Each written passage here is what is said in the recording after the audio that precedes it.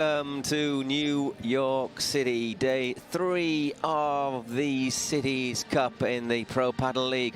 Lots of things have been decided, but plenty still to be discovered on this third day of group matches here in the Dougal Greenhouse, just near the Brooklyn Dockyards. Myself, Paul Giblin, and Mr. Eric McKee will be with you once again throughout what promises to be another long but vastly entertaining day, Eric. Well, we had an excellent session on game day 1, also on game day 2. We got our first mixed doubles of this tournament on that second day of competition, the opening series. But as you said, this is an amazing venue, iconic, the Dougal Greenhouse.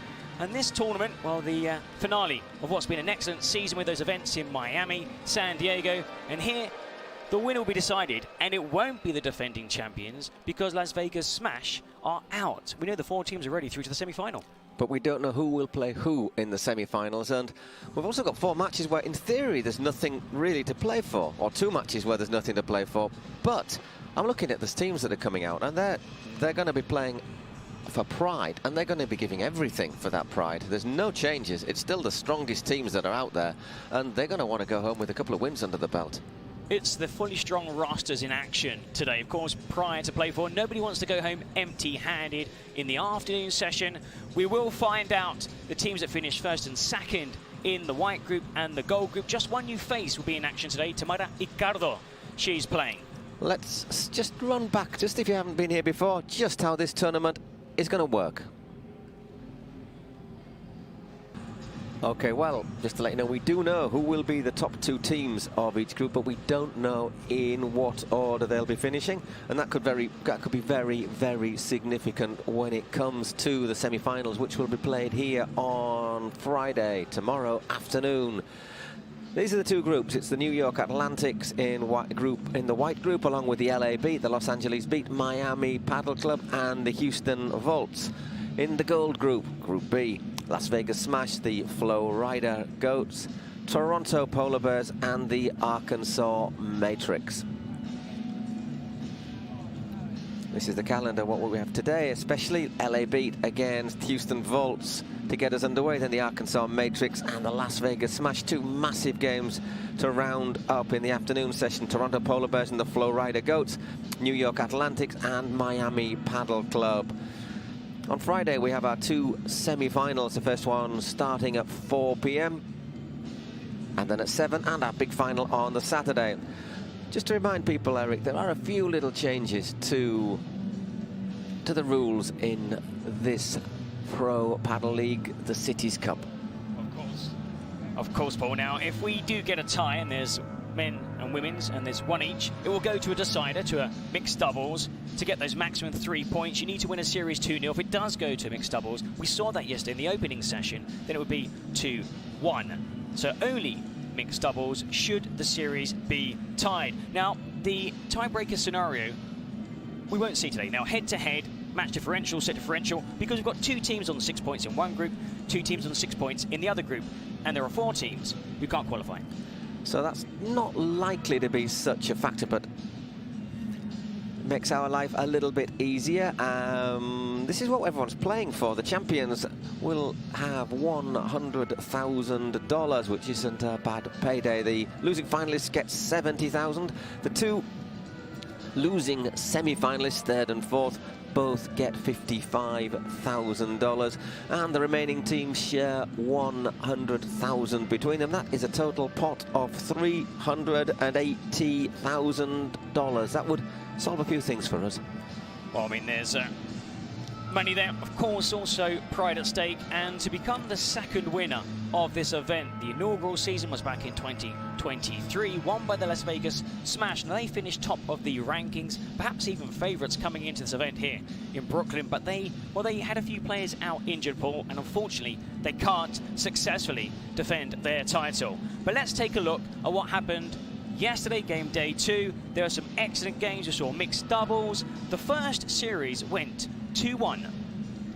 It did indeed. We kicked off with the Toronto Polar Bears against the Arkansas Matrix, who could so easily have won both matches. We saw some real tension. Once again, Guinart and Victoria Iglesias got their act together a little bit more against Aranceli Martinez and Patti Yaguno, but Patti and Aranceli maybe a little bit more dynamism between them in this match. And yeah, it was definitely a slow start. I mean, dropping the first set 1-6, picking up the second set 6-3, and then, well, it did go to a super tiebreak. But what we did see was Guinart and Iglesias just looked out of sorts at the start of the game there. We can see in that second set they definitely picked things up, although their opponents did battle back. In the end, it was tied 1-1, and after tying that second set 6-3, we saw the super tiebreak. Now, it was going to be the first super tiebreak that we've seen so far at the Cities Cup. It was exciting. It was a great way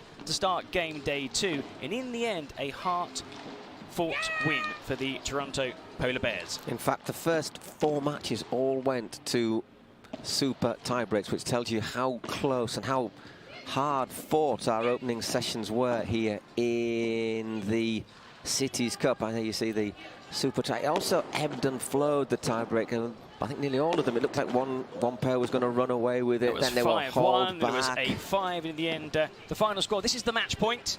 It was 9-6.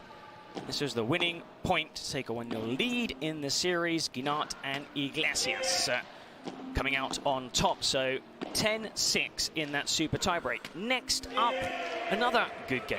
Another game that went the full distance. Coqui Nieto, Barahona against Rubio and Jofre. Again, 3-6, 6-3, 10-7. Again, very similar to the first match we saw of the series, with the team dropping the opening set, winning the next 2. Exactly. Javier Barahona had an amazing opening set, it has to be said. He was hitting everything. He was hitting it out of sight. He was putting the sparrows in danger. There's a couple of sparrows still flying around here in this greenhouse, and he was sending the smashes high, long. He was absolutely unplayable. But once again, we saw, didn't we? Gonzalo Rubio is such a good player.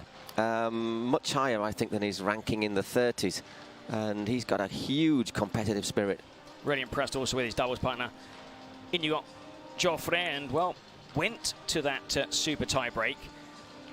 It was exciting. Another dramatic game. And for Arkansas Matrix, they broke their duck. Their first point so far, their only point of this event here in Brooklyn. So congratulations to those players getting off the mark, which is always good for morale.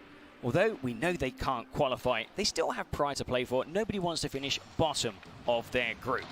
No, exactly. And so after that, it took us to our first mixed doubles. So far, our only mixed doubles of these finals, and it was Victoria Iglesias and Javier Barahona taking on Gonzalo Rubio and Patti Yaguno. And it was interesting to watch, wasn't it? It was really interesting watching the contrast in styles, how for example, Patti was able to get into the game playing a really nice touch play. Deft at the net, those drop volleys, those brilliant angles. 39 years old, we can't forget Patti Yaguno, but held her own out on court, although Iglesias and Barahona are both big hitters, and that told in the final stages of this one set. Of course, only one set in the mixed doubles. It would have been a tiebreak had it gone to 6-6. It didn't. In the end, a good win and a 2-1 victory for one of the teams through to the semi-final. So decided on a goal point. It could have gone a lot closer, that one, couldn't it? So poor old Gonzalo Rubio hurling himself to try and save that last point. He's playing for Arkansas today, so fortunately no ill effects of that. And speaking of which, our second match yesterday saw the Houston Volts taking on the New York Atlantics, the home side. Once again, made to dig really deep. Well, the New York Atlantics, probably favourites coming into this. The Volts, of course, the team that snuck into this event. They qualified on the final day of competition in San Diego, the Houston Volts. And, you know, Claudia Fernandez coming back, Rufo, players that have played together. They gave Delfi Brea and Andrea Ustero a bit of a game. 4-6, 6-1 in that second set. And again, just like we saw in the first session of day 2. Another match that went the full distance. Another match that went to a super tie break. Interestingly, it's going to be Delfi Brea and Tamara Ricardo playing later on for New York. And feeling is that maybe Delfi will switch sides. He wasn't massively happy, especially in the first set yesterday. Claudia Fernandez, as we say, and Lorena Rufo have been doubles partners before in the regular season. It's going to be Claudia Jensen back in action for the vaults today. Claudia Fernandez didn't play on day 1, came into the active roster on day 2, played well. She'll be in action again here today. Day 3 of this 5-day event started on Tuesday, run all the way through to Saturday. Of course, we have the 2 semi-finals on Friday and the final on Saturday. This one also went to a super tiebreak, and it was another one of those where it looked as if Delfi and Andrea Ostero were going to run away with it, but Fernandez and Rufo clawing the way back in, and that set us up for what was another stunning game, and it really surprised performance. We thought, yeah, we reckon Chingotto and Campagnolo are probably going to run away with this one. How wrong we were.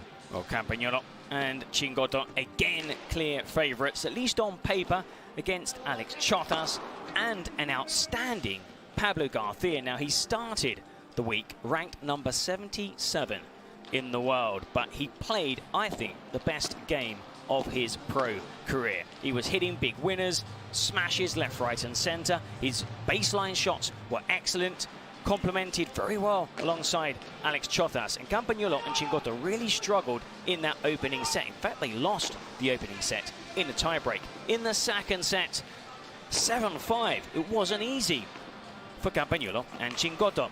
And again, just like we saw in the earlier game between the Toronto Polar Bears, Arkansas's Matrix, and the first game, Volts Atlantics, another match went to a super tiebreak. And once again, there was a lot of pressure on that super tiebreak. I'm going to tell you share a little secret with you. After this match was finished, which lasted 1 hour and 40 minutes, something like that, it took a long while to be finished, despite the absolute volume of rhythm of the play. I just took a little stroll, stretched my leg, and there was Pablo Garcia was there, and he talks to one of his companions. He goes, well, are we going to go and train now? Which, after all that effort, he wanted to go and train.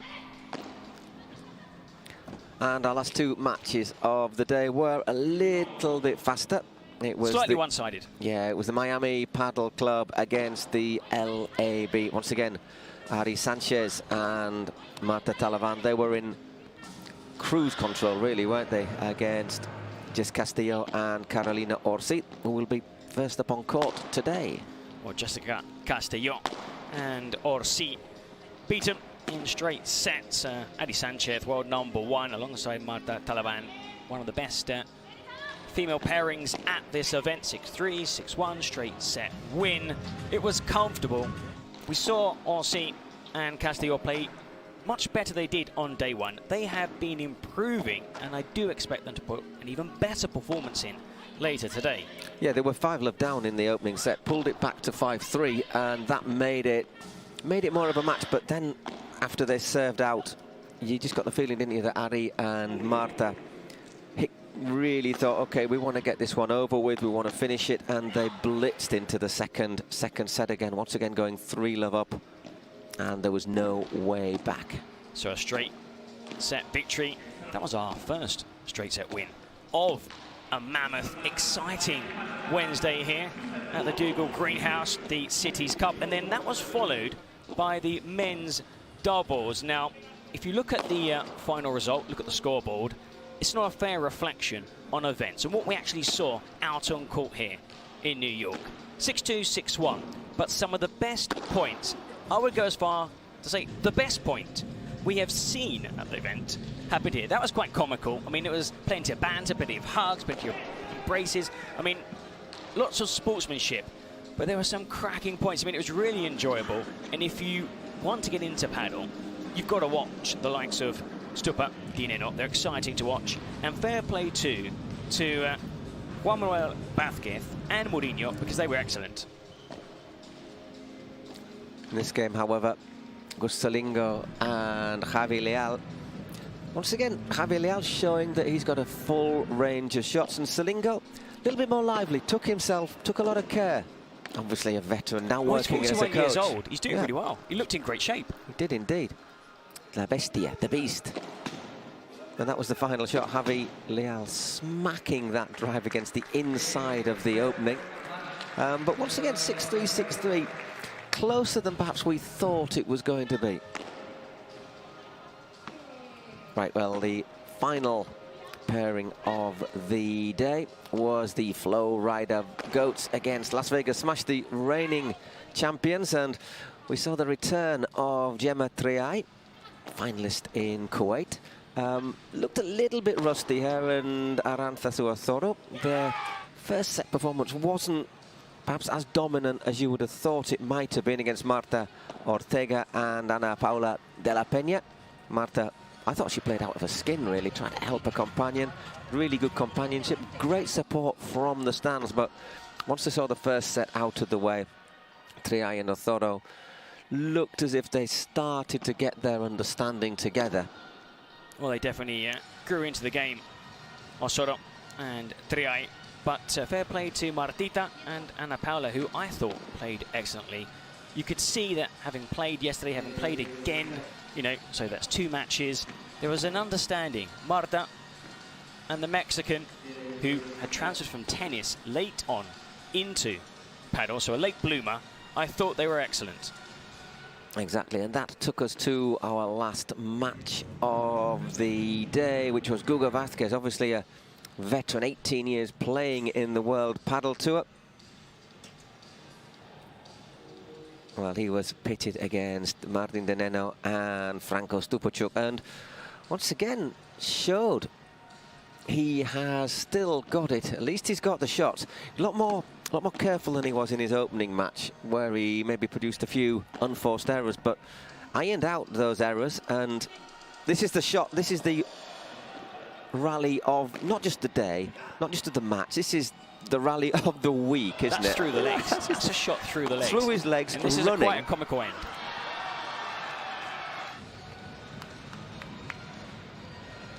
It's a delight. He's even smiling. He's laughing during the point. And that's the beauty of the Cities Cup. It's very different from any paddle event you see worldwide. Of course, players playing alongside different players, playing as a team, where not just your result counts. It's your result, the women's doubles, and if needed, the mixed doubles. So just to resume everything for you, those are the results from yesterday. Toronto Polar Bears 2-1 against the Arkansas Matrix. Houston Volts going down 2-0 to the New York Atlantics. We're having to work really hard for it, though. Miami Padel winning 2-0. And final match also 2-0. So that's how we're standing at the moment. As you can see in the white group, Miami and New York will face off later today. Both qualified with six points. So their match will decide who finishes top of the group. And in the second group, the gold group, it's the FlowRida Goats and the Toronto Polar Bears on 6 and 5. I'm just looking at that, actually. Other differentials could come into play if Toronto won 2-1 against the FlowRida Goats later on this afternoon. But at the moment, those two are assured a place in the semi-finals. The big question, once again, is who will be top and who will be second. Yeah, the only differential would be if they win 2-1, it would be the head-to-head. Of course, if they beat the FlowRida Goats, they would finish top. Exactly. So this is what we have to look forward to today. We're going to kick off. We got the beat, the Los Angeles beat against the Houston Volts, followed by the Arkansas Matrix and Las Vegas Smash. Okay, and then it gets serious. Toronto Polar Bears against the FlowRida Goats, looking to see who'll finish top of their group. And we end up with the New York Atlantics against the Miami Padel Club. I'm expecting it to be pretty full for that one. New York, home side, last on court. That tends to be the session that brings the most fans in. And of course, they're playing Miami, Ari Sanchez, Tapia, Sanz. If you like paddle and you live in New York, you come along, don't you? Well, there's definitely going to be maybe slightly more interest in the evening session, but stay tuned also for this morning session. You're going to see some of the best players in the world in action at an iconic venue. It's an iconic tournament. It was great last year. It's even better this season, and I'm sure we expect an even better tournament next year. Exactly. So just to remind, LA beat on first against the Houston Volts. Who is going to shock who? So looking at the two teams they're putting out, top pairings, Claudia Fernandez and Claudia Jensen for the Volts. And for, I'm just going to check down at my notes, excuse me. For Arkansas, it's Patti Yaguno and Aranceli Martinez. I'm expecting tight games this morning. You know, we might see some more mixed doubles, but there's lots of entertainment, and you can learn from any game. If you're starting in paddle, first time you're watching paddle, you know, where to stand, positioning, your ground shots, volleys, how to serve. Very rare do you see an ace in paddle. The scoring system is very similar to tennis. Apart from when you get to a deuce, you have a golden point. So stay with us. We've got lots of games today. We don't know how many, depends of course if it goes to a mixed doubles. There's a session in the morning followed by another session, 12:30 local time here in New York. We're approaching 9:30 Eastern time, New York. And then there's an afternoon session, the big games to decide who will finish top of both groups. We know the 4 clubs through to the semi-finals, but you know there's lots to play for still here. Absolutely. Just going to correct myself. It's actually Carolina Orsi and Jess Castillo who are going to be playing against the two Claudias. So you may have seen him before. He's the man of a million glasses. It's our man courtside, Julian. Good morning, New York City. This is day 3 of the PPL City Cup Finals, and we're moving closer to the finish line. Let's get ready to witness an incredible paddle battle. Let us now welcome the first 2 teams of the day. Please, representing Los Angeles Beat, Jessica Castillo, Carolina Orsi, Javi Leal, and Augustin Gomez Silingo.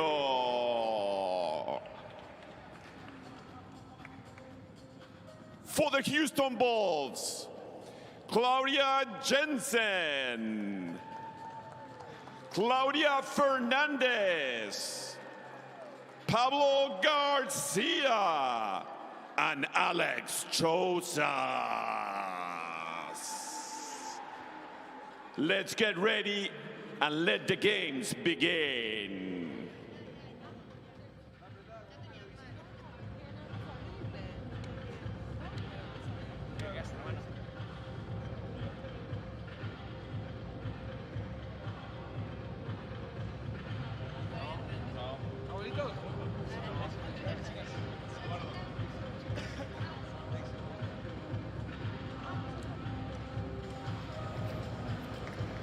Okay, so it's the family photo time. There are our first pairings of the day. Claudia Jensen and Claudia Fernandez against Carolina Orsi and Jess Castillo. Pretty high-ranked pair there, if you think about it. Claudia Jensen and Claudia Fernandez. Claudia Jensen 11th in the world. Claudia Fernandez 4th. Starting to get very used to winning tournaments as well. In the regular season, she plays alongside Gemma Triay, who of course will be in action later on tonight. Well, for the Houston Volts, this first doubles team sees 2 teenage sensations in action. You mentioned Claudia Jensen, of course. She exploded onto the scene when she was just 17. We've got Claudia Fernandez, another prodigy, another child prodigy. She was a top 10 player when she was just 18 years old. So number 4 ranked in the world, number 11 ranked. Favorites here on paper against Carolina Orsi and Jessica Castillo. But we have seen these 2 players improve with every game so far. Yeah, exactly. I think the big question is, isn't it, that obviously we know that Jessica Castillo will just keep the ball alive and look for Carolina to hit to make the big hits. But I think the big thing for Carolina is her shot selection, is to know when to go for those big hits. Well, Carolina is the big hitter. When you look at those 2 players, slightly off-key perhaps on day 1, much better on day 2, but they had a very tough tie. They took on the New York Atlantics, were beaten in that game, but they did take their opponents the full distance. Winning the first set against Delfi and Andrea Ostero. So here we have the confirmation: Carolina Orsi, Jessica Castillo, Claudia Jensen, Claudia Fernandez. Looking to go out on a winning note.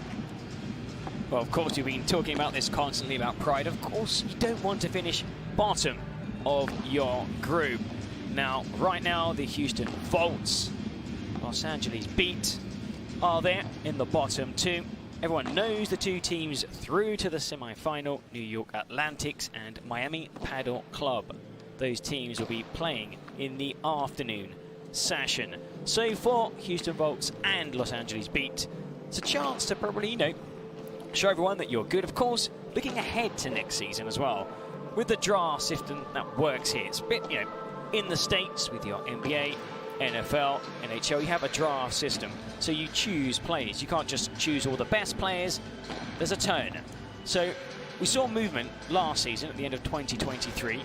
We expect movement also next season. So perhaps here you put in a really good performance, and perhaps some team managers will be looking at the roster for next season. Well, exactly. Also, another factor is, of course, a lot of these players, maybe for example, Carolina Orsi, not ranked in the top 20, but they don't get many chances, do they, to play 3 consecutive competitive matches in 3 days. Obviously, your top seeds do, because you tend to get to the semis or the finals, but maybe players like Carolina Orsi don't play 3 consecutive matches, so it'll be a good way to work on your fitness and your stamina and your general base for next season. And not against the top players in the world, because if you're ranked between 25, 40, even 45, you're normally, you know, if you're lucky, getting through to the last 32, and if you are the lowest ranked pairing, you play the top ranked pairing. So you're probably up against Ari Sanchez and Paula Jose Maria, who have been dominating paddle constantly. It's interesting, I was just talking to, because believe it or not, my better half works with mother of one of the top players, Barbara Las Heras, who was just on the verge of the top 10 a couple of years ago. Then she's on one of the rosters. Yep. She is actually on the Las Vegas rosters. Didn't make it over, unfortunately, but she did a knee injury, suffered a cruciate knee injury, missed the season, and of course dropped right down the rankings. She's now fully recovered, playing good paddle, but as you say, every time she gets into a tournament in the round of 64, the round of 32, she's going up against Sanchez, Triay, and that makes it very hard to then get back up the roster, as you said, back up the rankings, as you said. With any tournament, there are seeds. You have your top seeds, and of course, when you're playing number 1 in the world, number 2, even as far down as number 12, 15, 16, there is a golfing class. Now, when you look at the shots that some of the players play, very similar. It comes down, I think, to sometimes focus and consistency. Hitting those shots every single game, in every single match, because you can't switch off in any professional sport. And I would say even more so in paddle, because we've seen in 2-3 minutes, you can drop 2 games, your service game, another game, and so you're playing catch-up. And against the best in the world, it's very, very difficult to break their serves. I think one of the things we've seen, and we've seen it here as well, is quite often the lower ranked pair often start off very well in the first 3, 4, 5 games, and it takes a while, but once the top players get into the rhythm, we do see them start to then dominate the matches as they go along, mainly because they have got that extra level, and they just don't make any mistakes, whereas mistakes do tend to creep in sometimes, maybe through tiredness with their rivals.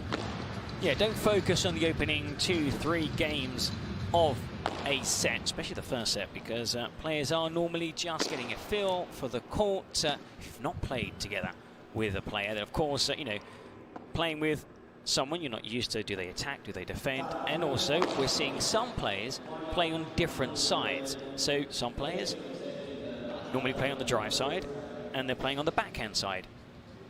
And some players, you know, vice versa. So it takes a while also, because the court awareness is very different, but it's a learning curve for these players. It's a great tournament, it's been a great event, and I'm really looking forward now to, well, the final day of group games here, because of course attentions turn tomorrow to the semi-finals. Yeah, the semi-finals tomorrow, 4 p.m. start here in the Dougal Greenhouse in Brooklyn, right down by the river. And then, of course, our final on Saturday evening. Now, if you look at this view here, that glass window at the back, now it's slightly cloudy, but in the evening, so 4:30 onwards, you look out there and you will be able to see that view also when you join us. Throughout the day, hopefully, you get an amazing view of New York.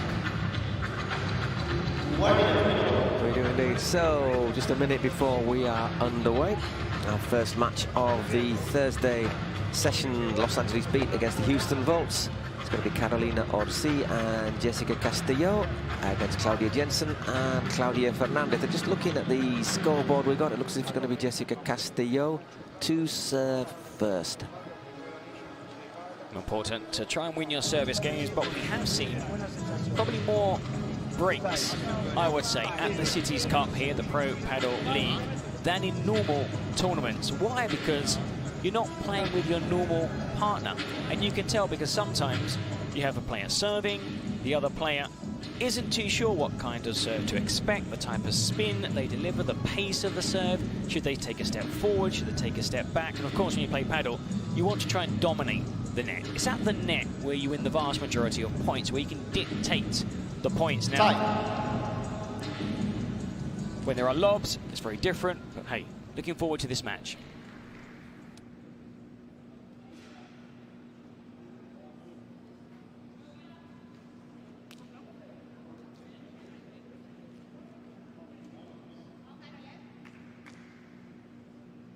The match will start.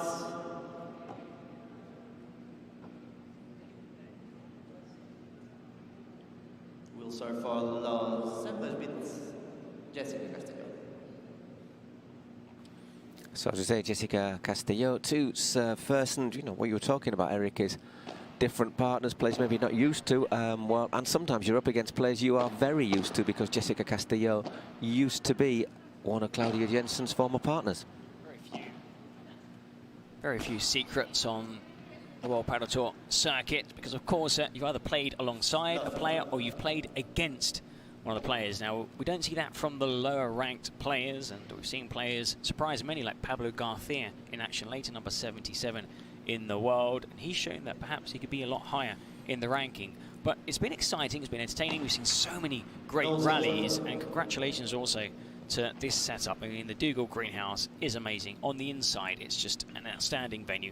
I think it gets better in the evening at night, and the court is in pristine condition. Of course, it's indoor, there's a high roof, there's no wind, there's no rain. Perfect. There's a very, very high roof. We've still seen someone get close to hit it, but it's only been hit once, and that was the speakers.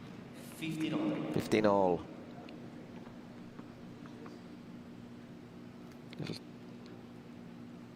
Just making sure that ball is out of the way. Don't want any loose balls around court. That's twisted ankle territory.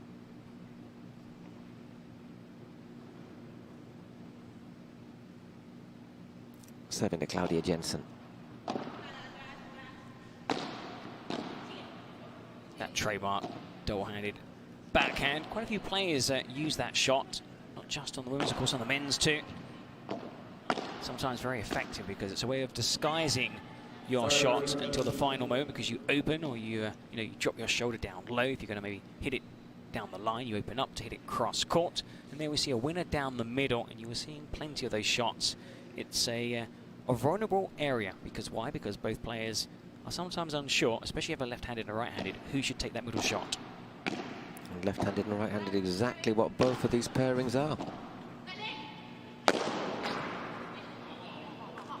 Big hit there from Carolina Orsi, 40-15. Perfect kick smash, used with that top spin off the back glass, brings it home.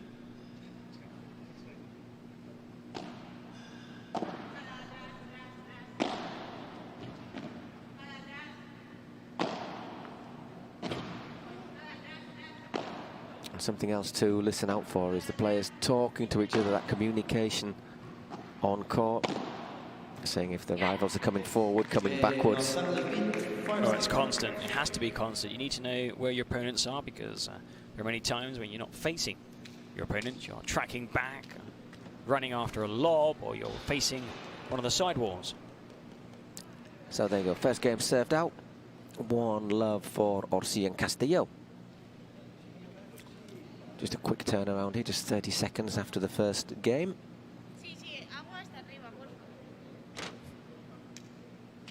We're just asking for a full bottle of water.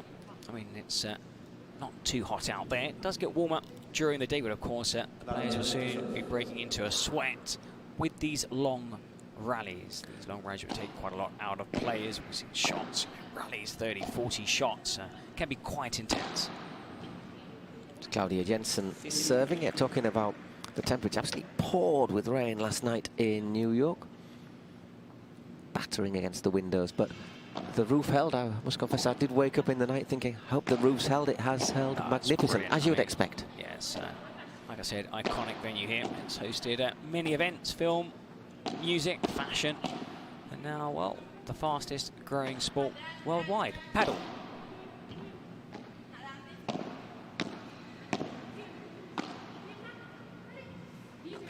No, nicely played down there into the corner. Difficult to deal with. 30 love. Just tucked away. Just the perfect pace on that shot.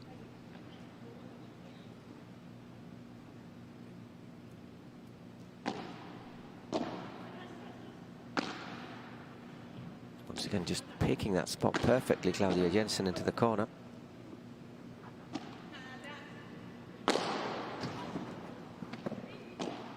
Gets away with a poorly executed smash, but they end up losing the point as Castillo goes long.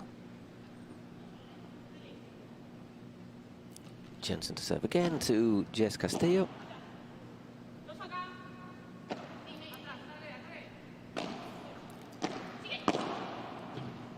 And well played, Carolina Orsi.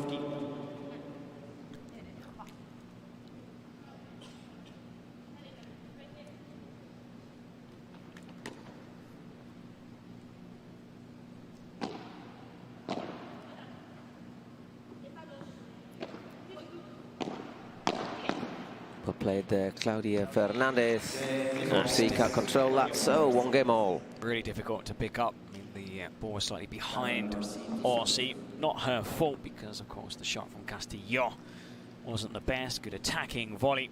Sometimes you left a bit like a sitting duck. I mean, you can't go forward, can't go back. You stick out your racket and try and do your best. She did, but it went out.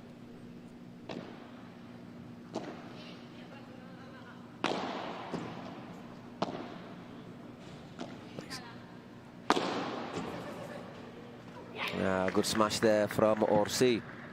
Slightly unlucky because darted off court, but it just bounced off the roof and changed the angle. It's so hard going off court, isn't it? Because you've got to run, look at the ball, make sure you don't go into the door. Lots of spatial awareness needed. We saw a couple of players collide into the net. Trip. It's not an easy job to make it through with the racket. Like you said, yourself, track, flight the ball. We have seen some great shots from off court. That one doesn't quite make it out.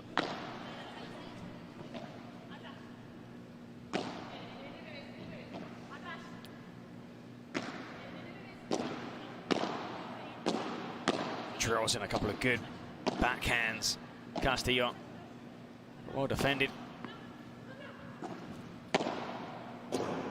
And well played by Claudia Fernandez. Good, it's a really good pairing, Jensen and Fernandez. Unlucky, perhaps, Houston Volts, that Claudia Fernandez wasn't available on the first day of competition. But a boost to have her back yesterday. An even bigger boost today as they look for their first team win of the group stage.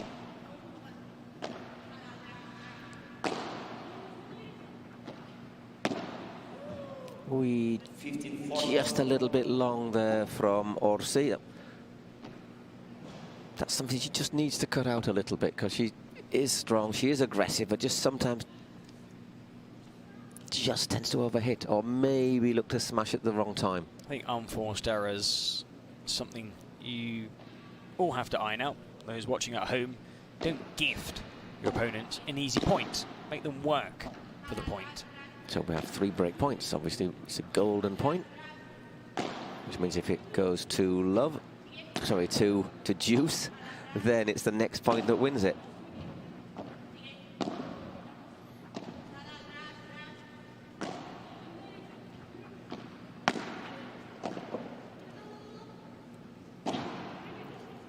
Excellent.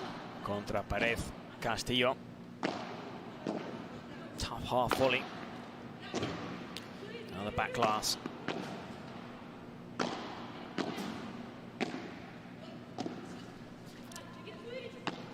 Lovely little cushion fake smash there from Claudia Jensen, and so we get our first service break of the match as we go into our first little rest period. Of course, the rest, very similar to tennis. After one game, they get 30 seconds, then 2-1, and then every 2 games until the end of the set. There we hear the trainers as we catch what they have to say as we watch, well, some of the highlights from the previous game. Just draws in Jess Castillo here, doesn't she, Claudia Jensen, and then just sends it down that side where she's not going to get to it. Lovely little shot. She's not a massively big hitter, obviously, Claudia Jensen. She's only 158, but just compensates by really doing very, very few things wrong.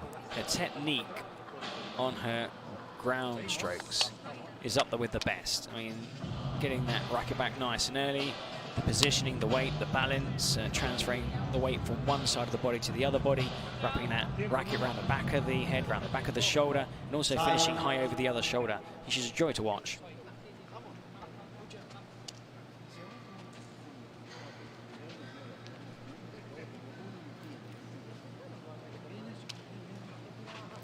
I think once again the coach is just saying, just let's keep it tight, let's not make mistakes. It will be Claudia Fernandez to serve.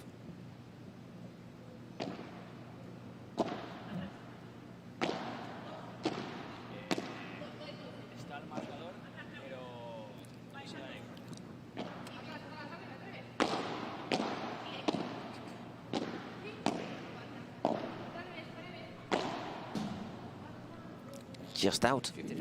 15 love.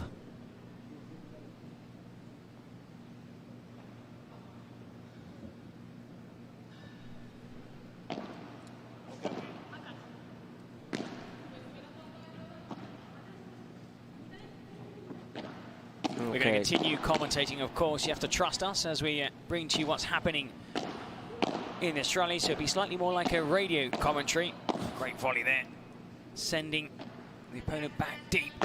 Smash into the corner. It's 2-1 still. We've just had 1 point of game number 4, and that fake smash down the middle. We're back again. Yeah, you just made a lovely little fake smash from Carolina Orsi. 15-all. Bit of space in the middle there between the two Claudias. Didn't miss much, just 1 point of this third game, so 15-all. Oof.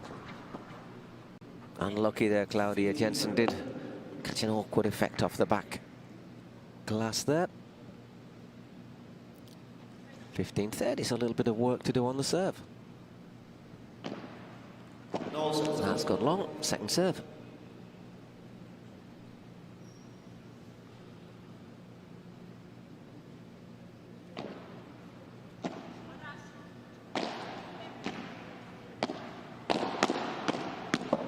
Great volley rally and an even better finish.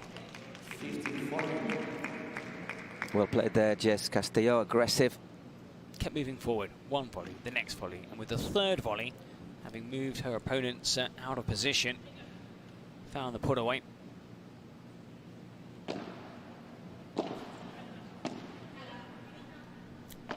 So 3 break points to break straight back.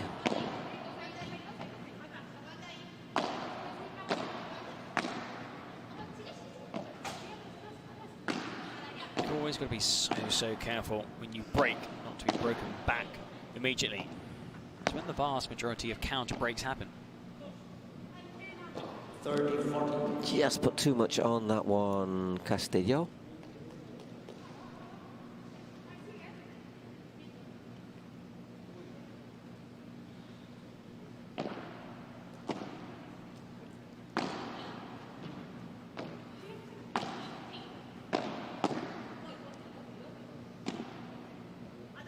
big high lob.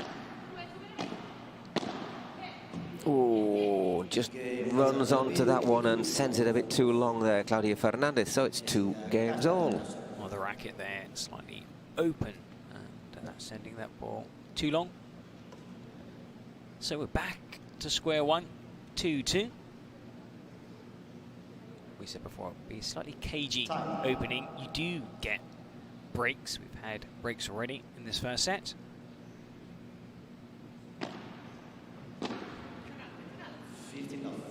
Just Castillo serving 15-love.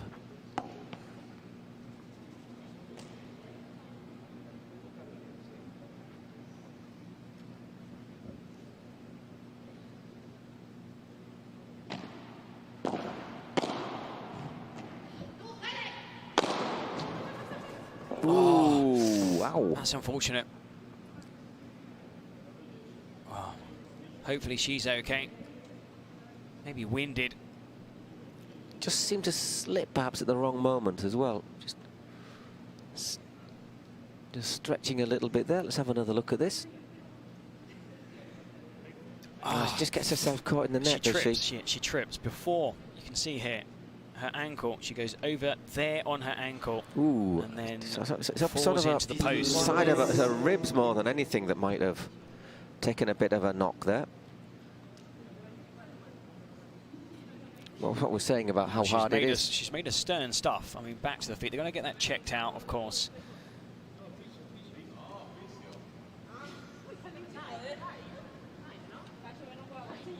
And we're just going to see if she needs the physio or not. I think maybe just winded.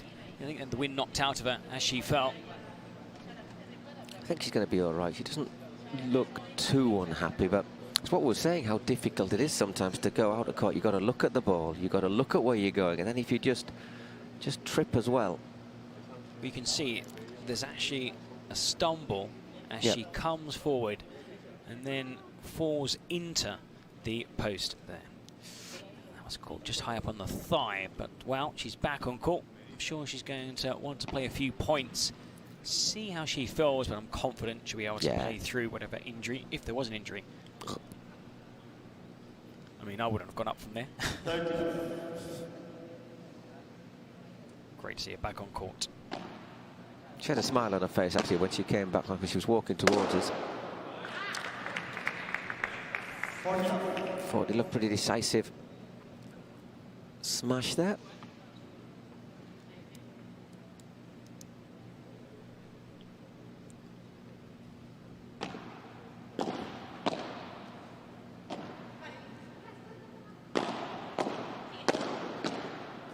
And served out to love. 3 games, 2-2. Basically all square, 1 break each, as we have another little 30 seconds for the coaches to have a few words. Oh yes, to serve when play resumes. She's okay. Down with the coach. Orsi Castillo have started this set very, very well. Now, we were saying beforehand, they'd improved during that game. They did lose on game day 1. Even better on game day 2. There were slightly fewer errors, which is so important in Padel. And here, well, they are leading Jensen and Fernandez 3-2 with serve after those double breaks. But it's been an entertaining opening match here at the Dougal Greenhouse, the Cities Cup PPL season finale in New York. Indeed it has, and so after this we will have the men's doubles, which is Alex Chosas and Pablo Garcia, who was so good yesterday against Silingo and Javi Leal. So yeah, there could be some big hitting in that one.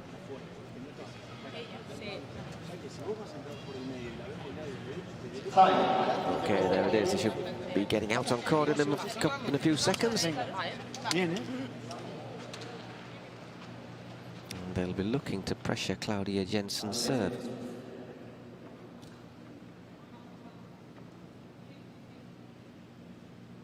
Oh, she's definitely okay.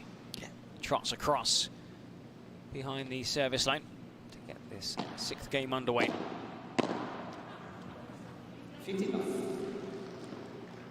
Another good volley after a decent serve.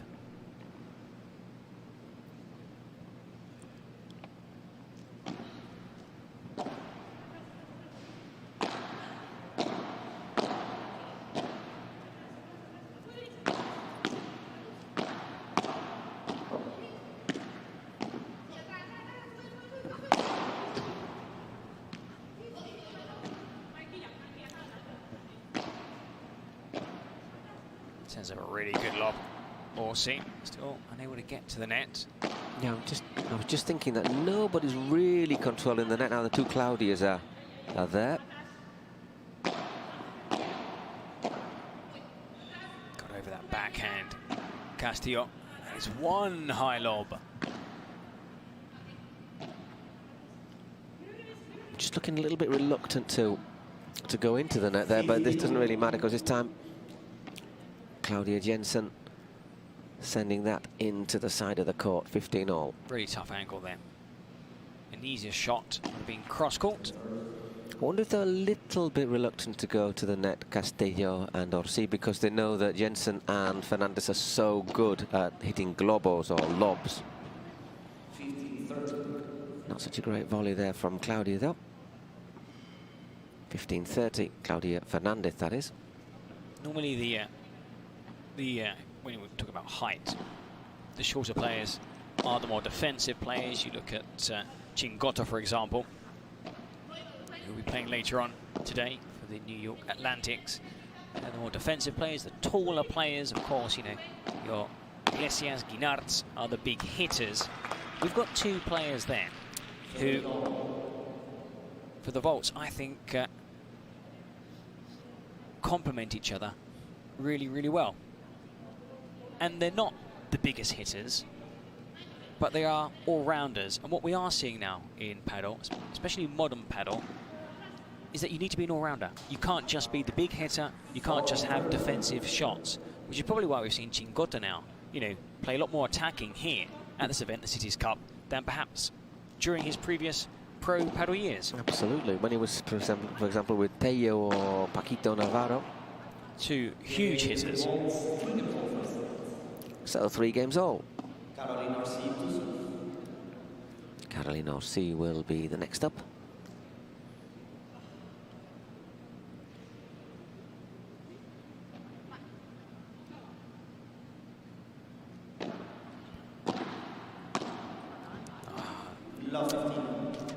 Body, she was too far back, and there was no umph in the shot. It was just racket out, and the ball bounced off the racket. Should have punched it down, got over the ball, sent it down low.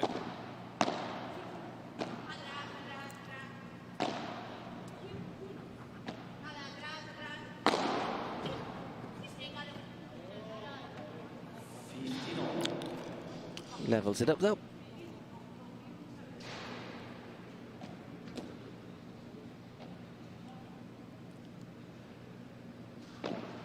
Just approaching the half hour of play.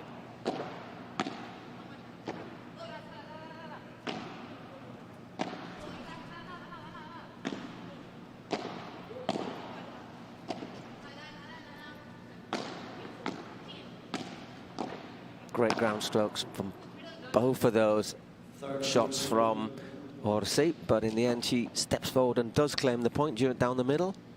Oh, Jessica Castillo, Carolina Orsi are playing very well indeed. I mean, I've been impressed by, I think the word in Spanish is pausa, pause. They're thinking a lot about each and every shot. I think on day one, they're looking to win points outright, perhaps too early on in the rally. You need to almost warm up those points before looking for the killer blow. And here they're doing exactly that.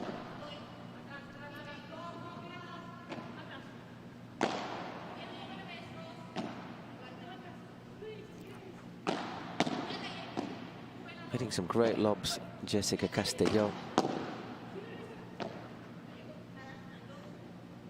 It's not a bad one from Claudia Jensen either.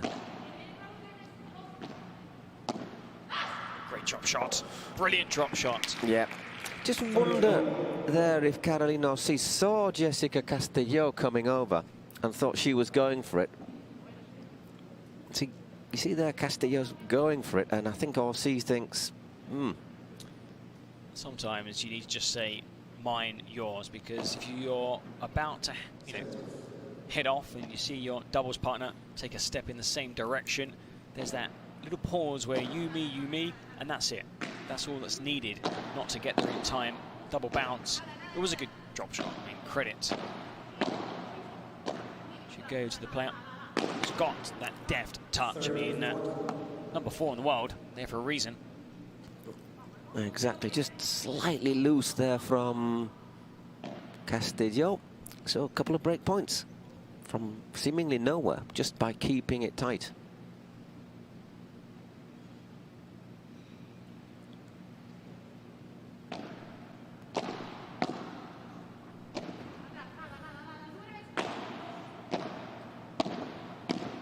Yeah, and there is another service break, well worked, and then really well directed by Claudia Fernandez. Orsi taking a gamble there, did not hit the winner, was out of position, left a huge gap and punished. Yeah, so you see that gesture as well from Jessica, can't you? Sort of like, that could have been mine.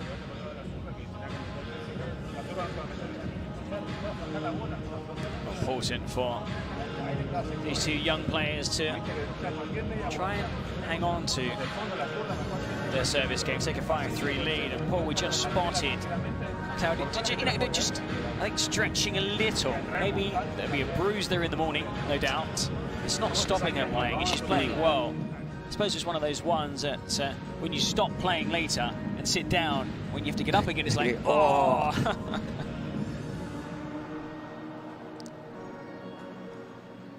Pass me the reflex spray.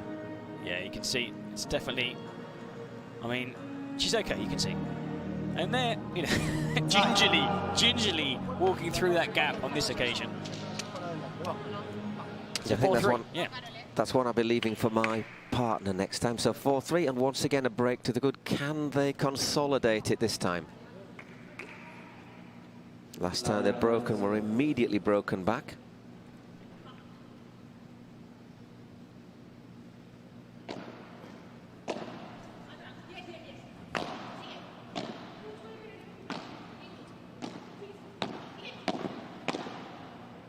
Nicely played, nicely worked.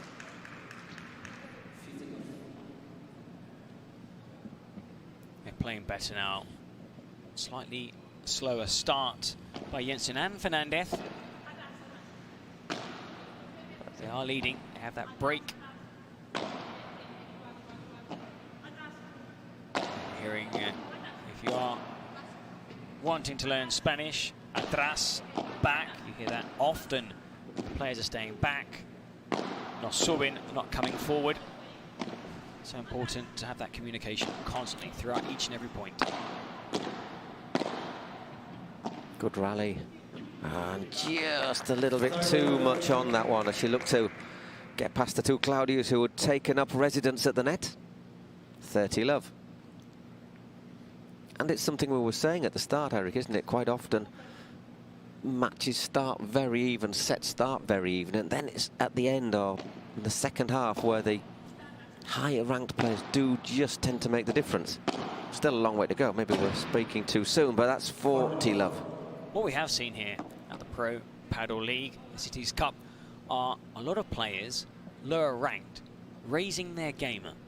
Why? Because perhaps they're playing alongside a better player than they're used to playing with, just showing that they could probably play at a high level.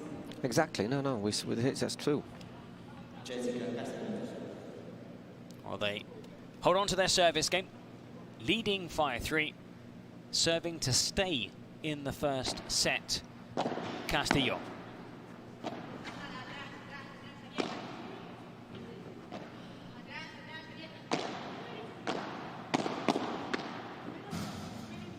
Good reflexes.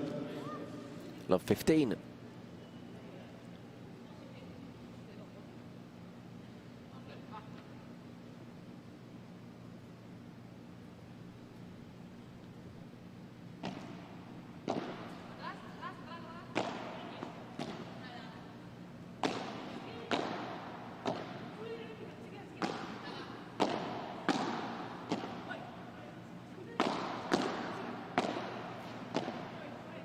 Good pick up, getting good height, not allowing their opponents to get to the net. Again, sends over another decent lob. So effective, those globos. Probably the most used shot in padel.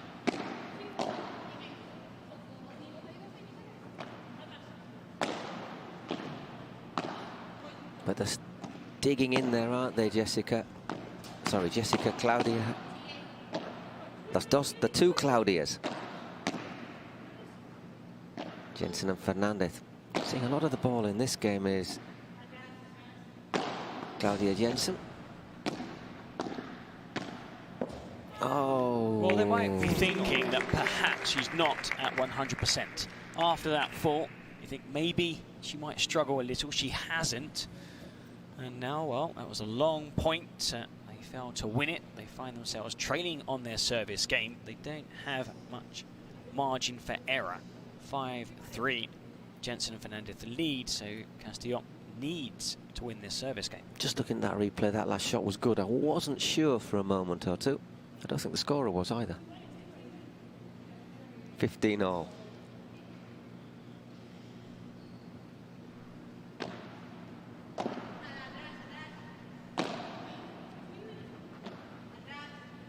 Again, you hear those atrás. Later, you can watch Osoro in action. Argentine, the most vocal player you will ever find. I'd love to see her play with Chingotto. 15-30. And it's just constantly, it's a conversation, isn't it? It's a conversation during the whole point. It's great, though, to listen and to learn. You might learn a few things that you shouldn't say in front of your grandmother, mind you. Yeah, I mean, she's very vocal, but it's hugely entertaining, as of course is this sport, which is why it's the fastest growing sport. North America, of course, Europe's been around for many, many years. In South America, but if you do look at the best players in the world, you know, Spain, Argentina do dominate. Some Italians, some Brazilians. We're seeing players now from North America break into the top 200 in the world. Of course, also Scandinavian countries now. You know, it's well, I think it's most popular in Sweden. In Canada, we've seen, you know, thanks to the team here from Canada, we've seen that also improve.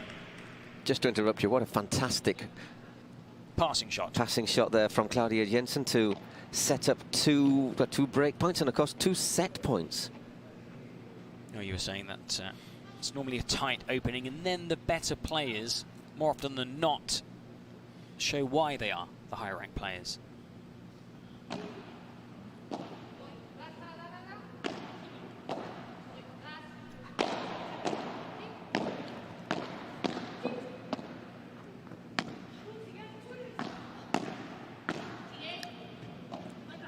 If they can't win that net back, they're going to be in trouble.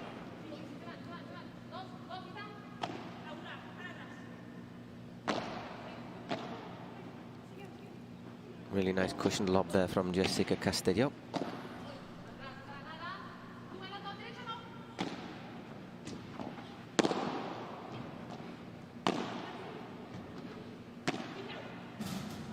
Really good attacking play really from... well. They're on the back foot for a vast majority of those points.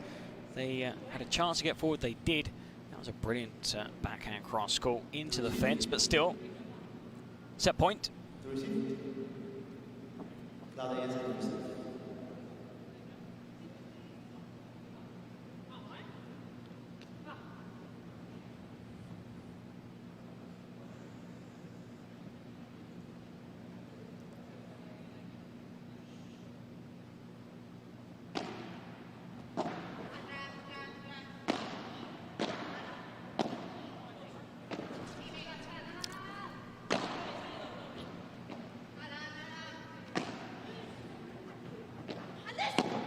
Great stretch, great recovery.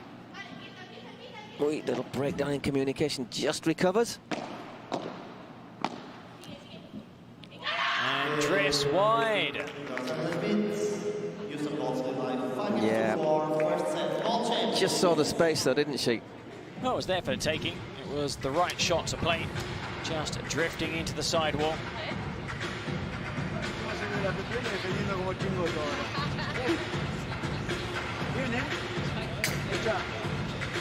partido te digo que bueno, nos están dando muy pocos puntos. Entonces, lo que nos obliga a nosotros es tener paciencia para trabajar. Insisto, lo están haciendo muy bien. Saying that players are doing very well, that they're not hitting too many winners. So if we could just be consistent, be patient, that's the key word, be patient, and just continue putting the ball in. They're not going to win the point outright. And just like we saw, not in this point, but the previous point, you would get the opportunity to get forward and then take over that point. So, you know, the objective now is to not make any mistakes. They're not going to win the point unless you throw up a really short lob. He's impressed by how his players are playing, but still they need a break, otherwise they will still lose this first set. Exactly. We already have one, so they can take hope from that.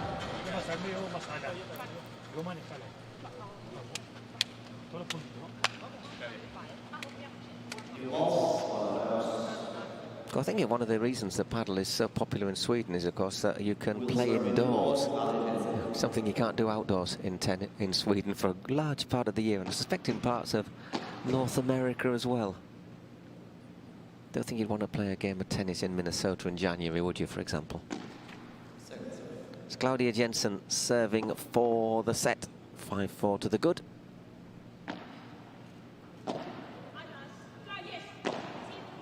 Also, space-wise, you can fit a couple of paddle courts onto a tennis court, 20 by 10. And once up, they're very easy to maintain.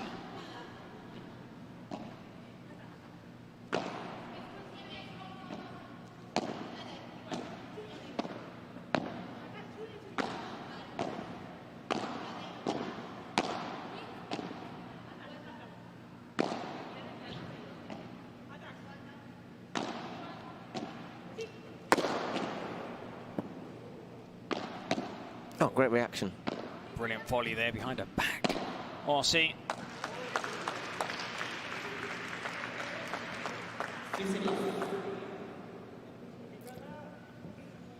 There.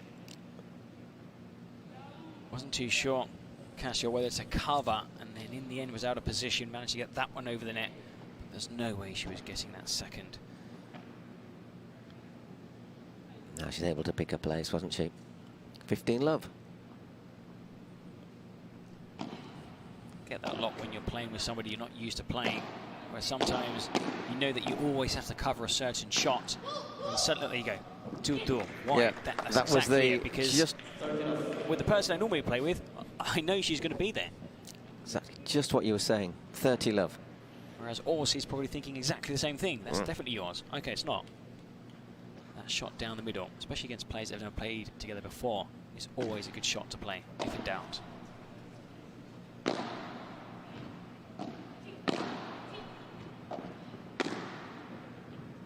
Oh, died on her there, but 40 love.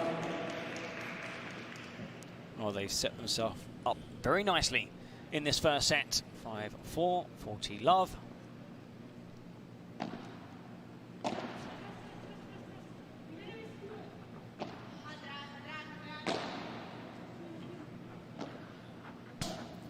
was going to say, she got herself into position so well there, Claudia Jensen, to play that shot. Then just give it a little bit too much beef. As you can see, it's hard. It is very hard to see those calls, isn't it, though?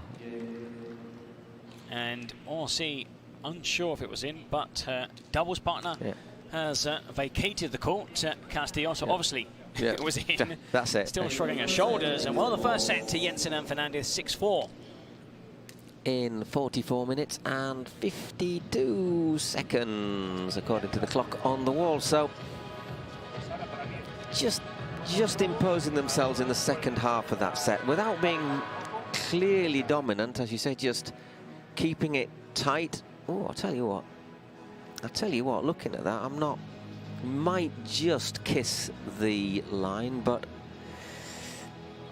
I think that's one would have been having a look at with the video if we had it today. Well, Castillo, though, you know, straight away like that. saw that it clipped the outside of the line. Sometimes, you know, when you're there focusing on the shot, you don't even see exactly where the ball bounces. You're not there to analyse the bounce, which is why when you're playing with friends, you're playing matches, it's normally the doubles partner who says out or in. It's never the player receiving. Yeah.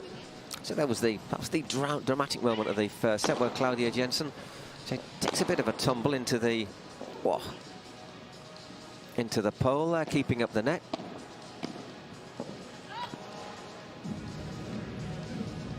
So about hitting any massively big shots, they were just so consistent, her and Claudia Fernandez.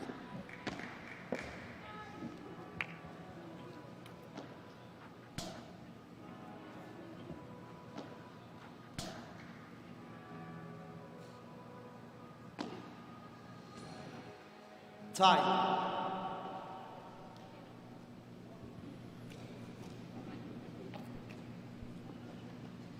Second set. Well, 45 minutes, just over, Paul, for that first set. Of course, we do take into account there was obviously a few minutes warm-up. Never quite starts exactly on time, but it's almost 10:15 here in New York. Stop raining, the sun's coming out. Does make a difference to the court. I'm not so sure about the sun coming out, but it stopped raining. Oh. Great. Gets a little touch on that. By Jensen.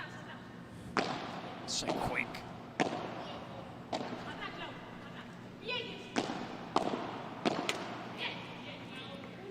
Just rushing forward, goes into the net. Slams it into the net. Sometimes, you know, those volleys just need to stop before that volley. If you're running and volleying at the same time, it's difficult to control. Now, these players, of course, can do it the vast majority of times, but it's always good if you're starting off just to take that pause, get into position, then hit that volley. Oh, just doesn't quite have the legs, that from Carolina Orsi.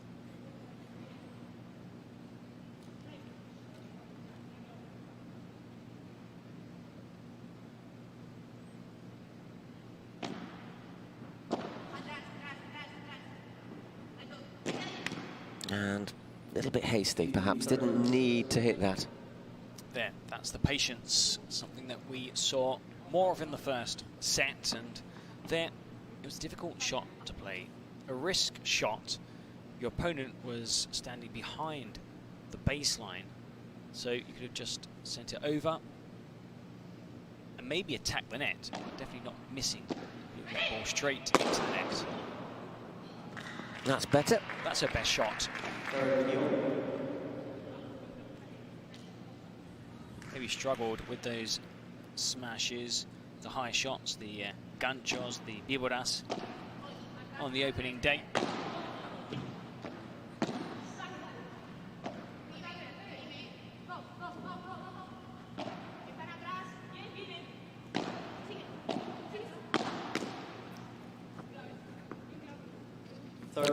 Just drops the wrong side. So once again, we get a set starting with break points.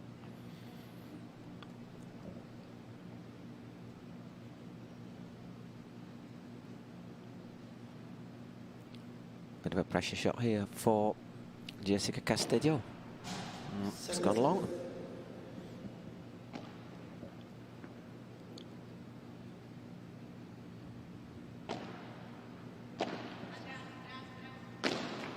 And once again, just going for it first time, and she showed her frustration there, taking it out on the ball. That might see as well. Yeah, you can see that Castillo straight away darted off court, not happy as well, because there were 2 points in an important game at the start of the second set, having lost the first set, where just you know, back to basics, get that ball in. There's no need to try and win it, what, with the second shot of the rally or third shot of the rally. It's exactly what the coach said, don't do. Just be patient and you will get your options. But if you just won the set and you start off with a break, you start to see the finish line just over the horizon. Still a way to go, though. But if they can hold serve here, it would be a big step towards victory. Claudia Jensen to serve. Carolina Orsi to receive.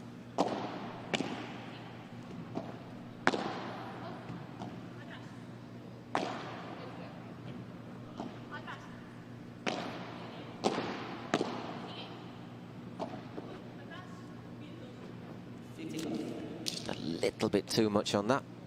Just looking at Carolina, I see her body language is just starting to be, I'm not happy. I wouldn't say her head's dropped, but there are times when you just know you're not hitting your shots. There's a bit of frustration. Maybe you don't have the confidence to talk to your doubles partner. You know, you know, when you play with certain players, there are players that are very positive. Some players are slightly more negative. If you get two players that are slightly more negative than positive together, then it's a struggle. And you know, if you play with somebody like Osorio, she's, you know, vamos, vamos, vamos, and it's constantly, you know, getting behind you, pushing you forward. And we're seeing here, perhaps, you know, chemistry. Chemistry is so important in sport. And right now, of course, they're losing. It makes it even harder. They're struggling. You know, and this could be, what, a third defeat for them in 3 matches.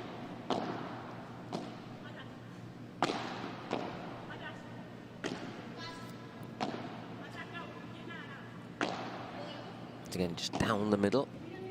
That has gone really high. And it's also gone a bit long. 30-15.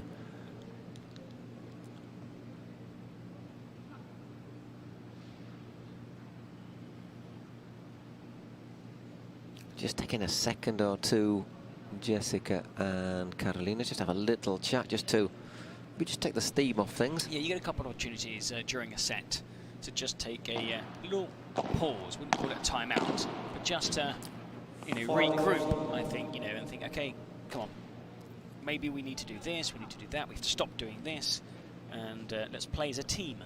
Neither of them looking particularly happy though. Oops. You can see there again. Yep. Two players thinking, that's mine, that's yours. It's both a good shot for us because it's a my forehand. It's also my forehand because you've got a right-handed player and a left-handed player on court together. Yeah. Just taking that volley a little bit high there, Claudia Fernandez. And Jessica Castillo gets a point. 40-30. Still in this game.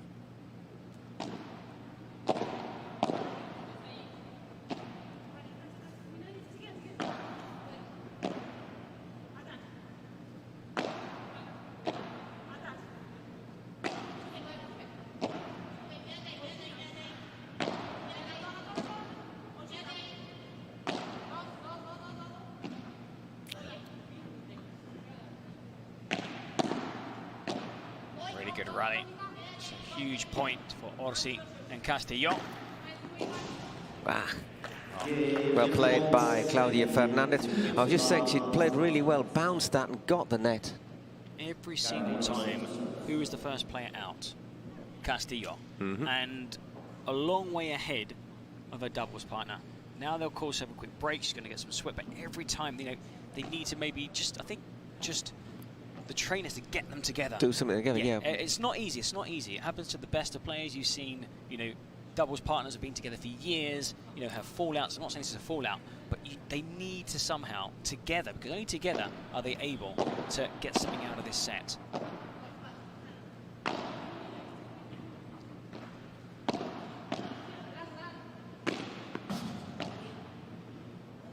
Yeah, need desperately to hold this serve, otherwise 3 love down and 2 breaks. It's true that Caroline Orsi made a few unforced errors, you know, those shots lacking a bit of patience. I mean, all you need is that, a little high five, a little, come on, just a bit of contact. But there's been a few unforced errors creeping into Jessica Castillo as well. After we saw from Orsi with Jessica Castillo, because sometimes it's contagious almost. Exactly, good leave there from Carolina Orsi, just judged that really well.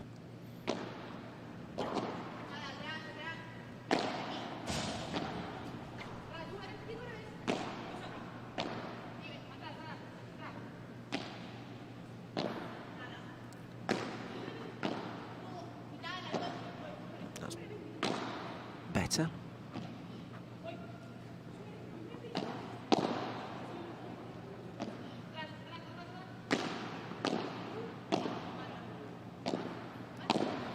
this time covering the middle ground. Oh, really well, but that was even better. Yeah, I'm going to say they got away with that one because they both went for that ball. But 15-30. Really good change of direction. But you could see there as well that Orsi and Castillo were trying to control themselves and not go for a big winner early on.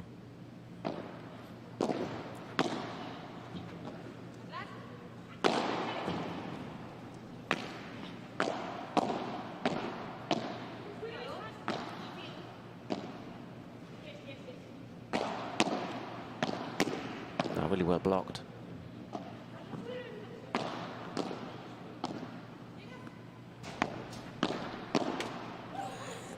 You could just see them increasing the pressure there, couldn't they? Turning the screw on Castillo and Orsi. And all of a sudden, we've got another 3 break points to go, 3-love up at the next break. Well, the trainer's instructions were to stay in the point. But even in those long rallies now, we're seeing more and more. They're starting to, well, lose those points there. Castillo sending that volley into the net. Before that, Jensen with a really good winning shot cross court. So perhaps now maybe they need to change their tactics, come forward and look to win points. Because right now it's 6-4, they're 2-0 down, could be 3-0 down. They could drop a second service game in the second set. And it's going to be very difficult to find their way back from there. If they can, however, get back into this. Oh, good lob.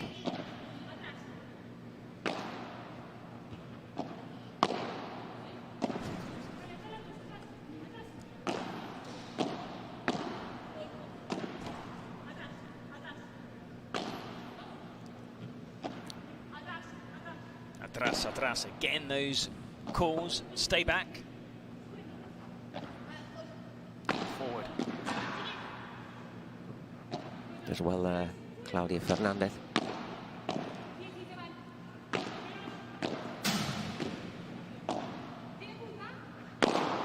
Oh, well, there is that break of serve. And I thought they'd worked the point really well there, Orsi and Castillo. They played it really well. It was neither team were on top in that point. It was a very good rally, but you just saw perhaps again Jensen and Fernandez leading, slightly more confident. Also, there's no pressure, slightly more relaxed.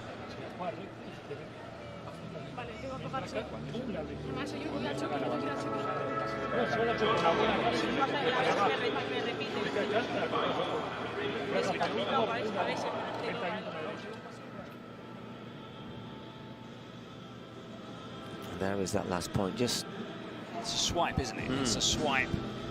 Sometimes, you know, when things aren't going your way, let's look for a quick solution, and you try and end the point early.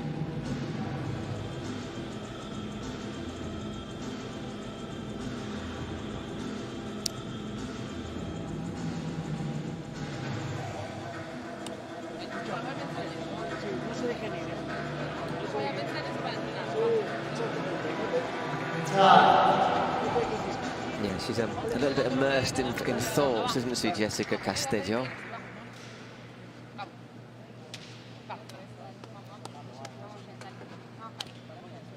They've got a lot of work to do. Coach earning his corner, just sitting down, have a little chat with her. Just an extra few seconds with Castillo. He did say something to her, and she's coming on court with a smile.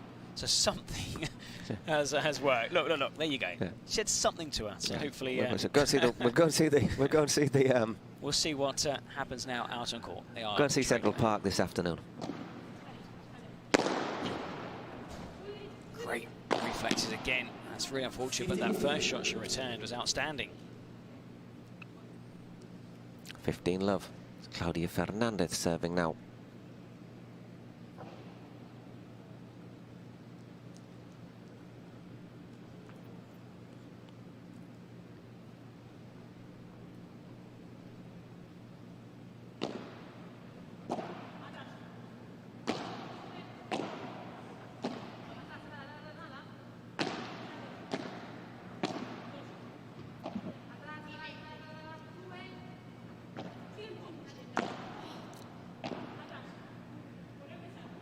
Nice lob right into the corner.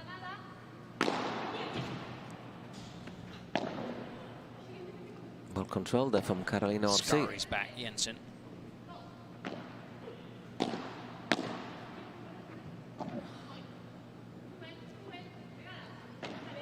That's a lovely, lovely winner there from Jessica Castillo. Just floats it over the net. Really good angle down low. And Claudia Fernandez able to scoop it back into play.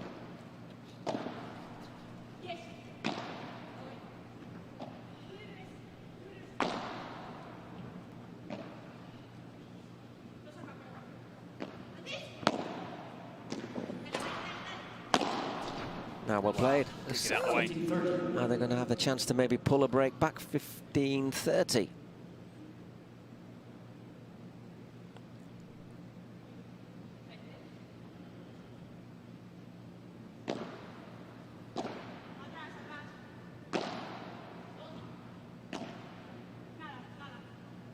Another. Nobody's coming forward. Jensen telling Fernandez exactly where the opponents were standing.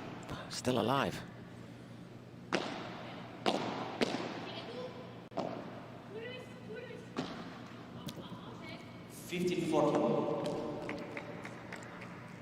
Just going backwards there, wasn't she? Leaning back off balance. So, chance to get a break back into this match.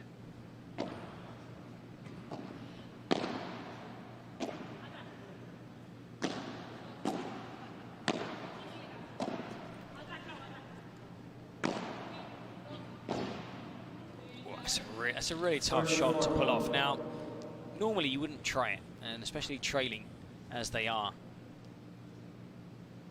You could have just returned it with a normal backhand down the line or sent over a high lob. But I suppose maybe looking to, try something different. But no, it wasn't the right shot to play. So now, still with a chance to break. Still got 2 more bites at the apple.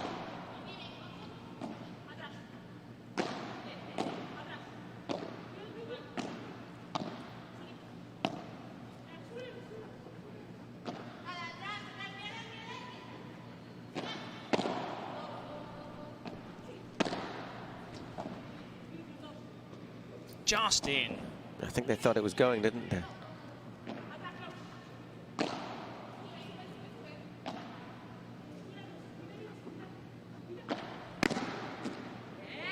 Well played there, Carolina Orsi, aggressive to the net. Saves the point. We're past the hour mark here, 1 hour and 4 minutes.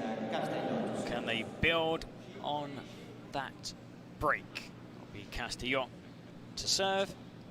They need to hold on to their serve, and well, just be a 1 break second set.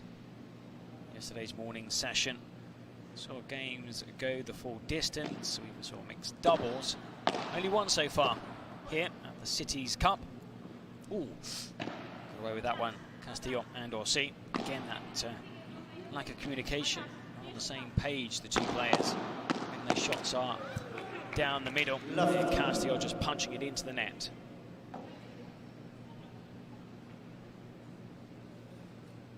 Whoopsie-daisy, yeah, that's not a great communication, is it?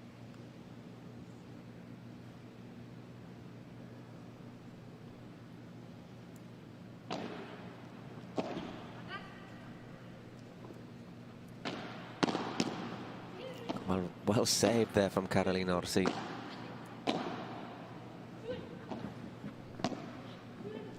Oh, it's there, wasn't it? There was a gap, the right shot. She knows that perhaps that forehand, of course, lacked a bit of height. Maybe slightly rushed as well.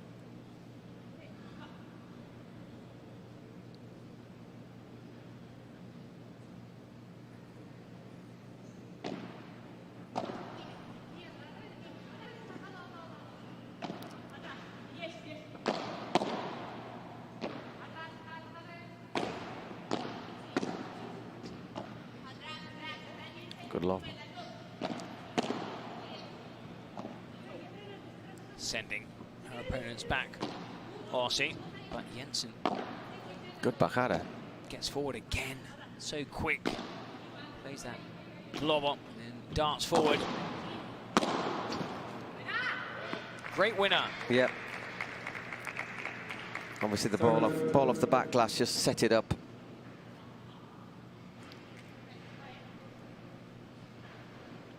So 30-15, a bit of a fight back. Whatever the coach said, it's working. 40-15.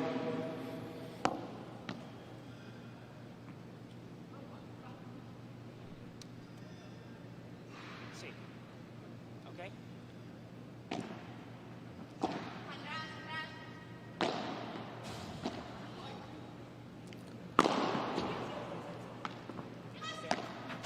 Enciende los focos.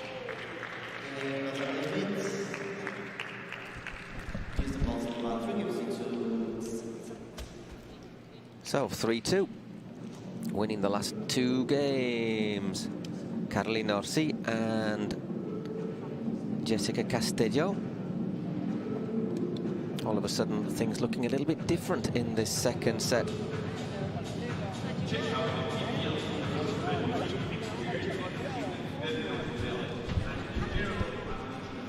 Se vienen los españoles aquí a locutar. Ah, no. Okay.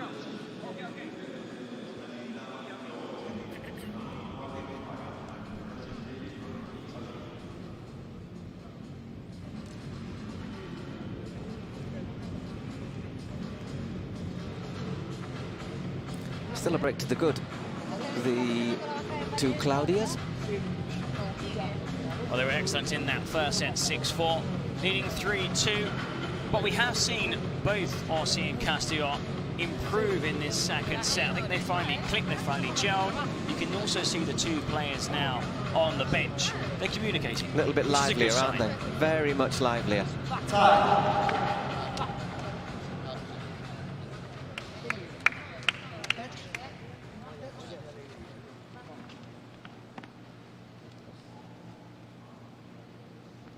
Really important now, I suppose.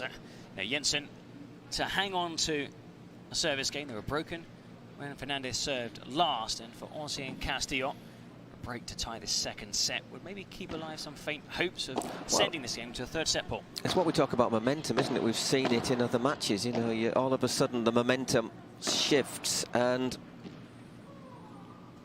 so if they win this point or this game, Orsi and Castillo, you'd think, well, you might even think about making them favourites to go on and take the set. What we saw in yesterday in some of those games, especially in the morning session, the players winning the opening set and then dropping that second set, in fact, went on to lose the super tie breaks. All about positive momentum, also the confidence, morale, and slowly in this second set, we're seeing Orsi and Castillo play better than they did do in the first set. It was 6-4, but they're playing much better in the second set. Yeah, especially when they were 3-love down. You thought, woof, that's it, they're gone, they're out of here. Good little lob again. Opted to stay back on this occasion, Claudia Fernandez.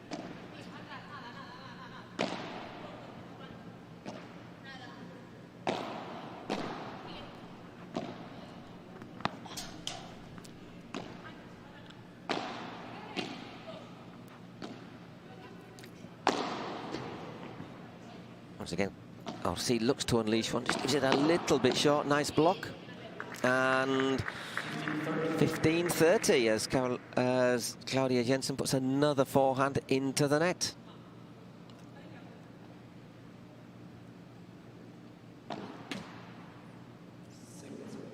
Second serve.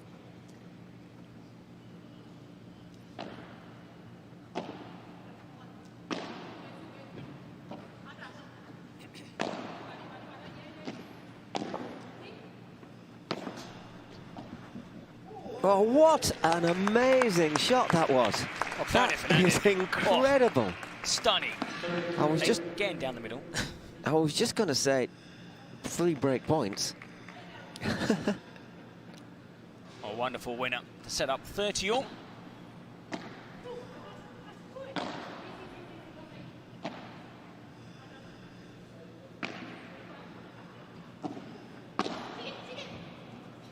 Well played, Claudia Fernandez once again just sends that and it goes low.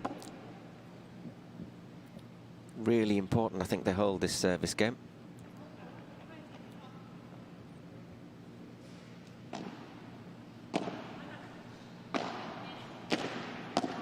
excellent backhand. That was slightly short.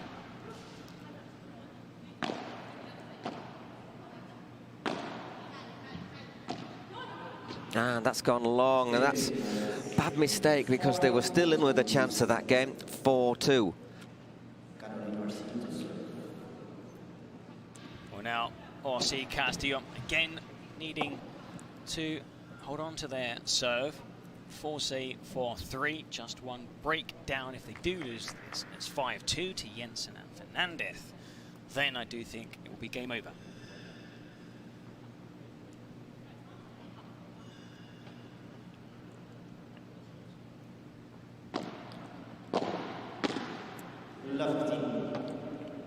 Little apology there from Jessica.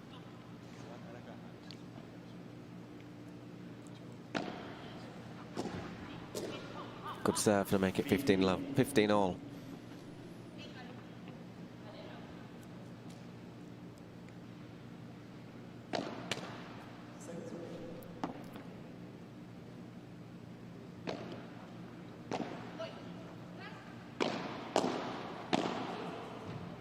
Bit more aggressive there from Jessica Castillo. Gets its reward, 30-15.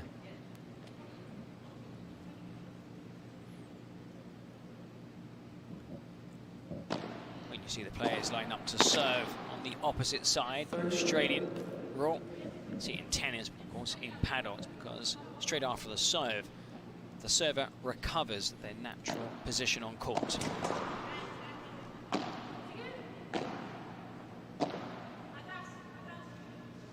Good lob.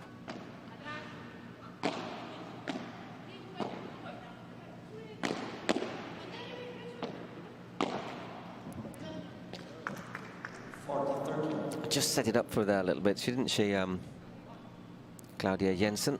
And Jessica Castillo didn't need a second invitation. 40-30.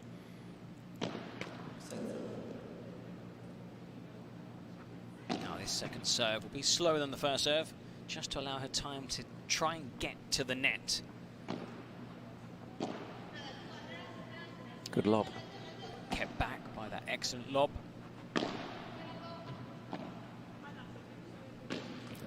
Oh, that was so unlike Fernandez. I mean, so consistent, so regular, and there, I think she just took her eye off the ball, was watching where the other two players were, and it came off the side of her frame into the net. Completely mistimed. So one game for each pair in that session. It's still finely balanced, still that break to the good. Claudia Jensen and Claudia Fernandez. But I don't think we can take anything for granted, especially because the serve isn't massively dominant in this match. We've seen several breaks, so yeah, there's no guarantee that Fernandez will hold on to her service game. She's up next to serve. There's some really good conversation now between the players and the coach. And just saying as well, aflojar, if you can just sometimes just slow down a little, and what he means by that is not always looking for the winners, as we see that remarkable passing shot again there from Claudia Fernandez. No looking passing shot. All she had was the reflection in that glass at the far end. But if in doubt and you're in that kind of position, always try and aim for the middle of the court. So another big game here, and really important for both pairs.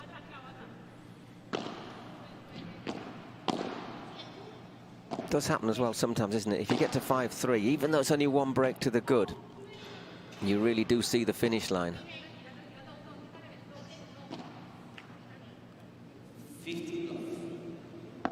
Well, was aiming for a shot that she pulled off early in the set, that cross-court backhand down low. A little bajada with very little pace. This time lacking a bit of height.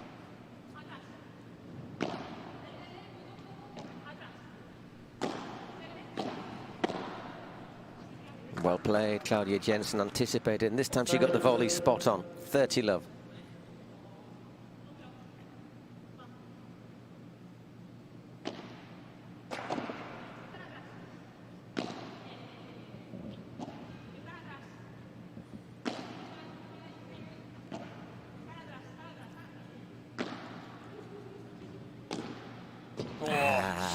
Just a lack of patience there, I think. As soon as it left her racket, she turned away almost in disgust.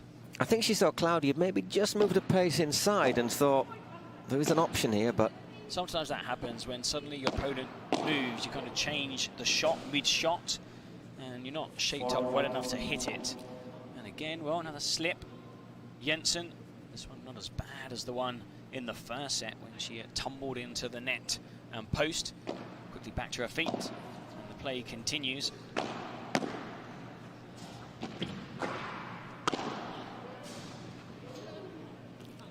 And all of a sudden, 40-30. Well, that top's been seeing that shot climb high after hitting the fence.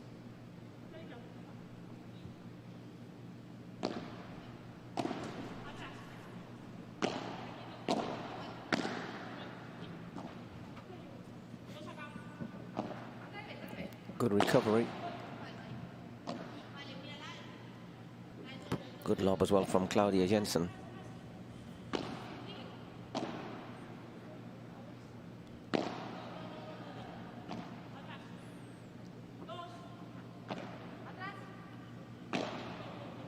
Hearing those atrases again back. Now they're forward. You don't want to seed the net, and they concede the net, and well, they had to track back and allowing Castillo and Orsi a chance to perhaps, well, break back. You never know. Golden point. Yep, and she's asked to receive Castillo.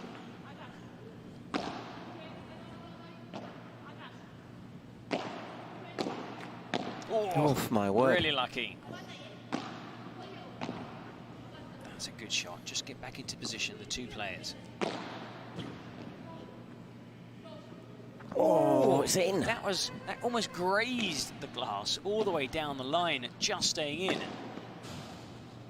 And they've managed to do it. Unbelievable. From 40 love down, they've broken back. 4-4. Incredible. Maybe there were 2 or 3 shots in this rally where they were extremely fortunate, but not that winner. No, no. The one where that ball just went all the way along the side. And it's one of those ones that if you were there underneath it, you'd be like trying to blow it into the wall. It was that close.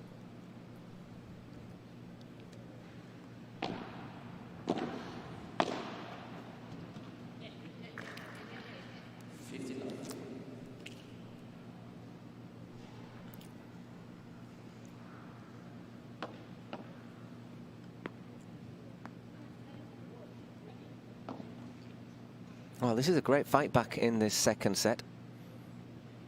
And now we have a very real option of a tiebreaker, and then maybe even a super tiebreak. 15 all. A little bit careless this time from Caroline Orsi.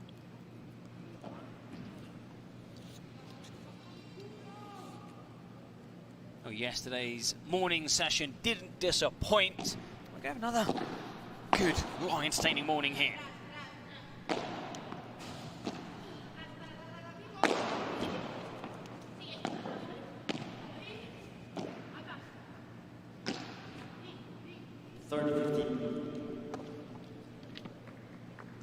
All. And now there's a skip in the step of Orsi and Castillo.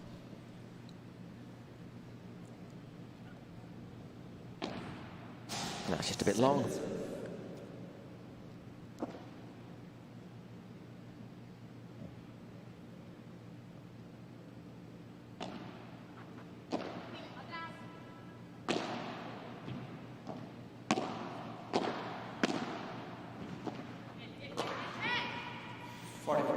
$40-15. 40-15.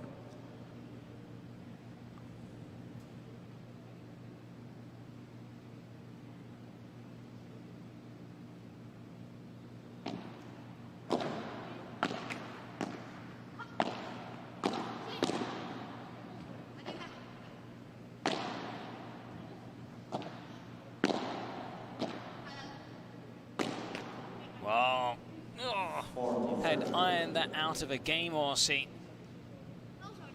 in that comeback.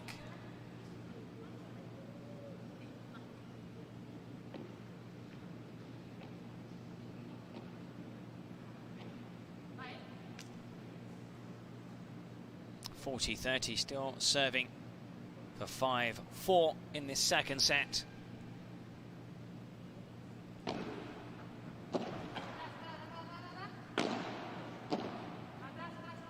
Goes to the big. Instead, it's a fake smash, and it's a wonderful fake smash. What a turnaround. 5-4. So all of a sudden, it's Claudia Jensen serving to stay in the set. Yeah, I mean, 4 straight games, trailing by 4 games to 1, seemed to be in big trouble. A couple of key golden points they held their own, and maybe a few doubts now. Jensen and Fernandez are looking at themselves thinking, okay, we let slip a good lead in the second set, and now momentum definitely with Orsi and Castillo. Tell you one thing, Eric, what this is showing is, you know, we're saying that there's nothing more than pride at stake in these matches. But my word, nobody wants to lose, do they? I mean, these are professional athletes. You never want to lose. And also here, I mean, it's a huge venue. It's an iconic city.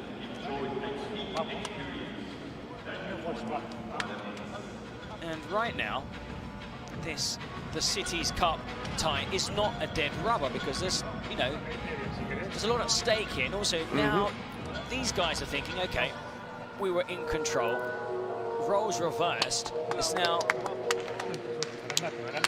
our turn to try and save a game. We've got to save our service game, try and push it to 5-5, clinch a second set, or we might see a super tie-break. Very similar, this match, to the one we saw first thing on day 2 of the competition. Another one that went to a super tie-break if you missed it.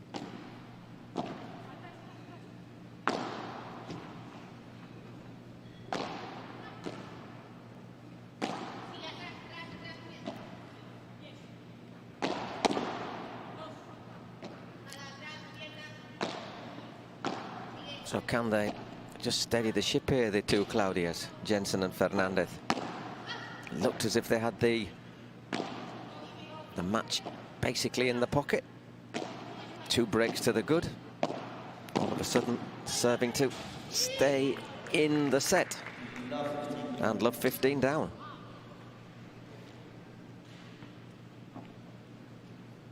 Sometimes you watch a game, and I know in many sports you use that term, game of 2 halves. I mean, but here, when you're watching now, you think, wow, look how good Orsi and Castillo are playing.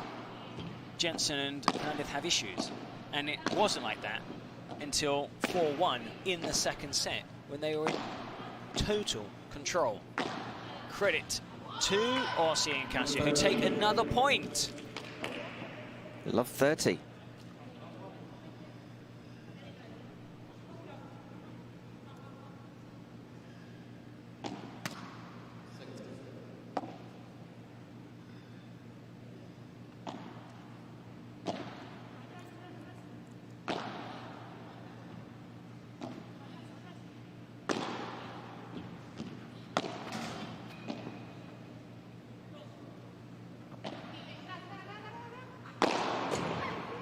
Did that go a bit long? It did indeed. 15-30.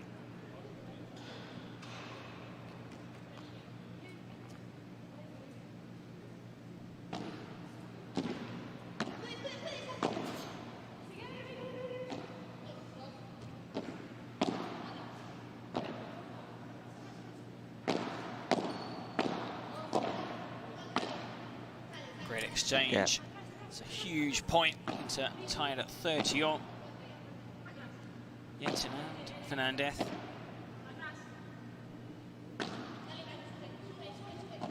Once again, just keeping those lobs going, forcing them back. Ooh, she got very, very, very lucky there, Claudia Fernandez.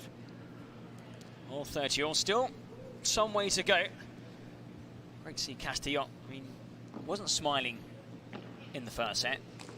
Wasn't really smiling much of the second Yeah, set. but there was actually, I wonder what, we have to find out, what did the trainer tell her when she came out? She was sat there looking pretty miserable, they were trailing, and then it was 4-1 as well, and then he said something and she started to laugh and came onto the court. She was the last player to come onto the court and she was laughing. And since then, that's when the change round was. It's been a different game. Gotta find out that secret.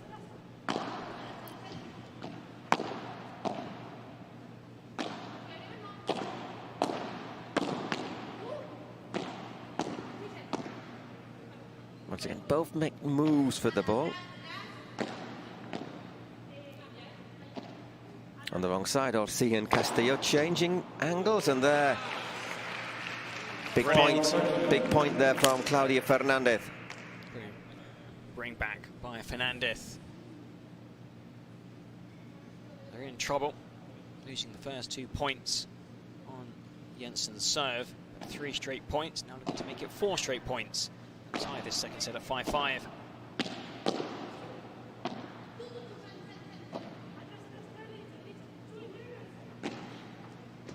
Again, that shot through the middle, and now they're in charge. Yeah, well played. Just kills that one. 5 games all. Ball change, please.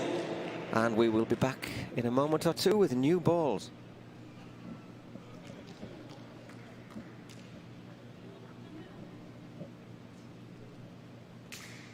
Just waiting for these new balls. Quite quick court. Of course, new balls also. And it will be Orsi to serve. New balls will serve with new balls, Caroline Orsi.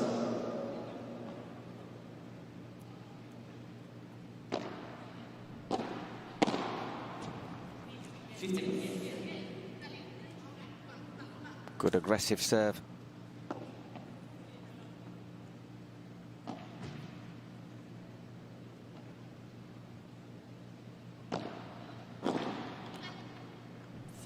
And again, really well served there by Carolina Orsi. A couple of really good deliveries. Not easy to win a point straight off the serve.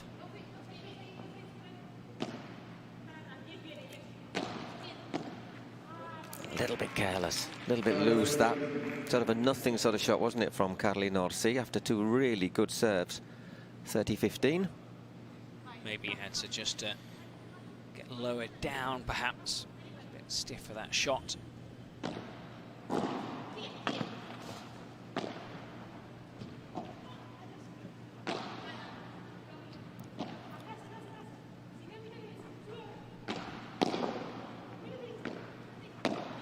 That's a lovely shot. Great recovery from the ground, Jensen.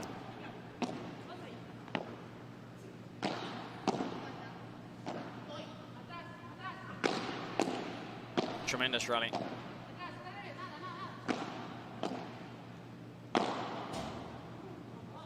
Wide. 40-15. Took a bit of a risk there. We've seen her send those long, but not this time.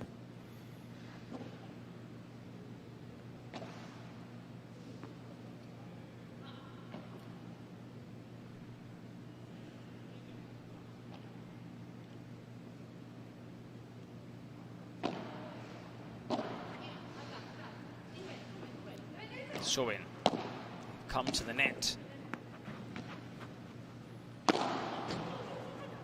And well played. So 6 games to 5. Claudia Fernandez serving next, and the best they can hope for is to force a tiebreak. They've won 5 of the last 6 games in this second set.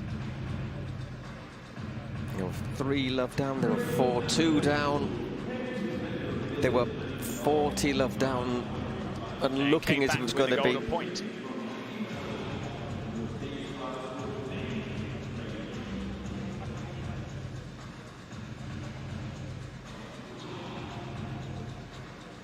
Oh, we've hit the 90-minute mark in this first match of this first series on day 3.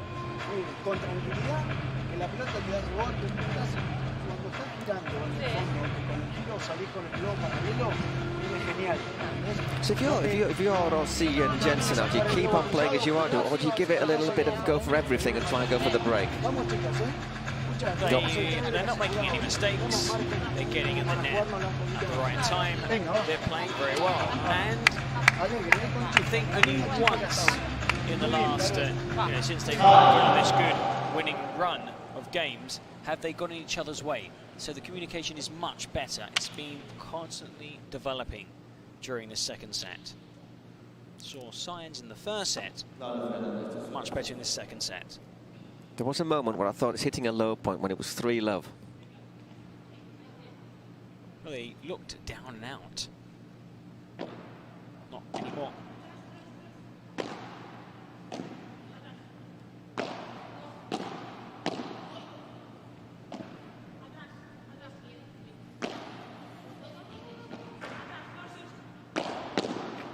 Ooh, just clips the net.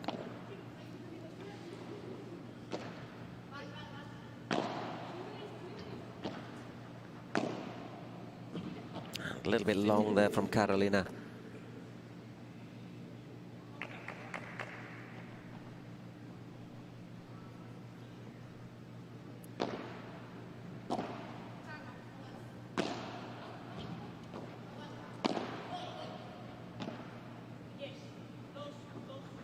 So far, one tie break. Not a super tie break, one normal tie break was Chingotto Campagnolo against Chozas and Pablo Garcia. Won by Pablo Garcia and Chozas. Powerful shot there from Jessica Castillo. And here, Fernandez and Jensen looking to force a second set tie break.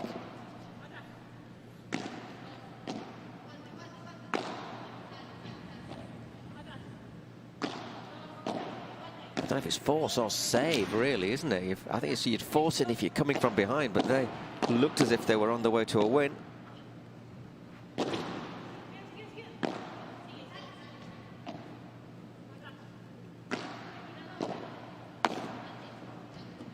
Oof, just died on her there, didn't it? And there, Castillo apologising because it was her shot that set up invitingly. And there wasn't much Orsi could do.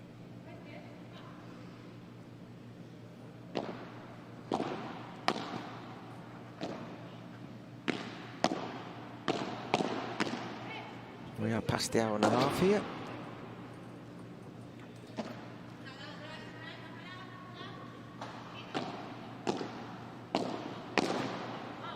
Well, that was there, wasn't it? It was there. It was a good height. She was in a great position. Maybe just either of the players could hit it. Maybe just stretching a fraction there. Claudia Fernandez, 30-all.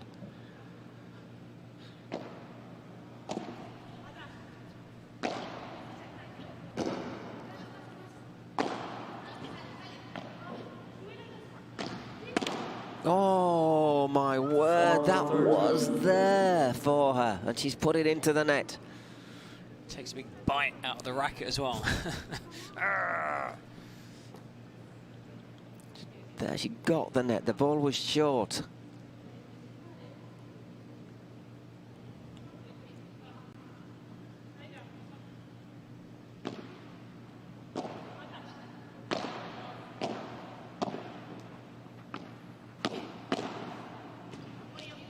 And she makes up for it, forcing a goal point and a set Jensen, point. You straight away, that wasn't the right volley. Should have been down the middle. She hit it straight back to Castillo, who was ready.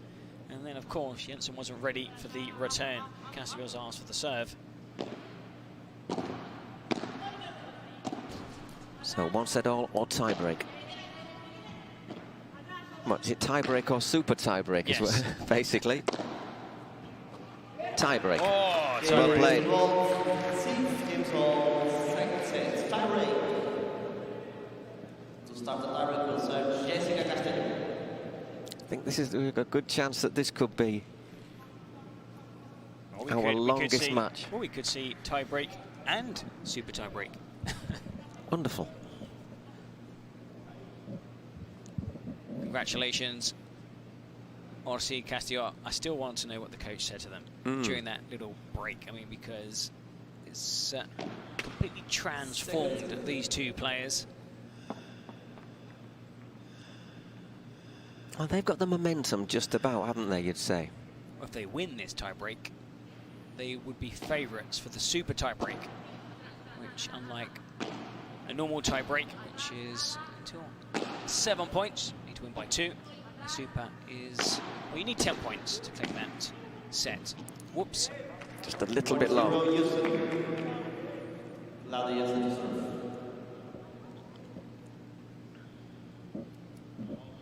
Claudia Jensen, as we say, I don't think the serve is such a key factor in this match.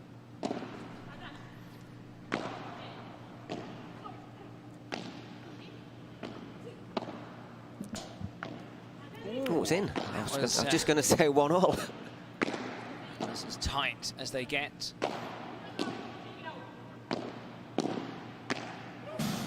That's not in, though. Taking a few more risks. Claudia Fernandez.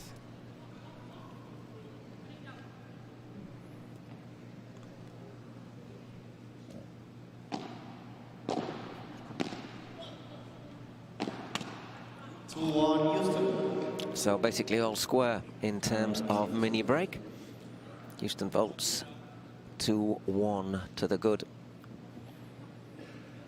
Caroline Orsi to serve.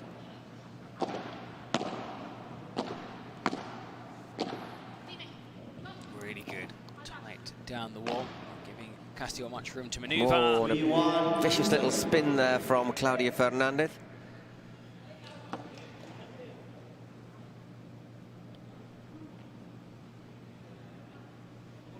It just spins and hits the back glass and dies. Oh,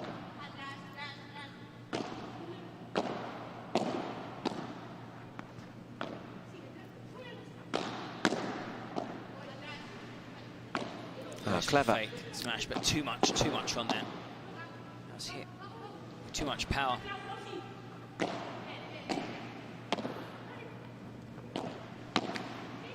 Oof.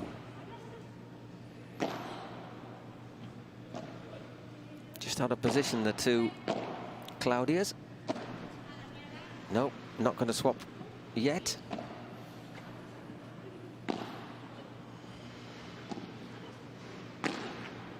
Oh, that was a weak smash. That was a weak. It wasn't even a smash, to be honest. Just sort of paddled into the net, wasn't it? It's one of those ones that perhaps, I know you might lose that position, attacking position, but allow it to bounce. And then just take a step back and send over a lob and start the rally over again.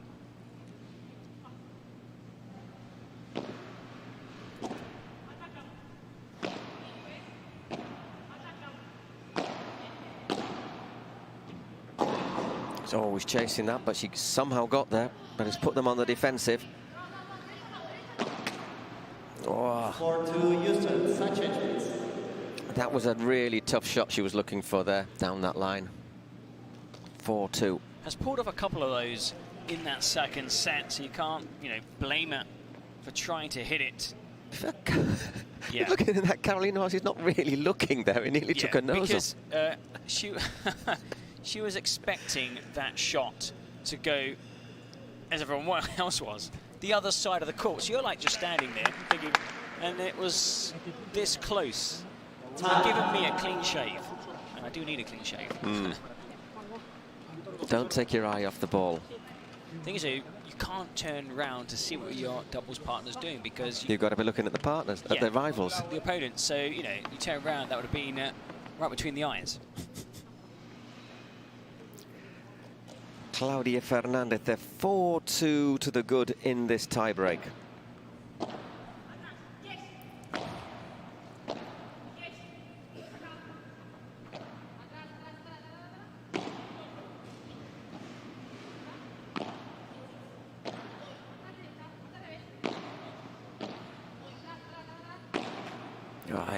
Slightly careless shot, 5-2. I'm not going to say anything because earlier on in the set we thought it was almost all done and dusted.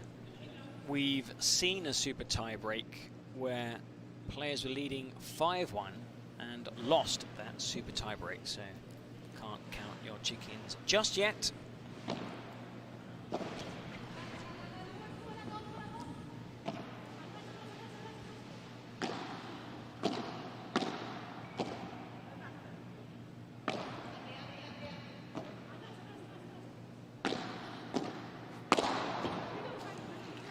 Lovely put away. That was really good. Straight at, as I say in Spanish, al muñeco. That's the translation's a dummy, but it's straight at the opposing player. Al muñeco. They can't really do much. So close to the net there. Orsi couldn't get out the way. Well played. That's one match point defended.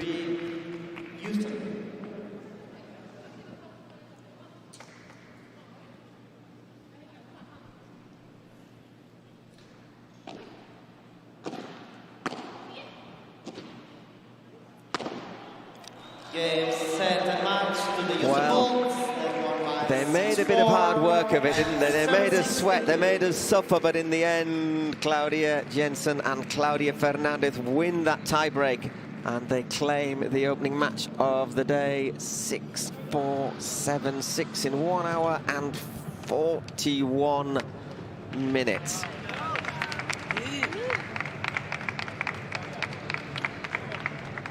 Really good recovery from Carolina Orsi and Jessica Castillo, but in the end it wasn't quite enough. And the Houston Volts take their first point. Oh, the smash of the match brought to us by Adidas. Who's it going to be in this opening game? Oh, congratulations, Ms. Fernandez. And congratulations, not just, of course, for that smash of the match, but for that straight set win. It was much tighter than we thought, especially after leading 6-4, 4-1 in that second set. I think after the first set, when they went 3-love up, I thought, this is going to be over pretty soon, isn't it? I was looking at the rivals and everything, but as I say, credit to the beat. And credit to the coach as well, who did a really good job on Jessica Castillo and Carolina Orsi. They came out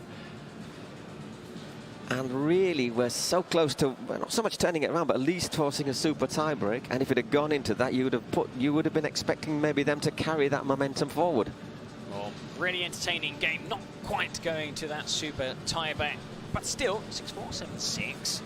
And well, coming up shortly, it will be the turn of Alex Chozas and Pablo Garcia for the Houston Volts against Silingo and Leal for Los Angeles Beat. We might see some of the women in action again if there is a mixed doubles. There is still that possibility anyhow. Just looking about the court, there is a man, Julian, just having a little word. Just quickly, colour glasses. We were talking about this yesterday.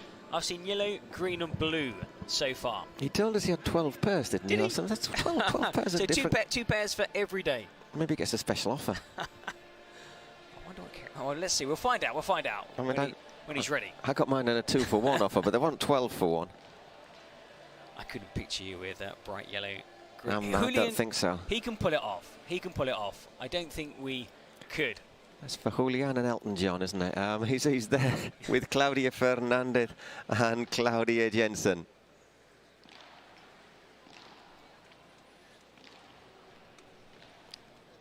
Looking forward, what the winners have to say.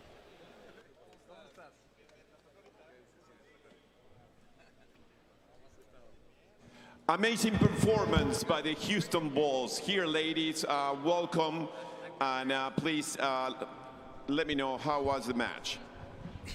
Bueno, la verdad veníamos a jugar un partido duro contra Los Ángeles, contra Jessica y Orsi, que son grandes jugadoras. Mi compañera que jugó de revés, la verdad que tiene muchísimo mérito, así que nada, muy contenta de haber sacado este partido al lado de ella.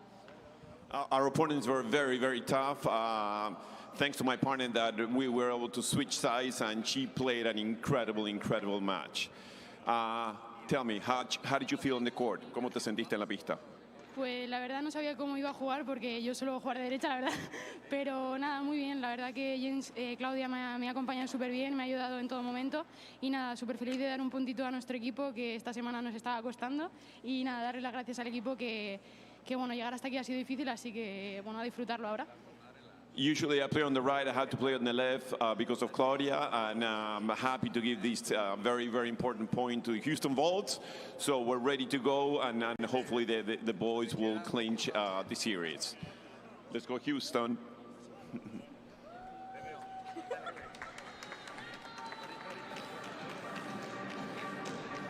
Well, listening there to the winners. He was wearing red glasses before. Those were blue.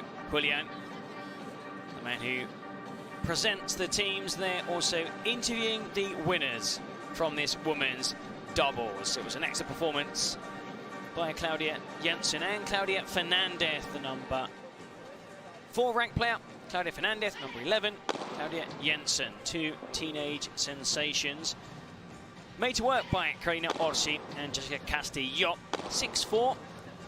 That first set, that was, well,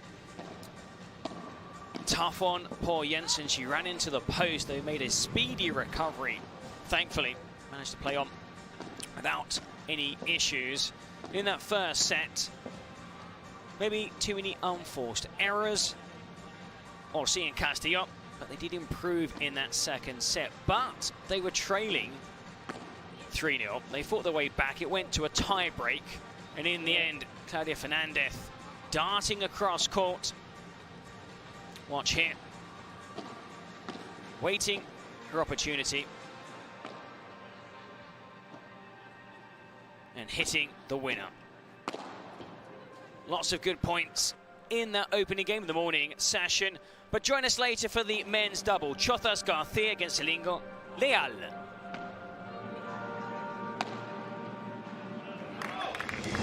Through ideas, imagination, effort, and enthusiasm, dreams are built. We are making padel the sportive choice for thousands of people around the world. Each court built is a match won, and so, court by court, match by match, we are creating a limitless playing territory so that the unbeatable passion that padel creates can be spread throughout the 5 continents.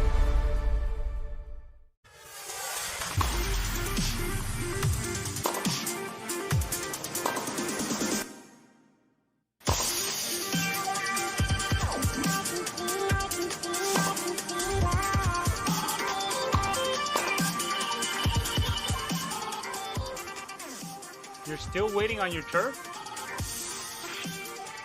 While you're still waiting on your turf, we're still shipping 30 trucks a day. So just give us a call when you're tired of waiting. We have everything you need ready to ship.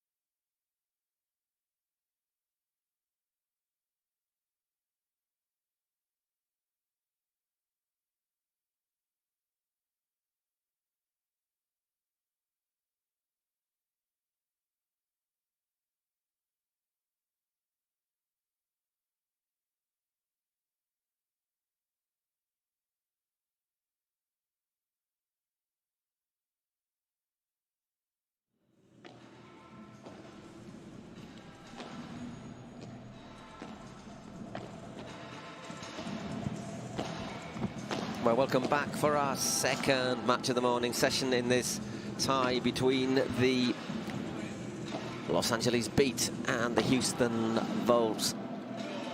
The Volt taking the first meeting in a tie, 6-4, 6-7. Claudia Jensen and Claudia Fernandez beating Carolina Orsi and Jessica Castillo.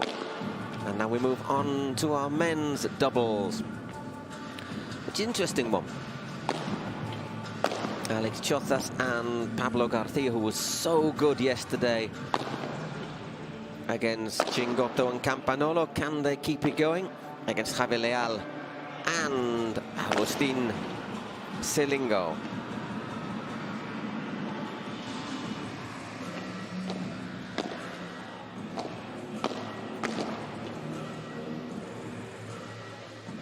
Obviously, if Chozas and Pablo Garcia win this, then that will be basically the end of the tie. If Silingo and Javier Leal, however, come out on top, then we would have a mixed doubles.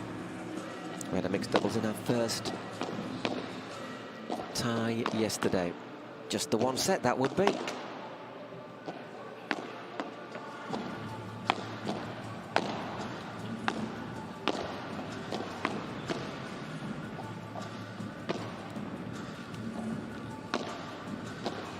They had a tough match yesterday against Augustin Tapia and John Sanz, Javier Leal and Augustin Silingo.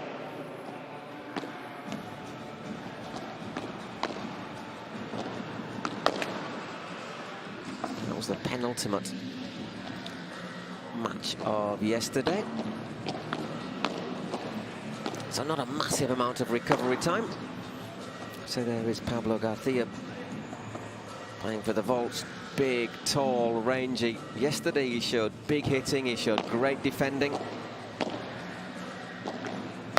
Perhaps one of the performers of the day. I was saying after the match, I was just walking past him and he was talking to one of his teammates going, but where do we go now to practice? So he's clearly got good energy levels as well.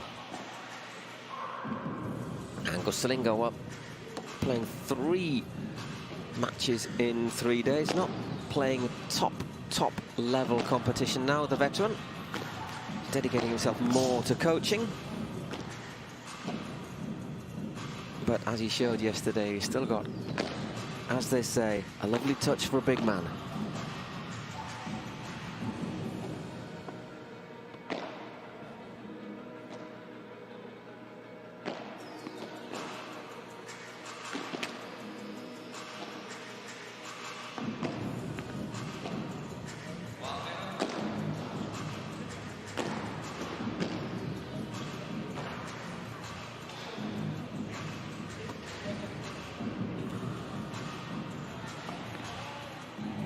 A little bit of our warm-up going on. I've got 166 seconds before they are left in the warm-up, then they have 2 minutes, and then we're all ready to go. So this is our first match in a big day again. Las Vegas Smash and the Arkansas Matrix will be our next tie. Once again, nothing really to play for other than pride, but I think as we saw in our opening match, pride is quite important.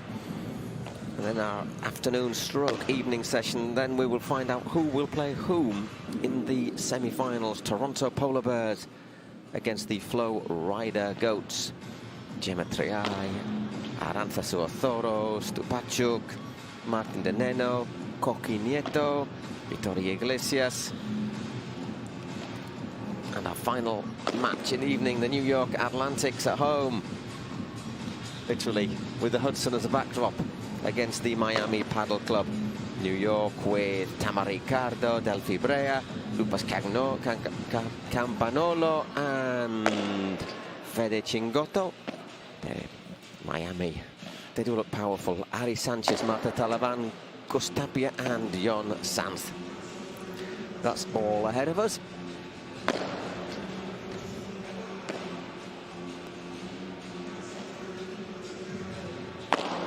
First of all, we have the no small matter of Alex Chozas and Pablo Garcia against Silingo and Javier Leal. Silingo and Leal for the Los Angeles beat. Chozas and Pablo Garcia with the Houston Volts, who are 1 win to the good.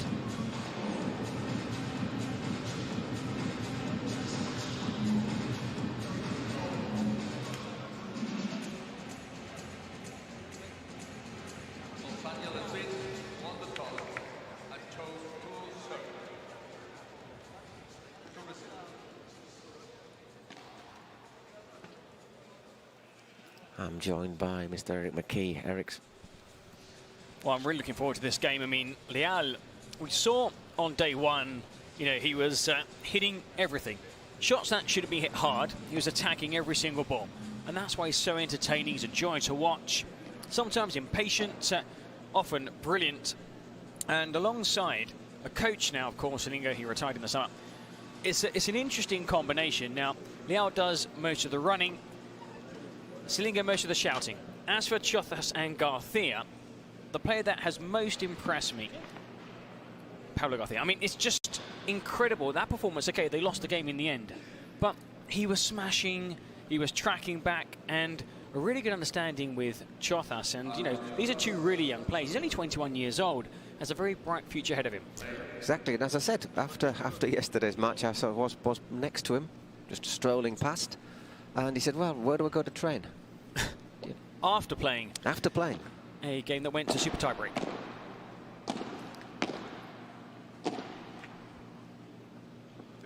It is Jofre serving 15 love.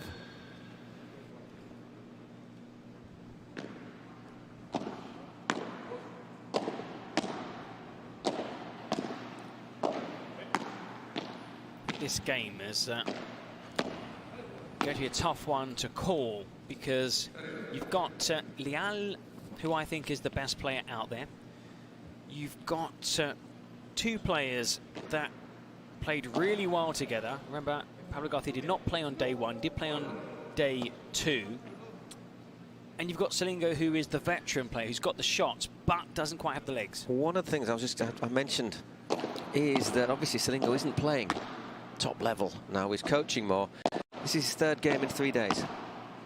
It's not something he's done for a while, is it? No, but he spends a lot of time out on court. He says he keeps in quite good shape. He's a player that he can hit the shots. Another thing is if you move him around, which is probably what the trainer, coach, has told his two players, Jofre and Garcia.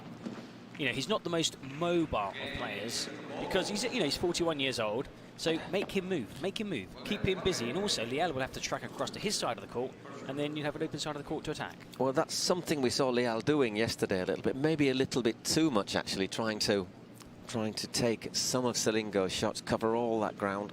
And we've seen it, we saw it as well with Las Vegas smash, didn't we, that when Martita Ortega was doing it with Ana Paula de la Peña.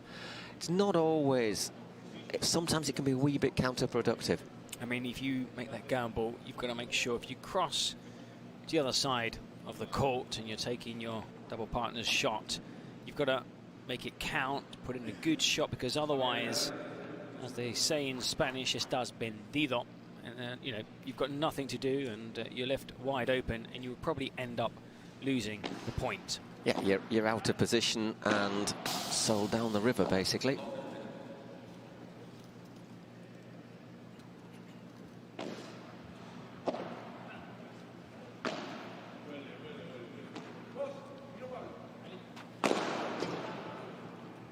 Oh, just gets up to it, but Silingo has the extra space to finish into, so 15 all.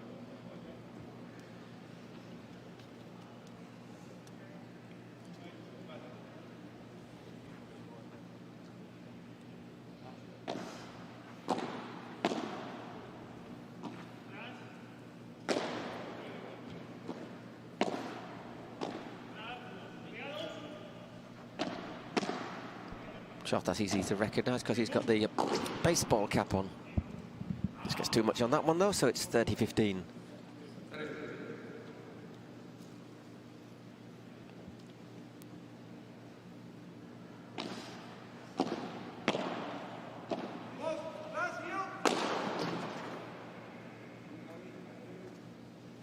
And 40-15.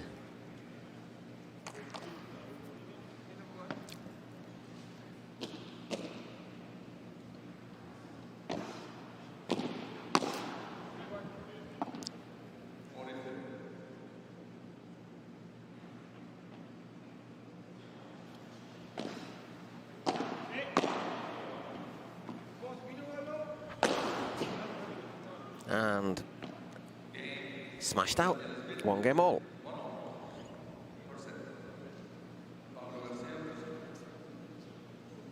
Garcia was serving excellently on day 2.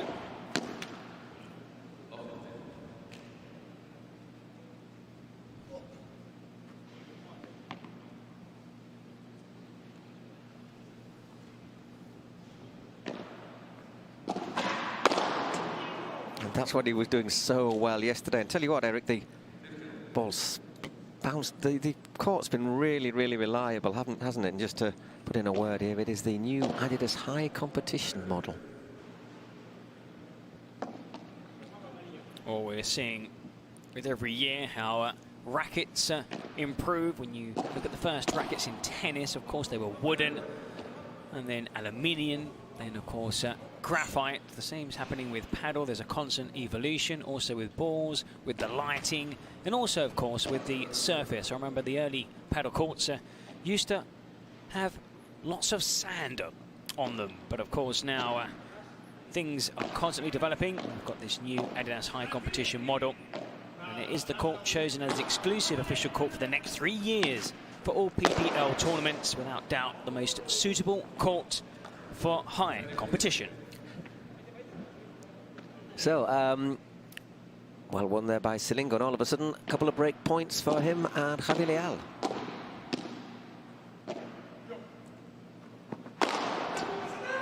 Whoa, another, that's tremendous. Well, I tell you what, we've already got candidates for smash of the match. Well, Pablo Garcia, I think there were 19 smashes, I mean, but 19 huge winners. Those kind of shots which, from deep, okay, he's, was it 1m88? 188, I think he said he was, yeah. So, you know, he's got height. He's not the tallest player on the World Padel Tour circuit. Leal just seemed to pull up for a second there. He's okay. Yeah, he's definitely okay. Maybe that's a trick. You know, he served a little bit soft and he just, wow, thrashed that backhand. Yeah, a little bit careless there from Pablo Garcia, however, so we have a break of serve for Leal and Silingo.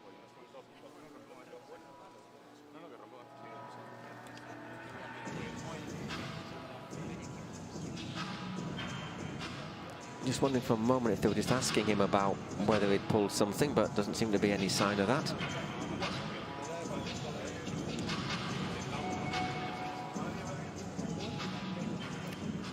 But that's a really nice shot, actually, because it says it highlights one of the things that you talk about a lot, is that players need the help of their companions to know where their rivals are, because you are looking at the ball all the time when it comes back. And there you just saw that with Pablo Garcia.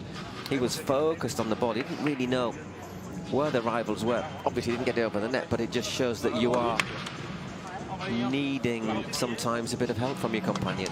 Yeah, communication is so important, especially in paddle, short distances and often not facing your opponents. Well, 2-1, Silingo to serve. 1 break up already in this opening set.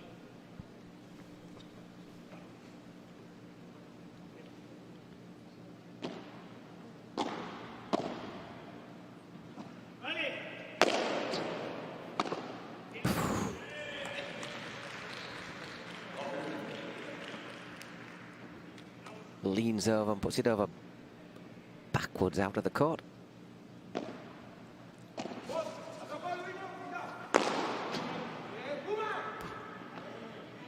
Bit of power in that one from Pablo Leal.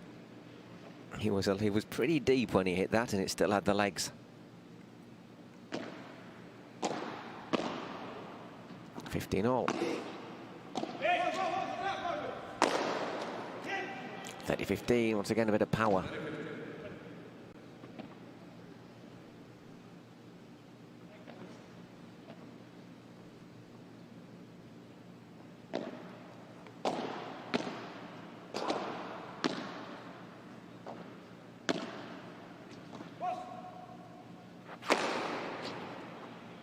Oh, tremendous.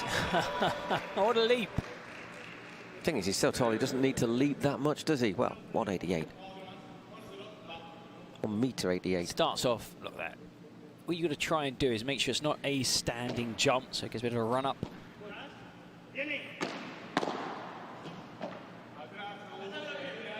That's a lovely lob from Silingo.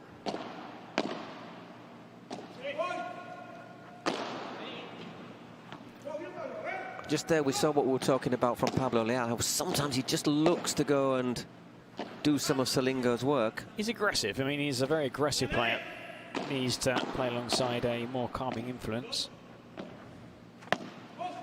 That wouldn't have been Silingo when he was younger, because he was a very, very aggressive player. But I think he's calmed down over the years. 34, it's another couple of chance to break straight back. Are we going to see it happen in the first match? Is it going to happen again in the second? Happens so often. It's like, say, in other sports, when you score the first goal and you're more likely to concede an equaliser straight after taking the lead. And that just slid away there from Silingo. So 2-all. Chothas and Pablo Garcia breaking straight back. It'll be Alex Chothas to serve. I think this is such a tough game to call, because of course we've never seen these four players on the court at the same time, so there's no previous head-to-head meetings.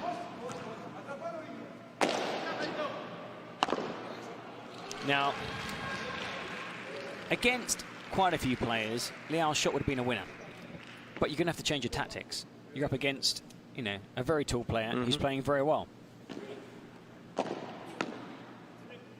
Ah, that's a lovely, deft little shot there from Alex Chothas.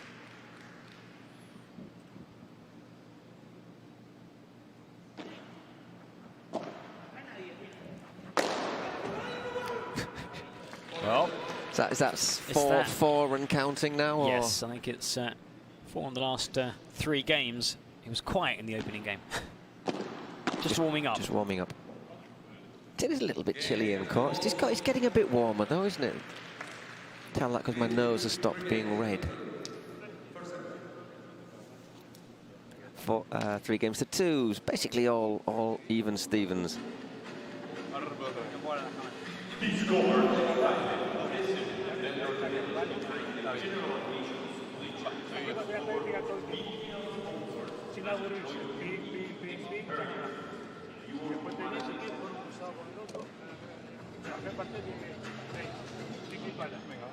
Okay, pico y pala, pico y pala. Chip away at them, yeah. Chip away at them. That's like using the shovel and pickaxe, shovel pitch. You know, you've got to just, you said, like, work step by step, and we're doing really well, and they are doing well. They're leading by 3-2. Obviously, now with serve after those 2 breaks. Leal to serve when play resumes. Like a 19th century gold miner. You use your pickaxe and then you use your spade.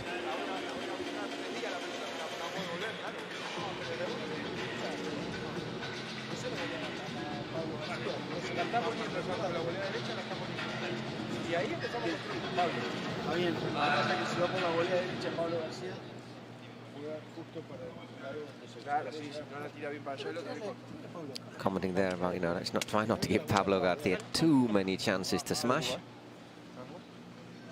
Wise words of wisdom. It's Javi Leal to serve.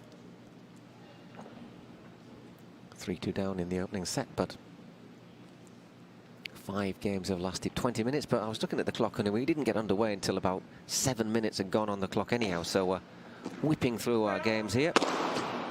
And that is 15-love. Yeah, any short lobs, any poor lobs, anything that's not, you know, near perfect is going to be punished by Leal or Garcia. I don't think we're going to see many 20-shot rallies in this game. I was going to say, I bet this was going to be 25. It wanted to be and then the longest rally of the match, of the day, of the tournament. But no, Silingo just knocks it into the net.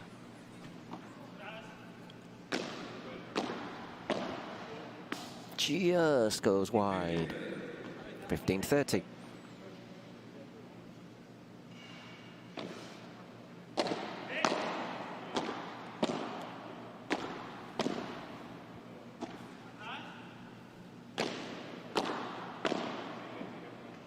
Silingo Leal looking to dominate the net here, just to make sure to limit Pablo Garcia's power on the smash. If you keep him back and keep those shots low to his feet, then you might struggle slightly more than those balls that are lobbed out on top.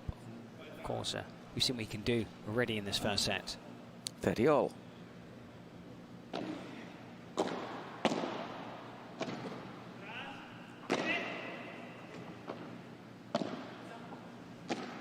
He's got some good ground shots though also, Garcia. One of the things that got me yesterday was how well he defended at the net as well. That's a good shot. That's a brilliant play there by Leal. Lovely pick up. That was brilliant how he'd switch things there with that cross court, Leal.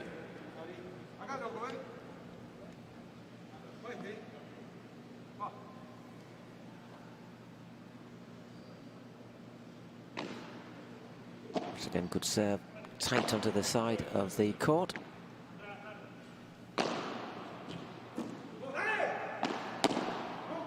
And he got a racket onto it, couldn't really do much though.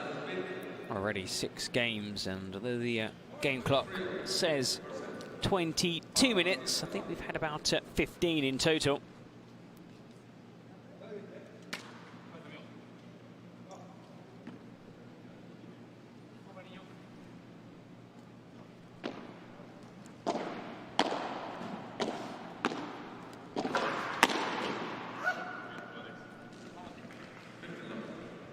Love.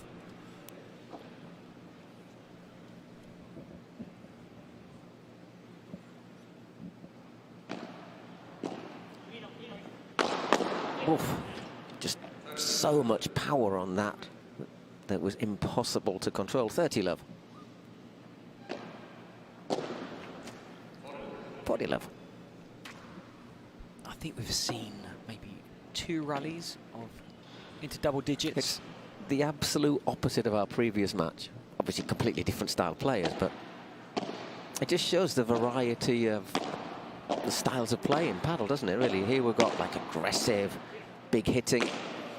Previous match with the 2 Claudias and Jessica, Castillo and Orsi, we saw some hitting, but we also saw lots and lots of touch play, lots of patience, lots of lobs, a lot of shots with the wrist. Well, that Contra Padel with the backhand is really tough. Didn't quite come off for Leal. And 4-3 with serve in this first set. Silingo will be delivering those serves after the break. DJ is doing the work. He's a very talented individual. Yeah, from great tracks. From Texas. He says he's going to try and bring in music with a little bit more of a New York flavour as the tournament progresses. Did have the Ramones on a bit earlier, which was good.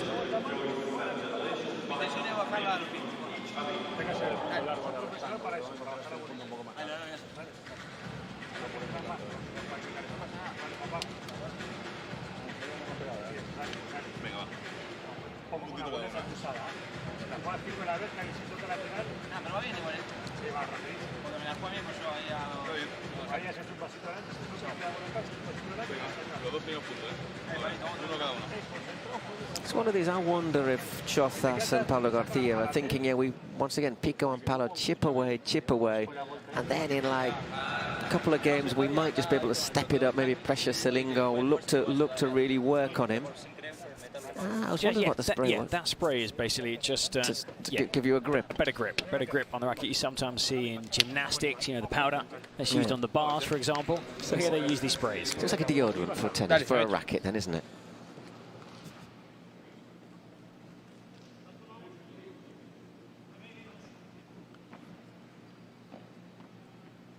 They must get through cans of that in Miami.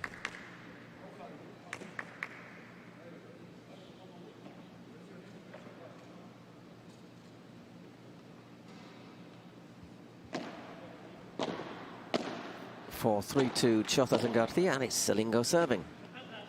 It is so often the fatal 8th game of the set. Fatal if you can't hang on to your serve and you're trailing. We've seen this 3 times. Yeah. 3 times. Smash, Leal comes up short. Garcia always the player, because both players could attack that shot. But for Garcia, it seems to be, well, another day at the office.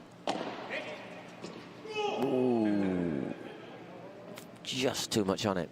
Well judged, though, by Silingo.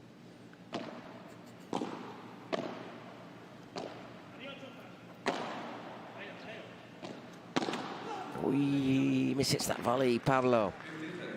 It was well placed, but 15-30.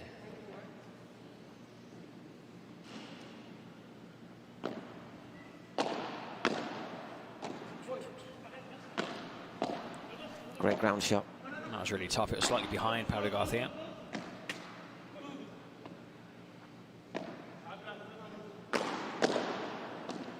And again. Ah, brilliant. But well anticipated. That was really clever there by Leal, because that's a good shot down the middle. And then both players take their natural positions, leaving the middle open. Very often a winner down the center when you're at the net.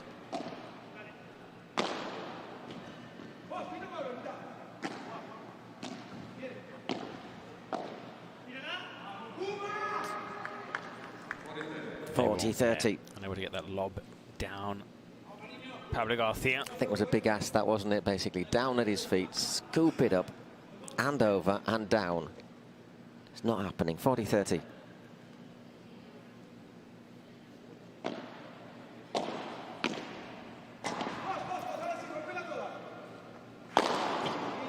And game, 4 games all. Another big smash, Leal. Oh, we're seeing some wonderful smashes from both teams, specifically Pablo Garcia and Javier Leal.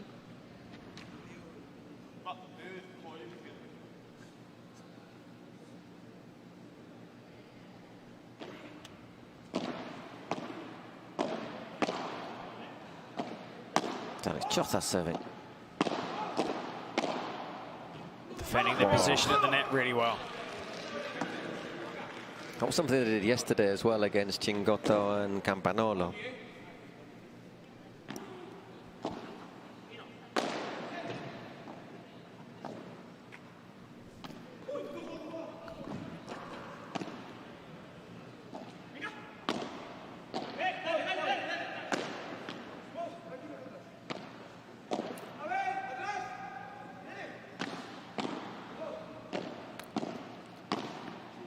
Excellent. That's such a great volley, that backhand. Spots the space.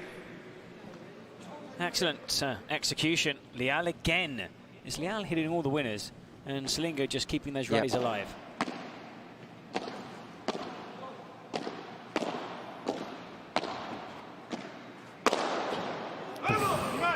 Just hits it so hard, it takes it away from him. No chance there for Silingo.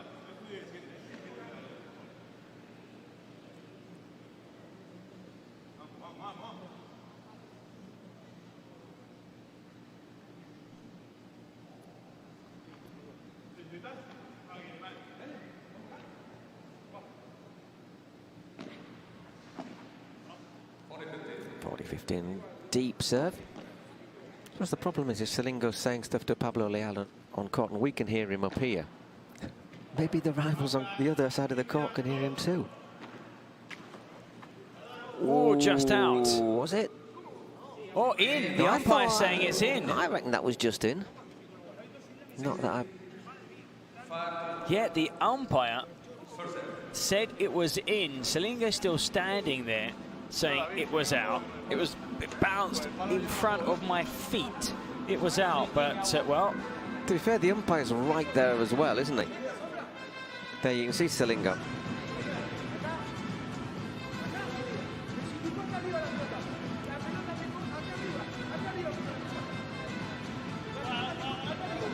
Well, Silingo saying it was out, but of course there's not much he can do. The umpire has called it as in.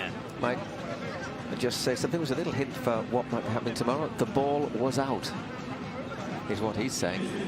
The umpire saying it was in. Well,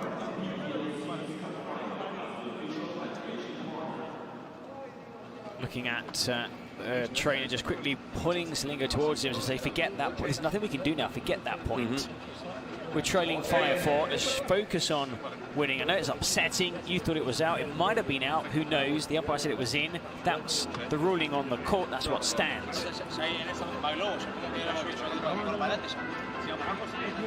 From up here, which I'm going to be very honest, isn't the best view. I thought it bounced on the. I thought it was just in, but I have been proved to be wrong on numerous occasions by videos. Yeah, we've seen a couple of those at the tournament where it's really, you know, a fine line. But I suppose it's like a referee in any game. If they make a decision, you're not going to change it. You have to respect that decision. I've never heard a referee in my life say, "Well, you've argued long and hard." Yeah, why not? And you've come. Why I'm going to tell you what. Yeah, I'm going to change my mind. Go on. You've convinced me. No, I mean, they've got to get back out there, and probably Silingo is still upset. He'll still probably say something to the umpire at some point. You know, you've got to, you know, the only way you can win points and focus on the game is if you forget that point. So Javi Leal serving to stay in this opening set.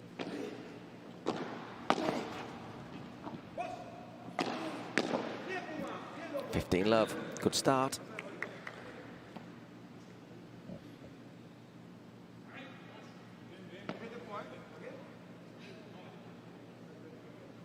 Oh, Leal caught his arm on the fence earlier as well. Do you know what? I think it was his funny bone, which is not very funny. No laughing matter. Yeah, you can see that he's bit of pain. It's one of those ones that gradually gets better. The humorous.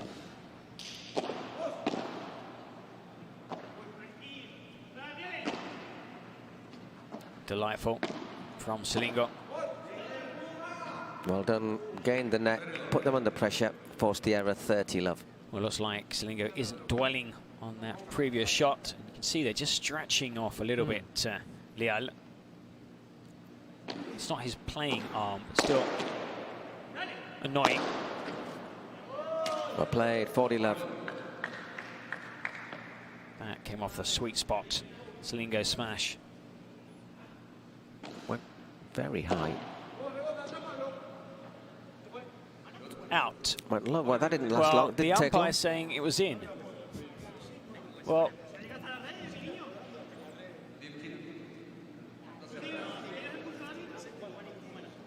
the players said out. The umpire, look, even Leal left it. It was out, but Mala.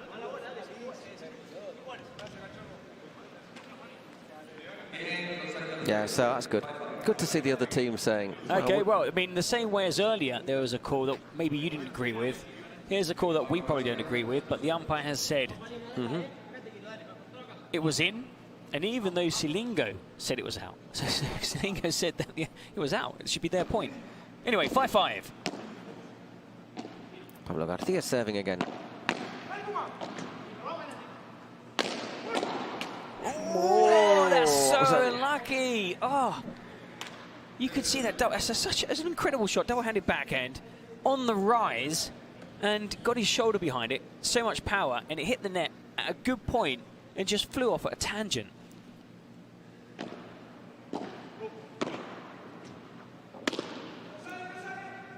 And 30-love. That just went over the 4-meter back wall. There, Leal was kind of thinking, please, come on, hit that fence. Because if it hits the glass, it's tough. Hits the fence, you might get lucky.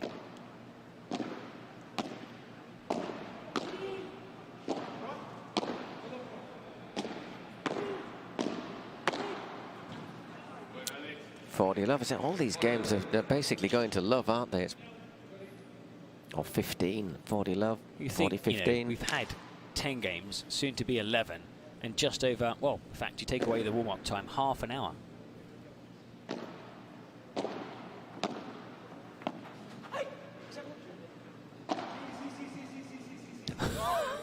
That went so high. That was painful. Ouch, ouch, ouch.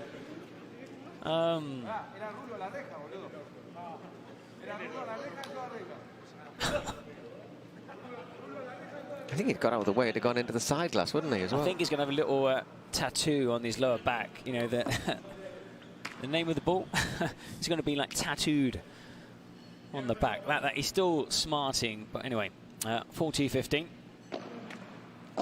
serving for a 6-5 lead. Garcia.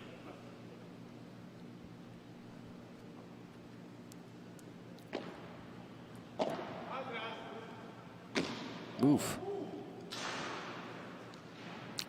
Yeah, that came off the frame, the edge of the racket. Mistimed slightly by Chothas. 40-30. All of a sudden, just a chink.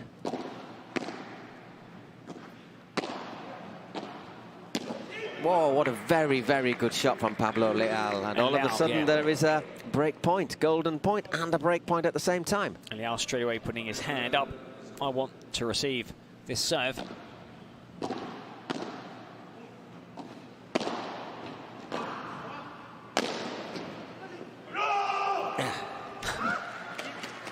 Well played. There you can see Silingo. When players sometimes pat the net with their racket, it's a way of saying, well played, good shot. So earlier Silingo put in a really good smash, and Pablo Garcia went and hit the net as if to say, that was good. Well, Silingo tapped it about 5 times. It was a great shot by Pablo Garcia to take a 6-5 lead in this opening set. So, best that Silingo and Pablo Leal can hope for here is a tie break.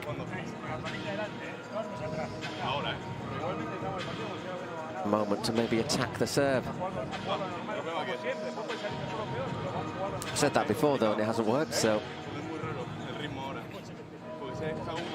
Pablo Garcia saying it's you know, they've changed their tactics, and now I'm struggling slightly more playing down the line. I'm comfortable playing cross court, I'm comfortable in the center, but there are quite a few shots now that are coming down the line. So of course Leal and Silingo have changed tactics, from how they started the game to how they are now, because Garcia is, well, I'm just watching that again, and yeah, probably still smarting. Ow.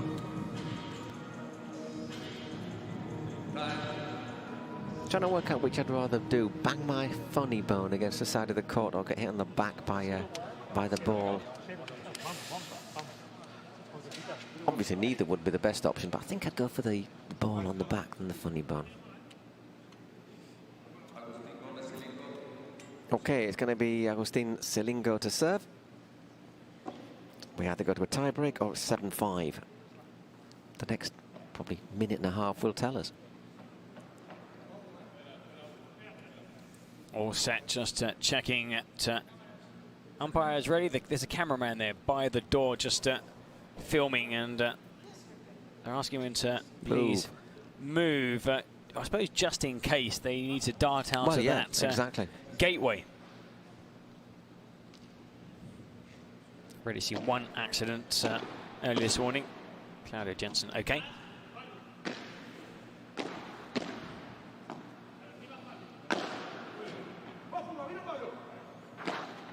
Ah, well played. Oh, well recovered.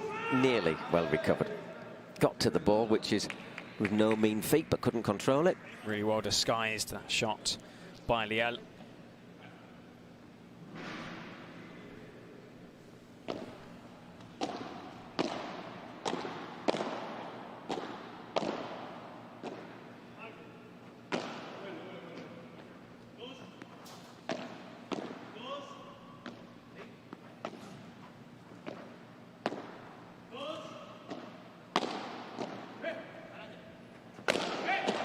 Brilliant.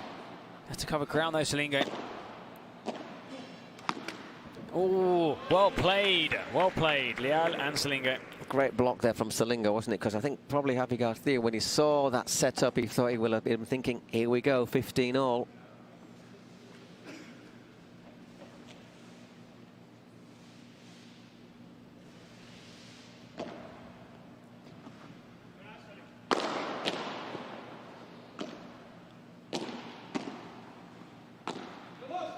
Tremendous backhand there by Chothas, and the smash too.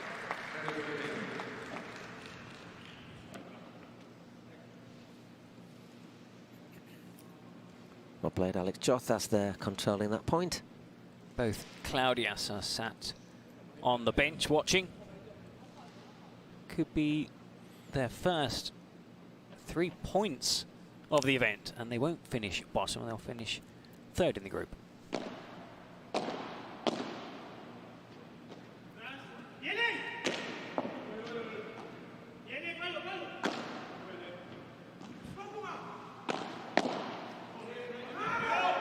Again has him stretching where he can't control it. 40-15. Oh, sorry, Chothas. Pablo Garcia just apologising. Looks like we're going to a tie-break, Paul. It does indeed, another one. Second in 2 matches. We are indeed going to a tie-break. 6-all after the first set. Still has those reflexes.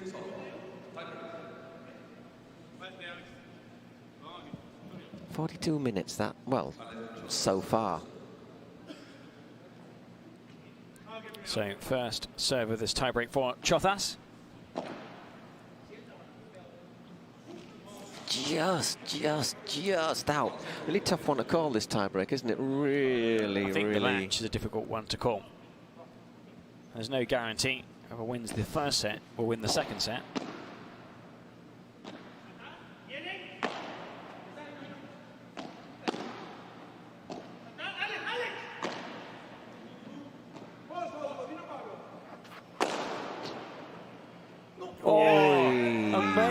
Amazing. I mean, he was behind the service line, Leal, and you had Pablo Garcia at full stretch, jumping up by the net, and even he couldn't get close.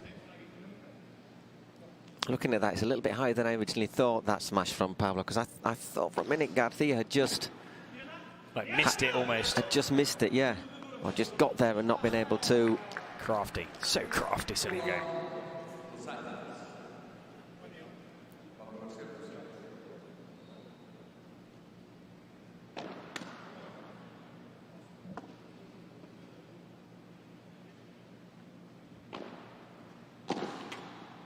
Whoa.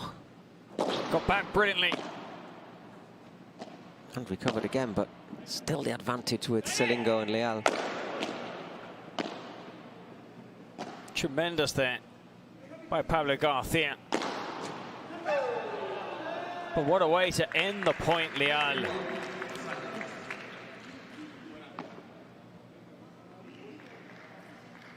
Great smash. 3-1.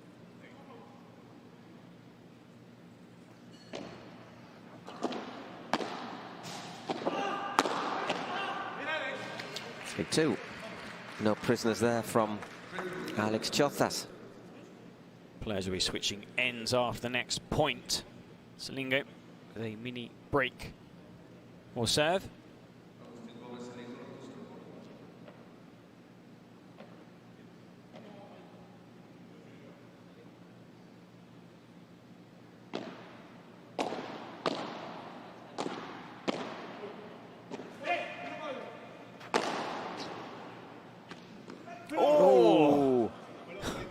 I'd certainly rather get hit in the back than there. Well, this time, Garcia getting a bit higher. Perhaps the smash coming back slightly lower from Leal. All tied now. Silingo have one more serve after the players switch ends. Wow, look at that. 6-all, 3-all in the tie break. Even Stevens.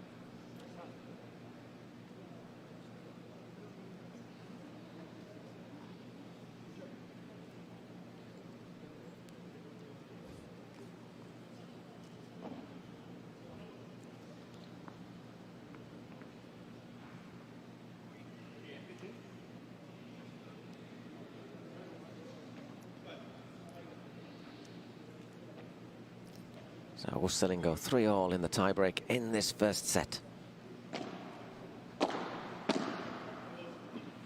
Oy, just went away, and good self-control there, I think, from Chothas to not be tempted to have a go at that first.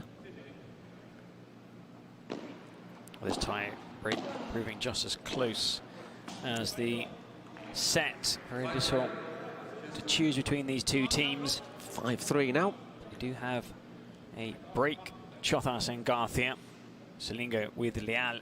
Quick pep talk before play resumes. They've got to win this point, otherwise it's a couple of match points against them, or set points against them, sorry.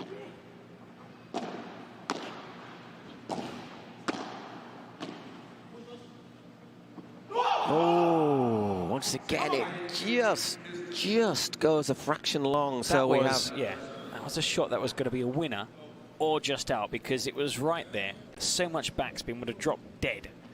And in the end, oh, so unfortunate there for Leal. Serving to stay in this first set.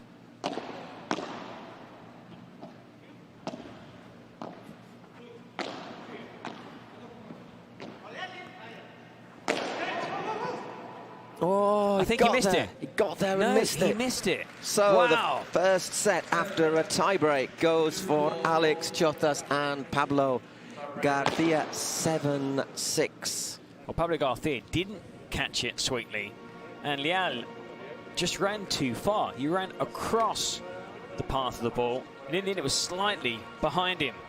Excellent play by Chotas and Garcia. They played so well yesterday in that tight game. They were really unlucky when they lost to the New York Athletics in that super tie break. But you can see they are enjoying this experience, enjoying this event. Who wouldn't here? The PPL, the Cities Cup in New York. And right now, it's looking very good for Houston Volts. It is indeed. They're one set away from a 2-0 win. I know our Spanish compatriots think that Chotas and Pablo Garcia were slight favourites before this got underway. So Silingo right on top of that ball that just went out. There you can see that was a really unfortunate shot, that double-handed backhand, which was going in good 2 meters to spare on that right-hand side, and it hit the net, just came out. And there we're seeing, ouch, that, you can see there's a grimace on his face there.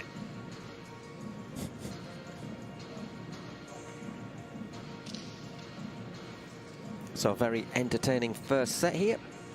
I suspect we'll have more entertainment in a moment or two. And then after this, we have got the Las Vegas Smash against the Arkansas Matrix. Toronto Polar Bears against the FlowRida Goats. And to end us up, New York Atlantics against the Miami Padel Club.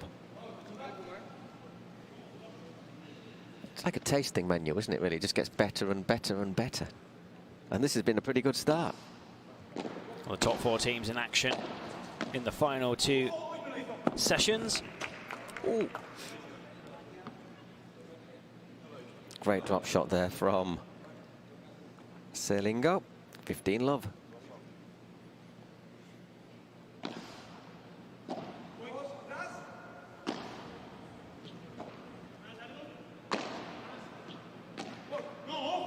Yeah, a couple of good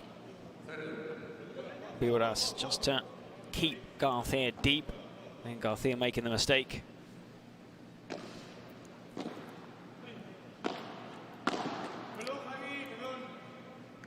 Obviously more players hit in this match than I think combined so far. I think we've had 3 people take it on the... Well, Javi Leal's had it twice, hasn't he?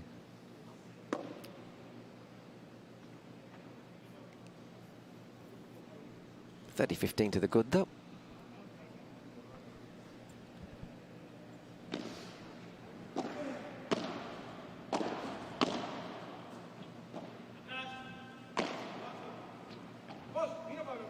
It's a lovely lob.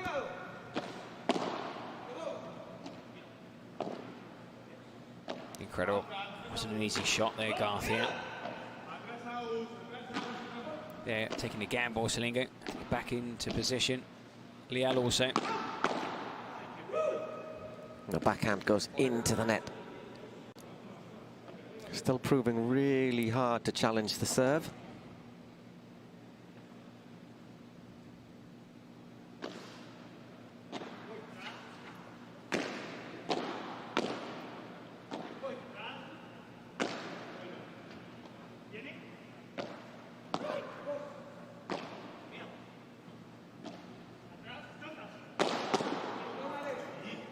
Block it. Couldn't do anything with it, could he? Yeah, straight at you. You don't have any room to maneuver.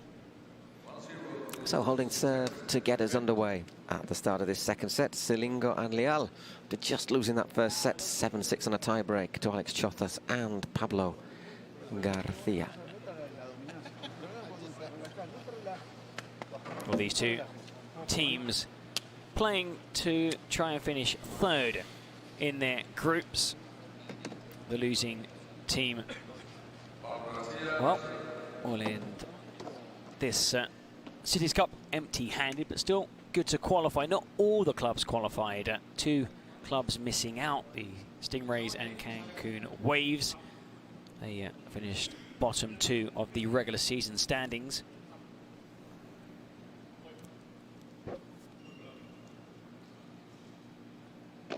Javi Garcia serving.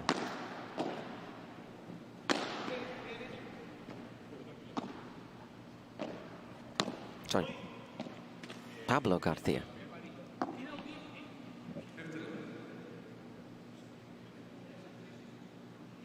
$15 love.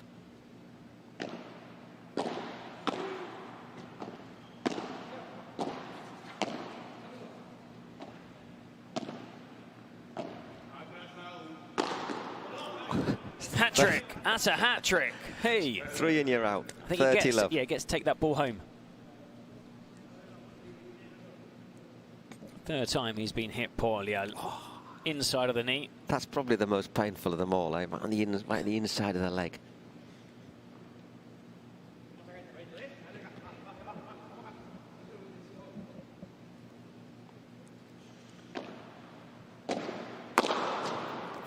Oh, that's a great shot there by Chothas. The chancletazo.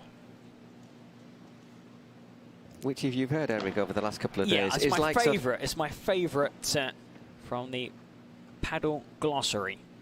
Those words in Spanish are used for shots.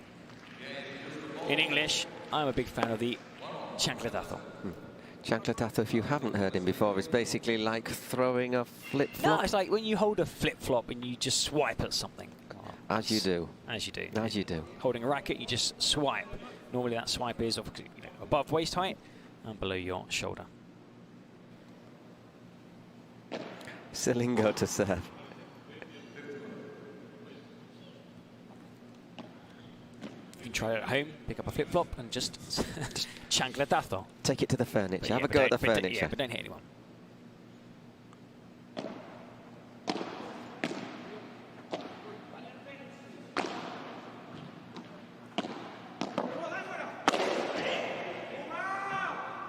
And out it goes. Brilliant put away. Leal, haven't seen a big hit from him in a while. That's credit, of course, to Garcia and Chothas, because both teams are just trying to keep the danger players as far as possible from the net, and they can't get into those positions where they can hit smashes.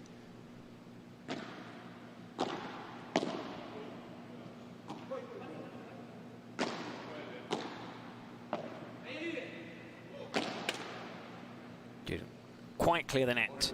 Garcia.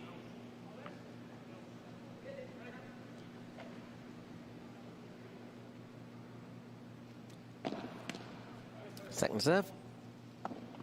40 love, though.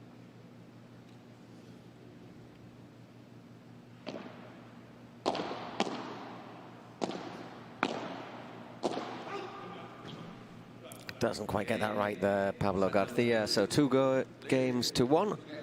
So far, everything in the second set going with serve.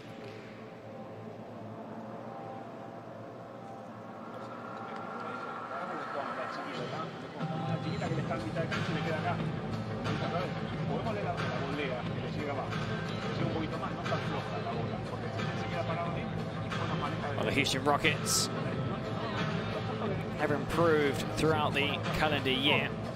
Did a good job to qualify for the Cities Cup in New York.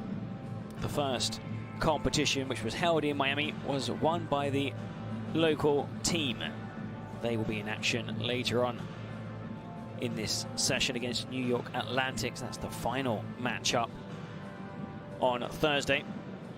And they played well against the Los Angeles Beat, a team that actually won an event They took the second event in Miami, beating the FlowRida Goats 2-1 in the final. Arkansas's Matrix beat the Toronto Polar Bears 2-1 to take third place in that tournament. So when you look at some of the results early on, Paul, from the start of the season, some of the top performing sides, including the Las Vegas Smash, have run out of gas probably come the season finale. I think it's the fact that it is the season finale. The season's been long. There's been so many kilometres, haven't there, for lots and lots of players. And lots of kilometres in for example, knees. Players such as Javi Galan, obviously not in any of these teams. He's complained, for example, that he's been really struggling with his knees in recent tournaments. And it just depends who you got available, I think, as well. Like Las Vegas Smash, as you say, won the regular season, but haven't come here with such a strong team. I tell you, if they were playing week in, week out on this wonderful Adidas court, they wouldn't have those issues. 2-1, Silingo and Leal leading this second set, dropping the first set 7-6 in that tie break. Chothas serving 30 love up, looking to tie this second set 2-2. Just a bit long.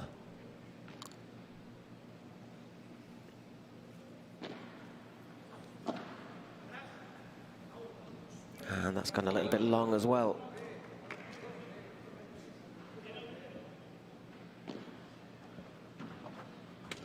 Oi! No, I thought, sorry, for one moment my eyes deceived me. I thought that was Pablo Garcia dinking his lob into the net. In fact, he didn't even get over the net for Pablo to do that. No. Just he can't. He's in the way. We're sitting right behind Pablo Garcia, so covered our view. There we saw Pablo Garcia just allowing that shot from Silingo beyond him, and then using the wall just to give him a bit more time.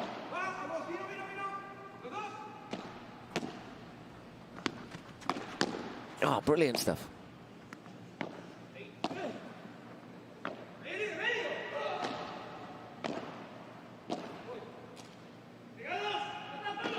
Stay back, Garcia now can get forward. That was a tough shot there, maybe Tommy's wrong. The run there. Another great rally. Oh, full stretch. Doesn't want that ball to bounce, does he? No, that was tiredness, Did very well, Javi Leal, to actually get the ball back to him.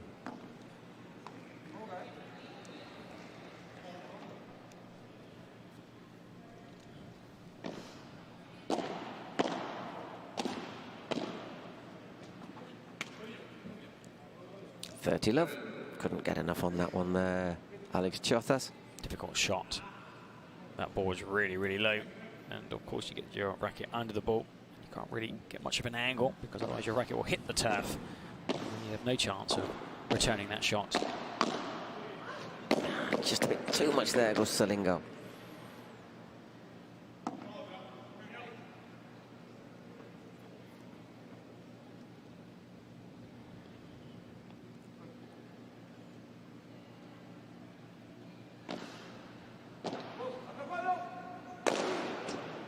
And that's got the legs, hasn't it? 40-15. Just touching rackets there. Chothas, Garcia. Well done, great shot.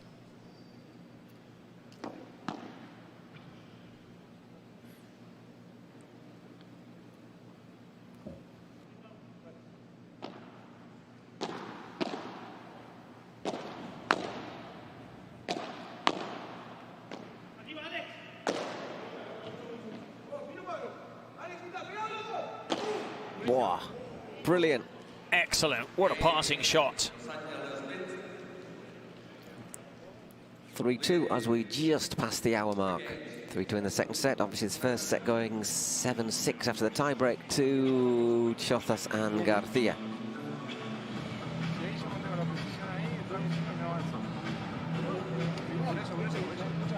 It's interesting to see this. Of course, Silingo is a coach, and he's being coached.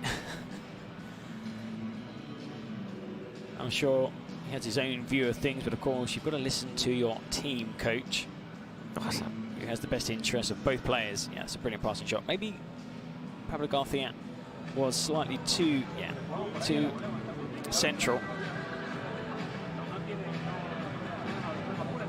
I thought yesterday, Pablo Garcia, you know, we talked about his smashing, but I thought he was brilliant defending at the net as well. He's maybe not been quite as good close to the net today. I think Leal has played really well. He has struggled, but not saying that Chingotto and Campagnolo didn't.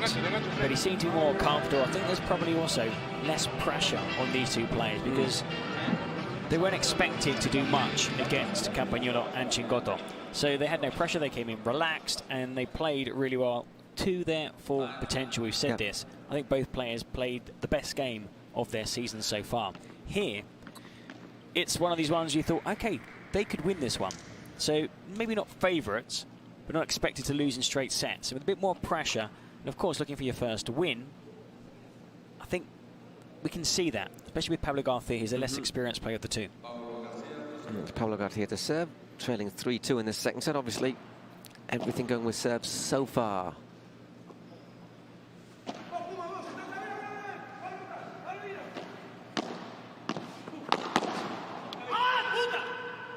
That's another one for the dictionary. Unlucky there from Javi Leal,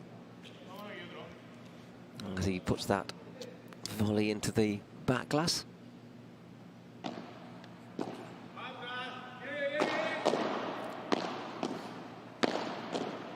Oh. Great defending, and this time Pablo Garcia's smash just lets him down a little bit. I think he'd had seen two powerful shots blocked and just thought, well, I'm going to go for it again. Doesn't get it right. Yeah, and Garcia not even moving. As soon as he saw Leal racing across, saw where his smash was going, knew it was game over. A little bit hasty there from Chozas as well, putting this into the net on the bajada.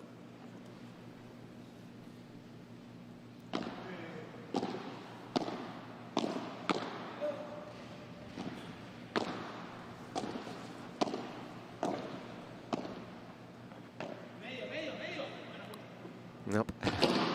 Tries to wish it out there. Hit the back glass, also Garcia after that shot. Oh no! You can see how disappointed Silingo must be. I tell you what, if one of his players did that, he wouldn't be happy. I would see the beast again. I think it shows just how much that they are really focusing on this match as well, the reactions.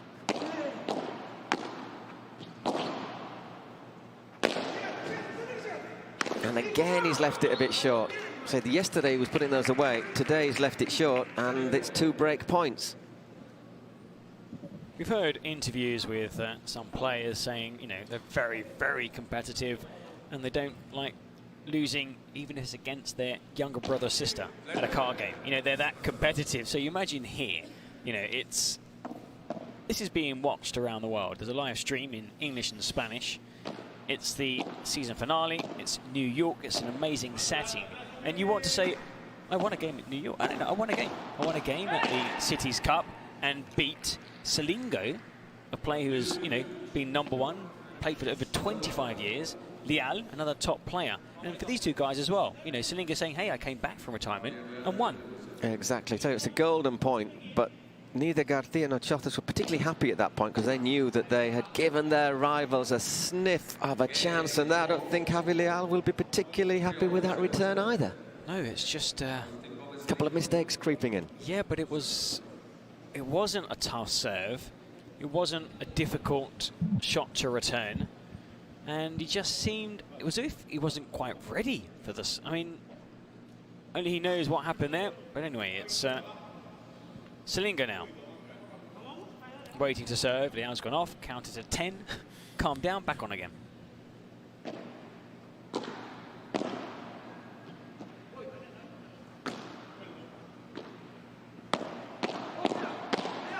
Yeah, that's good. That's what he was doing yesterday so effectively as well. Love 15. Got hit again, by the way. Wasn't a tough one, but got hit again. Leal. That's number is that 4? Five, I think it is. 5 in total.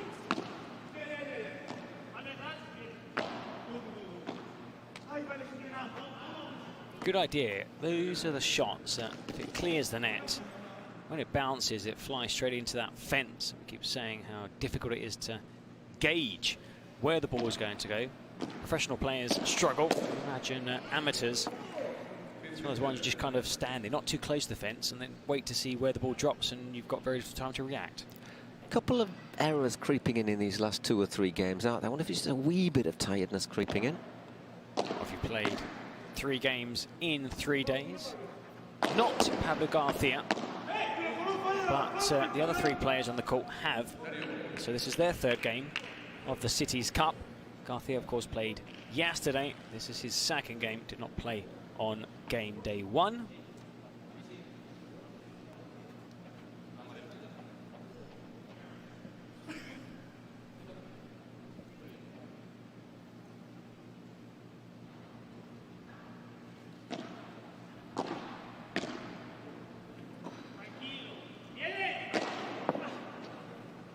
Well played, Silingo. You still had someone there going, tranquilo, calm. 40-30.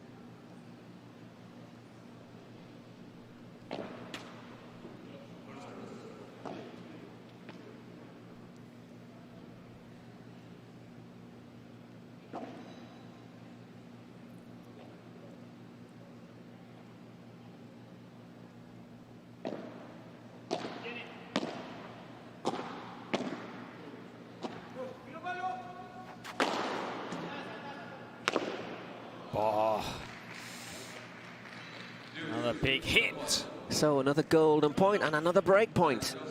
Yeah, just didn't quite get the effect, did it? You saw it just hold up. Well, they don't want to lose back-to-back golden points. Silingo and Leal.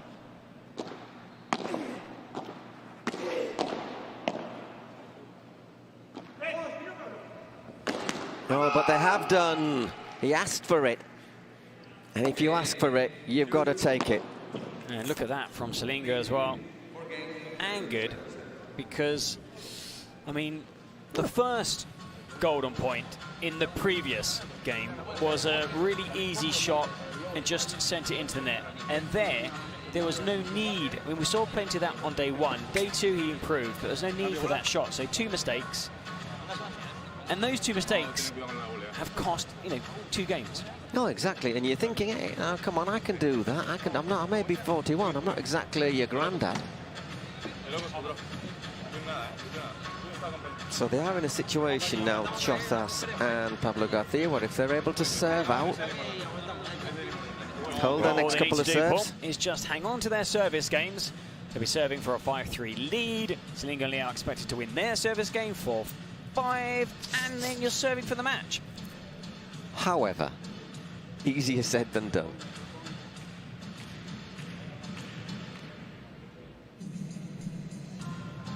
I did say at the DJ, however, on the coach here, I did say flat, no reggaeton. Big fan of the music here. The DJ's done a great job, and I mean, later on in the evening, you hear slightly more music and different music too. You've got to pass him your playlist, Paul. Good luck with that. 10th Avenue freeze out. 10th Avenue freeze out. That's all I'm saying.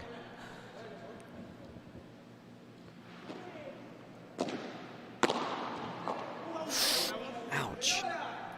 Oh, that was lucky. I mean, for a second there, spitting as he did there, Silingo.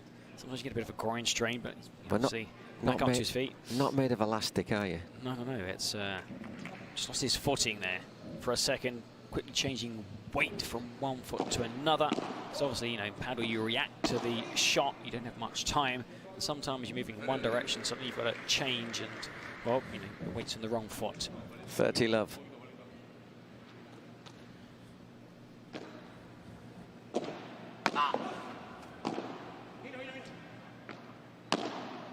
Yeah, Garcia. That was a gimme. A regalo, as they say. Merry Christmas. Bit of a present there from Garcia. He knows that. 30-15. It wasn't a lob. It wasn't a passing shot. It was soft and straight to Silingo.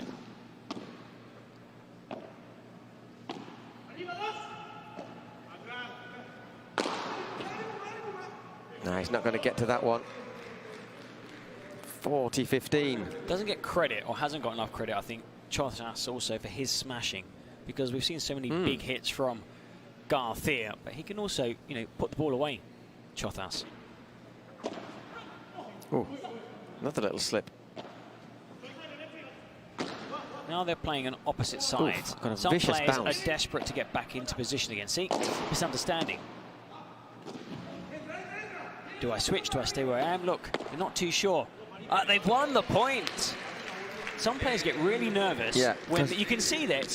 No, Pablo Garcia looked really nervous and Silingo there. knew that, and he was kind of saying, you know, let's take advantage of it. Balls down the middle, because they're not too sure who's going to go there.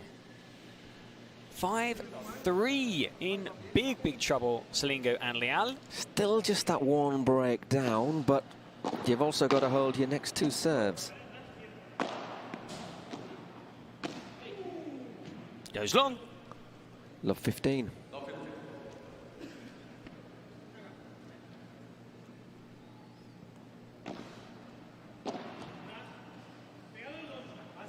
He's just holding his nerve again. 15 all.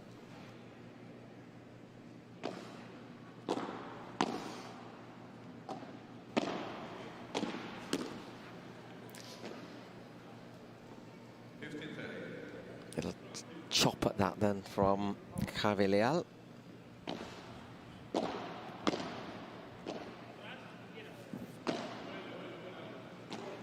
Oh, that is a wonderful, wonderful I am shot. on my feet. I am on my feet applauding. And what a passing shot. 3 match points. And just shows how quickly these can change. I mean, in the blink of an eye, 2 games. Game, set, and match. Sorry, we just missed the match point there. We were seeing that last wonderful shot from Chothas. And all of a sudden it's over. Well, congratulations to Chothas and Garcia, deservedly winning their first game at the Cities Cup. Just shows how very quickly things can change, can't it? Because at 3-all you were thinking, oh, I don't know what's going to happen here. But as it is, that means the Houston Volts take 3 points because they've won the first 2 matches. There's no need for the mixed doubles, which means that after a short break, we've got a few formalities we have to go through. You know them all by now. We will have the Las Vegas Smash and the Arkansas Matrix. But first of all, Eric. We're looking forward to the smash of the match, brought to you by Adidas. Mr. Leal, congratulations. Unfortunately not winning this game, but hitting the best smash of this men's double match. So congratulations to the winners. 3 points. They must be enjoyed by that victory. I think they'll be happy. They'll have the afternoon now to do a bit of sightseeing as well. So we have got off to a positive start here in the Dougal greenhouse. We'll be moving on pretty soon. Look at that hand action from your man there. That is very impressive. I like that. Well, they don't have much time. I mean, they have slightly more time look at that. now. Look at that. That is an art. That is an art. Do you know what? Do you know what? He's doing it in time with the music. I mean, that is style, flow. I mean, hats off to the man. Look, he's got the moves, he's got the grooves. There he is, making sure. I mean, look how quick they do it, because obviously between games you have little or no time. You get 30 seconds after game 1, 90 seconds between the games. Has slightly more time here. He's making sure that is spanking clean for the next game. It will be gleaming, won't it? Looking forward to that next matchup. Of course, this matchup over. Jensen, Fernandez beating Castillo, Orsi, 6-4, 7-6. And a 2-set win here for Garcia and Chos at 6-7. And, well, that's 6-3, I think. I mean, it was a blink of an eye. For a second, we thought, OK, this could be another one that goes to a tie-break. But there were a couple of missed shots, a couple of golden points they lost, and in the end deserved winners, Chothas and Garcia. And I believe we can go across now to our courtside reporter, who is there with the winners. Congratulations to Chothas and Garcia. Speaking of style, Ahmad Julian. Congratulations, the Houston Bolts, for another epic win here with Alex Chozas and Pablo Garcia. Pablo, I was looking at this ball, and after you hitting those smashes, this ball needs physical therapy. I mean, this ball, you destroy that ball. Where do you get so much power on those shots? Bueno, lo primero, dar gracias a mi equipo, ante todo a Chocitas, que disfrutamos 2 días muy buenos. Y nada, bueno, la pelota está para reventarla, no está para otra. Mi compañero también lo sabe hacer muy bien. La pista, si está bien plantado, sale bastante. Pero bueno, también darle la enhorabuena a Javi por el nivel que está mostrando, que está abarcando toda la pista, como si fuese un puma, como le llama su entrenador. Y nada, Silingo, que es un placer jugar contra él, que es una leyenda. Y nada, muy contento. Dar saludos siempre a la familia, a mi chica, a mis amigos, a todo el mundo. Y gracias, Chozas, por hacerme sonreír un partido más. Well, he's saying that the ball it's really made to be destroyed like he did in this match. Happy to be playing with Alex Chozas and happy to be playing against Silingo and his partner. So, Alex, tell me a little bit how the court felt. ¿Cómo se sintió la pista? Bueno, primero que nada quiero agradecer al equipo por el esfuerzo de llegar a las instancias finales. Sabíamos que era un torneo muy complicado y pudimos llegar hasta entre los mejores 8 equipos. Bueno, sensaciones de la cancha, la verdad que me sentí bastante cómodo. Lo que sí un poco capaz había un poquito de arena de más, pero bueno, eso creo que se puede ajustar a lo largo de los días. Pero bueno, la cancha está muy linda, muy buena. El escenario, todo parece muy profesional, así que los felicito a todos por hacer esto posible. Y bueno, a Pablito que nada, que acá estamos sonriendo, estamos disfrutando mucho, así que felicitarlo y agradecerle por jugar conmigo. Well, happy to be finished in the top 8, playing with Pablo. It's a truly pleasure. The court is fantastic. It's a little bit sandy, but he plays great on my game style. And I'm happy for the win and happy to bring the team one level up. Guys, Houston Bolt, let's go, baby. Go right, go boom. Okay, well, what are we going to do now? We're going to see some of the highlights of that match. 7-6. 6-3 for Alex Chozas and Pablo Garcia against Silingo and Javi Leal. Really tight first set. Went to the tie break. It was 1 break each in the set. Some big hitting. And some nice little subtle touches as well. That was that shot that Silingo thought was out. The umpire said it was in, and I think maybe for a few points was dwelling on that shot, something you can't really do in paddle. And we saw that also in the second set, seeing what happened here at the end of the first set, that tie break 7-6. But in the second set, it was really tight, and there were a couple of golden points. Leal making 2 mistakes in those golden points, and here you can see he got where he needed to be, took a swipe, just mistimed the hit, and Silingo behind, turning away as if to say, damn, that's another missed opportunity. But Silingo was there. All he had to do really was take a step, wasn't he? So that was a big moment. Went to the second set and it was tight again, 3-all. And then they just were able to stretch the elastic. Chozas and Pablo Garcia. Well, they were brilliant, and I'm glad they go home with 1 win in the bag. Okay, we're going to have a little break. We'll be back very soon. Our next match, Las Vegas, Arkansas Matrix.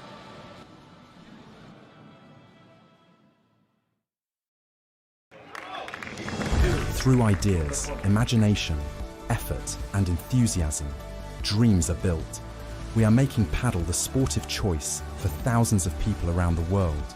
Each court built is a match won, and so, court by court, match by match, we are creating a limitless playing territory so that the unbeatable passion that paddle creates can be spread throughout the 5 continents.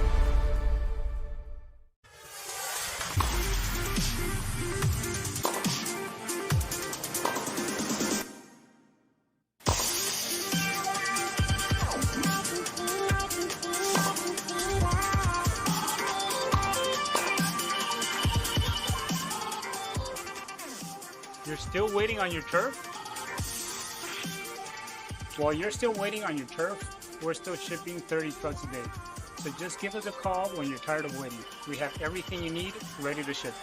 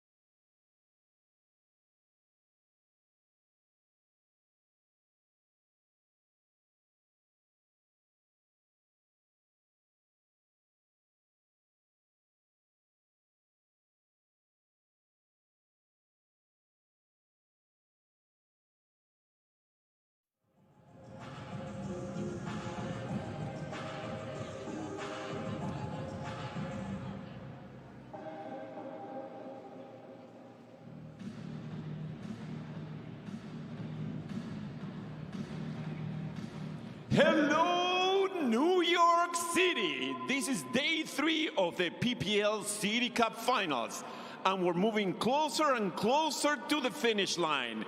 Let's get ready and welcome the 2 teams. From Arkansas Metrics, Araceli Martinez,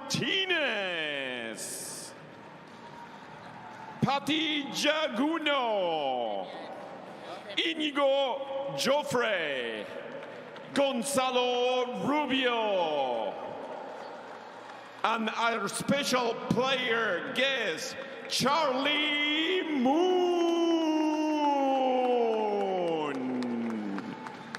From Las Vegas Smash, Ana Paula de la Peña, Martita Ortega, Guga Vazquez, and Federico Mourino. Let the games begin. The stage is set for paddle greatness.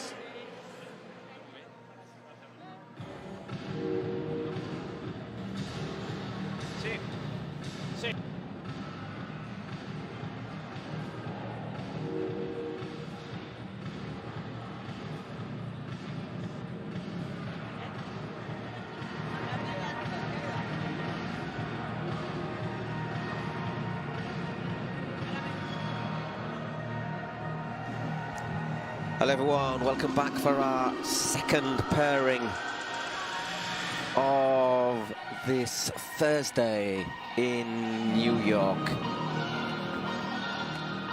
The Pro Padel League, the Cities Cup.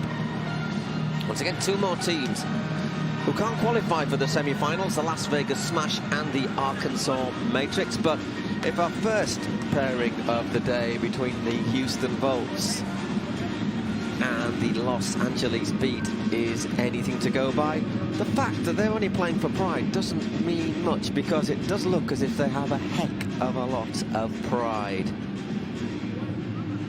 So expect more very, very entertaining paddle. Saw 2 very good games early in the morning session.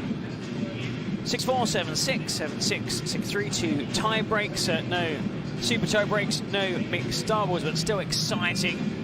And well, we expect more of the same in this second morning session. Now, just moments ago, we saw some of the players come out with a jersey, because of course one of the players on the roster, Charlie Moon, is battling leukemia. Charlie Moon, of course, fighting his 3rd battle. He published on social media a tweet saying he won the first battle, won the second battle, that's 2 sets. Best of 5 sets, he's intending to win this 3rd battle too. Of course, everybody here at the Pro Padel League wishes you the best, Charlie Moon, and a speedy recovery, and we're seeing you hopefully playing here next season. Absolutely, can do nothing more than back up those words. So our first match of this tie is Las Vegas Smash against the Arkansas Matrix. Actually, the other way around, looking at our people on the screen. For the Arkansas Matrix, Pati Yaguno and Araceli Martinez. And for Las Vegas Smash, Martita Ortega and Ana Rosa de la Peña. Marta putting in the kilometers. Ana Paula de la Peña. So many people in Spain called Ana Rosa. It's a really common name, really common name in Spain. And here you've got Las Vegas Smash looking to bow out of a tournament they entered in as holders, reigning champions, defending champions, to bow out with at least a win. Looking for a victory first in this women's doubles and then in the men's doubles. And if it is tied, then of course we would go to a mixed doubles play to just 1 set. Exactly. Pati Yaguno, who didn't just play doubles yesterday, she also played in the mixed doubles. So Arkansas have got a point in this Cities Cup. They have shown that I think they're possibly a slightly stronger side than Las Vegas Smash. There is Ana Paula de la Peña. She's a former professional tennis player who switched into paddle, represented her country alongside her sister, and That's quite a bit of support here. Had loads of support last night in the late games. They haven't had as much rest as some players. Lots of fans were cheering on the Mexican. And, well, looking at the men's doubles, Gonzalo Rubio and Iñigo Jofre, you think would be favourites in that game. So maybe slightly more pressure on Marta and Ana Paula de la Peña to tie the series. Exactly. So you can never tell, though. We've seen there's been surprises. So Martita Ortega, I thought played fantastically well yesterday. 3 minutes. But in the end, just ran herself into the ground almost. You look at some of these players, quite a few veterans here. The oldest player, Canta Tenorio, of course, at 49 years old. Paquito, wow, she's only 39. But still 39. And you think, how many minutes on court so far here at this event? Heck of a lot, because the opening match... Shape. The opening match yesterday was a very, very long one against the Toronto Polar Bears. Probably the longest we've had, haven't we, in the entire tournament. Well, that match is the only match so far over 2 days of competition, into the third day, of course, that ended 2-1. All the other, although we have seen some super tie breaks, have been 2-0, 2-0, 2-0, 2-0 on day one, 3 2-0s on day two. The only 2-1, Toronto Polar Bears edging out Arkansas Matrix 2-1.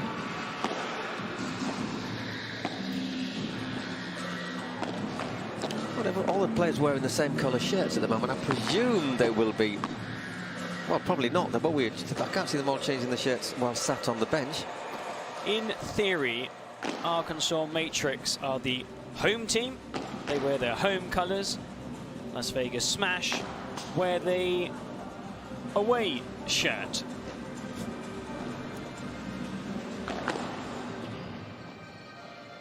You know what it's like these days. There's the away shirt, the third team shirt, your special centenary shirt. You never know which shirt's going to be worn. Good morning, New York. Arkansas Matrix, won the toss and choose to receive.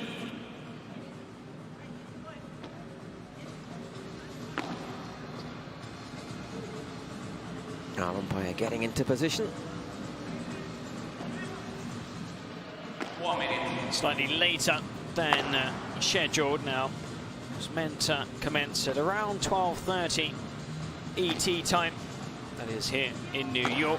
We'll probably get underway in a few minutes, around 1 o'clock. It's only a half an hour delay, not much. We might see 2 quick games, and the first session from the evening is due to start at 4 p.m. ET time, and then match 4 at 7 p.m. Match 3, by the way, Toronto Polar Bears, FlowRida Goats. 2 teams looking to finish first and second of their group. They're both through to the semi-final. Same in the other time, the final match, New York Athletics, Miami Padel Club, also vying for top spot.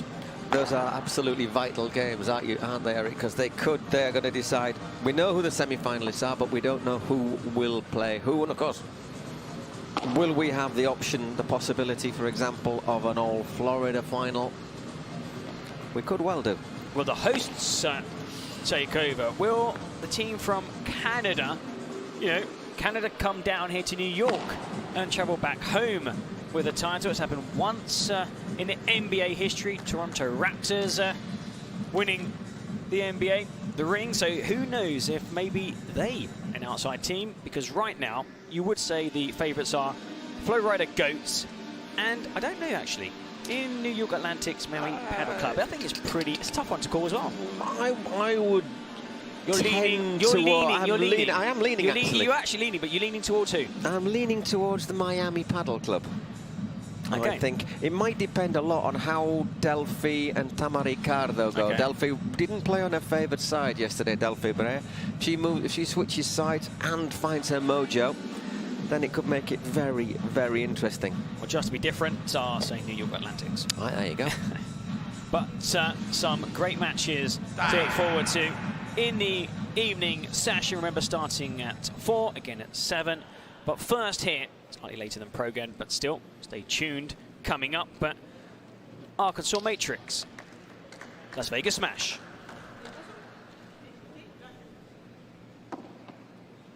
Looks like it's going to be Martita Ortega to get us underway, looking at that scoreboard on the wall.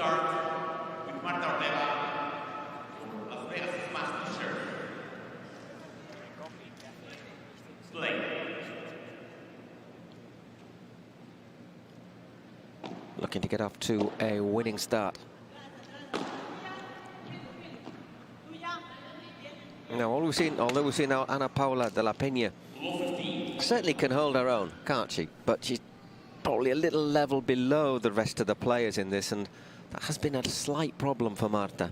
A lot further down in the ranking. But raised a game in what was her second game. Of course, for her now 3 games in a row. Oh, we saw her hit some fantastic shots yesterday.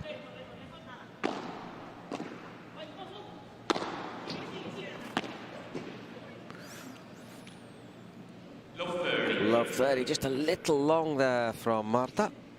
As Patti Yaguno's attempted smash dropped a bit short, but Marta couldn't control it. Love 30.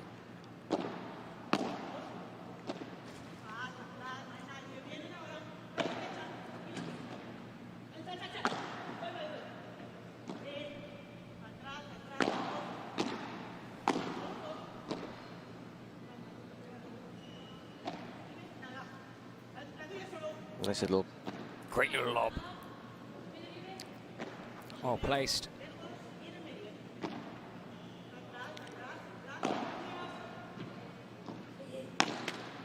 And just looks for that volley, but puts it into the net, so love 40. So they were last on court yesterday at Las Vegas, so it's been a reasonably quick turnaround.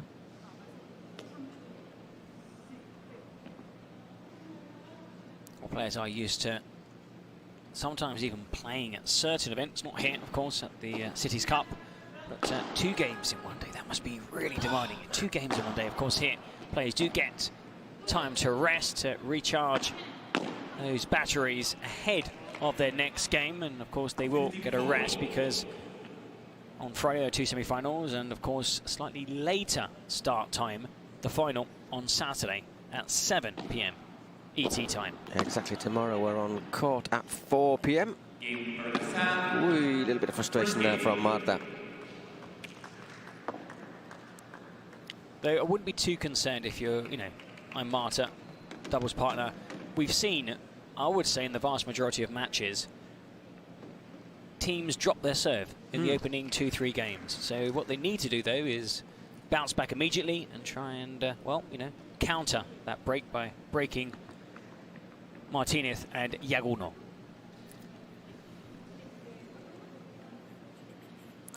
It's going to be Patti Yaguno to serve. Tremendously experienced player. Former number 1.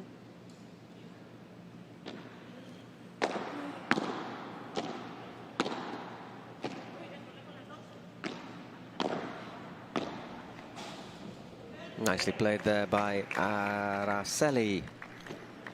50 love.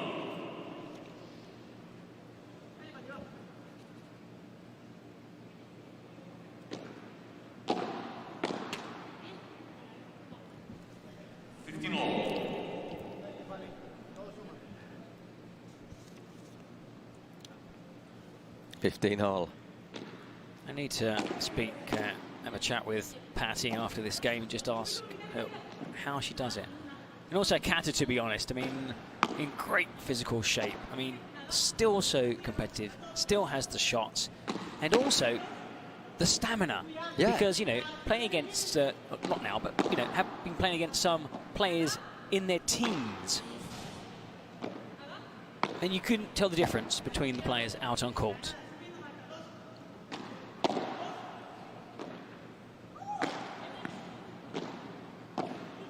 Just shows that, it's a good way to keep in shape. Well played. And Paula de la Peña. You would think that Kata Tenorio is, I hope she doesn't, you know, get too upset if I say this, 32 years older than, you know, some of the young players taking part in this tournament. How do you think I feel? Well, I'm also 49, and there's no way I would last even one set, let alone, you know, a match against world-class players on a centre court. Absolutely. 30-all.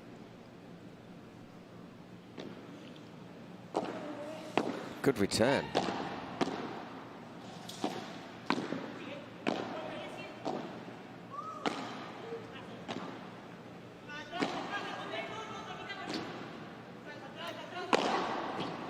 That's not gone. Yeah, there was a there was a really strong sal. Oopsie daisy. Yeah, because sal is basically also means salt, but also means go, leave, and you're depending on your partner because you're kind of thinking, I've got to look at the door, I need to get out the door, so do I go out? Sal, and then there was a quiet sal at the end because I think he realised wasn't going to. It wasn't.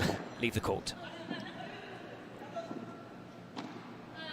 So 2 break points. Meanwhile,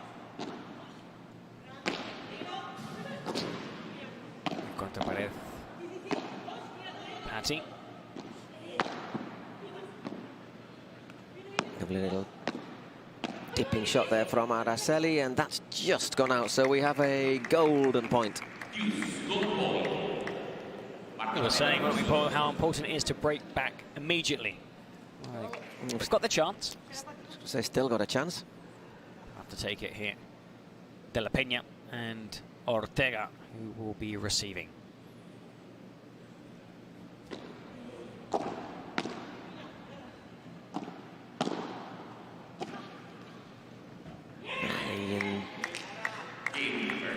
Just slips away there from Marta Ortega. So it's 2 games to love. And it'll be Ana Paula de la Peña to serve. In last night's defeat to FlowRida Goats, they took on Triay and Osoro. In that first set, they played really well. They ended up losing 6-3, but at 3-2, they had a couple of chances to take a 4-2 lead, but then we just saw Osoro and Triay, the world number 3, up their game, and they took the final set 6-1. But lots of positives to take for Marta Ortega and Ana Paula de la Peña from that defeat. I think you could argue that Gemma Triay and Arantzazu Osoro are possibly the toughest women's pairing in this tournament. So it's certainly up to debate, isn't it? I mean, looking across the board, I would say Ari Sanchez and Marta Talavan could challenge them. And let's see how Tamara Icardo plays alongside Delfi Brea later on in the evening for New York Athletics. As well there, De La Peña. When I say how they fare, it's because Tamara has not played yet here at the Cities Cup. It will be her first game at this tournament. Digs that one out really well.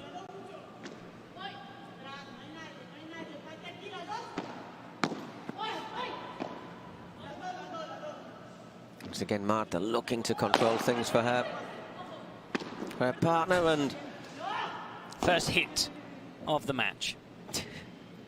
We say that because Leal in the previous game, was it 5 or 6 times? Some were painful. It was like playing dodgeball. And it was actually, it was. And being bad at it. And then when he didn't get hit by the ball, he ran into the glass, didn't he? And hurt his funny bone. I'm not laughing, it wasn't funny. Because you say that because you're a good person, Eric. Of course. 30-all.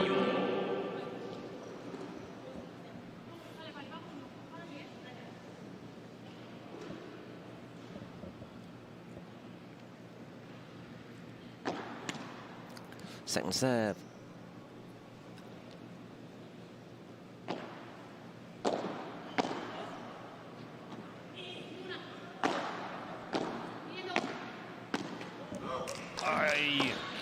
could see that gap. So Yep. could Patty. I think so did Ana Paula de la Peña, who was like, ooh, Oh, got off lightly there. Lucky escape, because normally Patty would put that one away. Good serve. Well played. So holding serve, which I think was very important. 2-1 for Araceli, Martinez and Patti Yaguno as we're going to our first break of the match. And now the DJ will play some good music. Gets slightly louder during the course of the day, and then it's booming at night. But let's try and catch under the music what's being said here.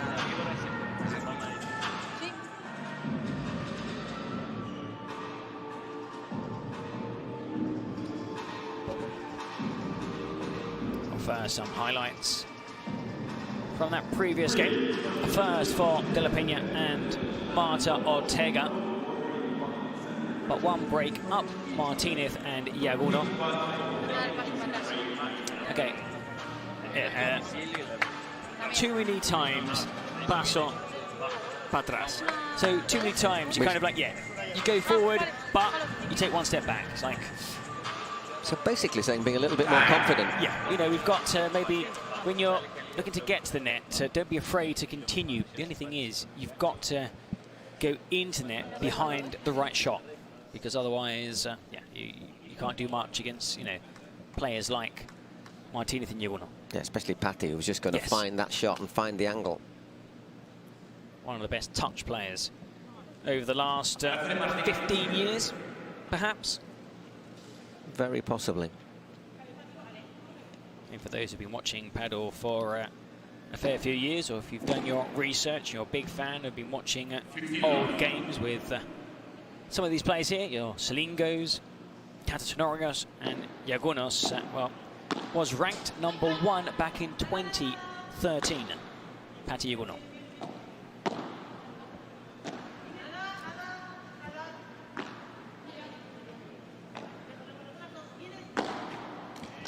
Just doesn't make mistakes, does she? Unlike Araceli in that one, who maybe didn't need to force it quite as much. 15-all.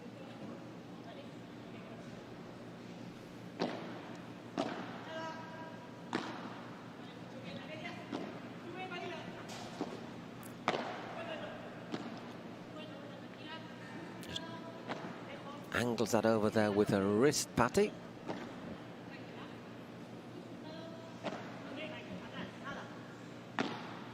We look at the seeds of these 4 players. You've got Patti, who is ranked number 12th. Doubles partner is number 30th in the world. Of course, you've got Martita, who's up in 7th, if I'm not mistaken. Yeah. The only thing is, in Padel, it's quite noticeable when you play with a player who is maybe not quite as good as the others, because normally quite a few shots go in that direction. Yeah, I've been looking at that in this opening set, and they haven't really looked to focus on. She's not in the. She's not been frozen out of the game yet, Martita. But there's sometimes you kind of, you know, you like want to get into that point, want to be involved. You take too many steps the wrong way, and then you make a mistake because you've left a huge hole on your side of the court.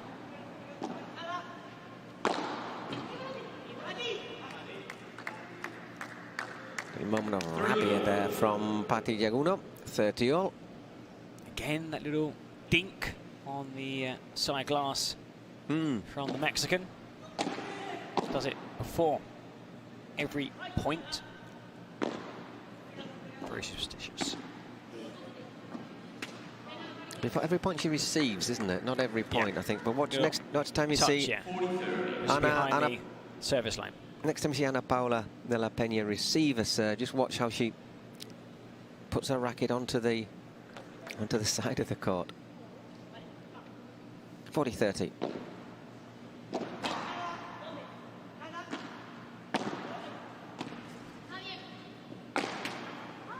And once again, just puts it into the net, so 3-1. It's going to be Marta to serve.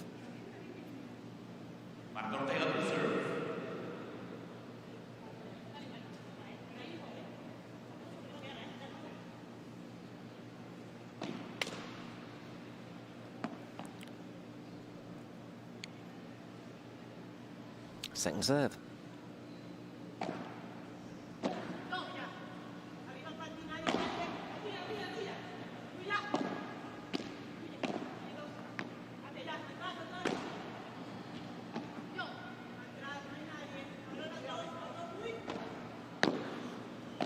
Great recovery. And that was the right idea, perhaps, because you could see that Patty stumbled slightly, was out of position, and wasn't a great position to turn around and track back. But shame it went wide. Running forward, didn't quite control it, only just out. Vicious spin on that.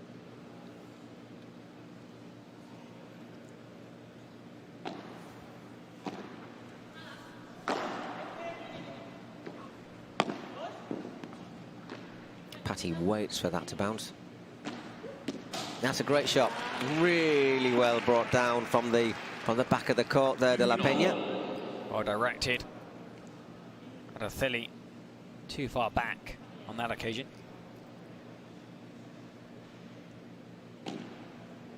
Good serve again. Really good serve, nice and deep.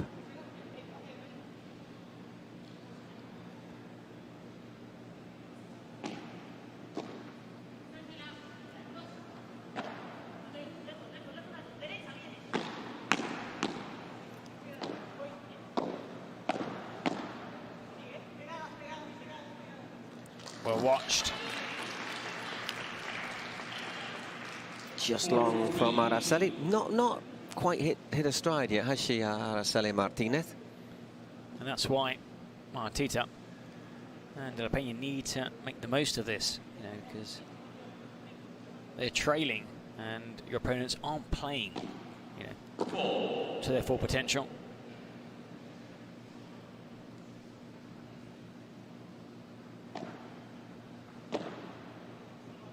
And that's another loose shot, so that is the game, 2 against 2. Just one break in it in this first game of this second morning session.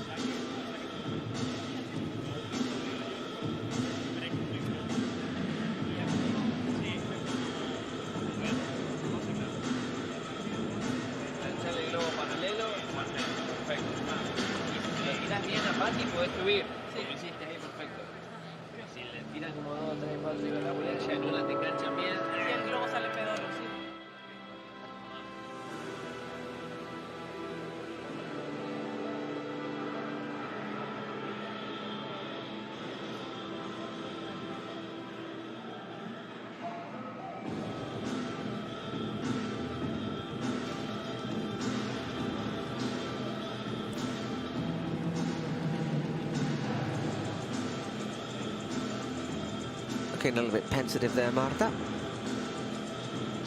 We're complaining we're a little bit chilly up here, but they're pretty warm down on courtside, aren't they? It just shows how much effort they're putting in.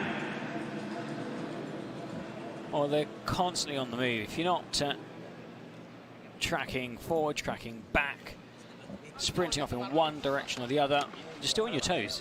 I mean, you have to be on your toes. You can't be flat-footed and waiting for what's going to happen. You're on your toes, so it's a lot easier to, hit the next shot. There you go. There you go with that touch of the racket on the side of the court. We heard that one.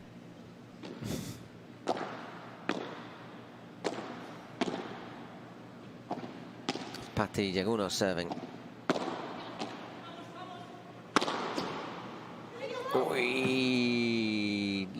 Anticipated it, Marta, didn't she?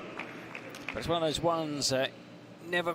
You're watching it. I'm going, no, yes. And in the end, even at full stretch, Marty's unable to get there on time.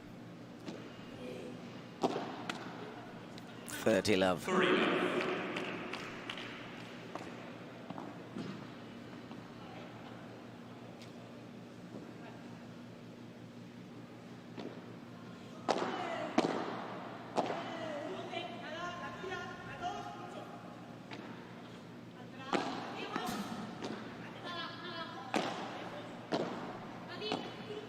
Good ground shot there from De La Peña. Lovely. You see where the two players were? Yeah, Marta had gone right across to provide support, hadn't she? And, well, seen by Araceli. Just there.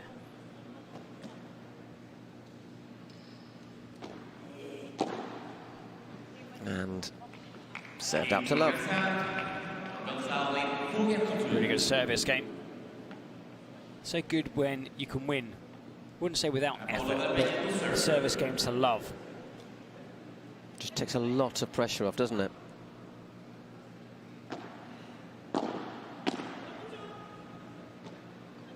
So it's Ana Paula de la Peña. Good bajada. 15 love.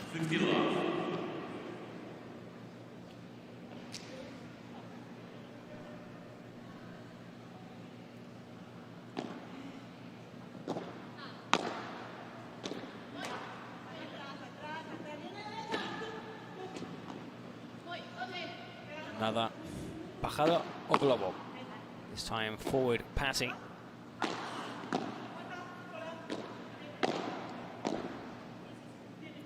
Well in from Araceli.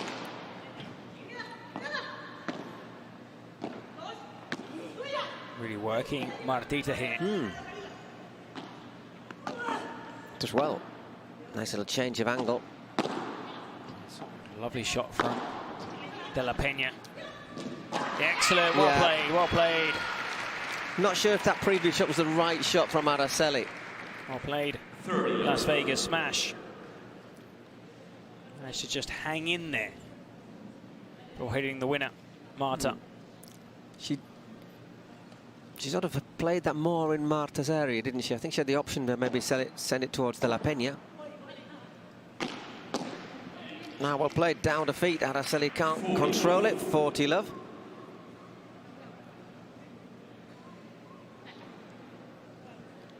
And De La Peña looking pretty happy at the moment.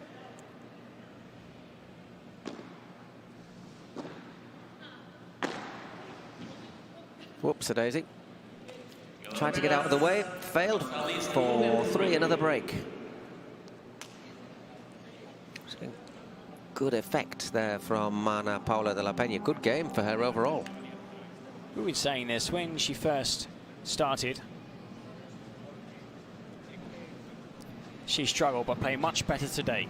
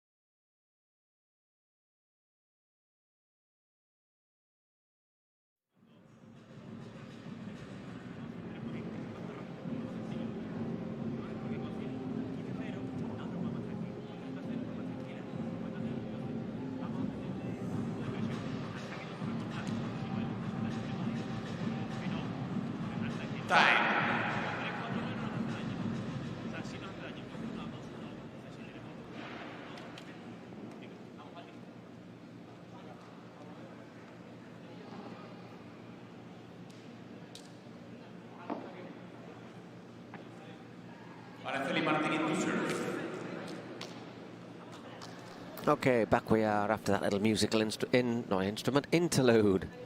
Are there instruments involved? Good question.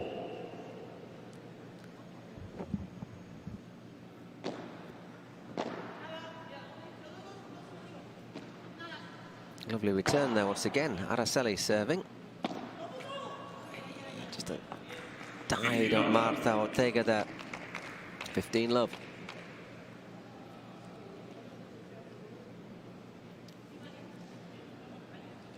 We're seeing how Padel embodies all the elements of a whole host of racket sports. Tennis, of course, those ground shots, those volleys, drop shots. Of course, there are many shots that you only see in Padel. Anything to do with the wall, really. The bajadas and the contra pared. Of course, if you play squash, there's also a wall, but it serves a very different use than it does in Padel.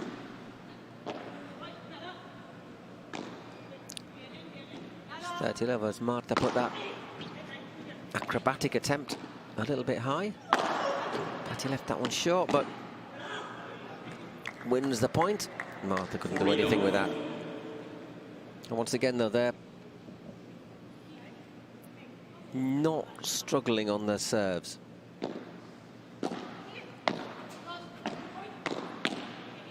Once again, serving out to love. And what that does, Eric, isn't it? It means that you don't have much pressure and you're not allowing your rivals, especially if you're making their serves, you know, making them work for their serves. You know, again, it's another love service game. That's now 2 in a row. I think it's the 3rd of the first set.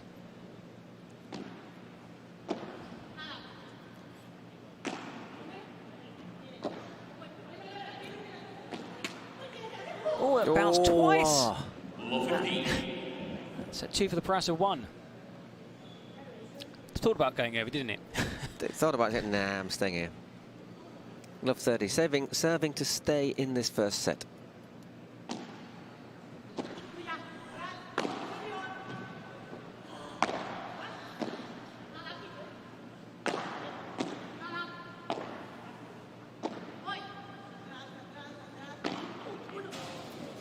Well played, Martita Ortega, just changing the direction there as Araceli had moved inside, putting it behind her. 15-all.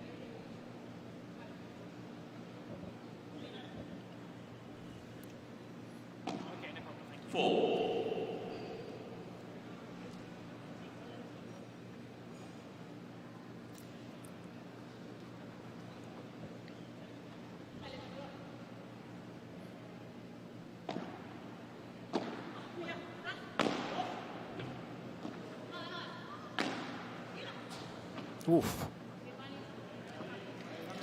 Absolutely impossible to predict that. Just over half an hour gone in this match. 5-3. Ortega serving to try and, well, stay alive in this opening set.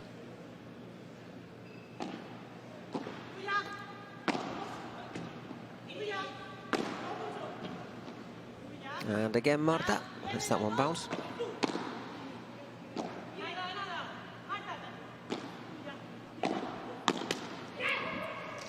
Another volley goes missing for Araceli. That was a soft point to give away.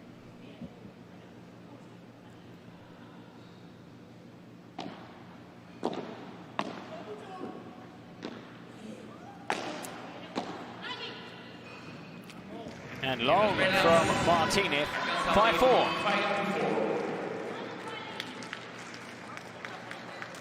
Or change.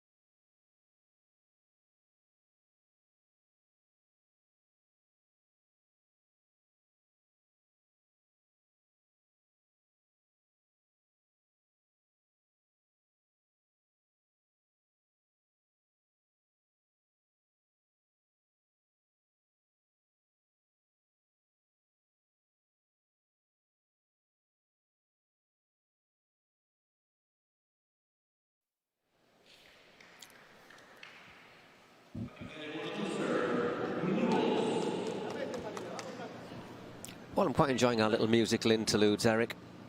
And we're back with Pati Yaguno serving for the first set.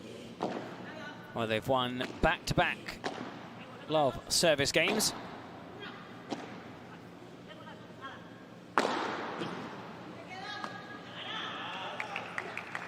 Taking the first point here. Good hit, Araceli Martinez.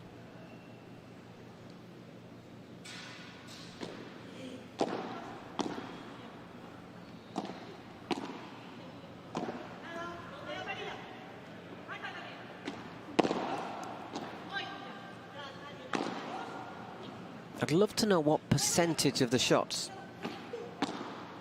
that Martita Ortega's hit for her for her pairing. It's much more even, I think, than the two previous contests. I think we're not seeing something like 60-40, 70-30, which was perhaps the two percentages from the first two games, nearer to 70, nearer to 60. Here it's fairly even. They are mixing up their shots.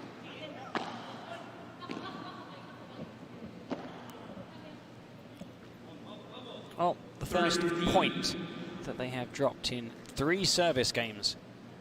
Yaguno and Martinez.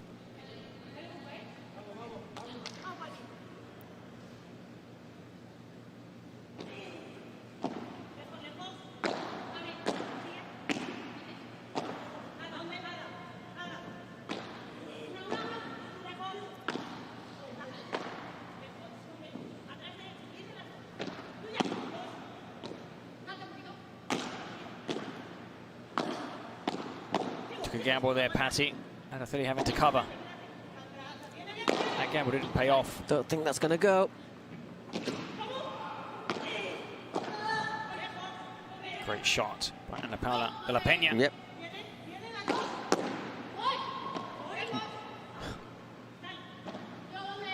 Here Marta going, boy, I'm going for that.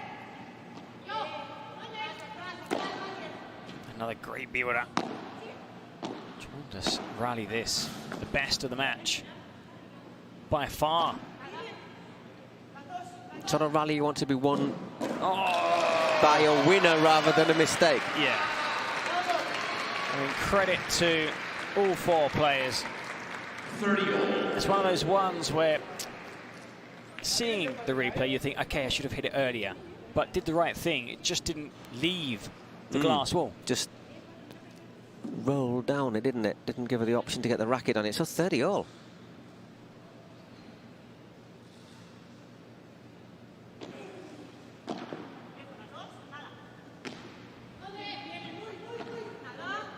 So another great lob from Marta. Returns the favour. Patty gives her a chance to gain the net.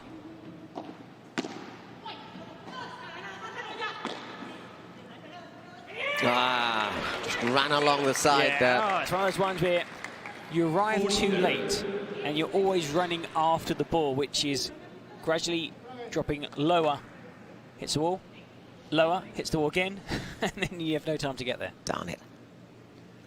5-4, 40-30, 2 set points.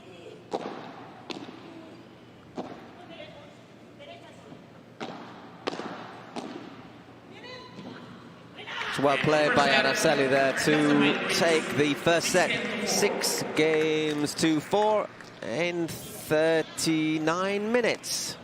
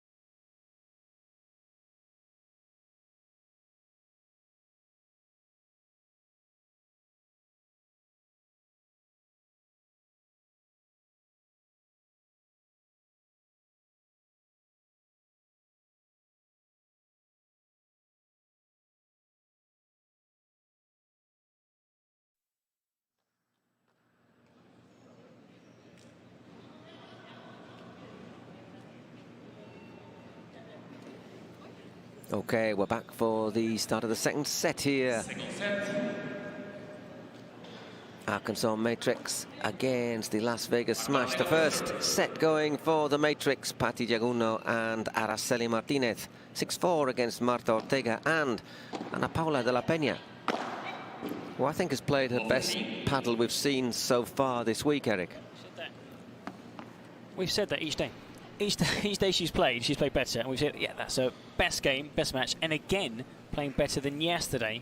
These are 3 days in a row. So, of course, playing at this level, playing alongside, you know, the likes of former #1 Marta Ortega, you're only going to learn. Well, that was turned out to be a great shot. Couldn't have planned that any better. Oh, well recovered there by Pati Yaguno.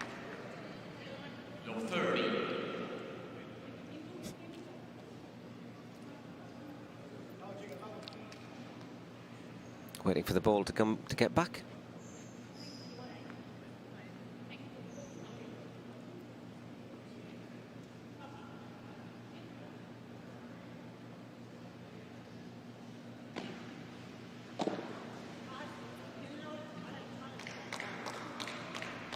A little bit long from Araceli.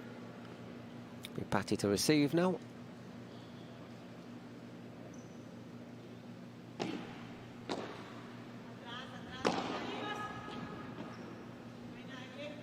Great lob. An even better return. That's not bad either.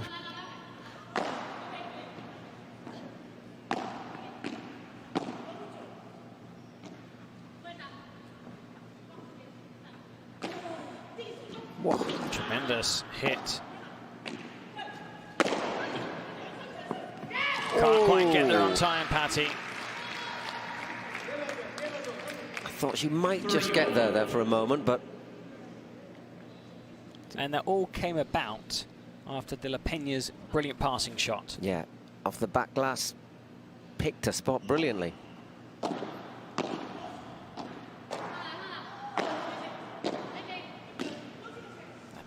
Oh, I'm not too sure if she hit that on the sweet spot. Okay, you can hear it. It was a bit of a thud. Yeah. Yeah, it wasn't the sweet spot, but still celebrated. It was a massive point. Looked like they could maybe, you know, start the second set at least holding onto the serve game, unlike the first set, where they lost their service game. And that ended up being decisive. Whoa. Game. Was it a bit long? Well, Pati basically thought it was out, so wasn't prepared. It's one of those ones where you're looking, so she looked at Araceli to say, was it? And then bang, she got hit by the ball. So you need to play, there's no whistle. Yeah. But there's an umpire who will say out. You need to play to the umpire. We've seen how many, I think today, we've seen like 3 or 4 times where players have kind of stopped, paused, Leal on one, Silingo on another. There was another one as well where both teams actually resolved it more than... Where the ball was out, and in the end they conceded the point. That was also in the previous men's doubles match. So hanging on to their service game. They're always tough, their service games, 40-30, golden points. Haven't seen them win any to love, unlike Martinez and Yaguno.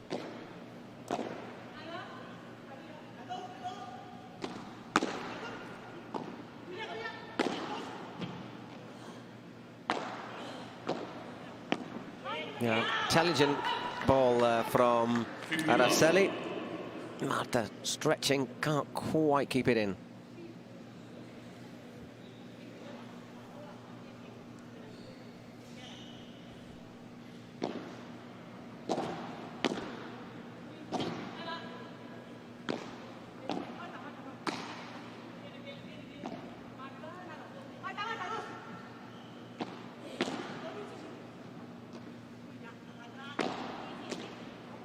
There, kind of spooned off the side of the racket.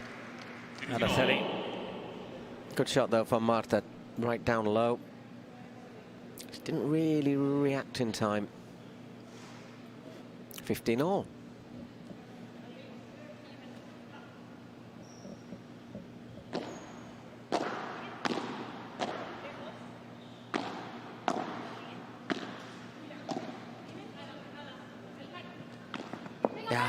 Pati's famous fake smash. Disguises it so well. You never know, because that's the whole point. From the start, you're basically like, your arm is really tight to your body, you're not full stretch. They know it's going to be a fake smash. But she lines up to hit it, and it's at the last moment, she just pulls out of the shot. And just goes plunk. And once again, well played though by Martita Ortega there to make it 30-all. Battling in this game. You know, we were saying before that they have tended to serve out pretty easily, but making them work this time. The last 2 service games have been tough. They've not come to love.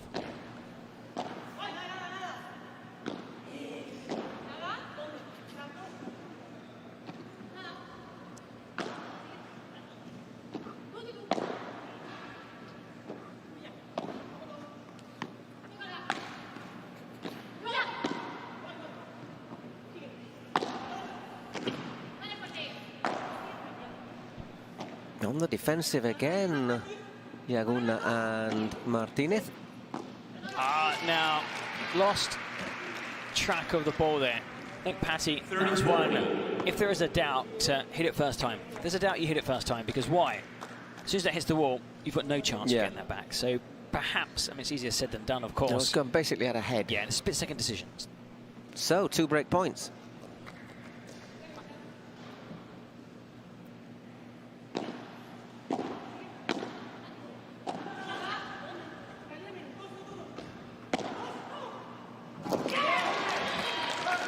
That's a really good return there.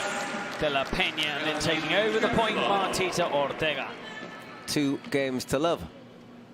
What a very good start for the Las Vegas smash to this second set.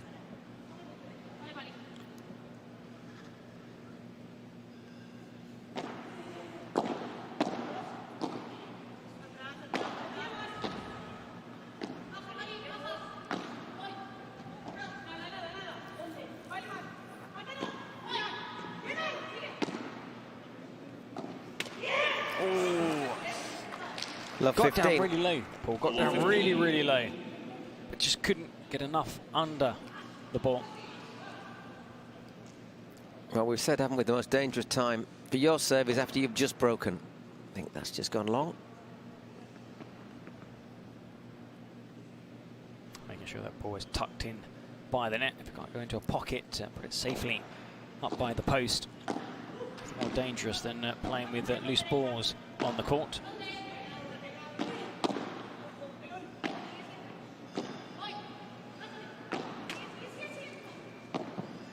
Which one? That should have been powerless, which is why Martin set up that huge lob to allow both players to get back into position. Oh, wow, that's a bad miss. Yeah, it's a lucky escape. They were all over the shop. Martita. There was a couple of times I thought, Marta was so out of position, but Araceli kept putting the ball in the same area rather than the change of direction. And in the end, they paid the price for it. 15-all.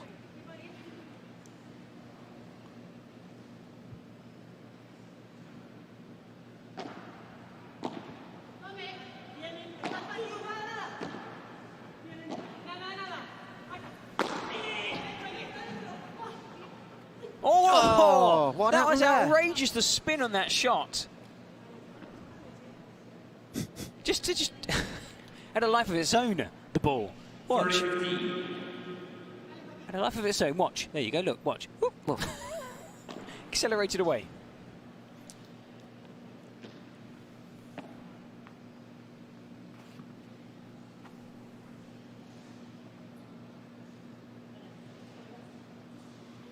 So 30-15.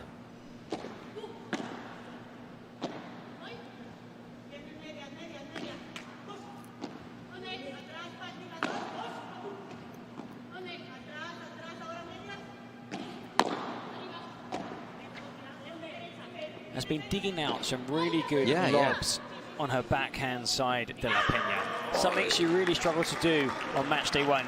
Like learning curve. She has improved so much in such a short period of time. What she's done is she's cut out so many unforced mistakes as well. Her positioning is much better. Her reading of the game, and also when you play at a lower level, the tempo isn't quite what it is here. And so it probably takes a while to adapt to the speed of the game. Araceli misses another volley, 40-30.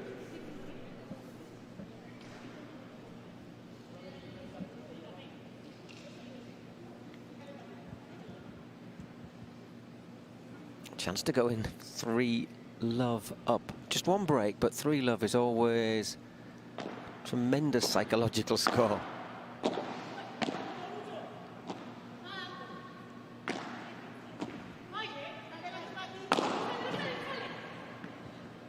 Oy, oy, oy. What a... How did she kill that? Golden point. It's watch the racket. It's all about the racket, the movement of the racket here. Whoops. All the spin. Does she that only ball hit it just falls asleep, as they say. But with only hitting it once must be. It just rolls across the racket with the back spin and the side spin, so it just bounces forward and then back into the net.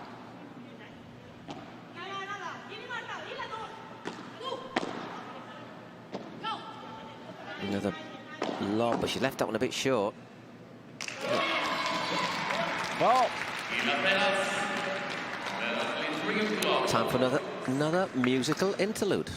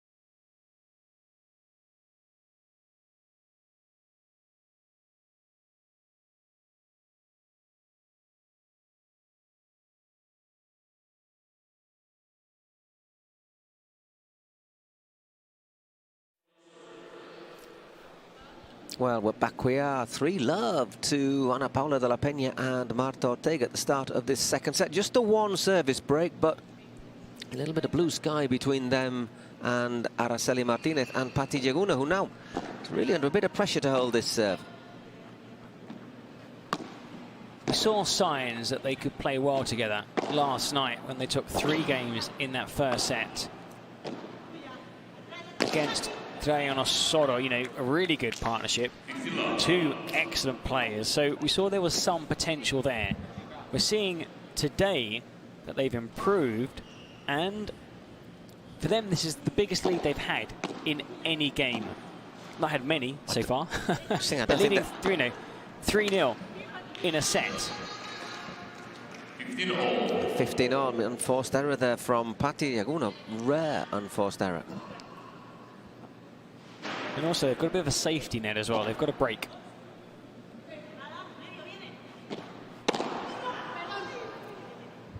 $15-30.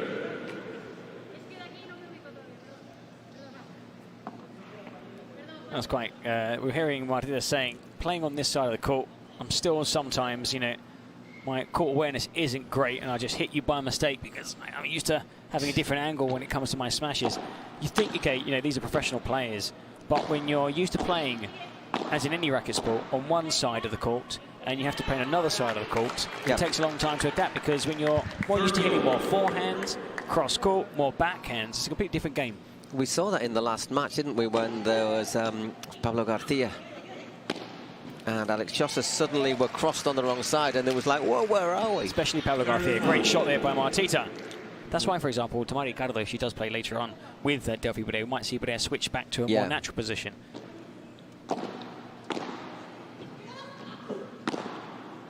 Yeah. Just lost the bearings there and a golden point, but still a break point. Chance to go 4-love up.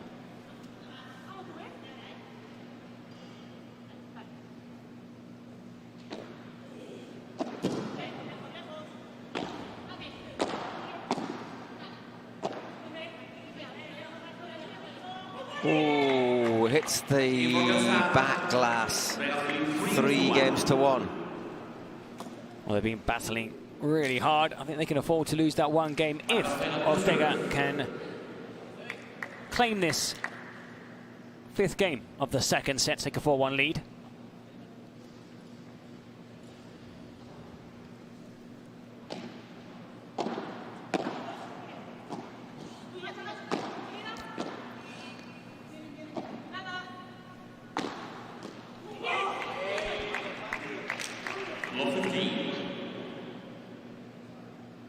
I mean, De La Peña playing here is doing a lot also for the Mexican game. You've got the Cancun Waves runners-up last year at the Cities Cup, Pro Padel League season finale.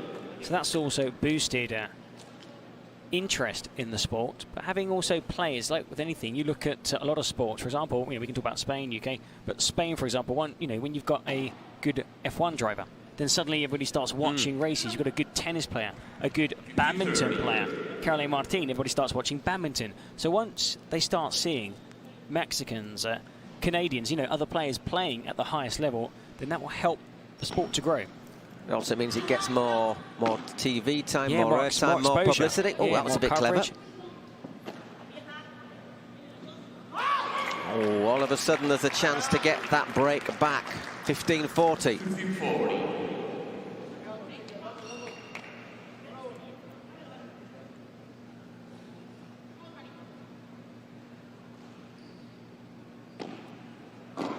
Good serve.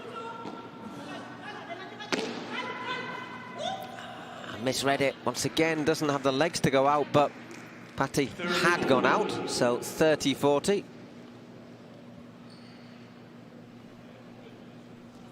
Just checking some of the in-game stats, and we're not seeing too many unforced errors.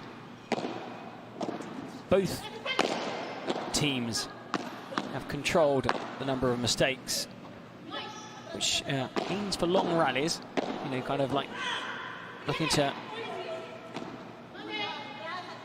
pull your opponents out of position, wear them down before you can hit that winner. Another good long rally. Oh, Paddy puts that down, puts the effect on it, and that is the break brought back.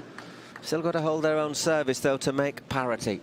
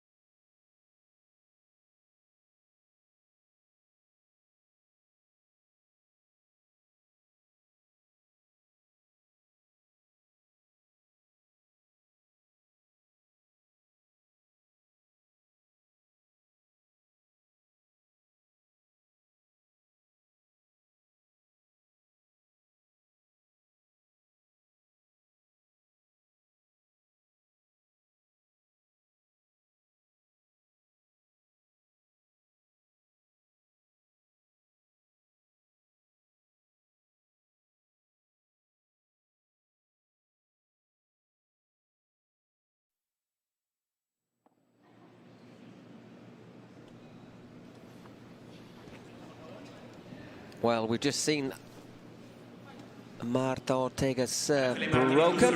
It's 3-2 to Araceli, to her and Ana Paula de la Peña, but Araceli Martinez still has to hold her serve to get us all square in this second set. Well, they have broken back. Now they need to hold their serve, tie the second set at 3-3. Of course, they do lead after taking that first set 6 games to 4. And we're still seeing the men from both teams that sat courtside enjoying this game, which is also great to see. You mentioned about the the Davis Cup, these kind of Confederations Cup, the tournaments where you have teams taking part. It's just great to see also, because it's a team sport. You might win your game, but you need also the men to win theirs, or it goes to mixed doubles. It's a different atmosphere, isn't it? Completely different atmosphere. Great backhander there from Yaguno. Just seemed to skim across the air, didn't it? But 30 love. Great atmosphere, Paul, and also seeing the players, I would say, slightly more relaxed in this environment than perhaps during the rest of the season. And I think we're seeing better rallies, better points, because they're playing slightly more relaxed. There's still a lot at stake. There's prize money, there's a title, but I like the vibe here. And you're getting more feedback from the fans as well, there's more fans in here today, and I think it's going to only increase over the next couple of days. Definitely, and I'm sure in the later session, when people have finished up work, gone home, got changed, come here, enjoy some more paddle. And of course, you guys can continue watching the live stream in English, in Spanish. It's true that sometimes we do say a few words in Spanish. That's because quite a lot of the vocab, the jargon, is in Spanish. I haven't said chancletazo for a while, but you get your bandejas, your dejadas, your contra pared. So we'll use a few Spanish words and make sure we also translate them into English, and eventually you'll be picking up those Spanish words too. You will indeed there. I think Patty thought that's enough there.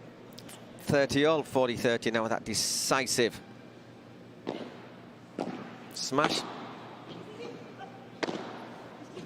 And Araceli once again sends it long, so a golden point again at deuce. Chance for De La Peña and Ortega to break straight back. Or 3-3.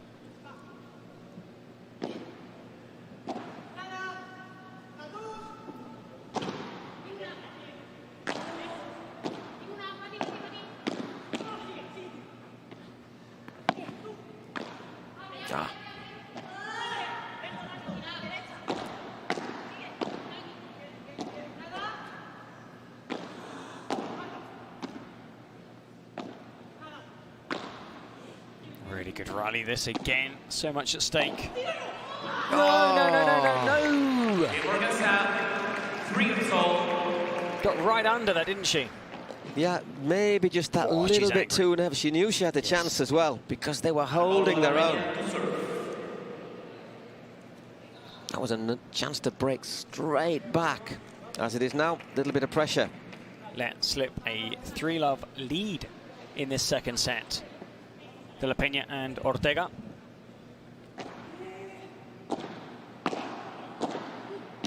It's not the first time we've seen that here in the last couple of days.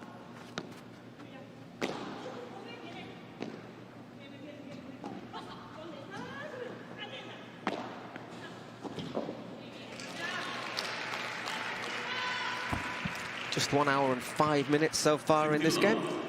Still hanging in the balance.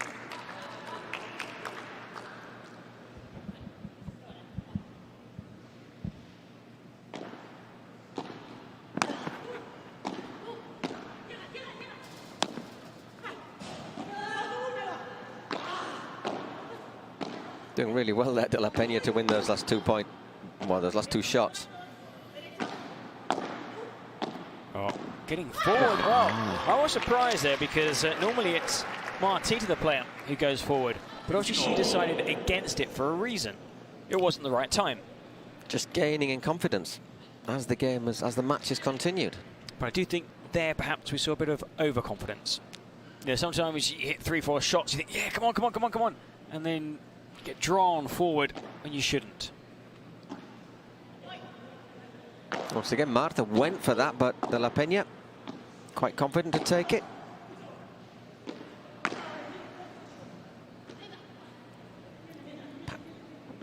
Puts the lob in, Patty.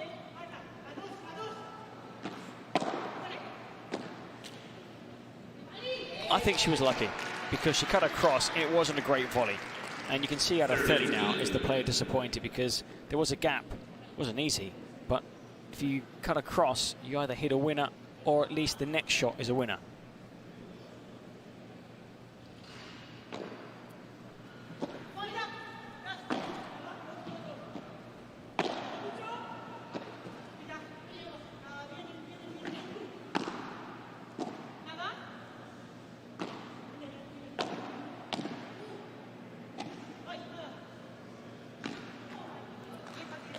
Ooh.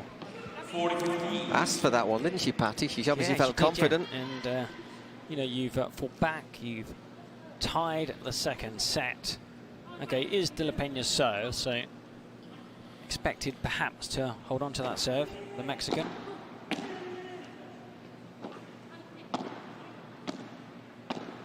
Well, being cruel, it is the serve you'd be looking to really pressure. Yes, although saying that, they broke Marta. Of the four players, definitely. Very clever from Marta. Araceli got there but didn't get enough on it, so 4-3 were. But it'll be back for the 8th game.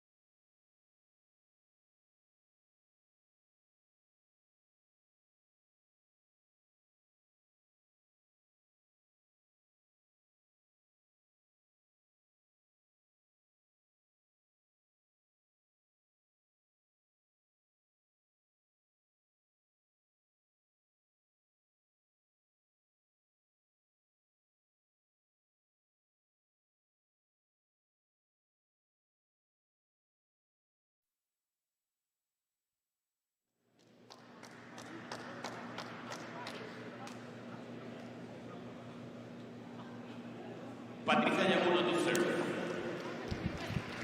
So back we are, all level in terms of breaks, but 4-3 ahead. Ana Paula de la Peña and Marta Ortega in this second set, and we know how many times we see service breaks in the 8th game. Will we see it again? It would be decisive, perhaps taking us to a super tie break. It's Patti Yaguno serving, 15 love as that first return from de la Peña. Just went a wee bit long. Oh, a really good serve there. Yeah, that was a tough delivery to return. In tennis, of course, you see many aces.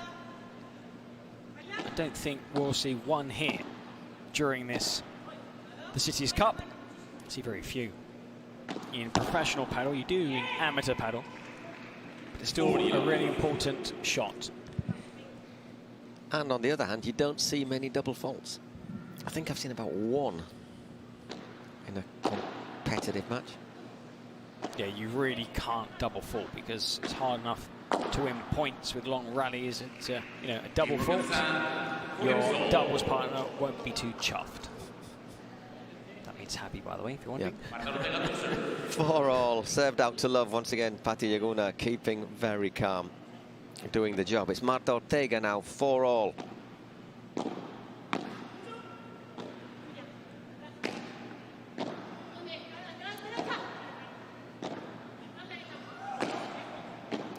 Track back. De la Peña. I think Pablo Garcia on the men's side, and perhaps the Mexican here, are the two players that have improved the most at the Cities Cup. Yeah, hard to disagree with that. Love 15, that's a great return, by the way, from Patti Yaguno.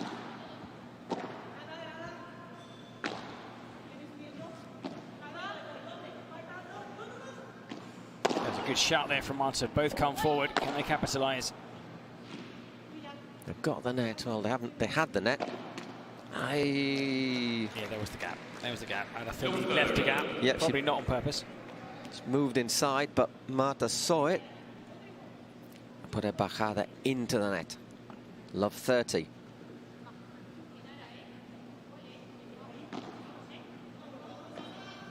Remember, Marta normally plays on the other side of the court. Obviously, having to adapt because the stronger player should normally take the backhand side. Why? Because obviously you're hitting more backhands than, unless the player's left-handed, you're hitting more backhands than forehands, but also when the shots go down the middle, then it's on your strong side, the forehand. You take over the point.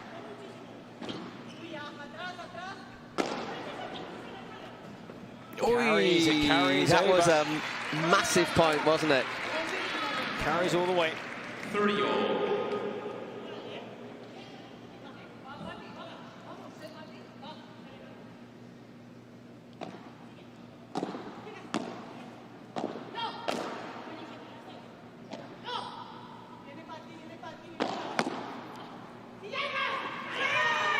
Brilliant block from Patti. She knew that Marta was over on the other side of the court, blocked it into there. 30-40, 2 break points at a vital moment.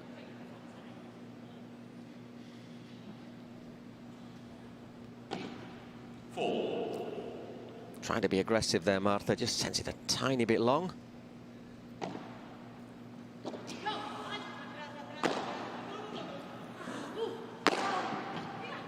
Oh, that was an excellent shot. That was really good. Winner. Sets up a golden point. The veteran on court going to receive this serve.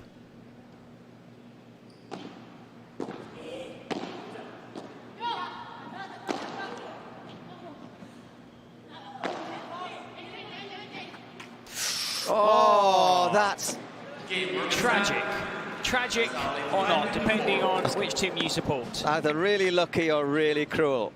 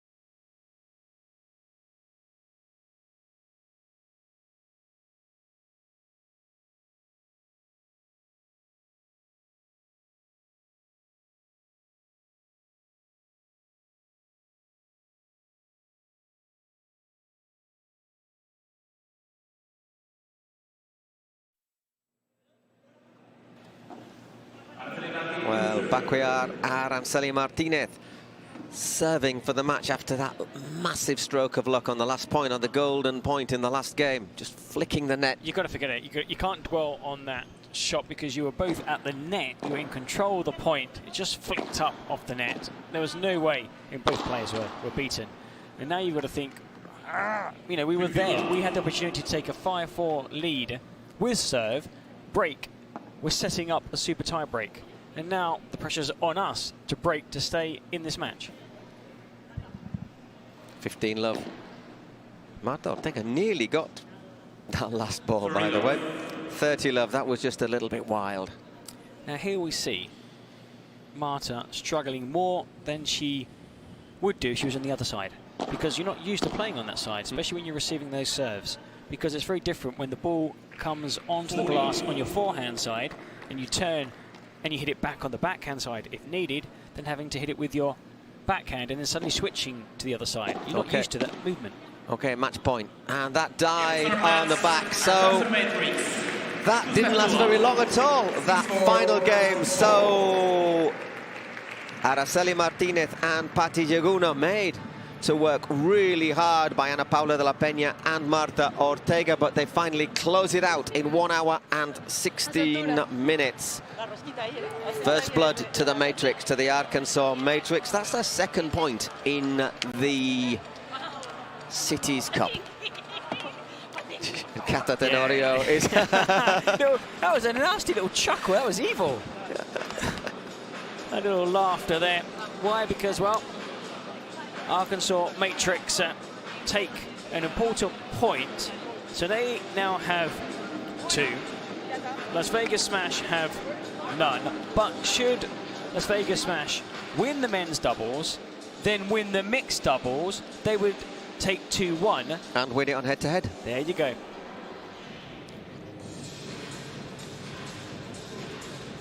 Time for the smash of the match, brought to you by Adidas.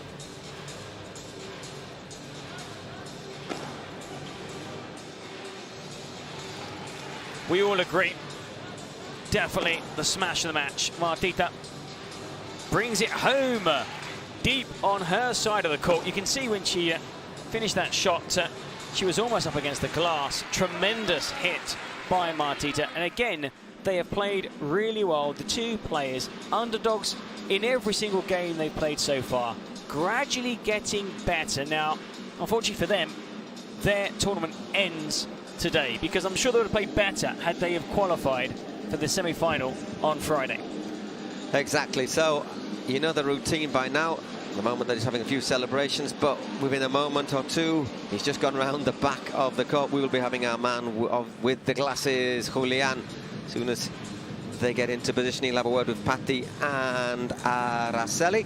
Then we'll have a short break, and it will be the men's doubles for Las Vegas Smash, Fernando Mourino and Guga Vazquez.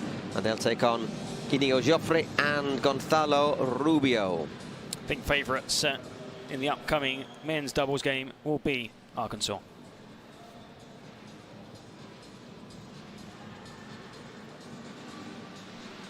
Anyhow, we've got him in position. He's got his microphone. He's got his glasses. It's our man Julian. Congratulations, Arkansas Matrix, with a sweep victory, ladies. Well, Patti, amazing game. Tell me, what was the secret recipe and strategy for becoming a winning right here? Well, I think the girls from Las Vegas, Marta and Palila, they did a great match. We had to do our best to beat them. I think we really wanted to win, to give Arkansas team a win today, and we're really happy to help the team for that. And we're ready for the guys now that they're gonna give the win too. Araceli, tell me, how did you feel playing on the court? What was your strategy from the first moment? ¿Cómo te comportaste? ¿Cuál fue la estrategia del primer momento cuando entraste a la pista?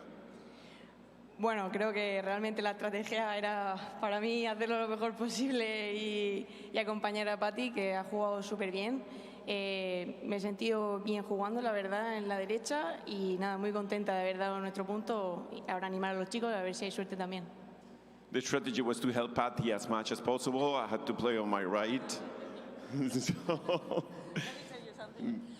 Araceli, well, the good thing is, like, we're from the same town in Spain, and I told her that she can play in both sides much better than me, so I'm really happy that we work together for the team this time. Let's put our hands together. Let's score Arkansas Matrix.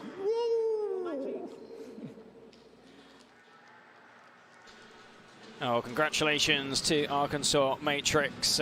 Another point added to the point they already have. So currently not bottom of the standing, still have the men's doubles coming up shortly. Well, we'll leave you with the highlights of that match, and we'll be back in a few minutes with the men's doubles to see who's going to come out on top between the Arkansas Matrix and the Las Vegas Smash. The Matrix, they've got their noses ahead. Can they take it over the line? 6-4, 6-4 it ended that first set. Well, you can see it was tight, and I have to say, you have to feel for De La Peña and Ortega, but I'm sure plenty of positives because they played so well against a former world #1, Patti Yaguno. We heard them after the game saying they were delighted with the win, important for the team. Now they're going to get their tracksuit tops on, sit down and enjoy the next match here on this wonderful court at this iconic venue in Brooklyn. So this session still has at least one more game to go. Should there be a tie, we would get a mixed doubles finale. 6-4, 6-4. Up next here, Jofre, Rubio against Mourino and Vazquez.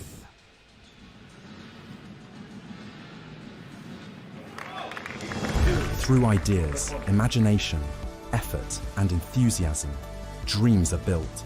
We are making padel the sportive choice for thousands of people around the world.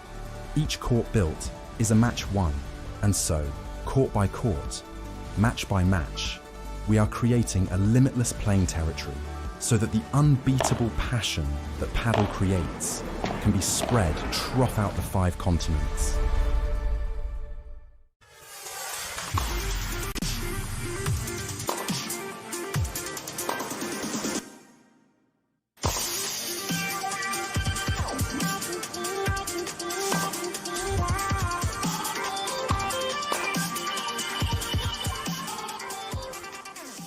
You're still waiting on your turf?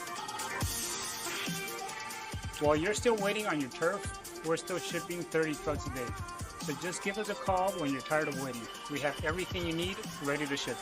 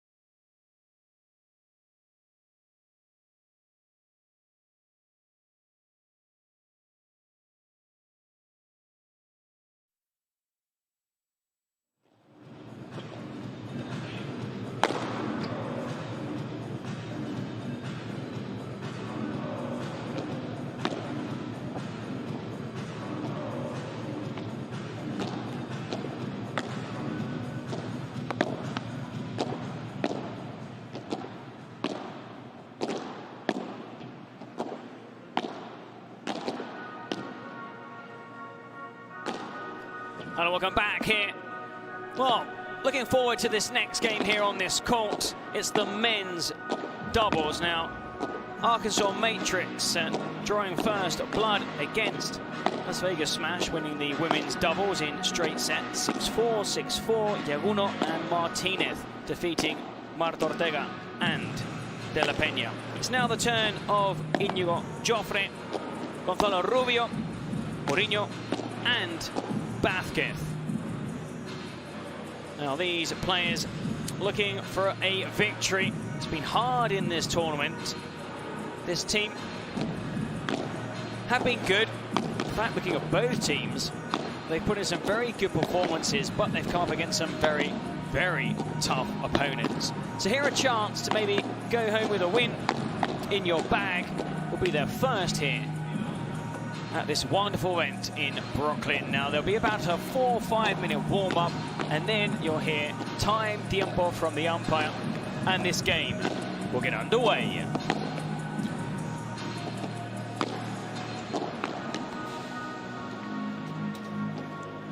indeed it will. Inigo Jofre played yesterday.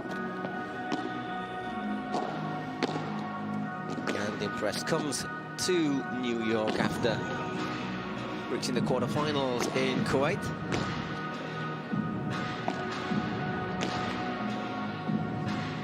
And here Gonzalo Rubio to make a nice, well-balanced pairing. For Federico Mourino, ranked 54th in the world.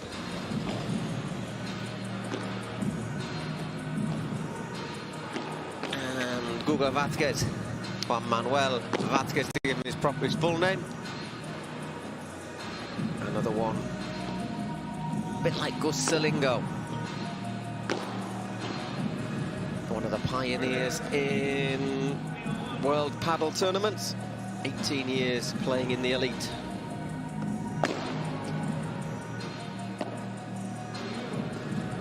Played really well yesterday, Vazquez.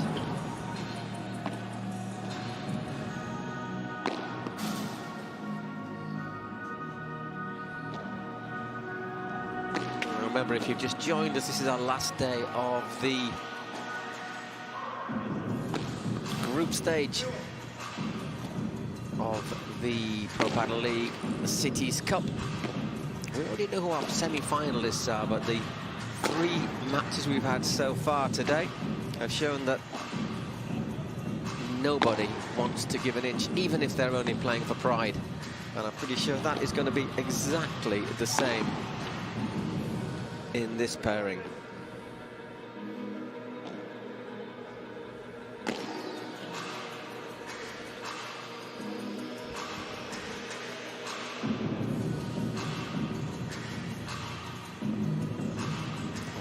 Almost ready to go.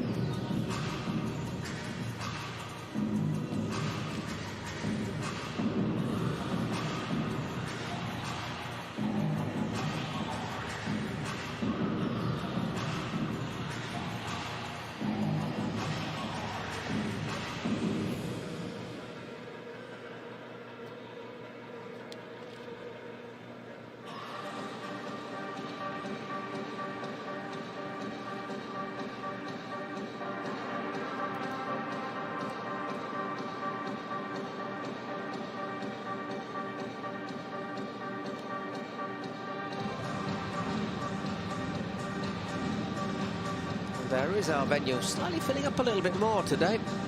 A bit more movement of people, and you can see these stands will fill up even more once the action starts. Remember, we have our semi-finals tomorrow, Friday, starting at 4 p.m. The first semi-final. Second one scheduled at 7 p.m.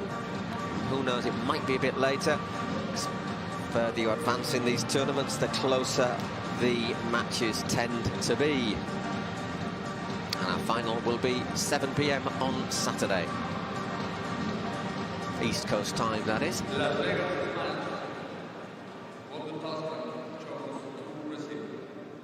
Las Vegas winning the toss and choosing to receive serve. Our opinion is normally better to give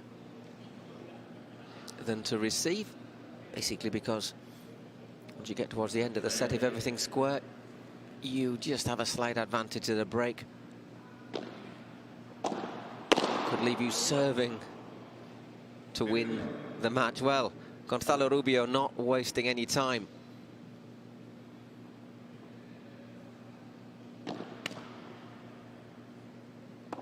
With that opening serve from the city of Sevilla in the south of Spain. Thought about that.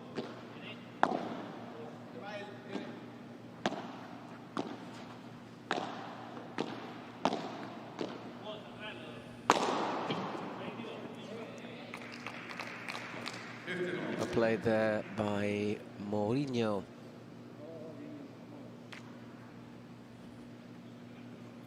Quite a complete player, Rubio.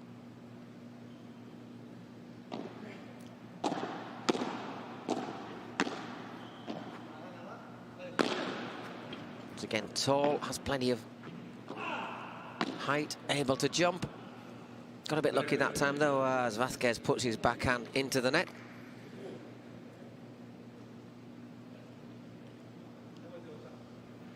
(30-15). Again, Rubio just slides that one across the face of his racket and unleashes one. 40-15.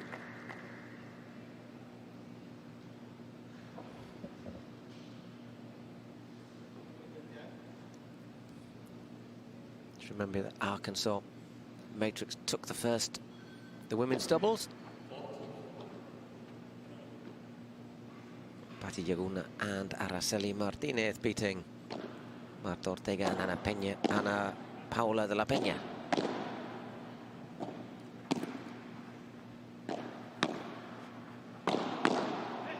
Good block from Jofre in the end, but too much on it. 40-30.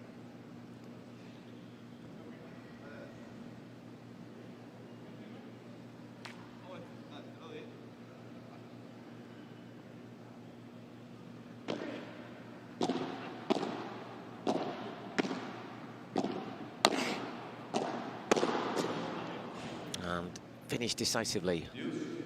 Oh, fuck, went long, sorry. Golden point. Just a little bit long from Inigo Jofre there.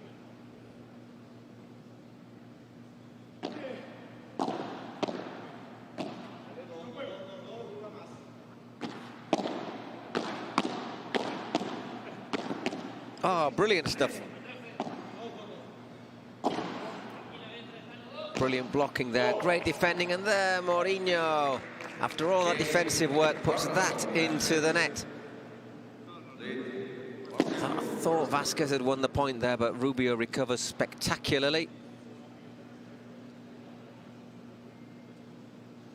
And they're just maybe slightly off balance. So after a little bit of a scare, Gonzalo Rubio and Inigo Jofre hold the opening game. Now, Paul, I know I left you in your own for a few minutes. As you went down courtside, you don't realise how fast it is. We're not too far from the court, but down there, the ball just whizzes past you. So I'm not too sure if on TV you can appreciate the speed. It's like anything, I suppose, like any sport, Formula One. Until you're actually there at a racetrack, you don't... the noise and the speed, but here, it is so quick. It is a really quick court.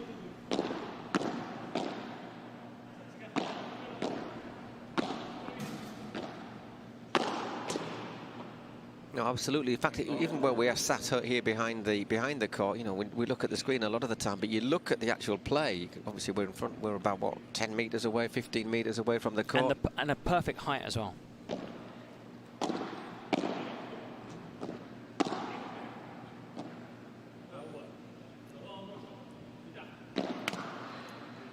Able to bring that one down.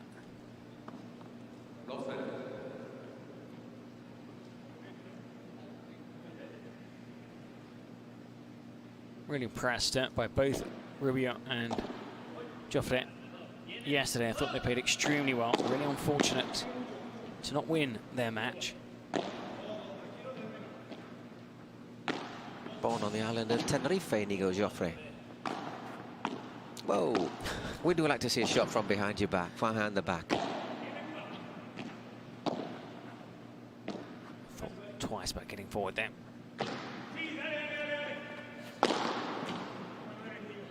And that stayed smashed.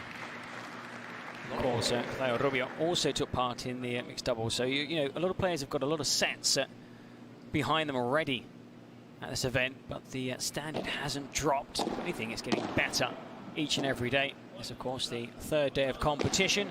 Day 4, semi-finals. Day 5, just the one game, but it's the most important, the final. Absolutely, 15-40.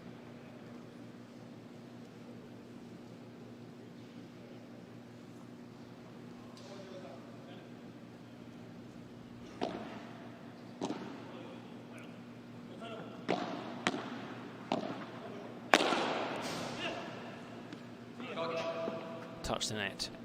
Lost the point. Lost the game.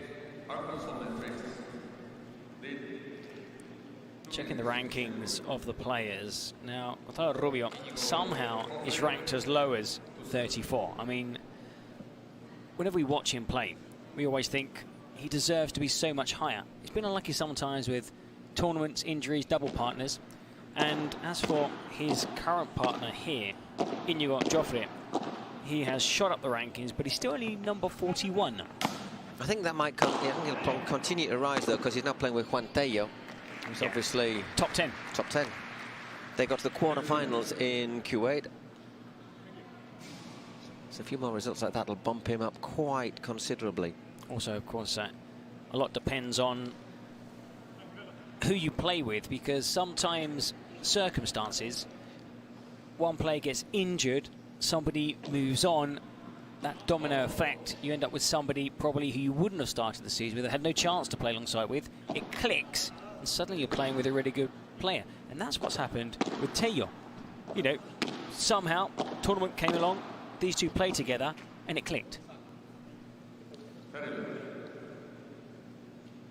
Only started, you know, playing competitive paddle 3 years ago in Jofre, so it's incredible what he's achieved in just what, under 3-4 years.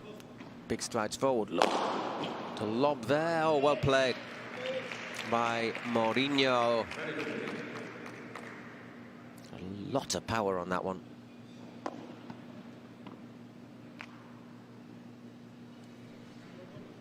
(30-15).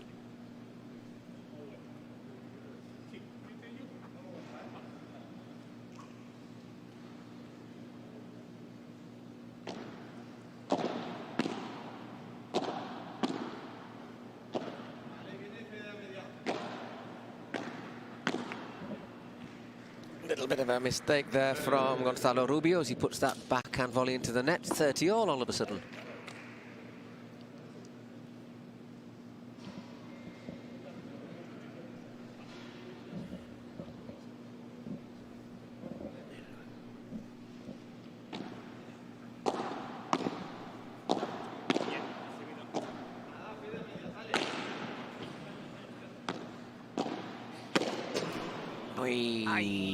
We felt it, he felt it, his teammate felt it as well. Sometimes you get these shots where you seem to get probably too much time to think about it.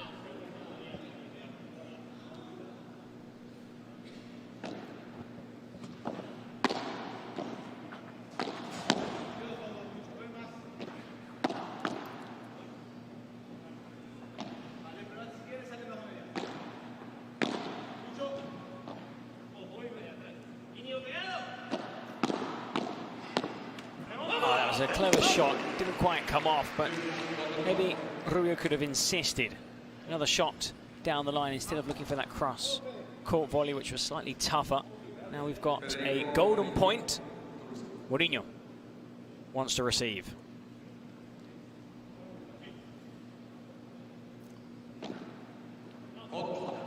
Chance to go 3 love up, or a chance to get that break back.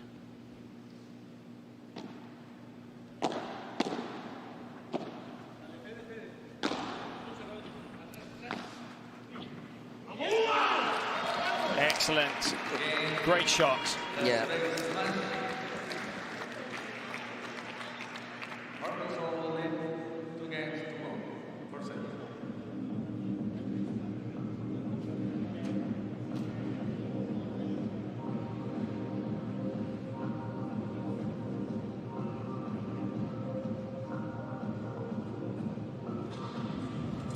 Well, and if you are impressed by the court, it is the new Adidas High competition model, the paddle court chosen as the exclusive official court for the next 3 years in all PPL tournaments.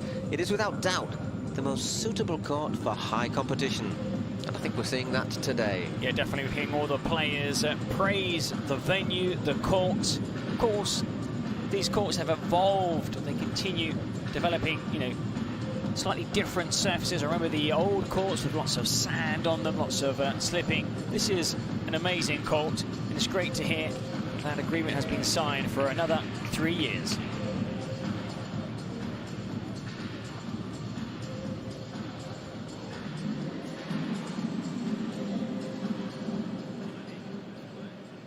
tell you what, if you're Mourino and Vazquez, right now, you'd be thinking, we've broken 2 excellent players against Nenno, by the way. I was amazed by some of the points. So when it comes to points, they can hold their own. When it comes to that consistency, you need to be a top 50, top 25 in the world. And that's where maybe they're wanting. But here, I do think they can give Rubio and Jofre a run for their money. It's all about hanging on to their service games. And I suppose, you know, Mourino is very talented. And I know his doubles partner is a bit of a veteran. So for Mourino, perhaps it's an opportunity to look for, you know, a good doubles partner in the future, moving forward, thinking already ahead to next year. Well, he's just outside the top 50 at the moment. That was very, very unlucky, by the way. Gets out of the court. Yeah, Rubio. Rubio, I'm just trying to work. I'm sure if that actually hits the side of the court, the bar holding up the net anyhow. The important thing is it didn't go back into the court. Did brilliantly there for stretch, Rubio. Excellent. That just goes to show great demonstration of why just keep, whatever it takes, just keep a rally alive, because you can win it by hitting a good shot or by your opponents making a mistake. Don't give up ever when you play paddle. We've seen it in matches as well, trading 4-1 and taking a set 6-4. Nice play, nice movement.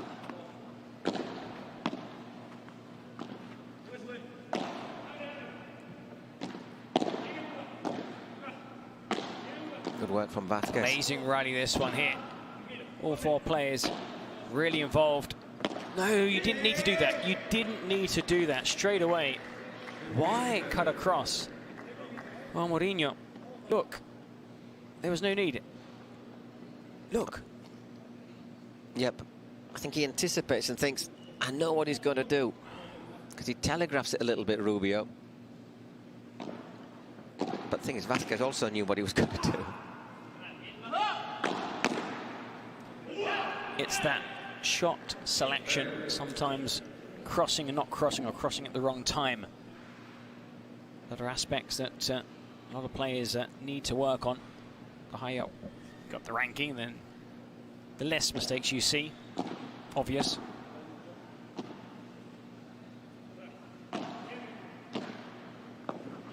Oh, lovely, lovely little drop shot, but well recovered. But Rubio, again, you can see, real fighter. Just couldn't get high enough on that occasion, though. Well played again, Federico Mourino.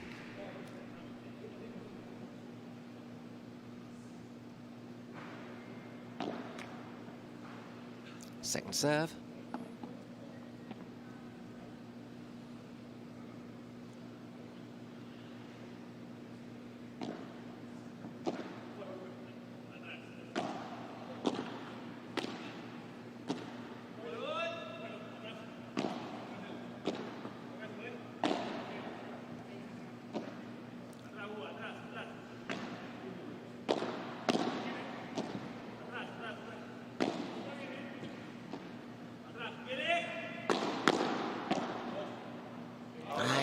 Just goes away from him there, just little lack of control on that volley, and it's another golden point.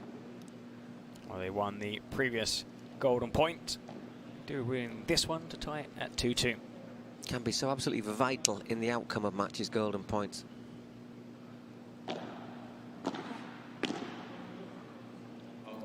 That was almost identical to the previous error. 3 mistakes in that game by the server Mourino.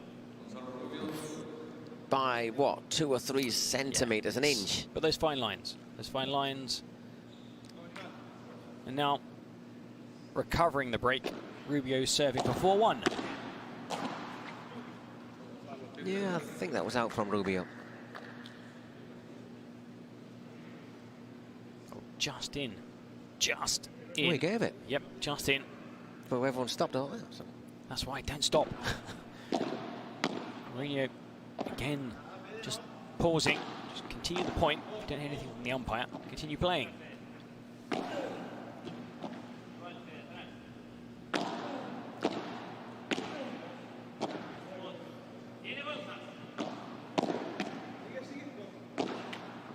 Whoa. Recovers well. Oh. That was very, very close to that Guga Vazquez. You could hear the groan from the fan. Oh. Probably if you're courtside, you can see just how close he was to that 30 love. No, that's a cracking remarkable. return. What a backhand. On the rise. You don't see too many of those. Nobody really takes a risk from a serve. Receiving a serve, that's a wonderful shot to play. I think it's the sort of thing you just see it as soon as it leaves the racket. You think, well, it's almost instinctive. We see maybe the play at the net move into the middle, so there is a gap to aim for, but still, you can see the gap. Another thing is putting the ball there, especially when you're receiving the serve, and Rubio is a good server. Well, there you see, mixes 3 mistakes with a tremendous winner, another schoolboy error, and that's the lack of consistency. I'm sure, you know, he'll line out these little mistakes and continue, you know, up the rankings, break into the top 50, just outside Mourino. But this kind of game is the perfect example, the last game included, of what, you know, his game. Sometimes amazing, sometimes simple mistakes, just not consistent enough. Again, aggressive there from Gonzalo Rubio. That makes it 4-1.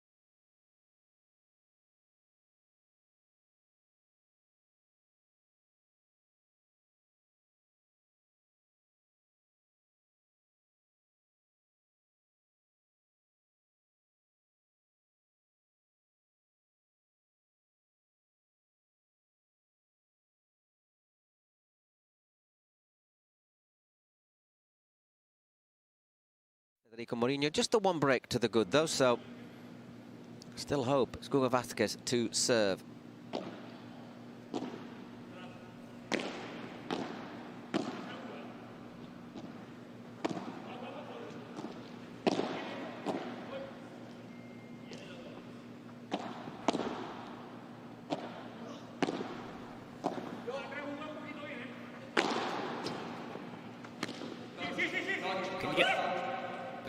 Touch the net. Ooh. Oh, it's a tough call on Mourino. We saw one go against Barahona, and after seeing the replay, it was his T-shirt that grazed the net. Let's see it here. Well, we didn't get the best angle then. Give the umpire the benefit of the doubt. Must have been his floppy T-shirt, that's all I'm saying. But doesn't from our angle is not the best, let's be honest.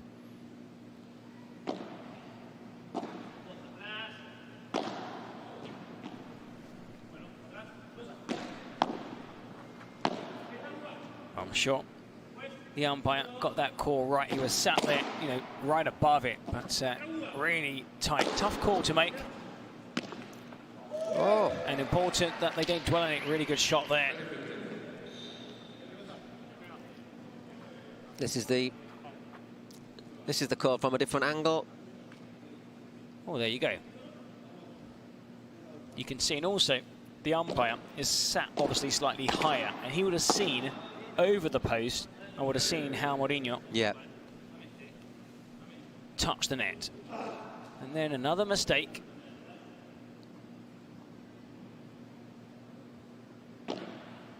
Such a good shot there, a bit of backspin that bounced back into the net on the other side of the court.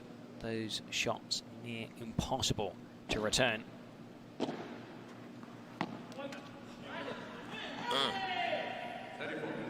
30-40, that's a strange error, that. Seeing more mistakes in these last couple of games by Mourino and Vazquez. So 2 more break points. Chance to take a pretty solid grip on this first set.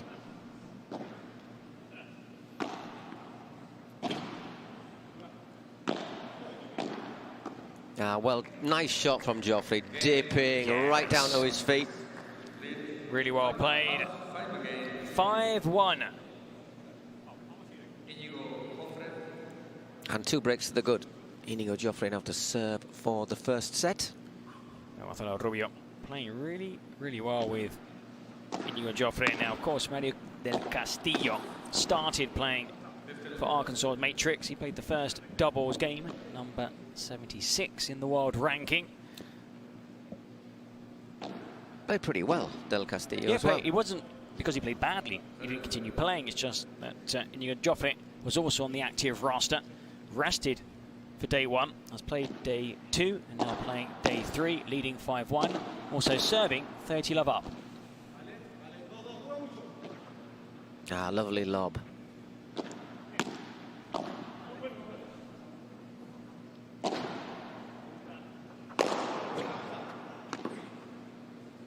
Oh, he cleared the back fence, the 4-meter fence, with the backhand smash. Rubio. I think that might have... Did that? I'm going to have a look again. I'm not sure if Bounced that on the top. bounced on the top, Yeah, didn't it? It bounced on the top. Yeah. And he avoided hitting the net as well with the racket. There's so many things you've got to think about. I can't touch the net with my body. Finish the shot, win the point outright. And then with the racket, don't hit the net afterwards. Oh, amazing recovery. And that, well done. Yeah, because obviously Jofre had to do what he had to do, which is move across the centre. Why? Because his doubles partner was right bang up in the glass. So leaving a gap. Sometimes you see players, instead of hitting it there, hit it down the middle again. You've got players pulled left, right and centre. Still 3 set points for Gonzalo Rubio and Inigo Jofre.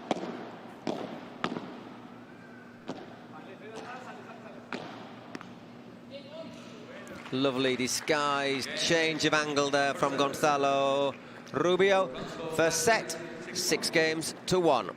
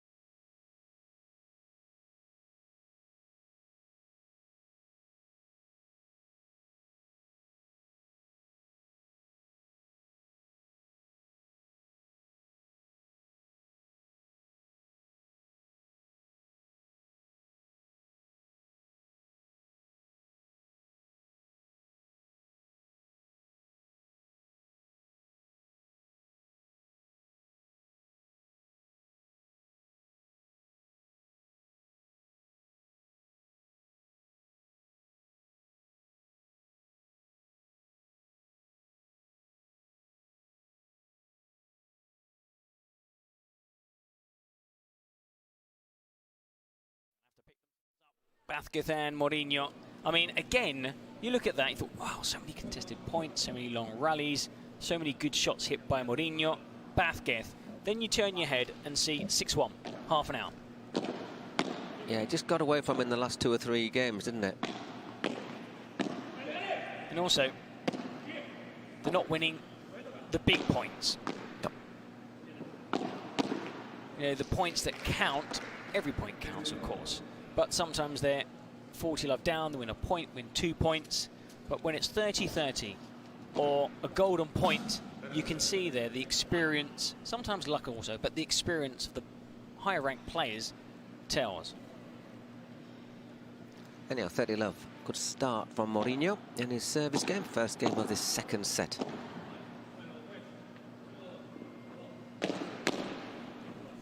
Good drive from Guga Vazquez, right at Jofre.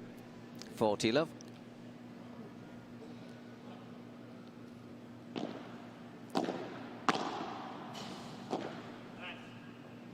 Atrás. And it's the court they both come forward. Oi. Did one of those, didn't he? Last night, Vazquez. That's my favourite point of the whole whole tournament up to now. It's my favourite point of the whole season up until now. Whole season. In fact, since I've started watching padel.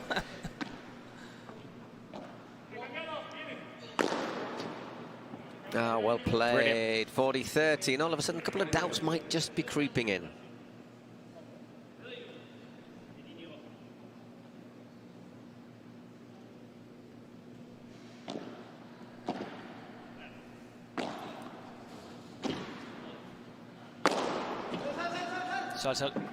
Oh, yes! Another one of these great points. Still alive. Unbelievable, big smash. It's good. What a point. Well, we talk about fantasy points, and that is, well, it's both for fantasy and it's fantastic. Rubio. Just incredible. But he did. He got a little touch, the finest of touches, and then the big smash to win the point outright. Well, they've been involved in the two best points of the tournament, Vazquez and Mourino. And all of a sudden, it's a golden point.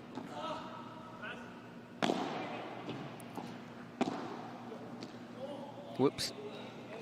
And after that wonderful play, Rubio makes a little bit of a hash of that one. Yep. So the first game goes to the Las Vegas smash. And also, we're one ball down. I mean, oh, it's come back again. Great. Good to see. I think Jofre a bit frustrated, just knocked it up into the air and out. This small arena, you can see here you've got your court behind some seats, also seats on the sides. We're sat at this end. Brilliant, thank you. We're sat at the far end, you know, of the court. You've got a great view of the venue here, and the lighting is excellent. The acoustics superb. The views out the back, both sides, stunning. We're very fortunate, I have to say, Paul, to be here. We are indeed. I'm very happy to be here in Brooklyn, New York. Inigo Jofre to serve. And 15 love. Boom, again. That's very Rubio. That's very much a very typical Gonzalo Rubio play, isn't it? When they say golpe seco in Spanish, it's just, you can't really call it a dry shot, but it's that shot where it's just smack it and stop. It's very, you can't really translate that, can you? Golpe seco. We'll give it a think, Paul. I'm trying to. We'll come back to it later. Just long, 15-all. After a coffee, I'm sure it'll come to us.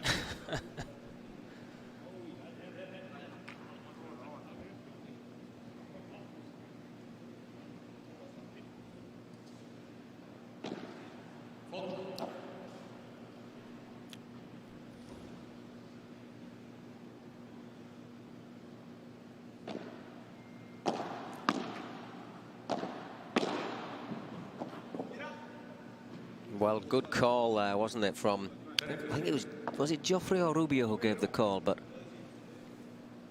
What you're seeing, the two players communicate throughout the point, and if you keep a close eye on Rubio, you can see that he is a qualified coach. He spends more time with his double partners, also in the mixed doubles. We saw yesterday than any other player. He's constantly there passing on wisdom, instruction. Wonder who coaches Rubio. Maybe he just stands in front of the mirror. Thing is, when he might coach himself, self-coached, self-taught. I think in the mixed doubles it was Patty he was with, wasn't it? Yes. 40-30. They lost that mixed doubles to Barona and Iglesias, but it was a really good game, of course. I mean, Patty, I'm astounded at how many games, sets, matches she has played over these 3 days, still going strong.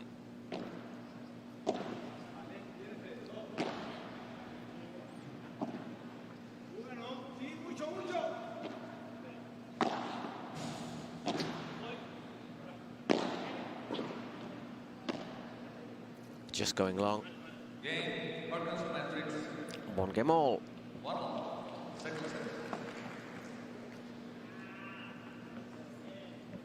nobody's left at the benches. I know there's lots of sightseeing you can do in this wonderful city, but they're here watching the best paddle you can see right now anywhere in the world, the Pro Padel League, the Cities Cup here in Brooklyn, New York. Great shot from Vazquez right down to Rubio's feet. Tried to just dink it over, but impossible to control.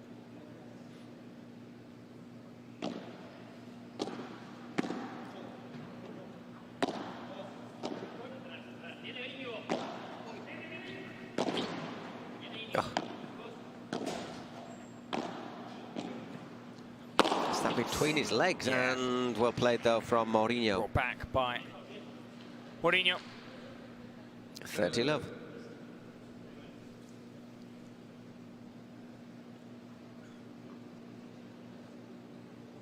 In this matchup between these two clubs, it was very difficult to choose or opt for one or the other because we knew that both games would be tight.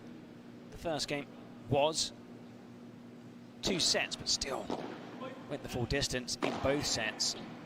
And here, I'm slightly surprised by that 6-1 scoreline from the first set, but it doesn't mean the second set will have the same scoreline. We've seen that in so many matches already here in the Pro Padel League. Just like in tennis, when some matches go to 5 sets, Grand Slams, and you see players losing 2 sets, 6-1, 6-2. And then they turn things around 7-6, 7-6, 7-5. So, a team that wins more games can still end up losing the match. We've seen teams who won more points have ended up losing the match. And that just highlights the importance of winning the big points. No prisoners with that one. We were talking about break points as well. In the previous game, Martita Ortega, struggling to get to those golden points. They'd lost service games to love. And then the first opportunity they got, when they got to juice and the golden point, they won it. Yep.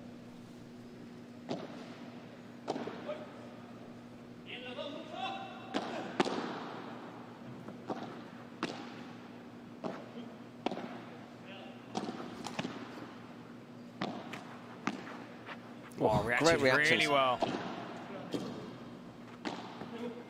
No, that was red. Really good recovery there from Vazquez. Oh, that was wild from the Canary Islander. So 2 games to 1 as we have our next little break.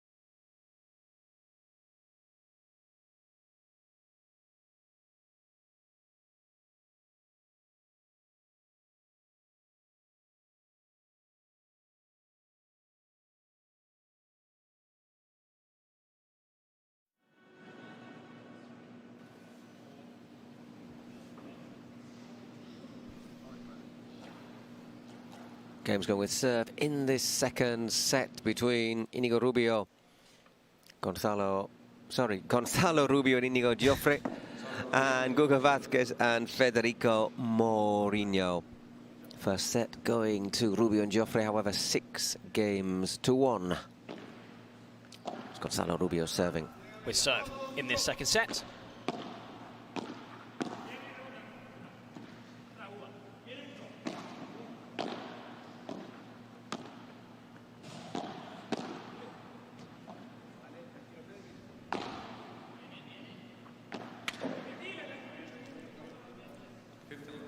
Followed it round, but didn't get it over the net. 15 love.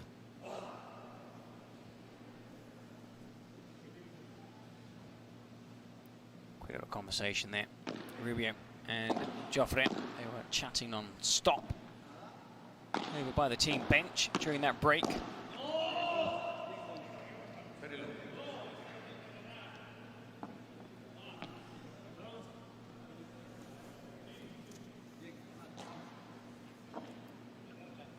Just to remind you, scheduled at 4 p.m. East Coast time, we have the Toronto Polar Bears against the FlowRida Goats, which will determine who finishes top of their group. We'll have a bearing on tomorrow's semi-finals. 30-15, a bit long there from Gonzalo Rubio, and after the Polar Bears FlowRida Goats, it'll be New York Athletics against Miami Padel Club, scheduled at 7 p.m. We know the teams through in the white group and gold group through to those semi-final. Not who finishes top or second in their group or the matchup yet. We'll find out last thing later tonight. New York Athletics, Miami Padel Club, FlowRida Goats and Toronto Polar Bears. As for the two teams in action here right now, Arkansas Matrix will finish third in the gold group. If it carries on like this, they will. 2-all and a change of balls.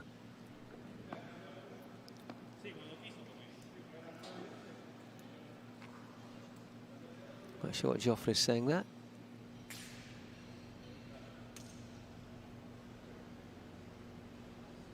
It'll be Federico Mourino to serve.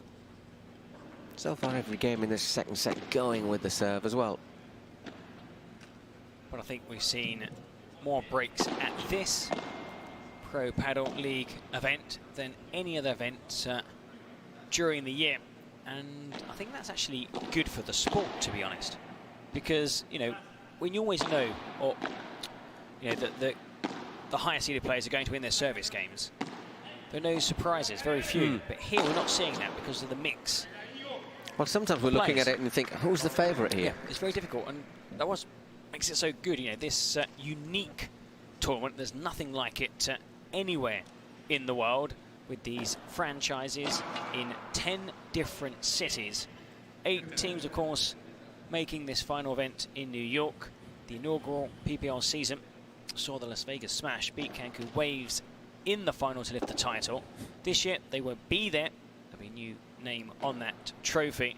But this second Pro Padel League season has been even better than the first.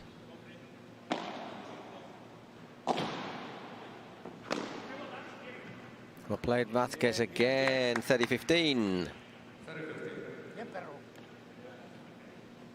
Thing is as well, people are getting more and more used to the format as well. I think the players, we've seen the players, we've heard from the players. They're also enjoying being here. You know, we've seen so many tournaments, Paul, and you don't see players smile, laugh and banter as much in other tournaments during, you know, the yearly ranking. Sorry, what a shot there from Fede Mourino. We've seen him make some mistakes, but we've also seen him pull off some absolute crackers. When he hits a winner, it's really good. 3-2.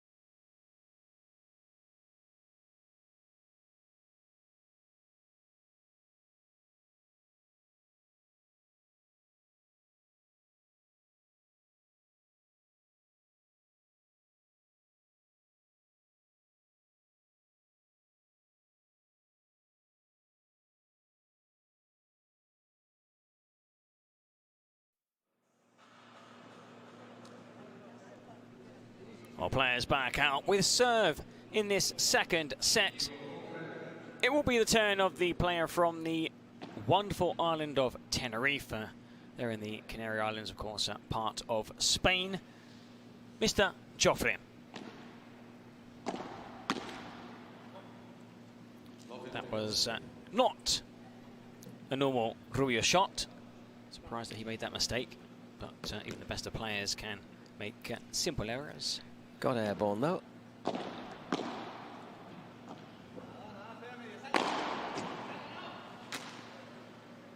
It's 15-all. I think even if it had touched the ball, he hits the net.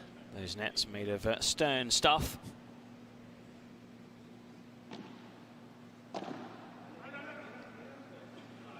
Good call from Rubio. You hear him go, no, no, no, no.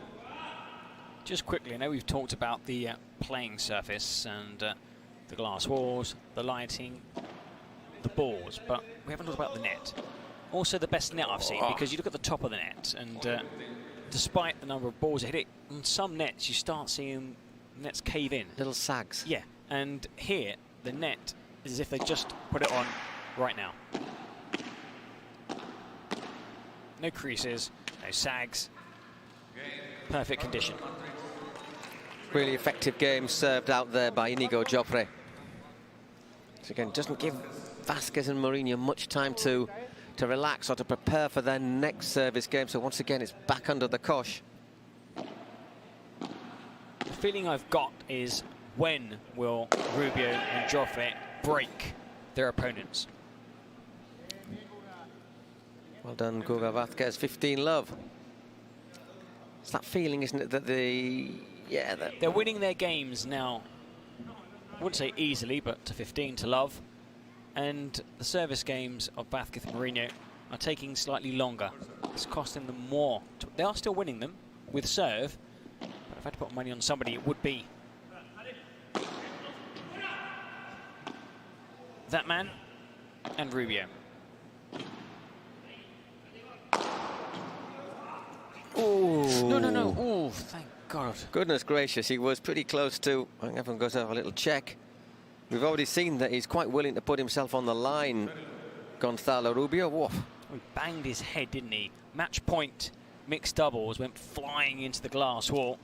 And there, lucky escape.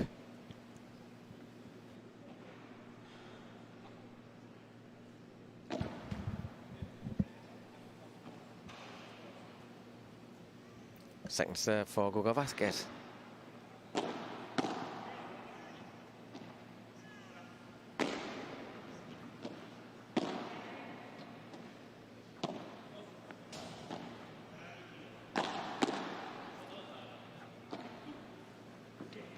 Changed his mind there, Inigo Jofre.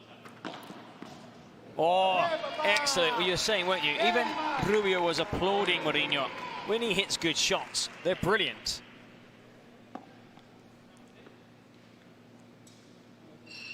Whoa, just in.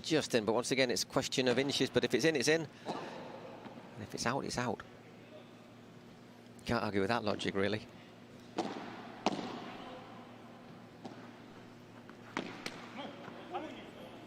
Nicely angled shot from Inigo Jofre.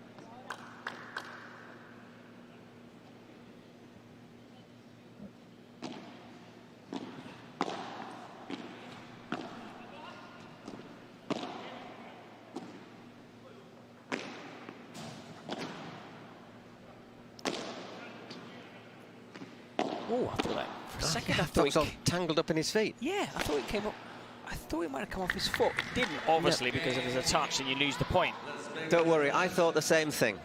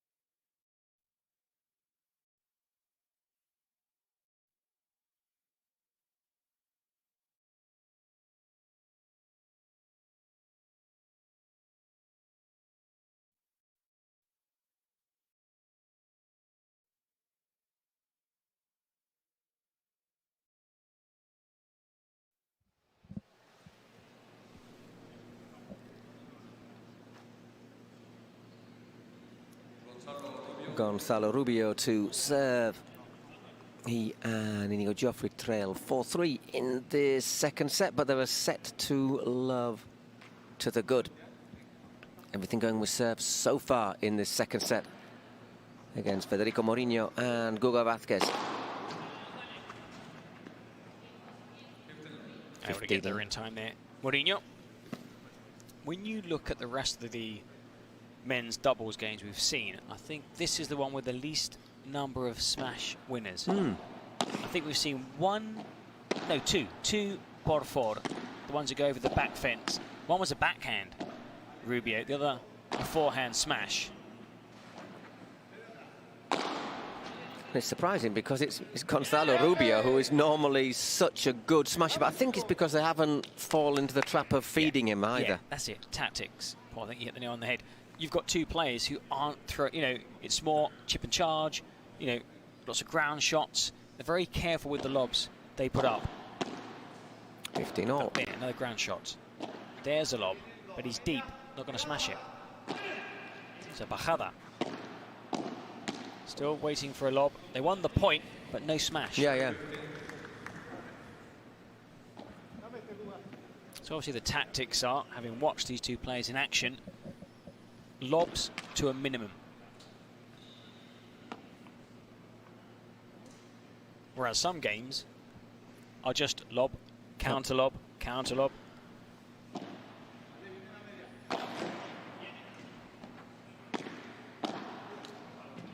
Just gone a bit long there from Federico Mourino, 40-15.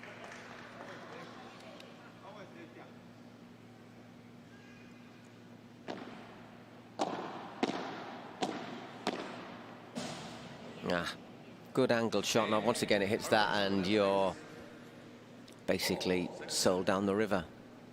4-4. We were talking earlier about there is a coin toss at the start of a match. You can choose whether, if you win the coin toss, to receive or to serve. And Chingotto, we saw, opted to receive. That was in the first set. And it's a strange one because, like in a penalty shootout, you would take the first penalty.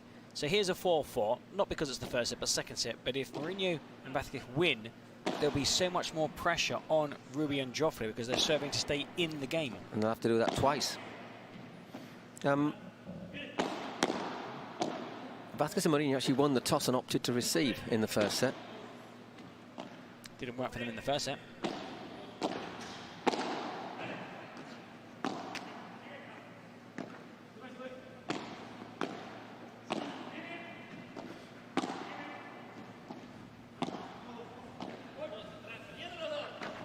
Oh, very good. Very good.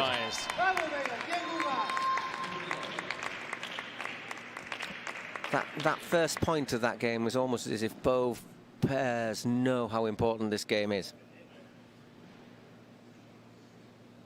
When you start, I wouldn't say anxiety, but pressure, suddenly the racket starts getting heavier. It's like when you play basketball, when everything, you're shooting, you're hitting all your shots. It's almost as if it gets bigger, and if you start missing a shot, it gets smaller and smaller and smaller. But for these players now, the racket's becoming heavier and heavier. Well played, Inigo Jofre just had the slightest of gaps to put it through.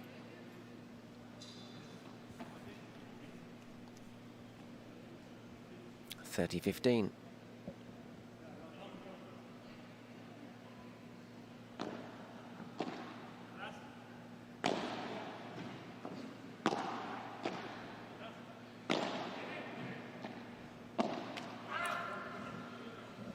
Suddenly it weighs a ton, 30-all.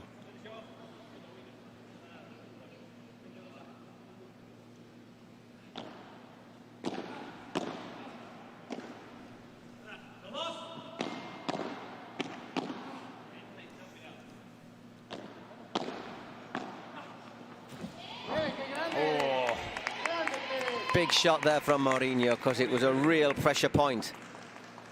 40-30. I don't think I've seen a single match involving Rubio where he doesn't end up on his backside at least once. It's gone long. Not because he trips and he's clumsy, because he just throws himself left, right and centre, try and keep rallies alive.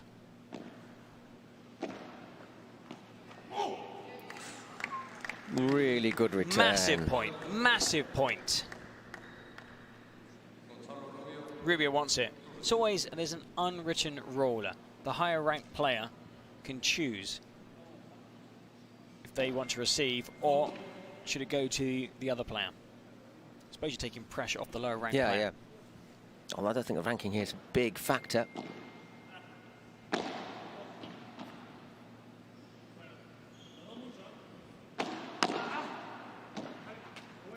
And that is the vital break.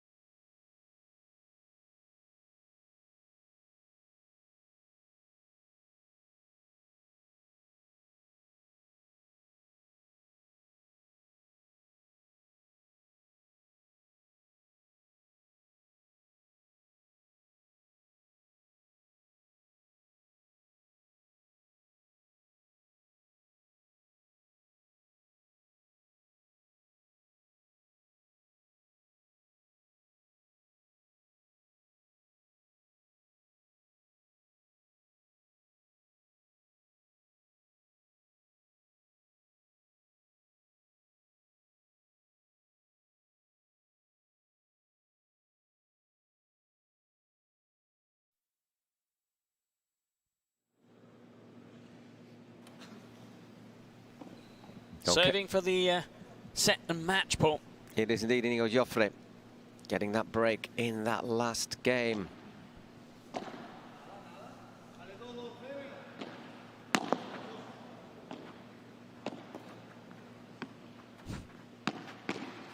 they just dink it down at the net because it's not an attacking shot.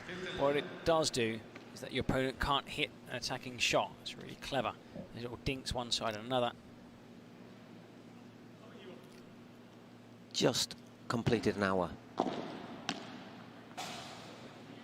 30 love, bit of frustration there for Mourino. I mean, nothing he could do with that. It was a well-hit shot. He was looking for that. It was intended there by Rubio.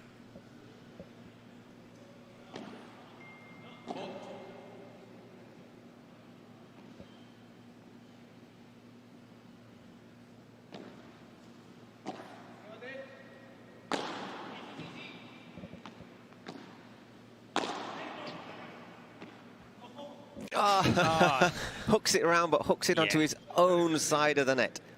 Though his opponent was ready. He was ready. He'd read the intentions of Jofre.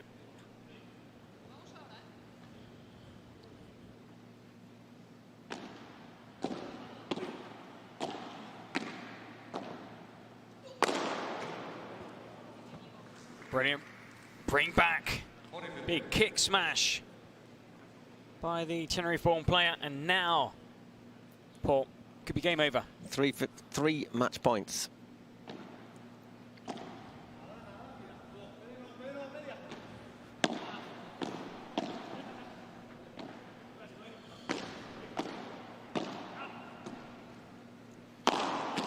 Yeah, well, there's one of them well defended there.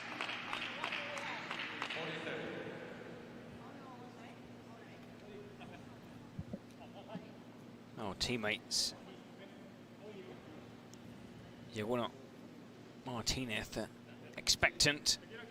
This could be their first full 3 points from a series. They have 1 point, would improve to 4.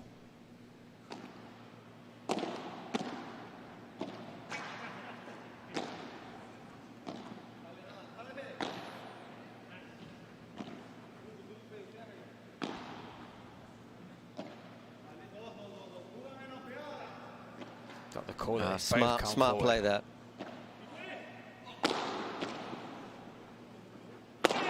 Oh, what a winner. What a way to close out the set, Paul. Great setup from Jofre, and absolutely flat batted or flat racketed there by Gonzalo Rubio. So he and Inigo Jofre win the men's doubles.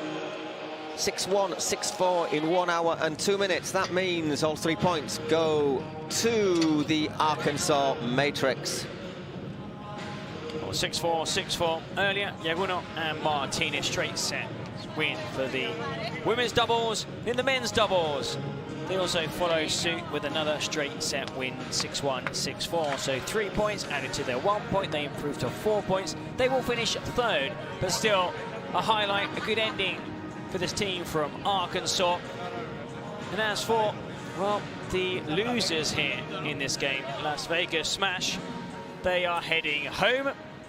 And now I think we've got time for the best smash of the match, brought to us by Adidas.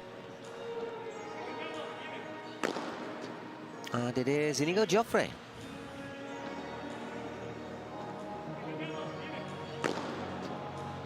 The way he lets fly, just winds up. The racket goes back in. Watch the acceleration here as he hits the ball. Both players knew it was going, but they could do nothing. Celebration's over. It means a lot to these players. I mean, I'm sure they can go out now and celebrate after this win. The players will no doubt stick around also to watch some of the matches later on today. Of course, also on Friday, and of course the final on Saturday. And you also stay with us. Now, there is going to be a bit of a break because we've got about 40 minutes just over until the next match starts here at the Dougal Greenhouse in Brooklyn. Well, exactly. We've just got our man Julian ready. He's going to talk to Inigo Jofre and Gonzalo Rubio.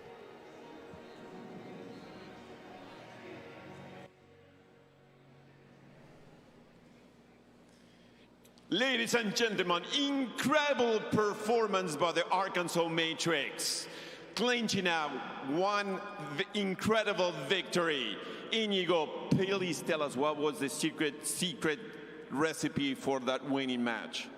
Well, first of all, congrats to Gonzalo, all my team. I think that we are more than a team. I'm very, very happy to stay here in New York playing padel, my job, and it's amazing to stay here. And congrats PPL, all the group, all the team, and that's it.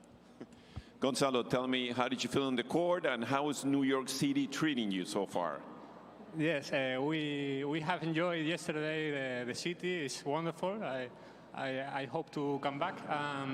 I want to congratulate my team because we have done everything to get the access to the semifinals. Despite we couldn't get the semifinal, I'm so proud for the effort during the 4 weeks and the final. Everyone inside, outside the court, and this is the most important for me, the real team and the effort. So I want to congratulate. I repeat a lot, but I know that my friend Charlie, our friend, is watching now. We want to send the effort and hope to the next year is gonna be with us. Let's send a message to Charlie. Charlie, I know you're watching us. Stay strong. We're here for you. Let's push it all the way through health, okay? Thank you, everyone, and congratulations, the Arkansas the Matrix. Well done. Let's give a hand of applause, please.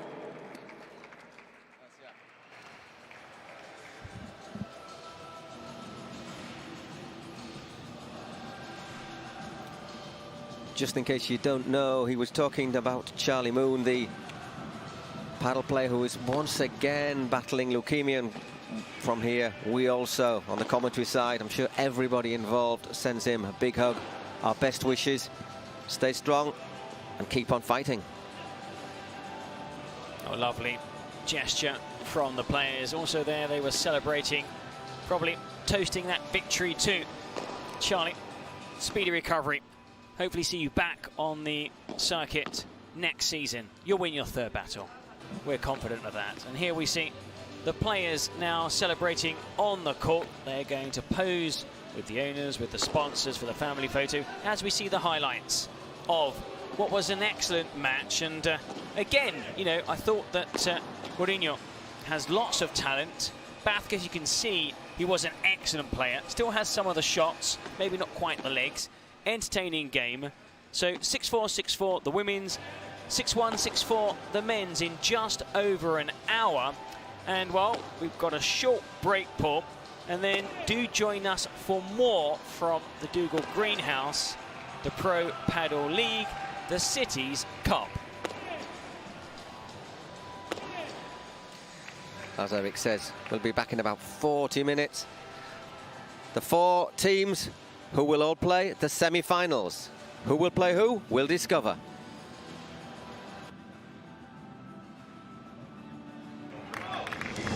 Through ideas, imagination, effort, and enthusiasm, dreams are built.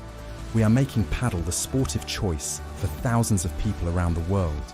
Each court built is a match won, and so, court by court, match by match, we are creating a limitless playing territory so that the unbeatable passion that padel creates can be spread throughout the 5 continents.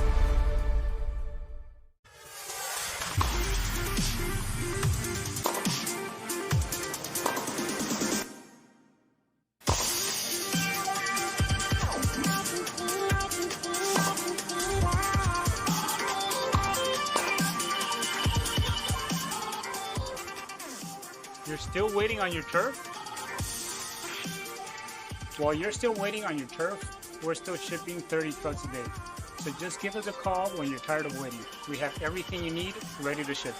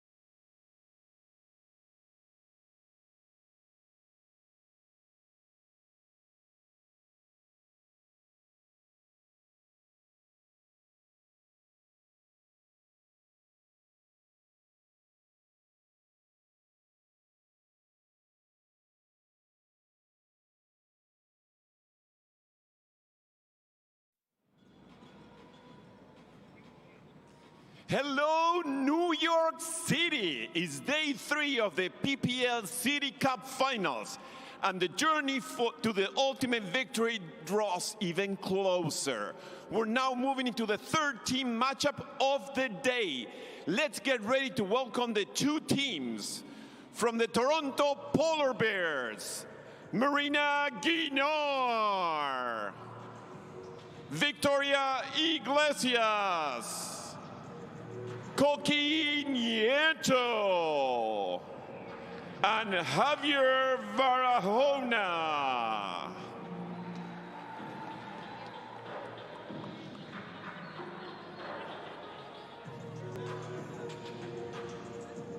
From the FlowRida Goats, Aranza Osoro, Gemma Triay, and the famous super pivots, Franco Stupasuk and Martin Di Nenno. Please, everyone, let's give a hand of applause for the players.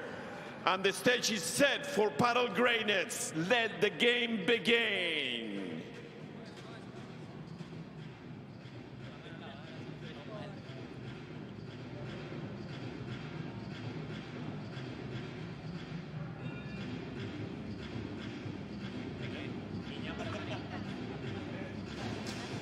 Hello everyone, welcome back here to the Dougal Greenhouse in Brooklyn, New York. And, well, in the morning we had our aperitifs.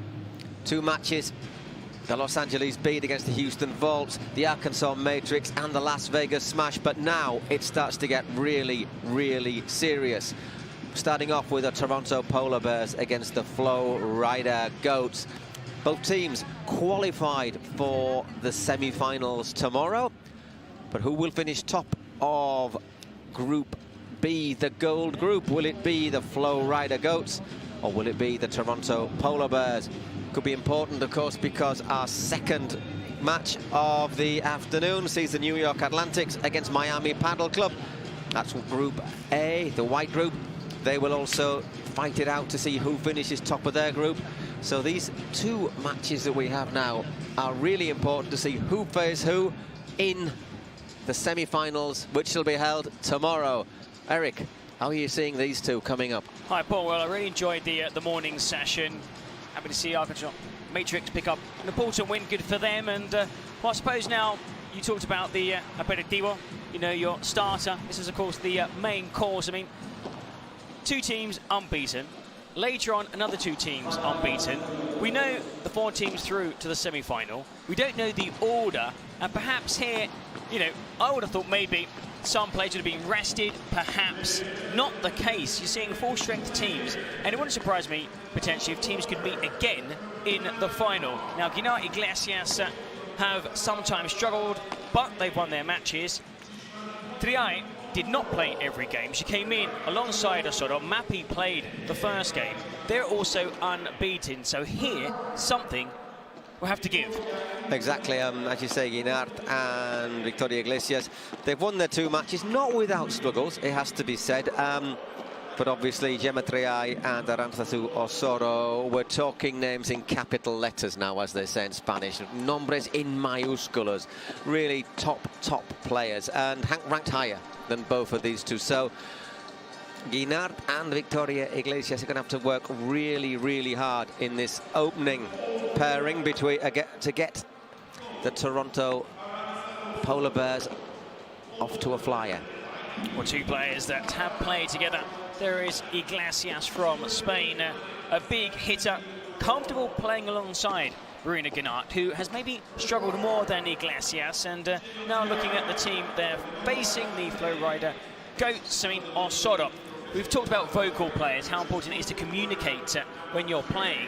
Well, Osoro just chatters away the whole time, playing alongside the world number 3 Triay. That is a big signing by the FlowRida Goats. And later on, of course, we have the men's doubles. Now, a lot is riding on this first game, because we could see a mixed doubles decider. We've had only one so far. That was on day 2 of the competition. This is day 3. So we know that these 2 would be in the semi-final. But how are they going to arrive? On the back of a defeat or unbeaten? Well, exactly. When we look at the men's pairing as well, Koki, Nieto and Barona against Franco Stupacuk and Martin de Nenno. You look at it and, you know, let's be honest, hand on heart, you would say the Super Nenes are favourites to win that, so it's really important. I mean, obviously, we've seen surprises, we've talked about the surprises, we've seen nobody's had a real Chevalier ride, but you would say that they are the favourites. There is how things are standing at the moment. Okay, the FlowRida goes 6 points from 2 matches. Toronto actually dropped a point against the Arkansas Matrix, but if they win this, either 2 games to love or 2 games to 1, they would go top of the group, because the first deciding factor, if you're level on points, is head-to-head meetings. Yeah, so a clean sweep. Even 2-1 would see them move top. It would be joint top, and then it would be separated by that head-to-head. So, of course, if they win, they would finish top. Also tight in the other group, but more on that group later. They're playing in the late session here. That will be starting, if all things go to plan, at 7 p.m. ET time here in New York. Now, just quickly, the mixed doubles, should we get there, Barona, Iglesias, Osorio and Stupa.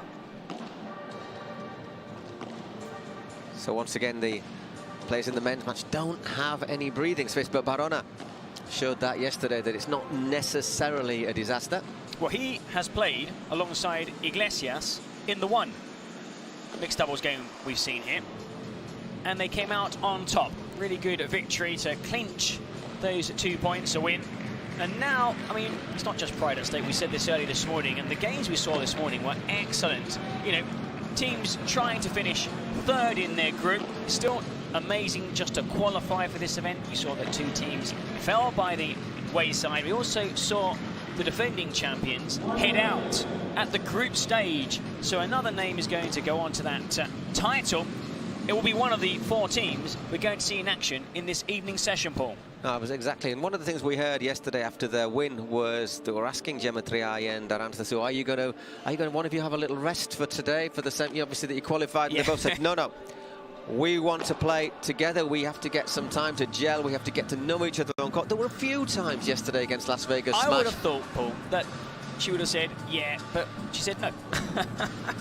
That's a sort of for you. She wants to get to know and play alongside Gemma Triay. Obviously, they don't play together on a regular basis, but you look at it and you could argue that they might be the toughest pairing if they both play at their best in the entire Pro Padel League, the Cities Cup finals. Well, one thing is the numbers, the other thing is the action on court. We've got 2 minutes before we get underway with our 3rd match this Thursday. 2 teams already in the semi-finals. Where they'll finish in the group, we don't know. And of course, where they finish in the group will determine who they play tomorrow. 2 semi-finals, one at 4 p.m. and one starting at 7 p.m. I'm looking forward to this session because, I mean, these are 4 very, very good teams. Teams that have ended the season strongly. Didn't start the season strongly, apart from Miami, who actually won the inaugural event of the year back in April. They were the home club. There were 2 events actually held in Miami, and then there was an event held in San Diego. So they have tasted glory this season. We've seen Toronto Polar Bears play extremely well in some of their games. FlowRida Goats, according to many people, are favourites. I wouldn't rule out New York Atlantics later in action against, of course, Miami Padel Club. Now, when you look at the players on show here, world-class players, the best you can see. We've seen some legends as well, some former glories in action, likes of Silingo, Cata Tenorio. But now we're looking at players ranked in the top 25, and I'm really looking forward to seeing Triay, because of course it was her first game yesterday. Now I think she'll play much better than she did yesterday. She took a while to get into the game. Well, yesterday, I mean, has to be said, she just got off a plane as well. So, well, she probably got off the plane on Sunday, but whenever, no, so Monday. So she was probably a wee bit tired, a bit jet lagged. She hopefully had a good night's sleep. But we'll find out. I'm sure she's in perfect shape. And she's starting with 15 points. Ranked 3rd in the world still. And partners Claudia Fernandez, who played, of course, earlier today. Claudia Fernandez in action in the morning session, alongside Jensen winning 6-4, 7-6 for Houston Volts. Made slightly hard work of it before closing their match out. And then Garcia and Chothas on their game 7-6, 6-3. And also that win for Arkansas Matrix, 6-4, 6-4. The women's doubles, 6-1, 6-4. The men's doubles. Well, Aranzazu turns and puts that one straight into the net. What I was just going to say is one of the things we did see from Guinart and Victoria Iglesias, especially Guinart, was a few too many unforced errors. Now, they were able to get away with those in the early pairings, but today they're going to have to cut them right down to a minimum. So I wonder if we'll see them be a little bit more conservative, but has to be said, that's not their nature. We also saw, Paul, how some players were trying to freeze Victoria Iglesias out of the game. You know, most of the balls were heading towards Mourino Guinart, who started maybe poorly one game, then really up to game, was excellent. And if she can just be consistent, she is a world-class player, and I'm sure we'll see a better version of her alongside Iglesias in this really important game. Because as we saw there, once she does hit it, she can hit it hard and she can hit it very effectively, forcing 30 all. We've got two big hitters playing together. Yeah, it's not a normal pairing, is it? Maybe the same with Gemma Triay and Aranzazu. Gemma's not someone you think of as a big hit, but she does time it really well, gets a lot of power behind the ball. But when she played alongside Iglesias, because those two players spent a long time playing together, she was maybe the slightly more defensive player. And what you see here are different players playing together, because of course there was this draft system in place at the start of the season where players were selected, and obviously the draft works its way along all the teams before working its way back again to the team with the top seeded draft. And Osoro playing alongside Triay, I think, is an excellent partnership, but so should be Guinart and Iglesias, who actually started together playing on this circuit. And now play on the Premier Padel Tour. So, golden point. Once again, serves always seem to struggle at the very start of matches, don't they? We've seen so many breaks, and if not breaks, break points. So many games have gone to that golden point. Remember, there's a juice called a golden point, and next point wins. So no advantage, juice, advantage, juice. I think it makes for a much more exciting game. And a slightly faster game as well. Adds a sudden death element to more games than just tie-break.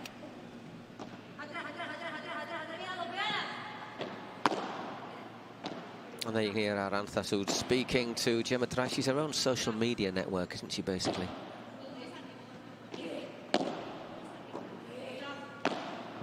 Oh, nicely really well played. Well placed. Excellent there by Guinart. So we start off with a service break, and it's the pair we have down as favourites who have been broken. Good start for Guinart and Victoria Iglesias.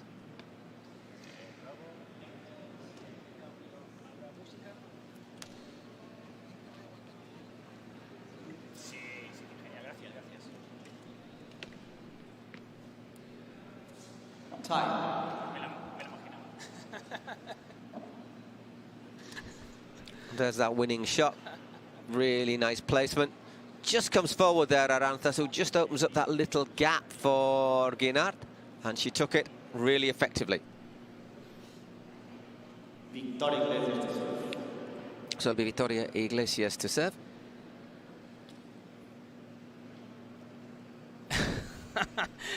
Osoro wasn't ready, and she looked away from Iglesias, and Iglesias looked at her off the bounce ball again. And then Osoro looked at Iglesias again and kind of cheekily smiled, as if to say, I mean, there's going to be so much banter between these two players. I mean, like we said before, between these two, there's no secrets. You know, they've cried together, laughed together, argued. They've done everything. I mean, they were one of the most fun players to watch playing together. When they were good, they were brilliant. Yeah. But could have their odd moments. So it's great to see these players lining up. Yeah, I think a couple of years ago there was so many Aranzazu Osoro matches that went to 3 sets, weren't there? So normally she'd lose one and then kick into gear. And these two, teamed up together, and they played really well together. And then after very little movement, because sometimes people watch this, that's quite wayward, watch this and wonder, why is this player now suddenly playing with somebody else? And it is actually quite common, because players get injured, and of course you want to continue building points, taking part in tournaments, well, maintaining your ranking or even improving. So therefore you basically call up another partner. Nobody signs for life. Call up another partner, and then they say, okay, perfect, I want to play with you. And then that person leaves another person, and it's just basically works its way all the way down the ranking. It's a domino effect. Yeah, and then what happens when a player returns from injury? They have to get somebody else. Wants to return to their former partner. It's a crazy world, but it also makes it quite exciting. Commentator's nightmare, though. Yeah, you've got to keep on top of it. Never quite know who's going to be with who. Oh, they no longer together. Okay. So 30 all.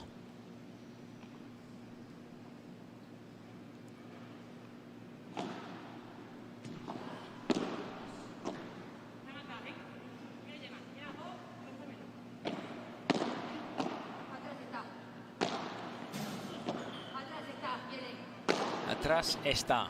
Whoa. Well, that was a wonderful shot. We have a contender for Smash of the Match. Sponsored by Adidas. Top spin, takes it out.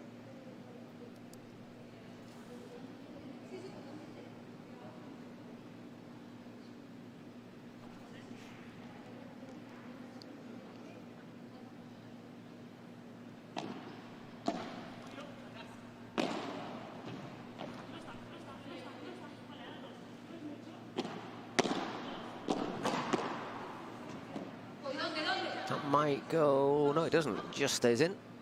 Now, obviously, you look at the two players at the net in white.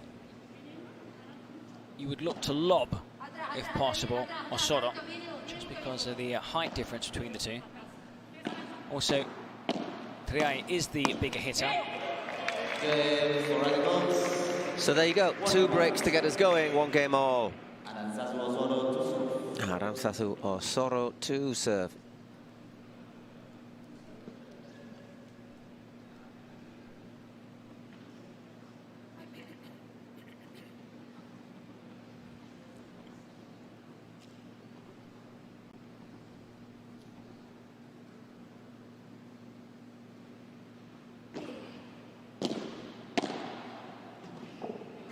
Right down the middle. Yeah, down the middle, and you can see that slice just getting up off the surface onto the glass and barely bouncing on its way back onto the court. Right in the middle, down that corridor of uncertainty. Oh. I don't think she even moved her feet there, Gemma. To the ground.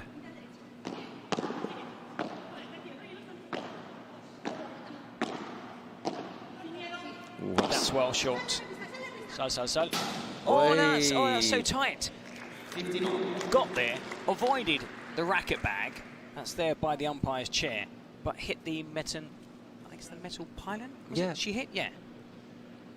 On the frame of the door. It is a bit of a minefield going out there, isn't it? If you have to.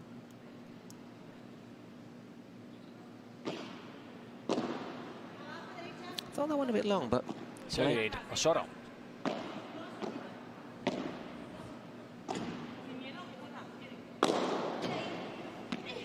Lovely shot from Gemma. Oh, gets it over the fence. You can see that she really stooped into that shot to get over it, flat, down, and get the right bounce to carry it over the far wall. Which is 4 meters in height. The side walls are 3 meters, which is why you get that saying in Spanish, por 3 when the ball goes over the side wall, or por 4 if it goes over the back fence. 40-15.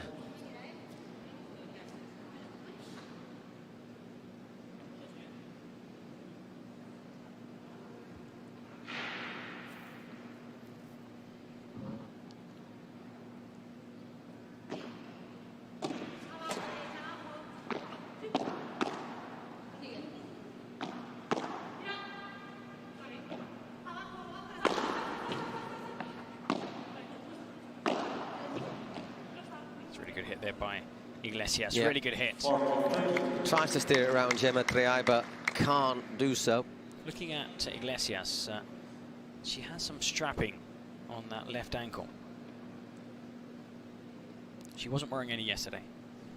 We'll try and find out from the trainer during the next break, or from the physio, if there's an issue there. I don't remember any slips or anything No.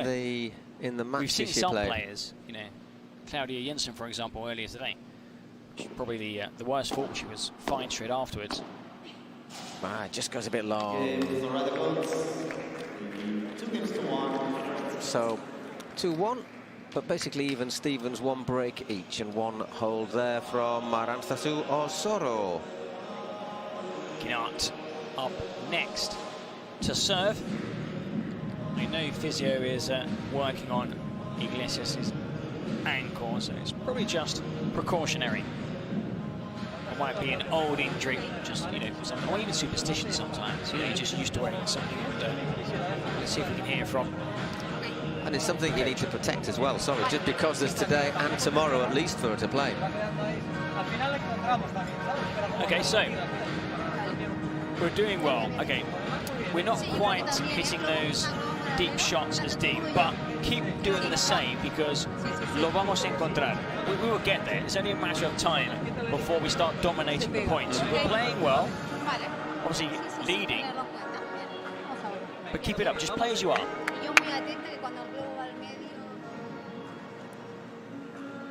Just asking the trainer also when the 2 players are, you know, more in a central position near the net. What's the best shot to play? Do you play the, if you're backcourt, the Chiquita? Do you try and play it down to their feet? Or the lob? And you just said, play as you're happy. Marina Guinart to serve. Okay, so as you say, it's Marina Guinart to serve. 2-1 down, but we're all square in terms of service breaks.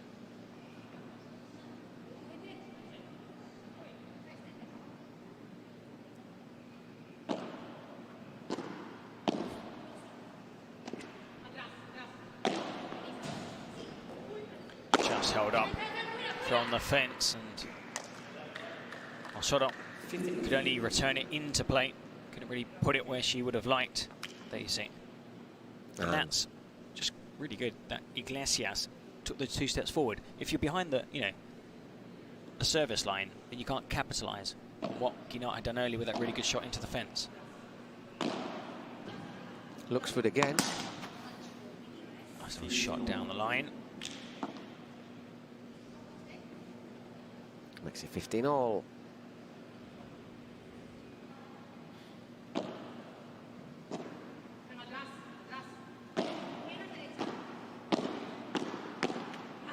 Hey, little mistake there on the volley.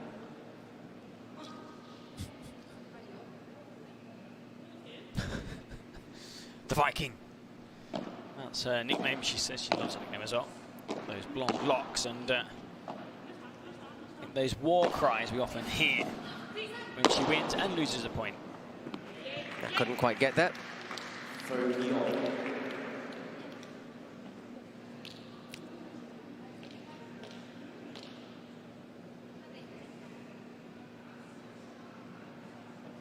Does that a lot, that gesture, Gemma Triay, doesn't she, that? Blowing on her fingers. See it from quite a few tennis players, being ex-tennis. I think it's one of those superstitions. You see quite a few players sometimes. Well played. And that was clever there by Triay. So once again, forcing a couple of break points.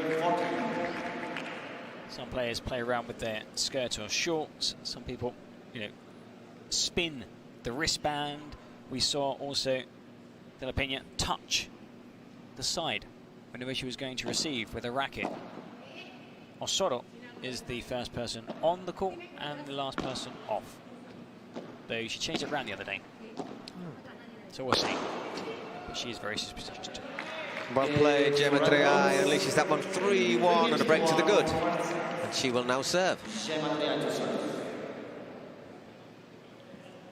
From Mahon in the Balearic Islands on the island of Menorca.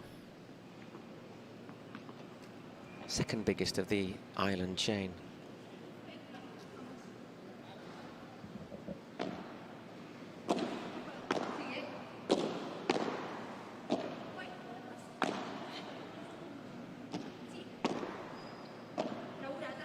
When you look at the players from Spain, for example, they're from all over the country. We've seen players from Tenerife, the Canary Islands, from the Balearic Islands, quite a few. Catalunya, Madrid, Sevilla, Murcia, Cartagena. Now, the one place we don't see many players from, Galicia. It does rain a lot. There are indoor courts, but yeah, definitely a lot from Andalusia. I think Sevilla, probably the cuna, as they would say, of paddle, and Cadiz. But you can play an outdoor course all year round there, you see. Can't play an outdoor course all year round in Galicia. And as far as a base, the vast majority, not just Spanish, but all players, play out of Madrid or Barcelona. Yeah, it was an incredible shot, but in the end, again, dominating the Nenno shot on. 30 love. Just getting a little bit of control now. They can serve this out. It'll be 4-1.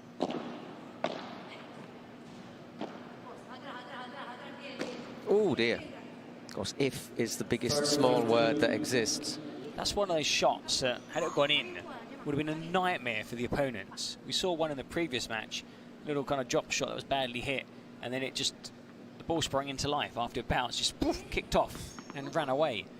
That had tremendous spin on it. But, out from Triay. Still 30-15 up on her serve.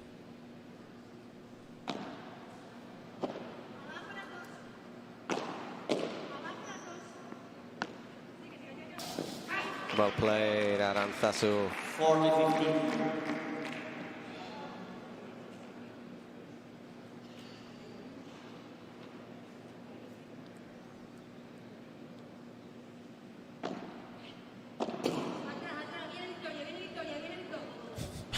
I think we know that Victoria is coming.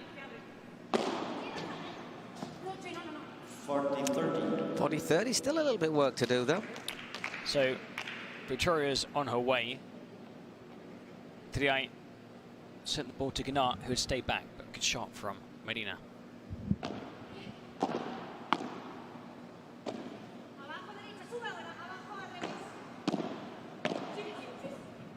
Yeah, you could just see she was going to kill that off.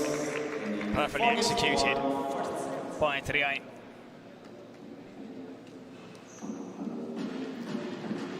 So 4-1. So far, so good. They just look as if they're imposing themselves a wee bit more now. Still only one break, though. Real pressure on Iglesias when she comes out onto this court alongside Guinart to perform, to win their service game.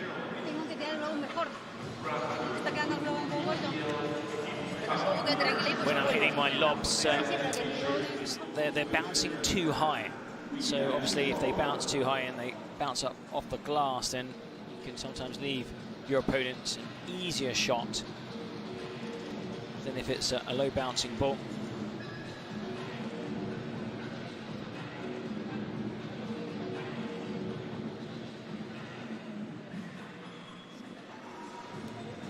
Shortly these players will be back on as we continue hearing though from Masora. And well, let's see if we can corregirlo. Let's see if we can fix that issue with the lobs.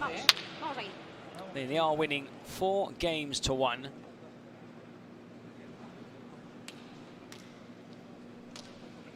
Iglesias and Guinart just one game. And the pressure on to, well, hold their serve. Absolutely, you can't go two breaks of serve down against Gemma and Arantzazu.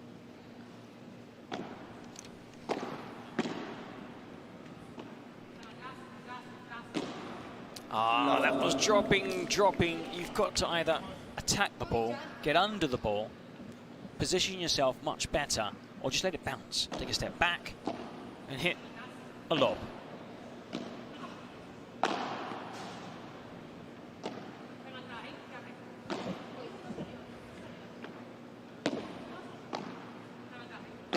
Better from much better That's what she should have done earlier there. Take a step forward. Well angled into the fence. And if you watch a lot of paddle, you'll know by now that that metal area is an absolute minefield. Yeah, you never know. It's a lottery. And if you don't watch a lot of paddle, you'd know now. Yes.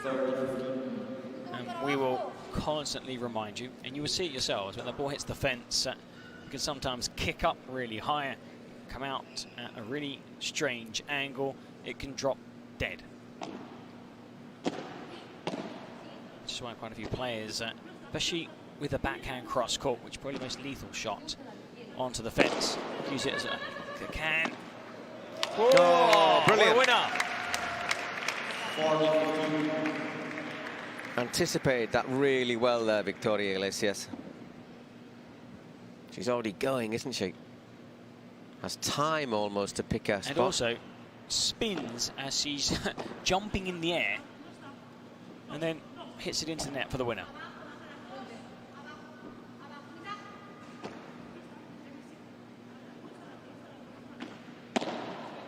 Yeah, really well anticipated there. Good gamble. Aiming for the middle, which wasn't a bad shot, but Triay spotted Victoria's intentions.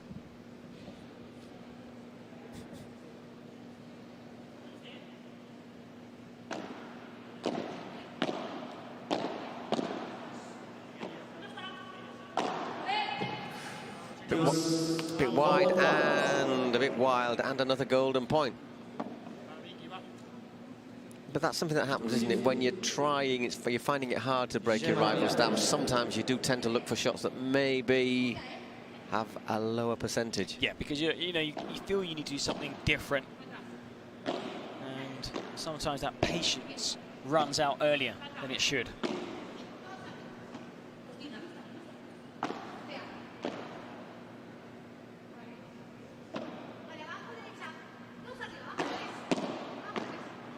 Really unorthodox there from Osorio. And unorthodox that didn't work out. They saved that break point. Aranza to serve.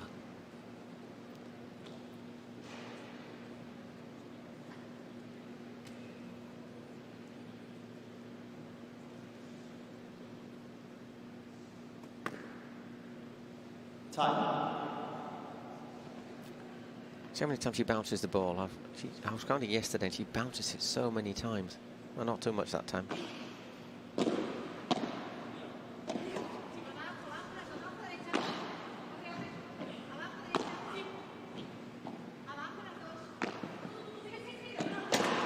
recovered there by Guinart. No, it's set up invitingly, but be patient. You had Osorio near the net. Triay trying to get to the net. Yeah, backhand lob to the chip and charge. Just chip it over the head of Osorio and gain the net.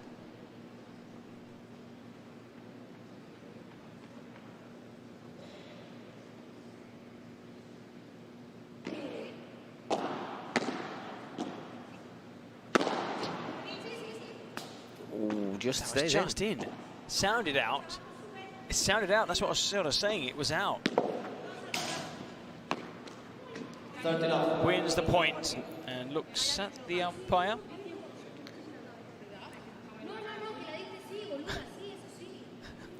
You know, it's not worth arguing the toss if you've won the point. A bit of tension there as well. Look, there we go. Iglesias saying it was in 100%, and I was sort of saying I didn't see it, so I asked. Focus, focus, focus, Aranzazu. Mind games between those two former teammates. When I say teammates, I mean teammates as double partners, not playing on the same team at the Pro Padel League. 40 love. 40 love. Didn't affect her on that point. I think it's affected Victoria more than it has Osorio. It normally does the player who's behind.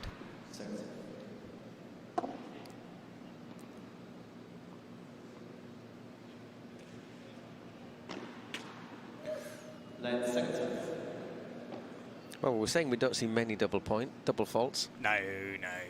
Osoro, never. Thank you. Still never. Oh. But that's not the shot really that was needed. Nope.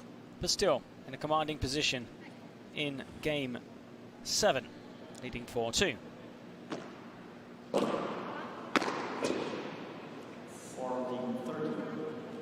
Okay. 2 mistakes.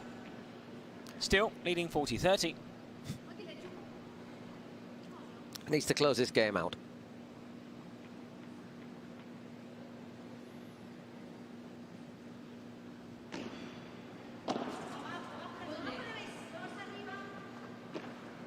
That's a good lob.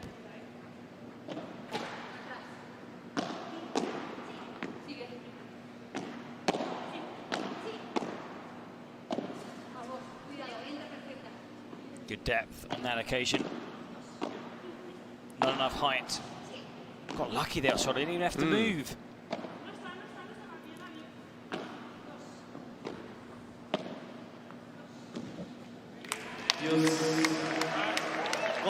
Well played, though. Well played by Guinart to win that. And it gives us a golden point chance to break back. Got a fair few supporters here. Toronto Polar Bears.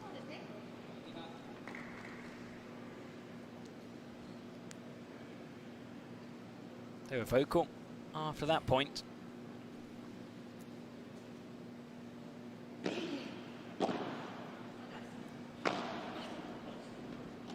Good effect there from Gemma Triay. Nope, he ain't getting that one. That's what we're saying. She doesn't look remarkably powerful, but she is.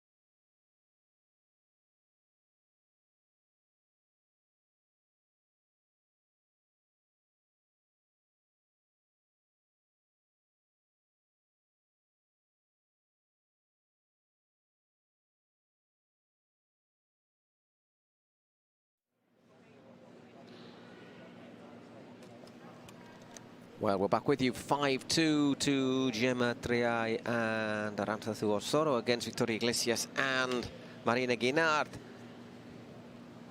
I know we're here to talk about the players, but during that break, the window cleaner was out. It's great. And he managed to do the whole end in about a minute, and it's perfect. And he did it in rhythm to the music. That was what really impressed me, actually. I spent half an hour on a 2 metre by 2 metre window at home, and it would look worse after being there for half an hour. And then my beloved will say, well, no, have you done it yet? I said, well, I've done it. No, go and do it. Go and do it again.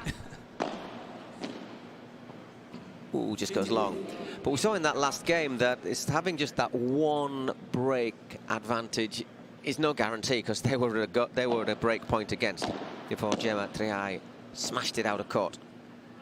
Just there, that shot we saw from Triay, very tennis-esque. Forehand whipped over, a bit of topspin. You don't see many tennis shots. It's very different, this racket sport, from tennis. Of course, share the point system, one bounce. You know, the ball is similar, not the same. The pressure of the ball is different. The bounce is very different too, of course, the rackets. But some of the shots in tennis are no use here. You know, those topspin, backhand, forehand passing shots are pretty much useless, you know, because they can bounce, hit the glass wall, and then kick up.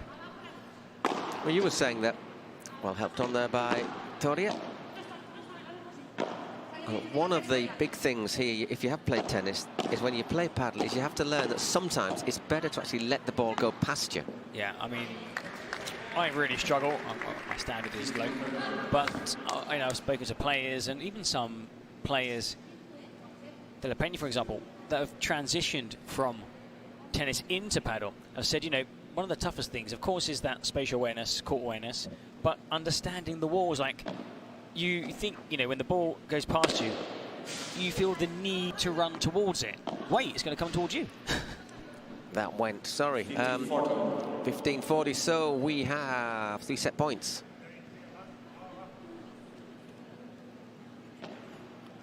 Bit of frustration there, not in Marina Guinart.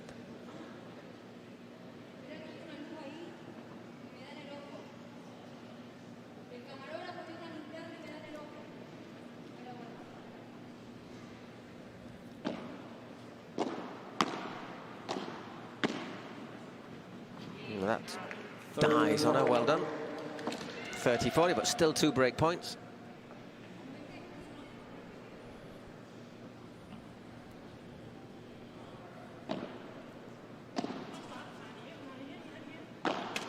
Oh, real shame, that's real shame. Not a great shot to, not a good way to lose the first set. Ladies and gentlemen, please let's give a warm welcome to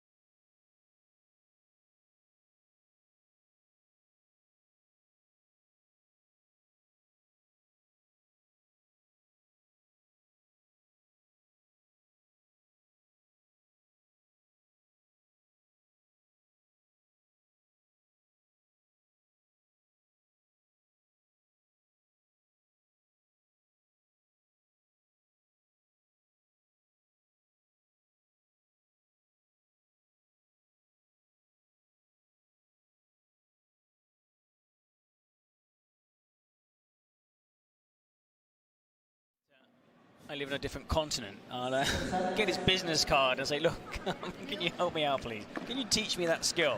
He does it, like you said, to music, and the style, and, well, look at it. It's perfect again, pristine. Congratulations. It's the green one that spins that I'm very impressed by. Great act. Anyhow, Gemma Triay to get us underway again at the start of the second set. 1-love to her and Aranzazu Toro. Pretty dominant so far. Here's Marina Guinart and Victoria Iglesias.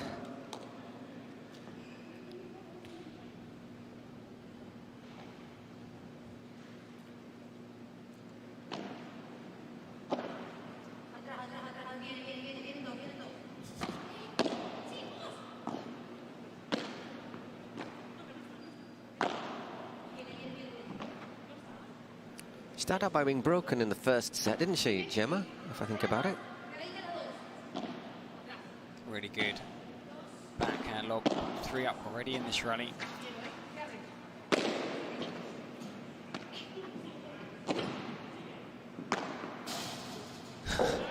Well played. They bossed that point from start to finish. 15-on. Guinart went and just put her hand on the side of the court. I don't think Winderman would be too happy. He'll have to work at the other end next time. Oof, mistimed that. Lost sight of the ball. Yeah, dropped. I think she hit it almost waist high. 15-30.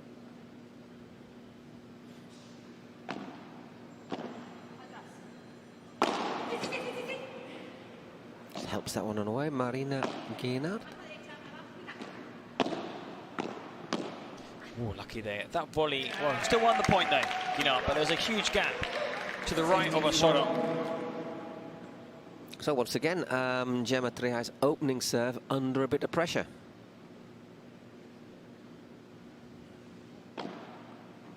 Second serve.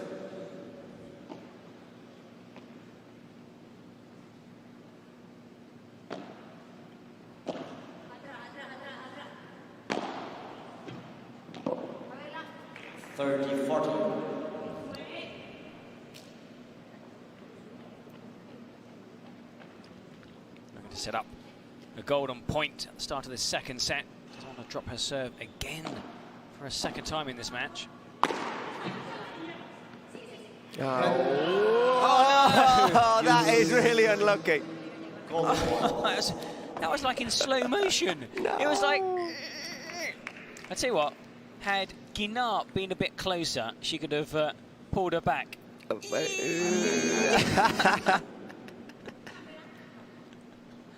And then her answer to just a little pat on the back. Anyhow, golden point. Ooh, after being in the situation they were in. 15-40. Triay was really struggling on her serve. And then, well, so unlucky they just couldn't hold back. And then Guinart with a mistake, sending it deep into the back glass. Now we can see some of the men getting ready. I think obviously you need to warm up, stretch off, and it's not just what you see out on court between the matches. They do spend quite a long time stretching off. Now just behind it there's an area for the players just to warm up. But, you know, it could be 20 minutes, 45 minutes, an hour and a half. I mean, who knows? It's 6-2, first set, only just started in this second set. Triay holding the serve.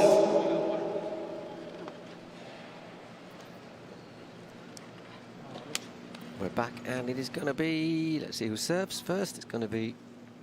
We'll serve with new balls. It's Guinart. Victoria Iglesias. No, it isn't. It's Victoria Iglesias. Sold me down the river there, our graphics man. Let's serve.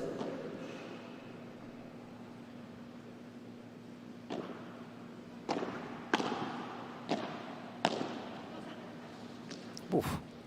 Once again, that evil bounce off the side of the court. Just a quick word about this event, Paul. Of course, we've been following it since it started last season, and it has become so much bigger in its second season. Started in April with those two excellent events in Miami, with Miami winning that season opener. Los Angeles beat winning event 2. And it just got better as the season drew on. There's a lot more interest, I think, not just in North America, but also in Europe and South America. And then San Diego followed. That was in August. And now here we are in November.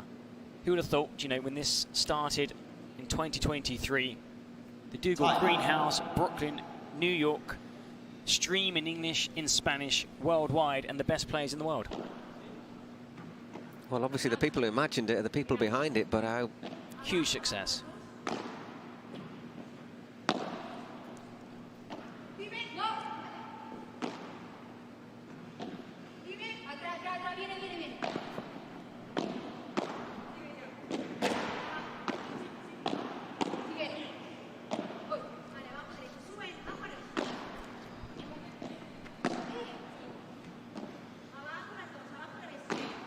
Whoa.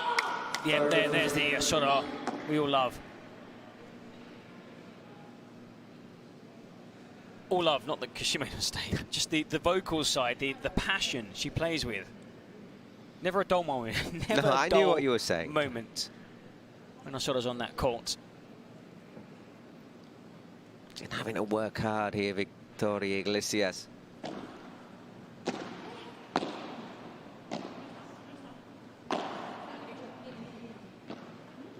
Oh, Oh, that was clever. just out, yeah. But it was a clever shot because yeah. Iglesias had no idea. She'd stepped towards the centre. Just didn't quite have enough room to play with.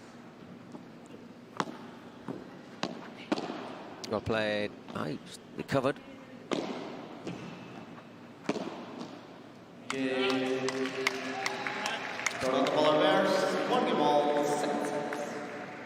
Well played from Marina Guinart. Aggressive there.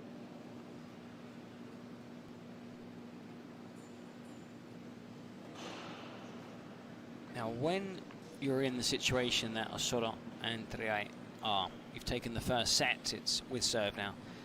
In the second set, you can't think, just like, you know, the opponents, we want a quick game, we want to, you know, be able to rest as soon as possible and focus on the semi-final, because when that happens, you're not focusing on the next point. You kind of think ahead. It's not easy not to think ahead. Got to focus on closing this out.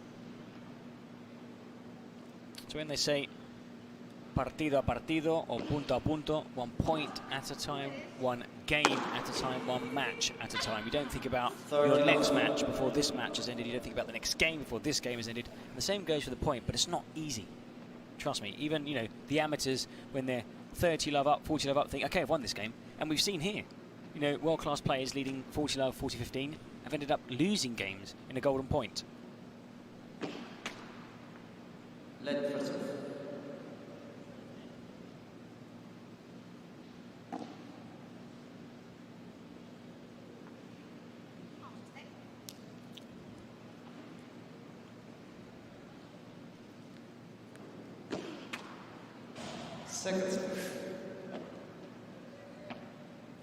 Missed quite a few first serves during this match, the Argentine.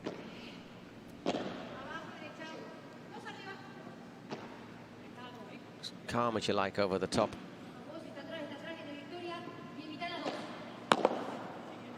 Well reached there. Who? Because on both players' forehand. Just sends it on, but I don't think there are many players who move better on court than Gemma Triay. When you look at her, she's not the tallest, not the fastest, but it's, you know, if you look at Patti Yaguno, Kata Tenorio. That's a good shot. You know, 39-year-old, 49-year-old, how they read the game. I mean, they read the game better than the rest of the players due to their vast experience, and it's just knowing where to be. I think it's, you know, their paddle IQ is very high.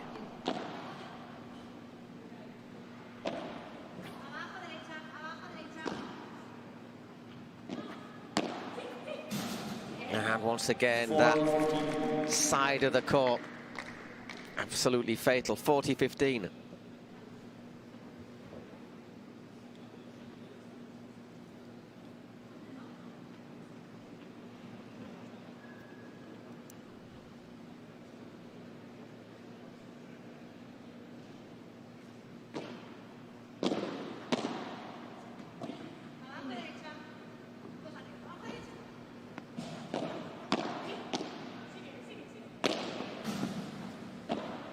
Able to save that one.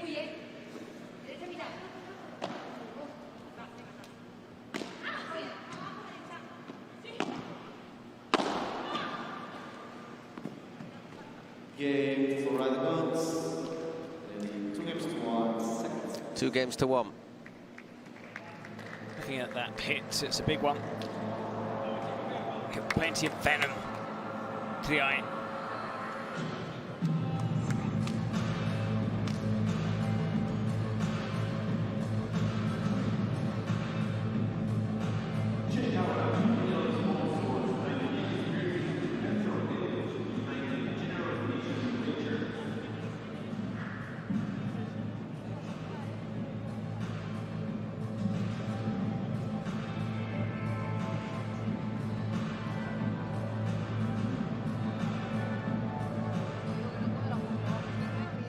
Si al área me viene, ya le clavo el globo. Ahí. Evidentemente.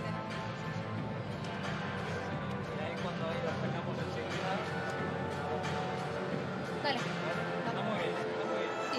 La verdad que estamos por Sí, ahí cuando la tenga, Cuando la tenga cómoda la voy a jugar por arriba paralela si querés para que puedas entrar vos ahí o yo acá. Y si no, boludo, lo firme por abajo tampoco pasa nada. O sea, si vamos un poco apretados. Y a mí la combinación que te he dicho antes de entrar con chiquita por el medio también me gusta. Después de tener el globo. Ahora me viene rápido. Sí, es más como con pared. Cuando la tienes con pared, yo creo que ahí puedes. Sí, pero hay que ver como que tenemos de chiquita. Chao la toca y da el golpe lo que toca bien y se queda. Pero vamos, va. Yeah, the coach was just saying, okay, chiquita. Let's play it to the players' feet. Because they're two quite tall players. Normally the taller players struggle with those lower shots. And she went, vale, yeah. We'll try it. We'll give it a try. Conspiratorial chat there between Osoro and Triay and the coach.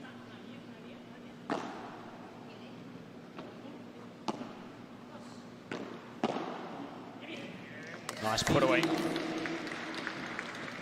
By the way, Victoria's ankle is fine. It's just precautionary.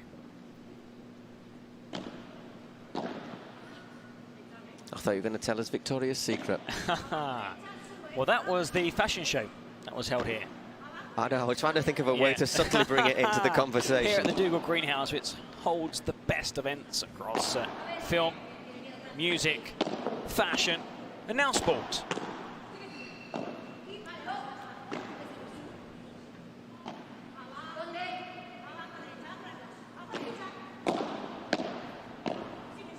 Another good rally.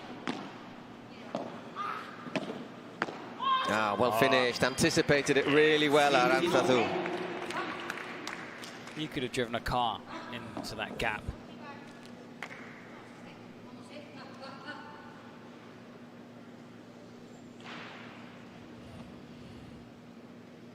Never dwell on a lost point. Okay. Never dwell on 2 lost points. Once again, really have to dig in to turn this game around.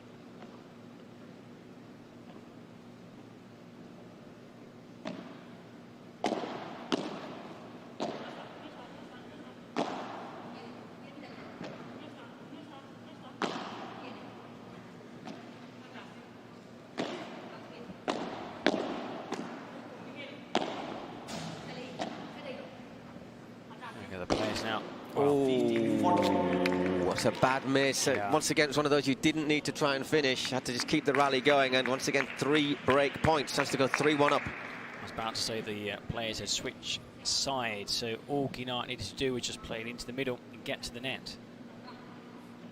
Because when players playing on the sides are not used to, you can see they look slightly uncomfortable.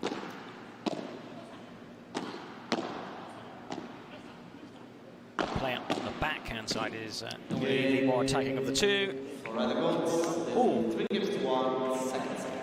Well, there is another service break, 3 games to 1. Not sure Guinart needed to go for that one. She was stretching, obviously, because it just hit the end of her racket. I think Victoria might have been able to have an easier shot. As it is, Gemma Triay serving for the 2nd time in this set, looking to go 4-1 up.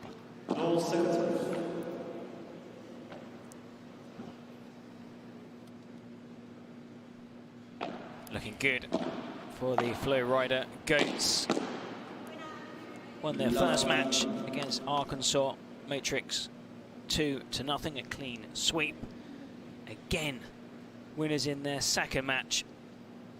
And well, after beating Las Vegas Smash, qualified mathematically for the semi-final, and now taking a big step towards qualifying as group winners. That one was in from Victoria Iglesias. All of a sudden it's love 30.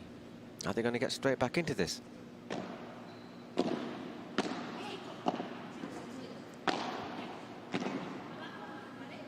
Really good return there by Iglesias up against the wall.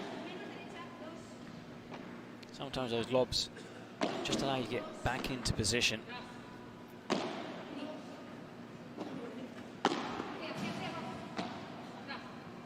And they are quite tall players, hard to get the ball over at times. As Guinart shows there.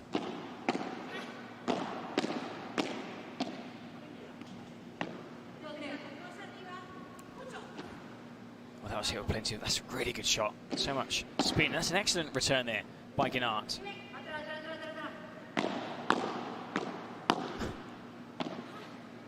Well, the longest rally of the match so far, Paul. You don't want to lose this one.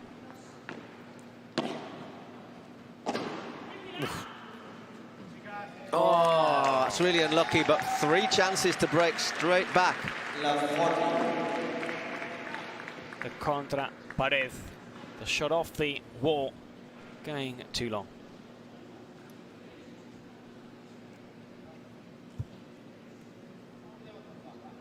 Time.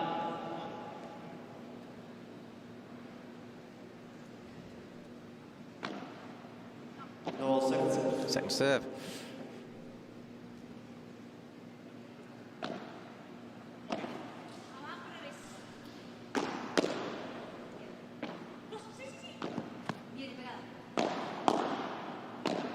Defending really well in this game, Triay and Guinart.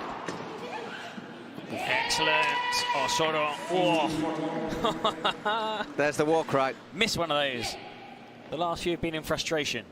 That was, I don't know if it was joy, but yeah, definitely a lot happier. Osoro. Still have a lot of work to do though.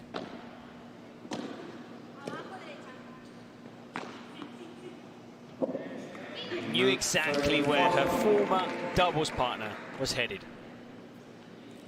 Lovely subtle shot there after blasting one in, just dinking it down the other side. Still 2 points to save though.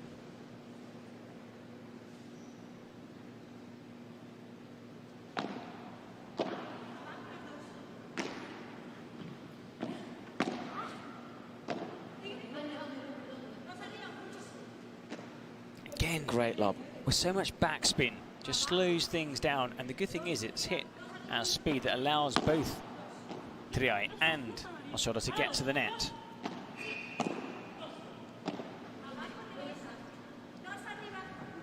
And again. Good responses though from Guinart and Iglesias.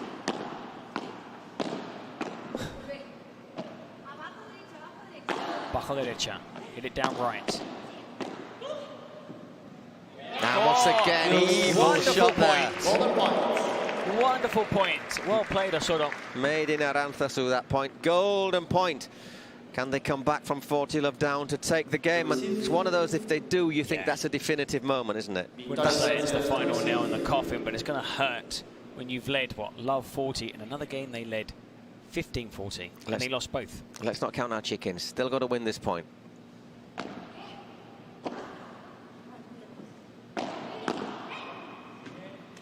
All right. 1, 2, 3, 4. 4 games to 1.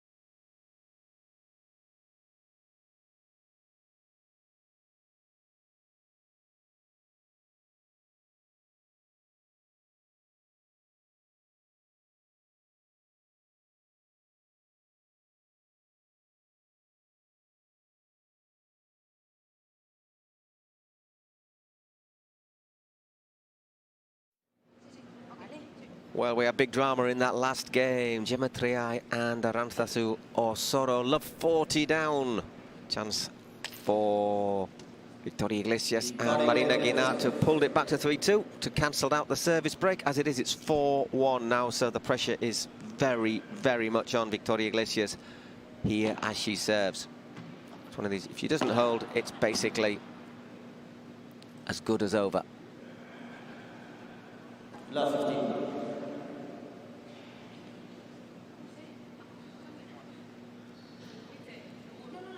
Well, Iglesias thought it might have grazed the fence. I was sort of saying, I'm not going to call it. I didn't see it. I hit it. My head was down. When I looked up, the ball went past you. The umpire was waiting. And they're going to play it again. Call a let. Okay. Oh, what a backhanded return there from Osorio.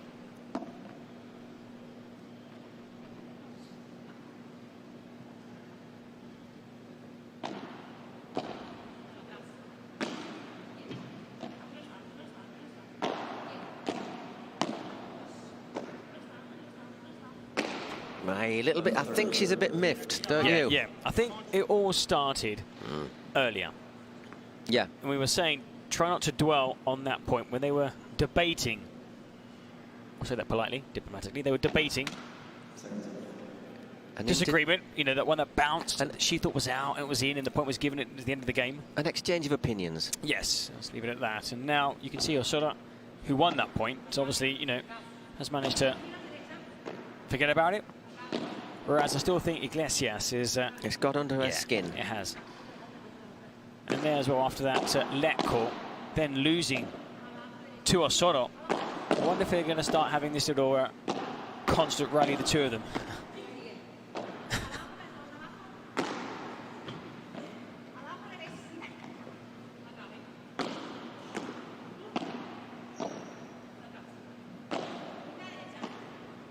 A lovely little lob. Oh, such a deft touch.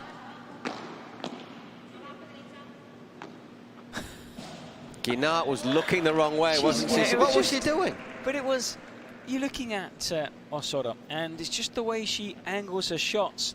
I wouldn't say teasing with opponents, but she always seems to be in control of every point. 40 love.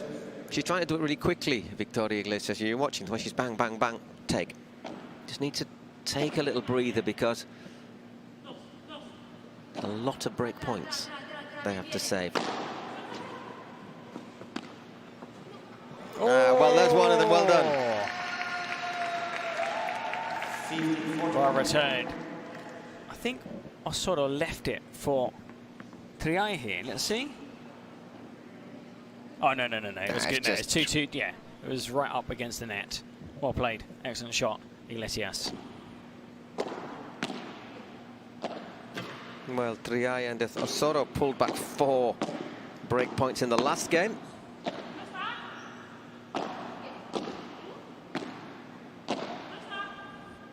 I really like this doubles team of Osorio. Triay. And that is a big break. 5-1. They'll be serving now for the match. 1 hour and 5 minutes gone. It would mean that the FlowRida Goats are still unbeaten. They haven't lost a single match, women's doubles or men's doubles, yet at the Cities Cup during the group stages. Whereas, well, Toronto Polar Bears did drop 1 game to the Arkansas Matrix.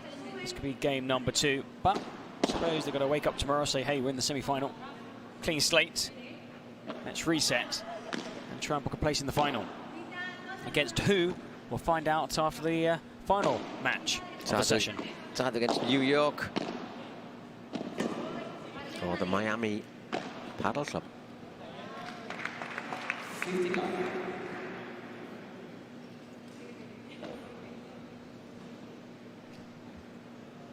It's a nice little cushion smash there, fake.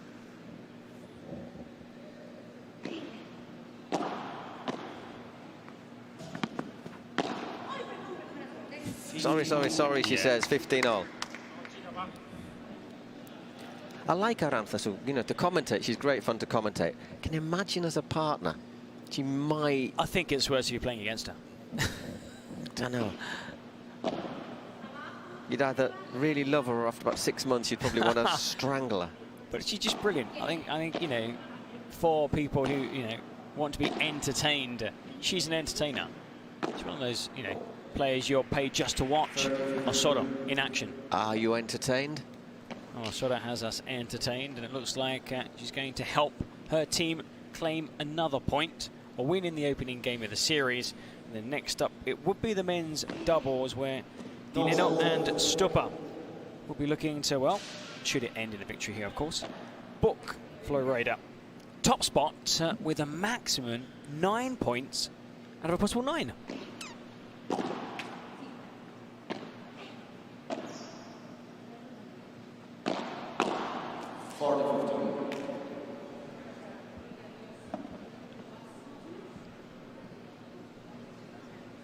So, 3 match points.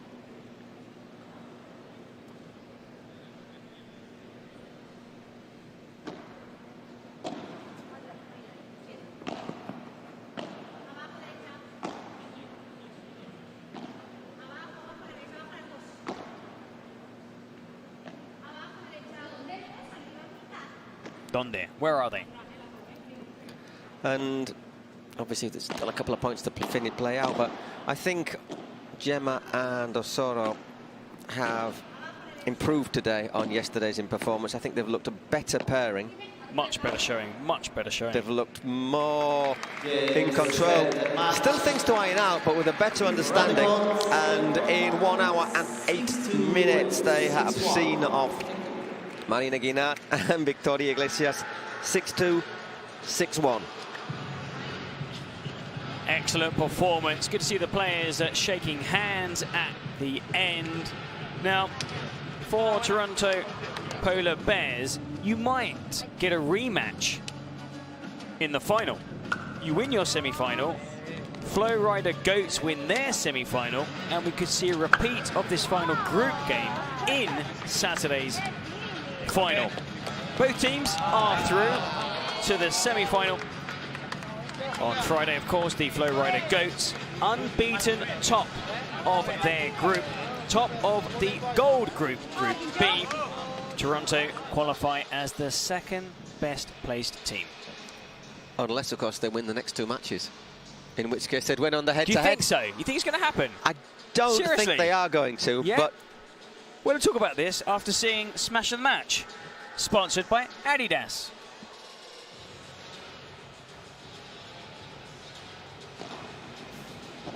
Is it? Oh, it's not Soto. It's going to be Gemma Triay. This is a great one. It just gets the effect, doesn't it? And also, yeah, arches are back, hits the top spin, big kick as it comes off. Watch here. Watch the kick. There. Whoa, and the angle as well. That was a really good. That was a really good angle to see the angle of how it came off the glass. So 2-set win. Now looking at this next game, Barona, Coquinieto, Nenno, Stupa, pressure on. Yep, Coque and Barona are not the favourites. I'm going to say it's got to be Stupa and Nenno are my favourites. But we know that Coque and Barona can hit that ball really, really hard. It's going to be a little bit of a... It's going to be a high-tempo game. 2 players who control it, Nenno and... Stupa. And also Coque, and then Barona, who well is it? Okay, we're off to have a word with Julian.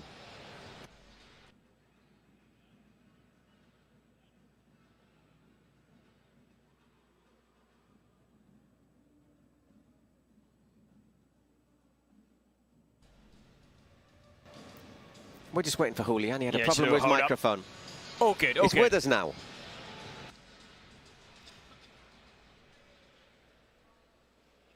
Well, just checking out that mic. Julian. Ladies and gentlemen, what a great performance by these 2 amazing players.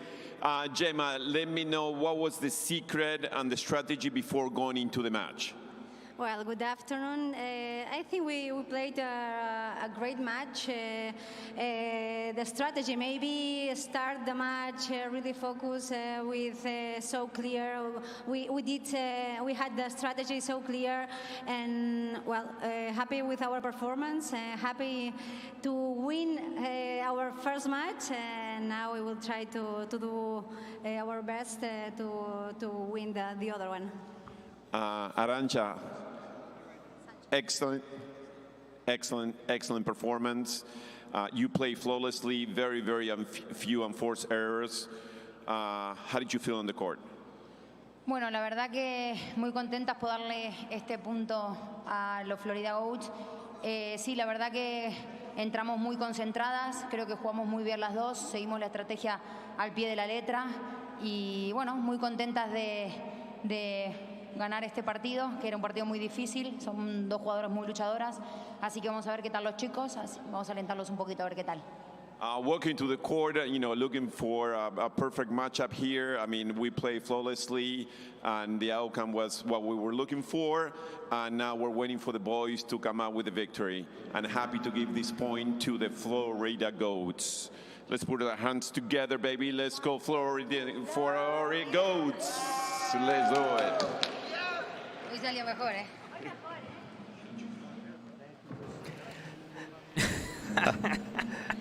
Aranthasu just there says, comical. Today the salute, let's go, Flo. Worked quite a lot better than yesterday. Anyhow, here are the highlights of that win for Gemma Triay and Aranthasu Osoro.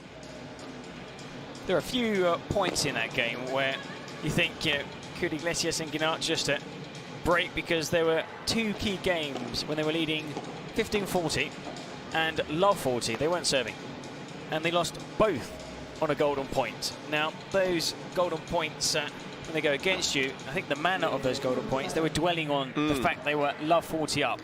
Like when that, especially in that last set, when it was neck and neck. It was neck and neck, and then the class of Osoro and today just proving too good, too strong. And here, look how lucky that was. They lost this point, and then the following point. This is one of the games. Yeah, they were leading love 40. That would have been the game gone the other way.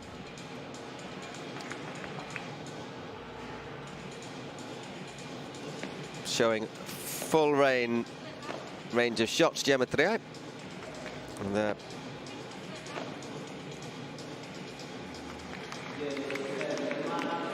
was the winner. So new partnership for this looks to be working. 35 points for the Bears for Guinart and Iglesias, 55 for Osoro and Triay. It was, in the end, pretty convincing. 61% of the shots. Won 3 golden points, but they were big ones. Big golden points to hold serve and also to break. And they had a run of 7 consecutive points, helped take them clear. So we'll be just having a short break, and we'll be back.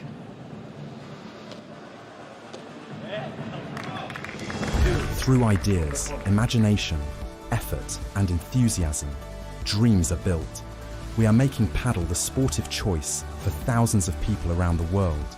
Each court built is a match won, and so, court by court, match by match, we are creating a limitless playing territory so that the unbeatable passion that paddle creates can be spread throughout the 5 continents.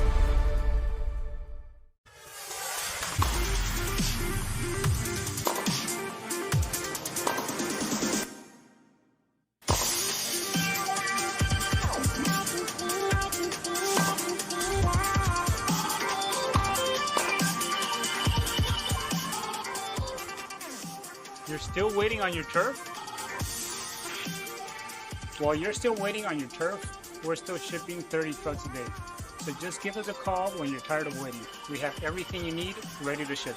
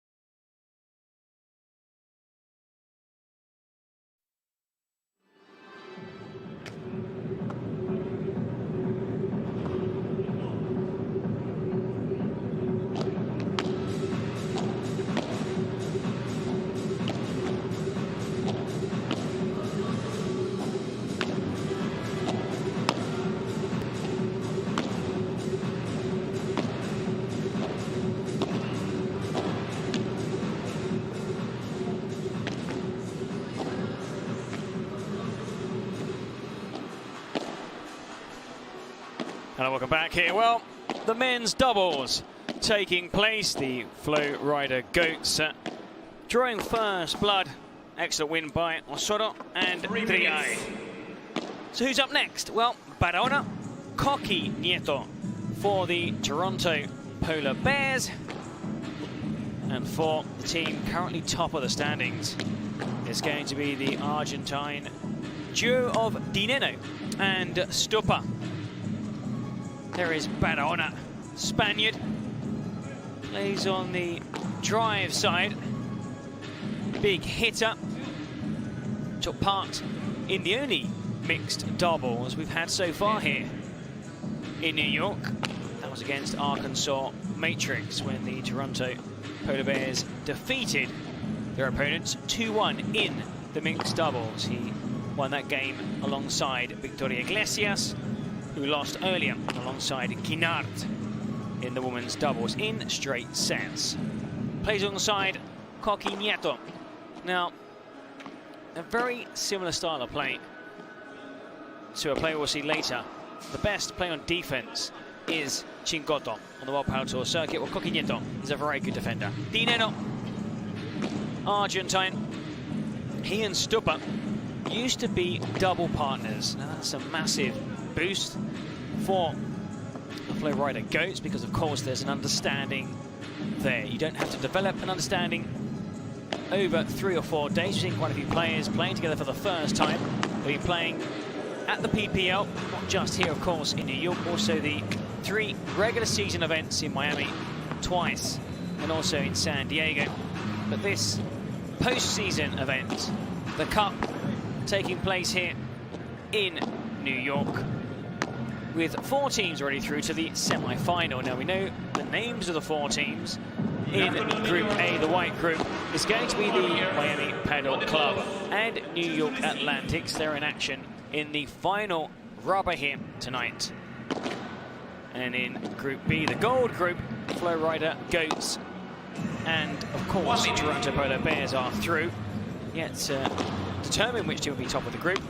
As for Las Vegas Smash, the holders, defending champions, the team that conquered this crown last season, 2023, well, they go out at the group stage.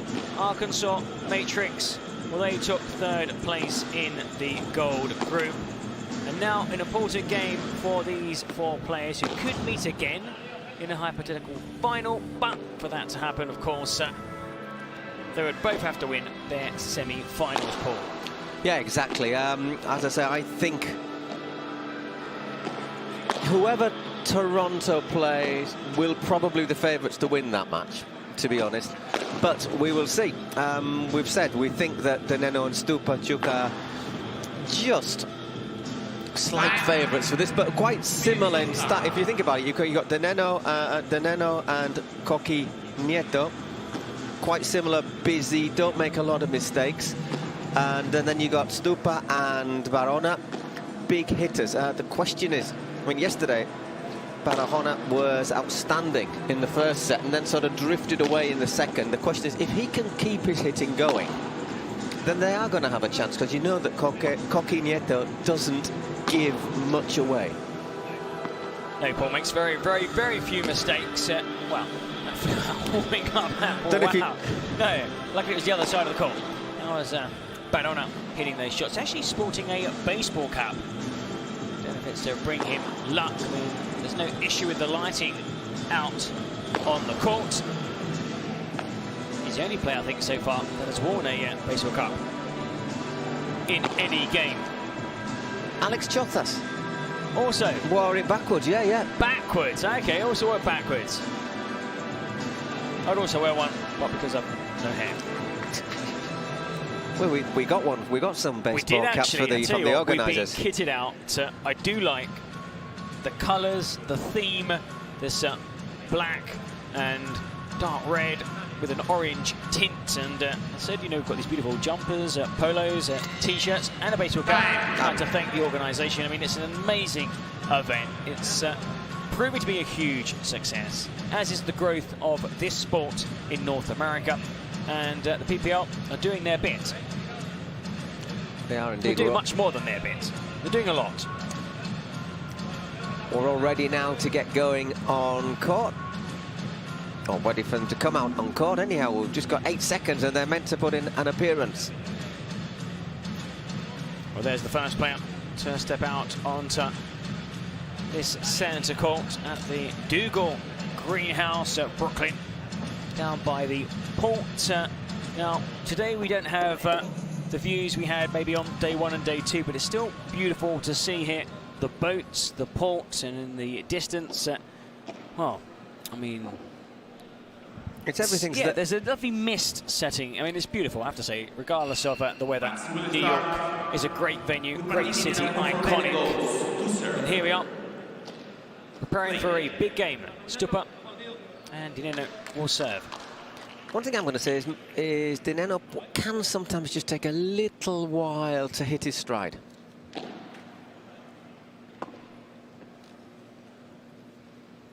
So it might be a moment for Nieto and Varona to try and put some early pressure on.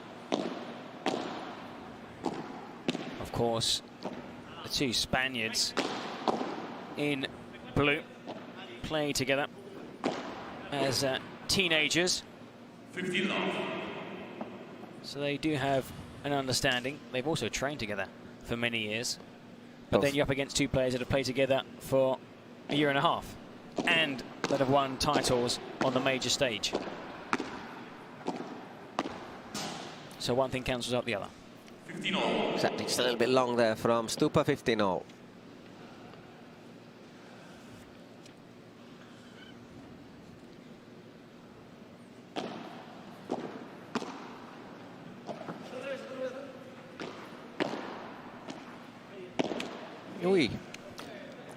We were highlighting Cook, who's a player who makes maybe 3 mistakes in an entire match. Well, there's his first.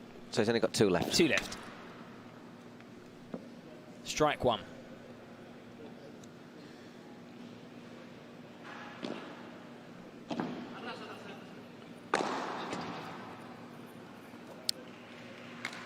Makes it look so easy. It just makes it look so easy. Look, there you go.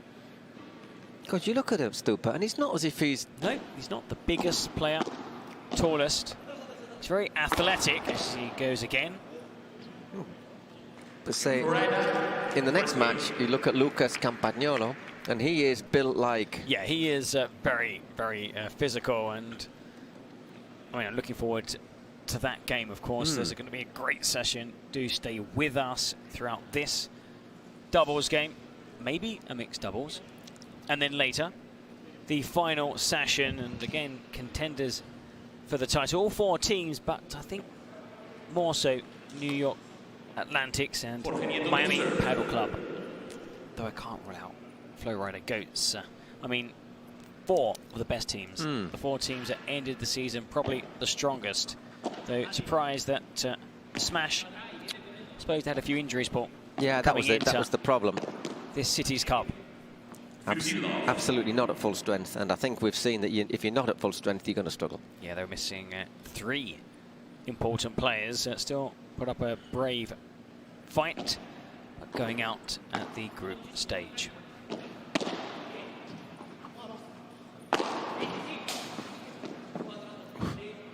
Well, we were talking about can Javier Varona get his serve going. Just warming it up. Well recovered, though, by Stupa to take the point.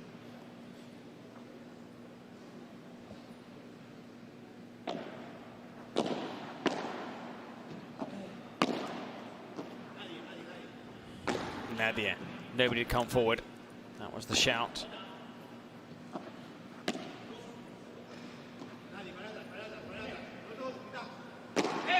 Oh. Luckily, he managed to duck out of the way. 30-15. Nearly hit light speed, that one, didn't it?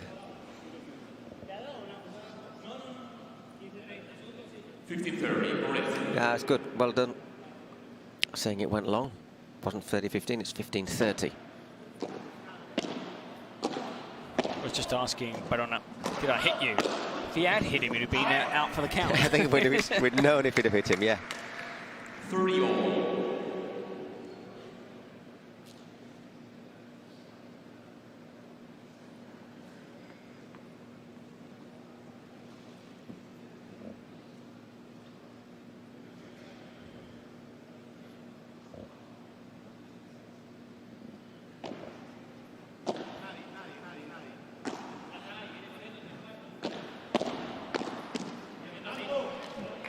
Stupa and Nenno have started. Yeah, this match meaning business.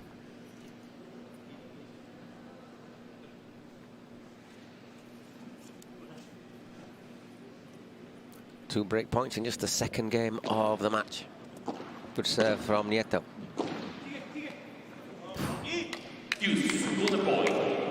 Golden point.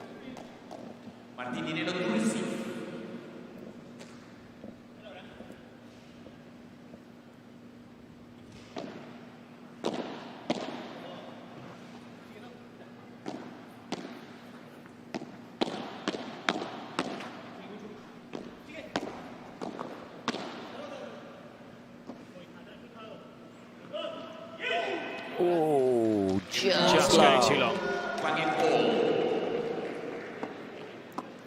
Well, Barona and Nieto have lost one game here already. 3-6, 3-10-7. So Arkansas Matrix, Gonzalo Rubio and Inigo Jofre defeating them. Whereas Stupa and Nenno have been excellent in their last game. They dropped just 3 games, 6-2, 6-1. Yeah, it has to be said as well, the game that Nieto and Barona lost, which is yesterday, they actually started it really well, didn't they, as well? They started off like an express train. And they were coasting in that second set as well.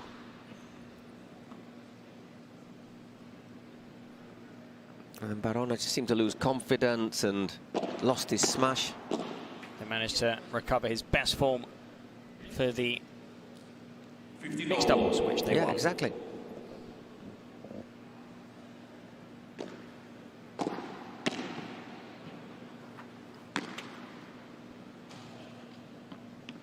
$15-30, a little bit loose there. Just giving themselves a bit of work to do. Just checking with Barona if he hit the ball twice, and Barona said no, I didn't, 100%. And it was first serve. It was, I don't know if he's called it, so it must have been a let cord.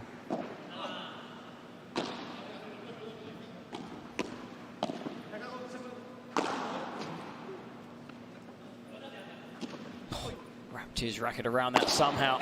Ooh, off the backside. 15-30. Just gets enough on it.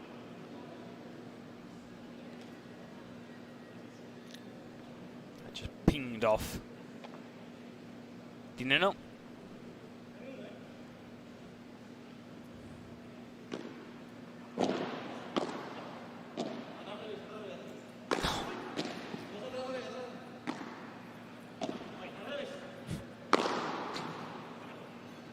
I was watching in that point. Barona runs from one side to the other, and doesn't actually ever touch the ball. 30-all. I know that Tapia is called the astronaut cosmonaut. I mean, it's going to be tight though between Stupa and Tapia as to who is the the player that jumps the highest, can somehow hang in the air longer.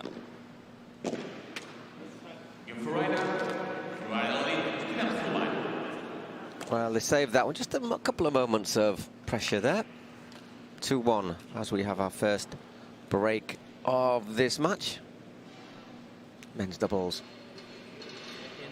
FlowRida Goats against the Toronto Polar Bears. Aparte en la siguiente bola de Breito tampoco te acompañé, no te tenía puesto. La que pega en la cinta y eso.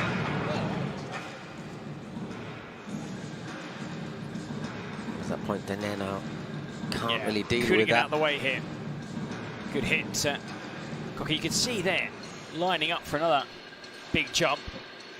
Well, Stupa, look, waits on the side, sets off. Right, look, really. Why? You look at that run, actually, it's almost as if he was going to flop over the net.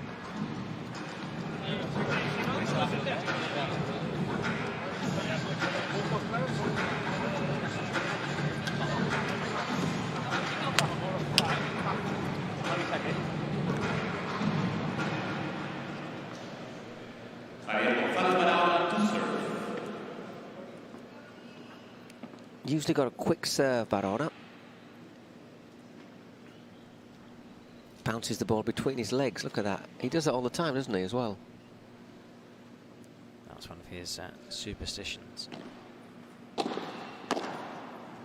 Before he really got into paddling, he was a pretty decent football player. Probably made the right choice though. Switching to paddle. One of the best Spanish players in the world. Ooh, does that bounce in or out? Well, there's your answer. Out. Let's see it here. Out, yeah. And straight away, Coquinetto pointed with his finger out. Just clipped the bottom of the metal fence.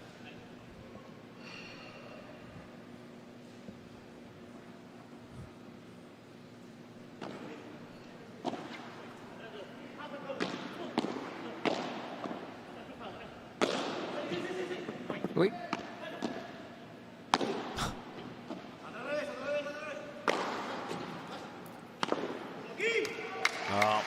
Unable this time to bury it, Stupa. 40-15. Great leap by Badona. That goes very, very high indeed.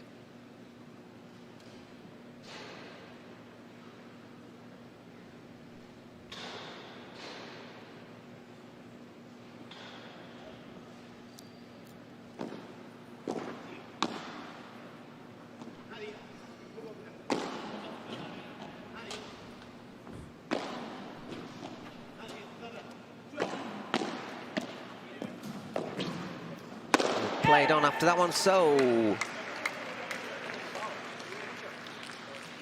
40-15. 40-15.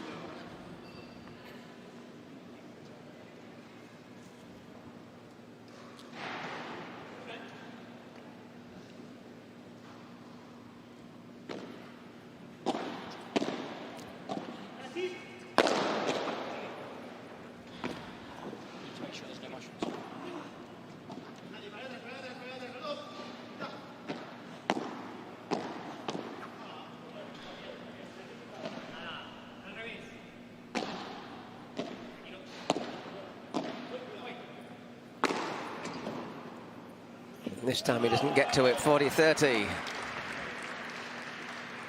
40-30.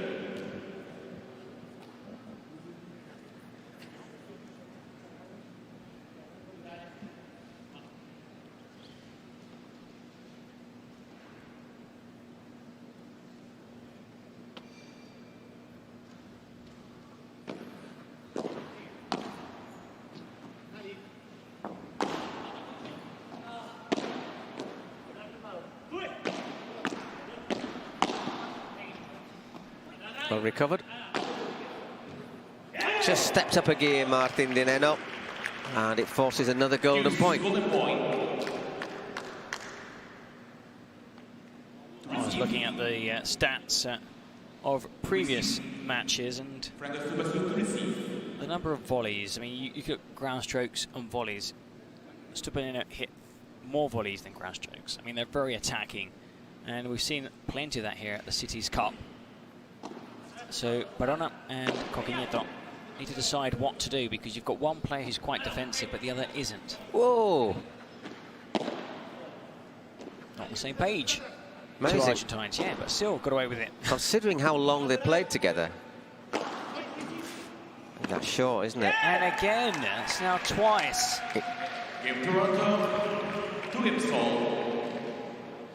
I think he's trying to win too many points now outright with his smash, and it's not coming off. Maybe Stupa was possibly better positioned there. De Nenno was going backwards, but still, I mean. But because of that, they end up out of position, and he went for the smash from behind the serve line. Yeah, you can see De Nenno was like, you know, it was a chance for a 3-1 lead, a break in this first set. We've missed another opportunity. And they've had two.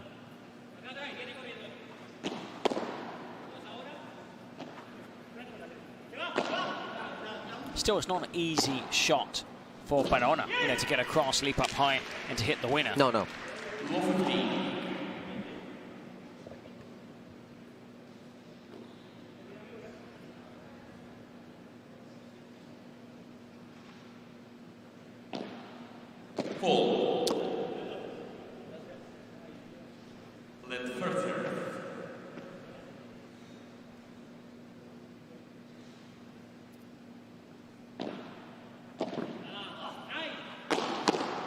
Good block.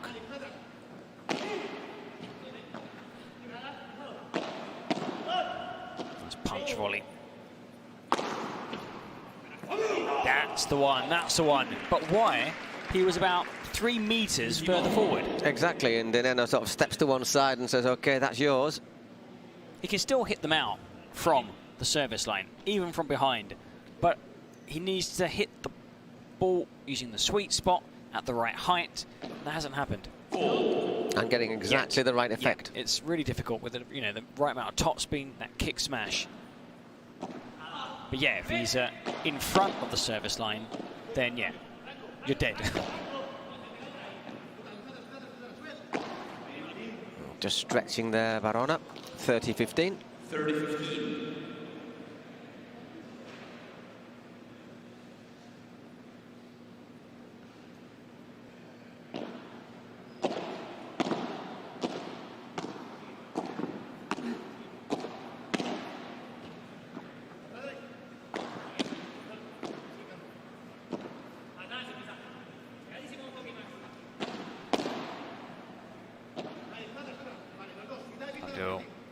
Play into the corner. There, that's a good shot. Well, oh, I know what you mean. Yeah. I know what you're saying. The idea was a good shot. Just regain the net with the lob. But just going long. So 40-15. I wonder why he was warming up with the baseball cap and then took it off for the match. So it's obviously not a floodlight thing. Maybe he came in from outside where it's raining. Keep all that hair in place. Ooh, that was whiskers past Barona. Good hit, good win.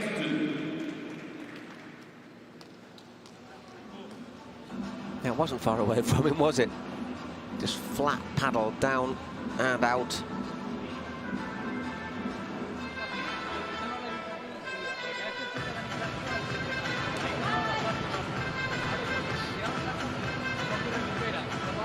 Yo hice lo mismo, viste, la quise bajar. Error.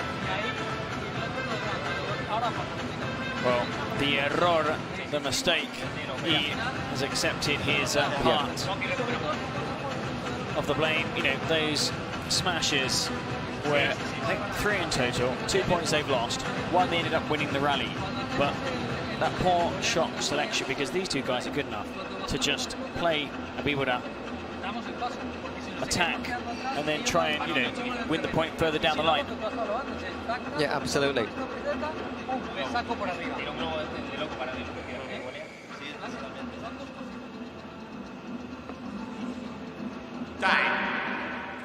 Okay, players coming back on court for our 6th game in this match so far.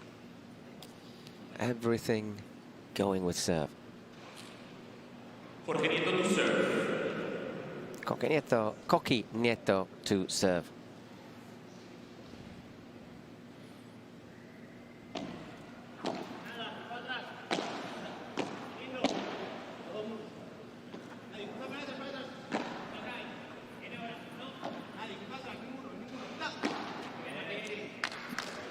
We see that so often. We're directly behind Barona. It's when you just don't get under the ball, you drop too late.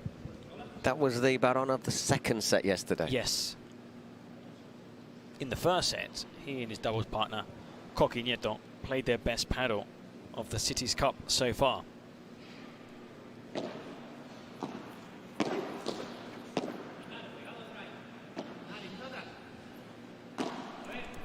Oh, it's gone a bit long. Look 30.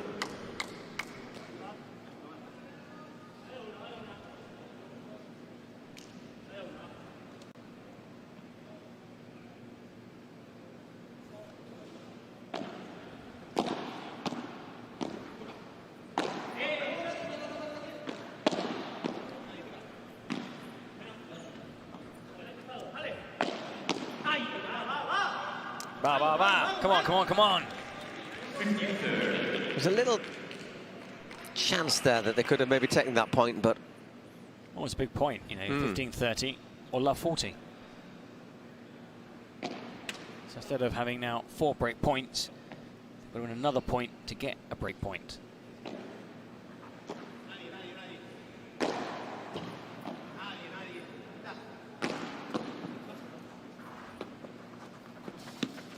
Yeah, well played. They were just testing him there, weren't you? Are you going to have a go? Are you going to hit that smash? We saw there, all 4 players on a string. They all shifted at the same time across the court, just to, you know, not allow your opponents any angle.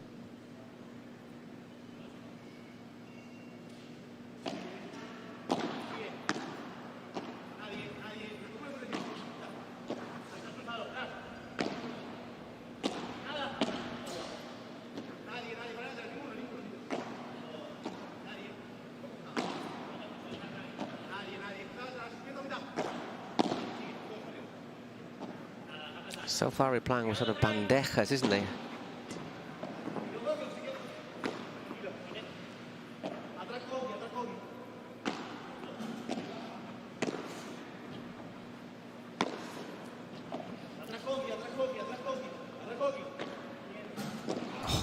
Really well played there, Stupo. Yeah.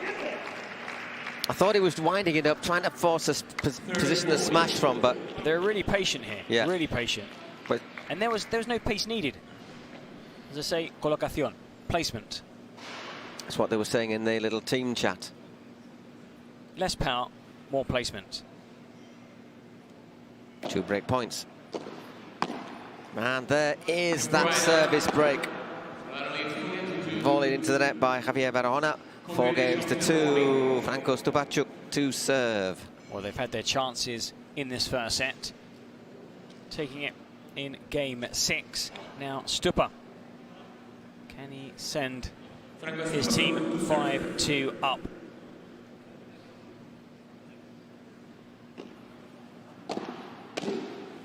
A little bit long. I don't know if it's the players from Argentina, but they all seem to be a bit more vocal. No, Stupa, no, ay, oh, you know, or sort of in general, than maybe the Spanish players. I suppose as well, you know, you've got your traditions and customs. I mean, if you play football or soccer with Argentinians, you know. No, I suppose, yeah, I suppose it's, you know, depending, you know, maybe we Brits, we go, oh, sugar. I mean, I don't want to. I would say that. I don't want all Argentina to come after me.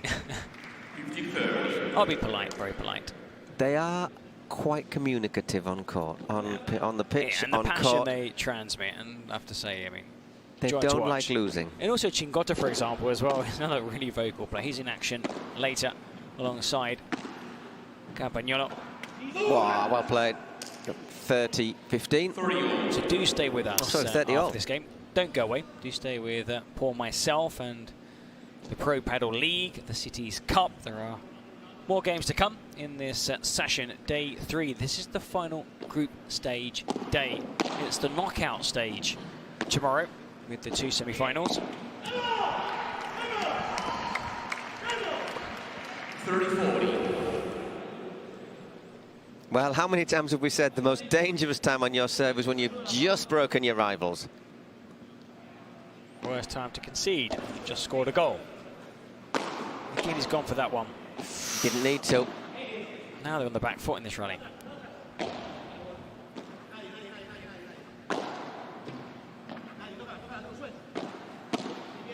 Now looking to change that. Nenno. That's short, surely. Yes. Oh, Nenno hoping to end that rally early and didn't.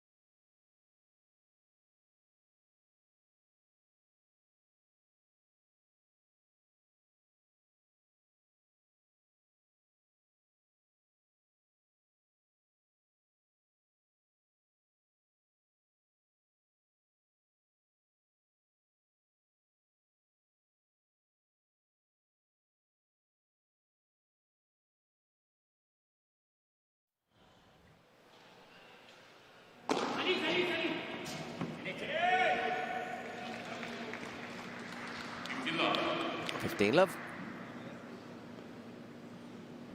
Didn't quite kick up as much as expected there.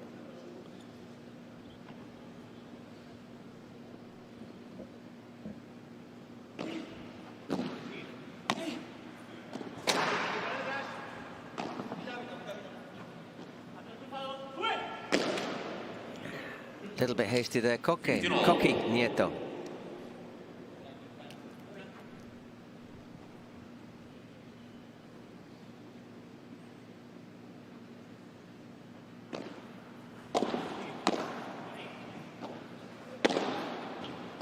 That's a good response, Well though. played.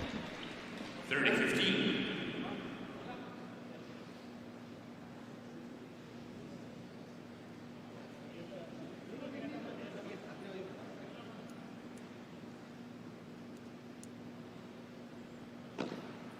I think of all the players we've seen play here, Osorio and Barona bounce the ball the most. Before a serve. Delightful. We did well there, Nenno, because it hit that side of the court. So quick. The reflexes at the net. I mean, you don't realise how fast this is until you get down courtside. It's like lots of sports, isn't it? You watch it on telly and it looks quick on television, but then you get there. I can do that. I can, yeah. I mean, these players are up there, top 10 in the world.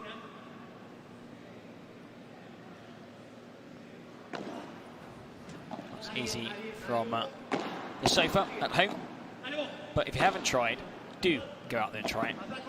Not expensive, the rackets and the ball. Get a court between 4 of you and learn paddle with some basic hand-eye coordination. You can have lots of fun with your friends. 4-all, a little bit of pressure here on Martin Di Nenno.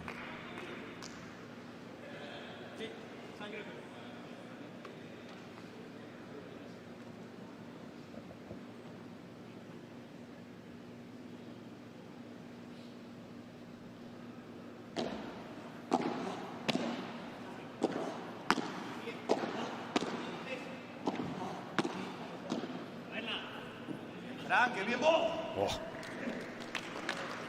15 low. I've been silent, both Stupa and Di Nenno in the last couple of games. Or silenced, perhaps. Wow, gets a bit lucky. 30 love. 30 love.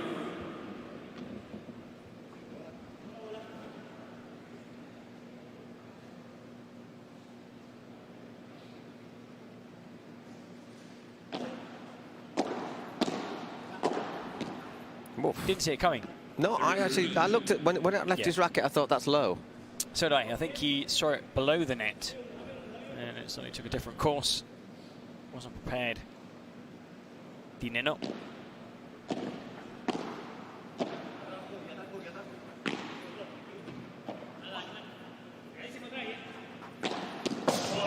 Brilliant down the middle. And he knew where the middle was because his partner told him. So it wasn't the middle, because there was Barona standing. So it was towards Coqui Nieto. And then hit with tremendous power. Oh, what a stretch. Just danced around the ball. Still in this point. Not just in the point. Excellent. Won the point. Well played. Well, in fight before, ball change.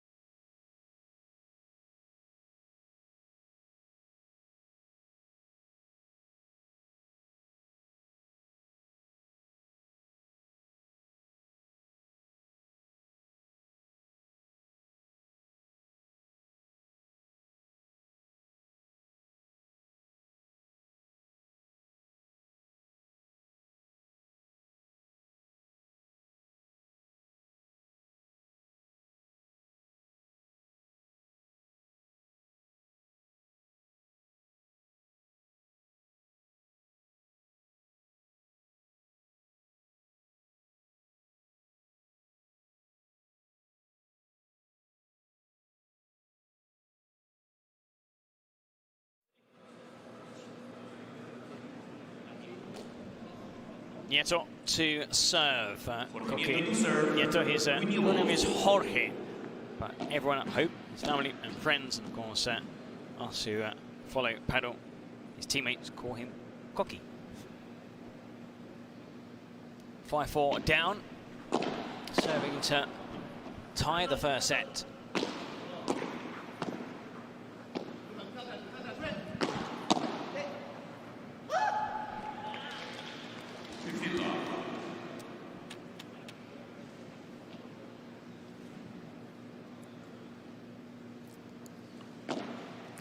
Hits his serves backhand. There's not many that do that, are there? No. Normally, when players do serve with a backhand, it's only their first serve, and it is the backhand across to the far glass. Never backhand in the centre. So you try and get a better angle by serving with the backhand from that side of the court.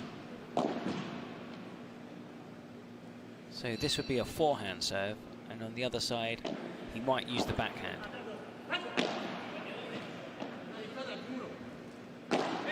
Oh, wild one at a bad moment as well. 15-30.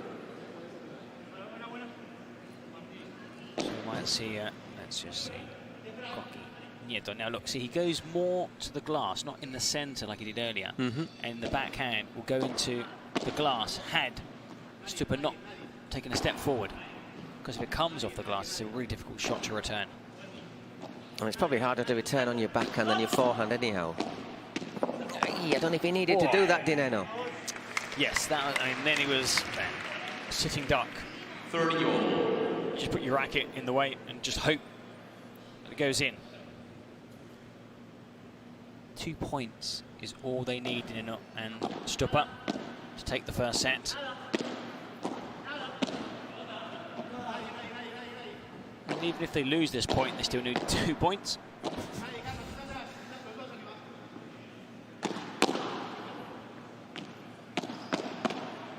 Oh, great rally. Well, they still need 2 points. Nothing's changed. Fact is, the problem is the rivals need just one. Yes. Once again, it's little asterisks here by the side. Again, that backhand.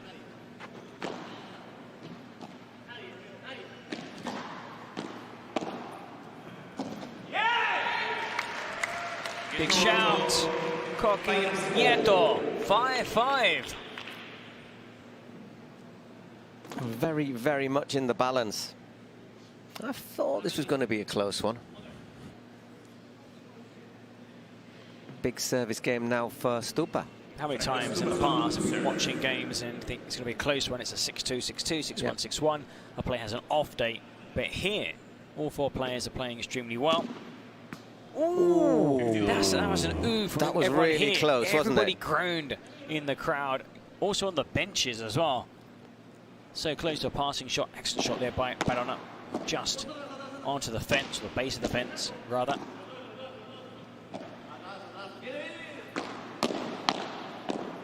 Well, great blocking. Got the net now.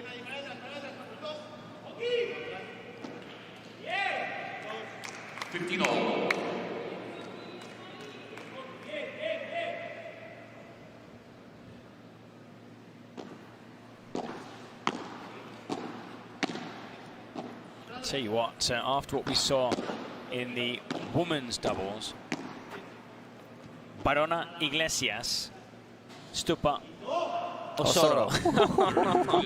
I mean, that could be spicy. That, I mean, that'll be a massive game. A fun one to watch as well.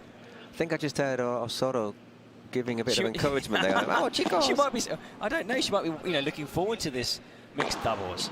A chance to play alongside Stupa. So maybe I can annoy Victoria again.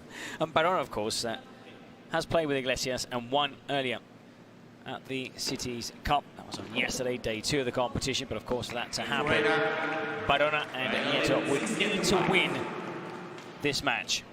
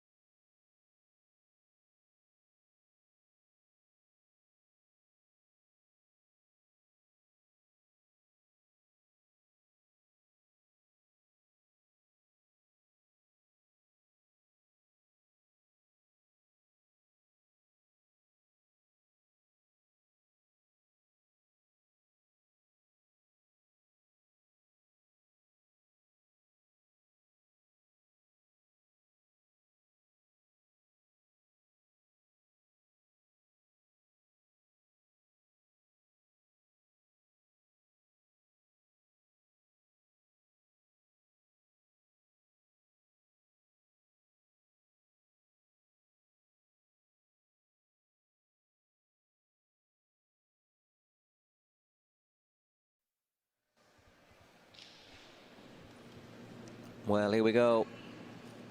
6-5 to Nenno and Stupacuk.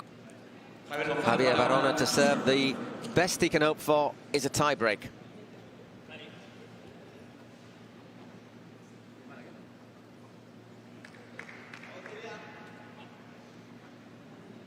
So serving to take this to a tie-break. If the Super Pibes can break, they would take the set 7-5.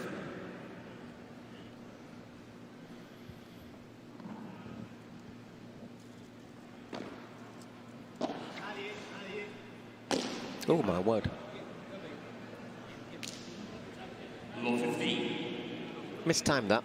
Slightly.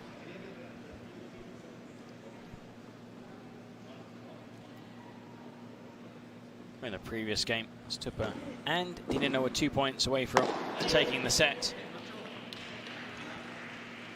Good recovery though, 15-all. Good serve as well. Well, the serve set up the next shot.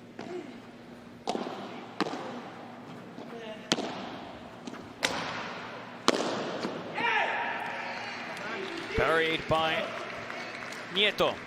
30-15.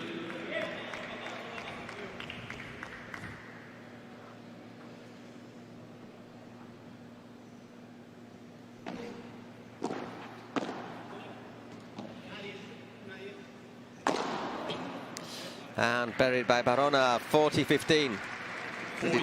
No sign of pressure here. There he does his lucky bounces. Feels like a tie break is coming.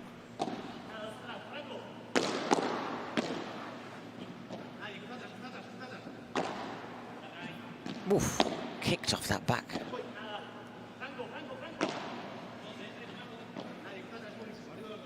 Good lob again. Usually that shot so often, Barona. It's a defensive shot that turns into an offensive one. Get forward.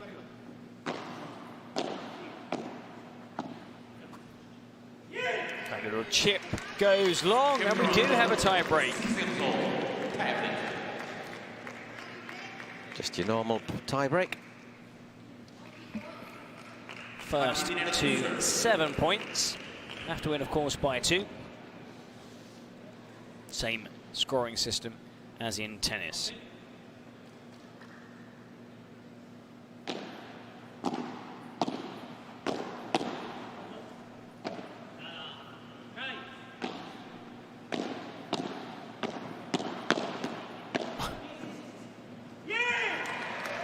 Well, that's exchange in the net.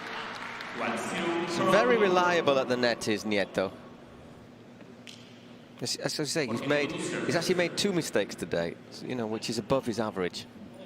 One was the 3rd point of the opening game, so considering we played 12 games, it's a good ratio. Yeah, that was that. Because why? Because Stupa had committed himself to the run cross court, and if just held on a bit longer, yeah, he would have spotted Stupa. So 1-all.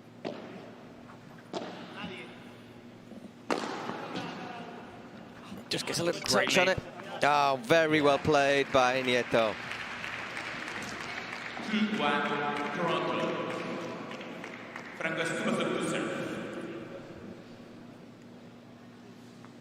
Would you say momentum is with Barona and Nieto? I think it's very balanced. I just have this little feeling that they might take the tiebreak. I'm putting my money on the line there. My reputation on the line.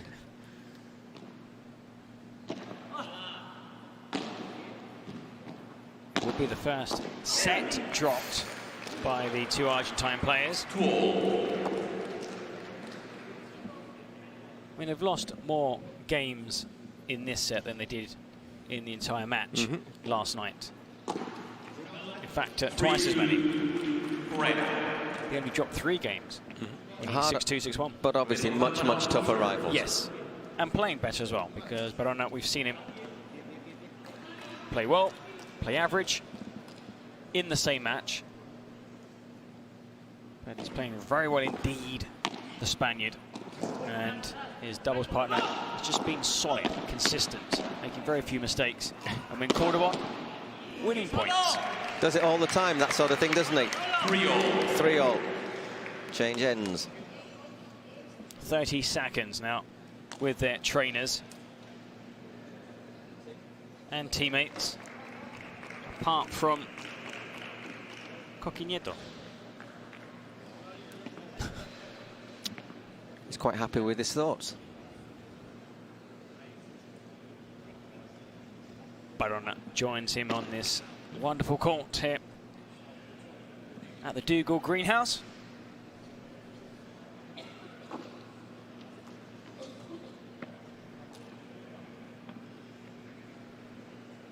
Just need the camera to sit down.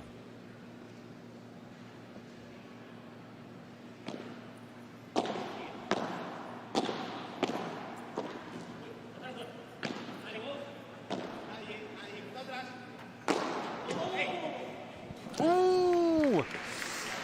So one close. Of the ones where I think everybody on the bench were holding their breath. You could see Mosoro was like, she's the one applauding now. She might have to. Well, she's so still close. wearing her gear.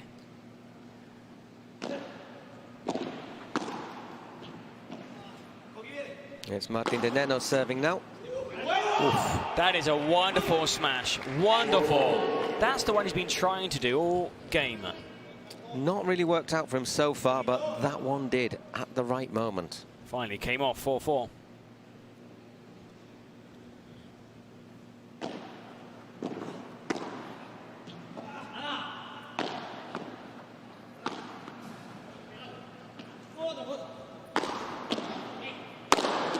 Oh. Still in. In. Incredible play. Oh. And again. How did he scoop that one up? Tremendous. Oh, no. My word. Wow, what a point. What a point. Remarkable shots. And look at that. 5-4, FlowRida. Shakes his hand. Jorge Nieto to serve. Congratulating the Spaniard. Two remarkable shots. First that one, then that one. And this one coming up here as well. This is amazing. It's another one of those that you think's going out.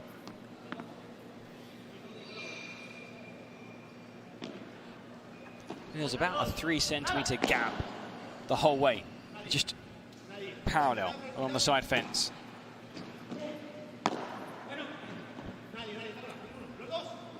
Both forward. Oh no! Good gamble. Good winner. 6-4, FlowRida.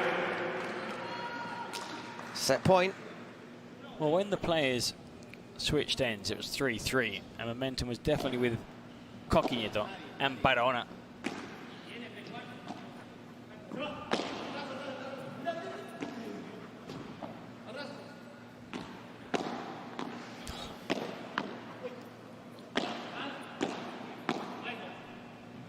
Don't know about you, but I can hardly breathe for the tension. We've seen some incredible points in this tie-break.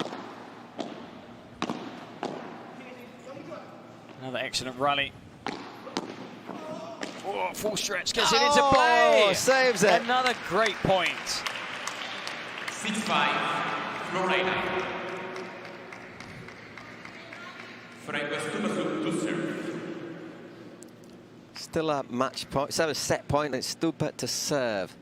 Well, you're going to feel really sorry for whoever loses this tie-break. They play so well, all four players. Someone's going to have to head back to their bench. One set down, and it's going to be Barona and Nenno. 7-6 to Nenno Stupa. Hit the rocket launcher, got into orbit, and won the set 7-6.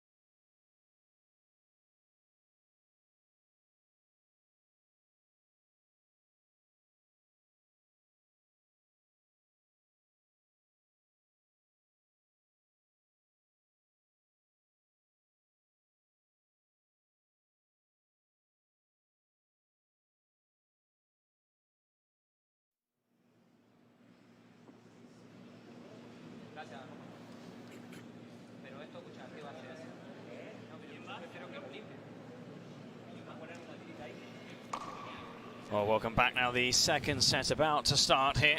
7-6, Nenno and Stupa clinching the first set in a quite dramatic tiebreak. Incredible. Nearly 55 minutes the set, which when you consider the pace these players play at, shows you how close it really was. Once again, just watching though, as they were all, most of them were having their team talks, etc., etc. Once again, Coqui Nieto was like out there on court, doing a little bit of keepy-uppy. There he is, showing off his football skills. Stupa and Nenno are very good too with those. I've seen them do about 12, 13. Or keep me up. No. Right foot, left foot, couple of knees, header. Two good footballers. And as you said, Barona is also a very good footballer. Yeah, yeah. Have to organise a five-a-side game. You could go and goal this fight, then you'd have 5. I'll be the referee.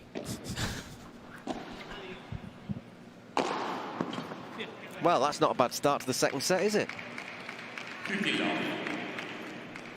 Javier Barona puts that one out of court.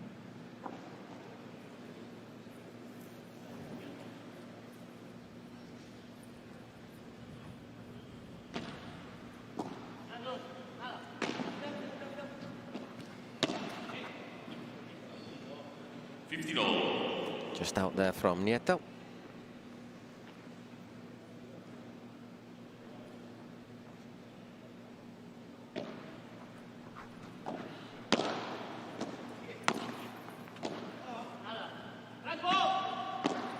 Went a little bit high, that did it, from Nieto, and that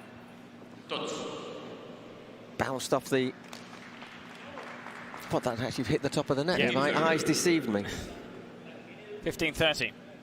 The reason that my eyes deceived me is I watched that point at the court rather than on the screen. 15-30. Big point on Nieto's serve. Be facing 3 break points, and they will be facing 3 break points. 50-40. Stupa does that run. Plays the diagonal volley. And straight away, they're on the attack. And 30-40. Point pull back.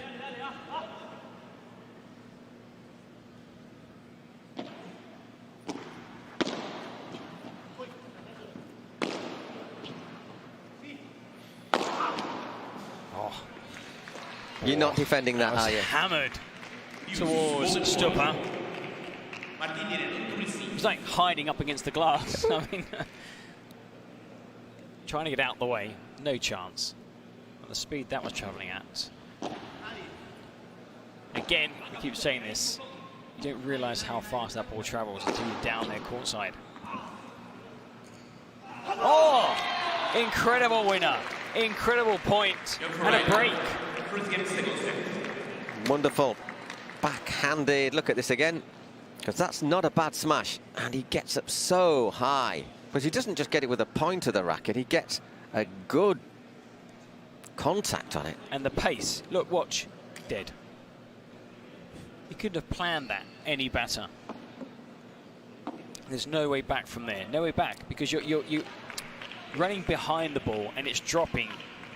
You can't reach it. There's nowhere to go. Continue to drop. That's unlucky. Because it was a good smash. But a wonderful, wonderful winner. Right, Stupa serving. Can he consolidate the serve? Something they've struggled to do in that first set. Not just them. I think we've seen it a lot at this event, which is why I'm a huge fan of the Cities Cup, because we're seeing some players play with other players. And you've got this element of, I want to say doubt, but surprise. Because you can't say, yes, they're always going to win their service game. Yes, they're going to win 6-love. When you look at all the games played, I can't remember one 6-love. We have not seen one 6-love set. Okay, we've seen quite a few 2 sets to love, clean sweeps, but even those games have been tight. Wolf. Well, we've had just got a couple of candidates for smash of the match there. If you're watching in our production van. That is a heck of a smash. Hangs in there. Dropped a long way in their side of court.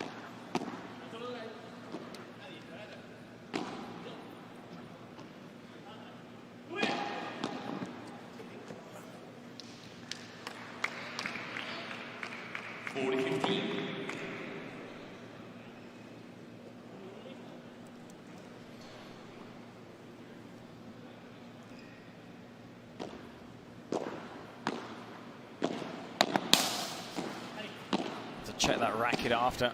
Yeah, I was going to say, what? Yeah, I mean, the rackets are made of stern stuff, but you know, they can crack. Normally that happens if you hit the ground really hard. And the fence. Had a quick look down. All good, can continue. 40-30, once again, fighting back.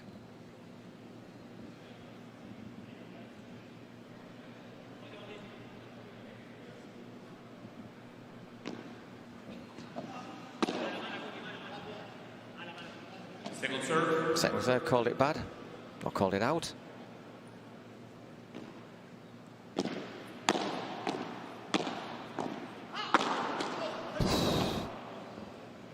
He's pulling out all the stops, Coquinetto.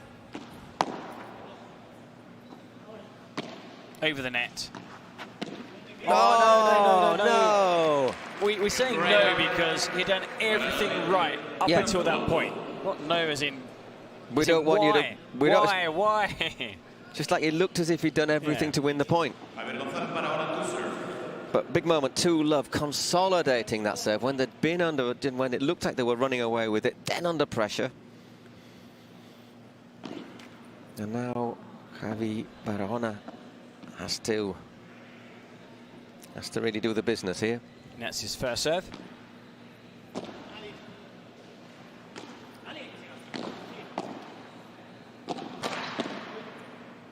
Sometimes you players just bouncing into the wall is to get momentum to move in the opposite direction.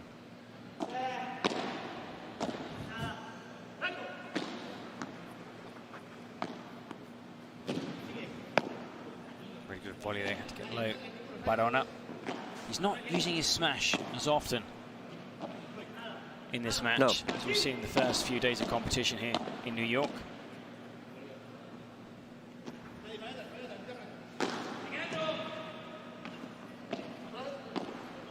Another cracking rally. Brilliant block.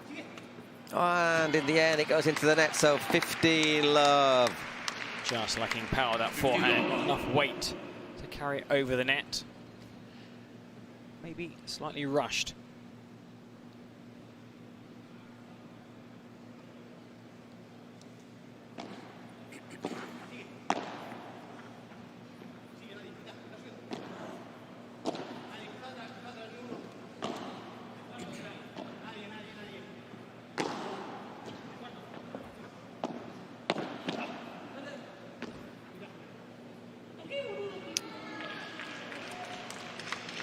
Love. Well, they do need a good service game, the two Spaniards.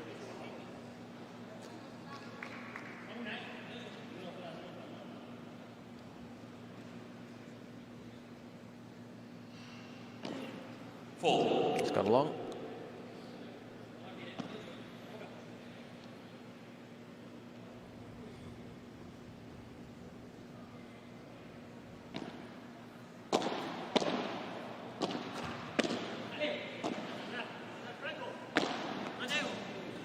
Well played, Nieto, 40-love. 40-love.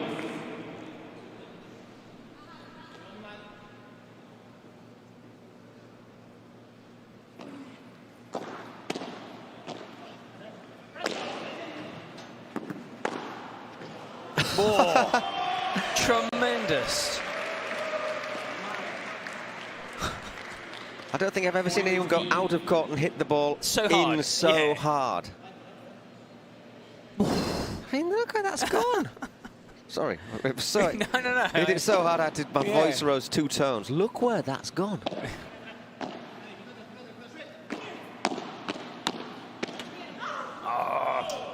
Well, it's no longer 40-love. But this is happening in nearly every game, isn't it? You think, okay, yeah, they've got this one wrapped up. I mean, Stupa shot that. It's never wrapped up. I thought, it's a shame he's done it at 40-love.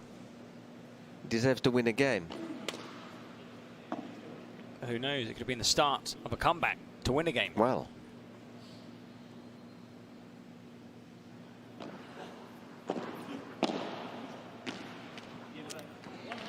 Not in this case. No, Stupa as well. What a shame.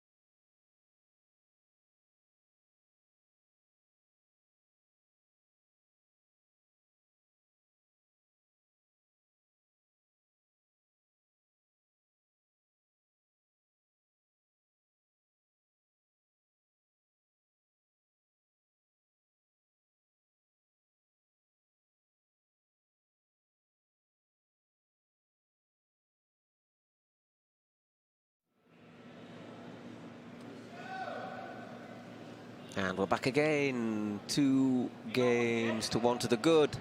Martin de Nenno and Franco Stupacuk. Tripped over my own tongue there. Against Javi Barona and Coque Nieto. 1 break to the good. The Super Pibes, the Super Kids, I suppose you'd translate it as. Well, they were super in that first set. Tie break. Also leading here. Break up. Looking to give the FlowRida Goats a 2-0 win against the Toronto Polar Bears. Both teams qualified for the semi-finals in the Pro Padel League, the Cities Cup, which are played tomorrow. But this would decide who finishes top of the group. And then both teams have to sit back and watch the final series of day 3 to find out who they will meet in the last 4 and the road to the final.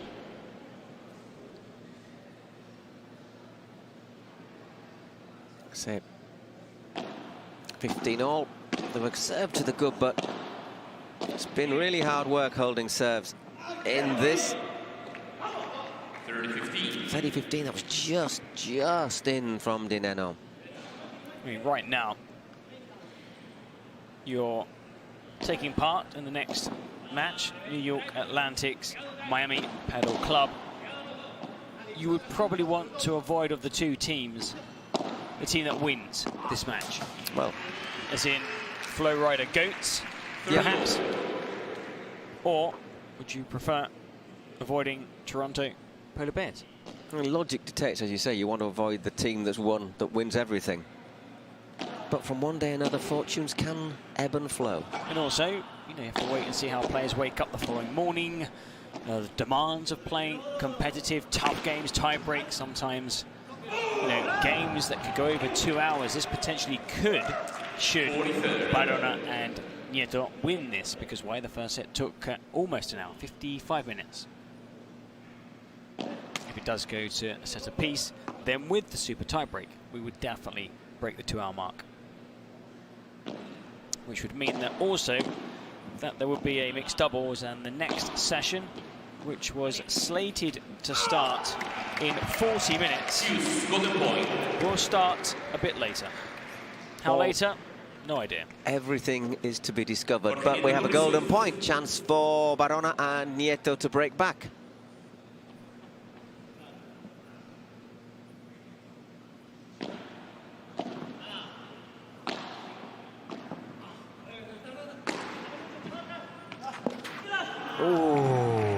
That's such an untimely slip. Looking to steer it round.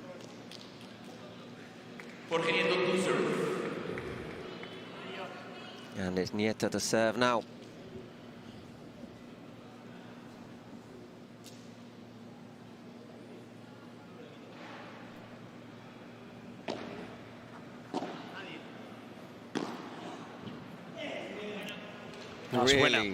Really nice placement.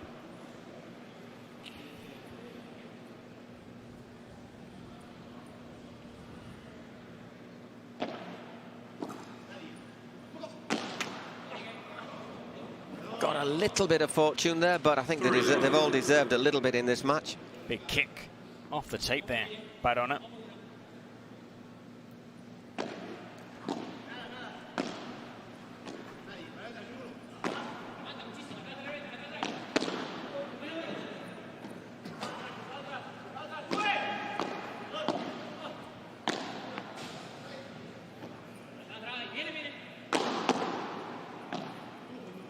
Lovely little lob there again. Fantastic return too. Brilliant. Maybe too confident. Stupa. Well, that's why you need to chase down every single ball. Yeah, I think Stupa look at that and he'll say, I should have killed the point. Just saw that big open space, didn't he? But didn't kill it. Great effort and 40 love.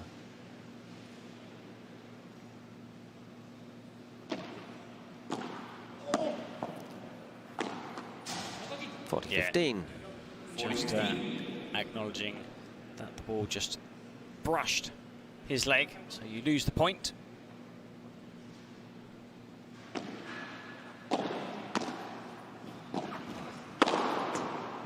Well, is it? Padel.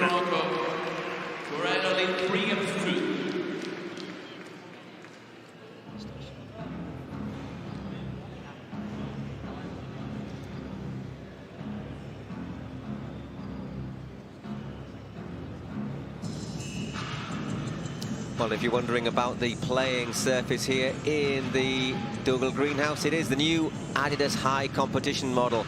Paddle court chosen as the exclusive official court for the next 3 years of all PPL tournaments. It is without doubt the most suitable court for high competition.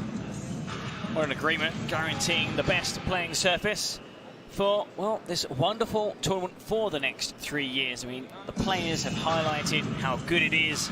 It's regular, the bounce, and also the setting here, an iconic venue. And I'm sure this will become an iconic tournament. The Cities Cup in its 2nd season, and this partnership with Adidas, I'm sure, will go a long, long way.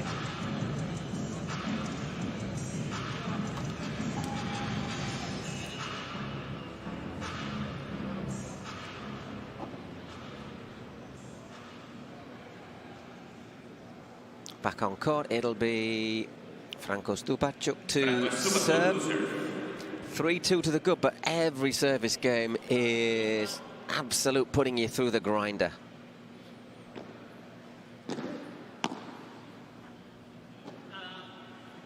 Nada, there's nobody come forward. And again.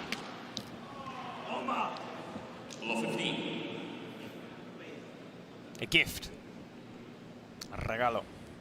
Hear that a lot in paddle.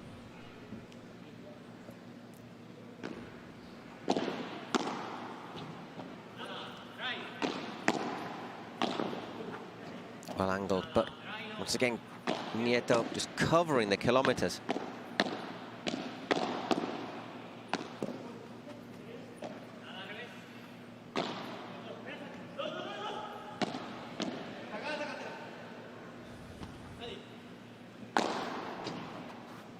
Whoa, brilliant. Been a while since we've seen Barona let fly. Yeah, he's controlled himself, hasn't he, today? But that one, without a massive wind-up. Potential. Let's jot that one down. Smash of the match. We brought to you at the end of the game by Adidas. 50-30.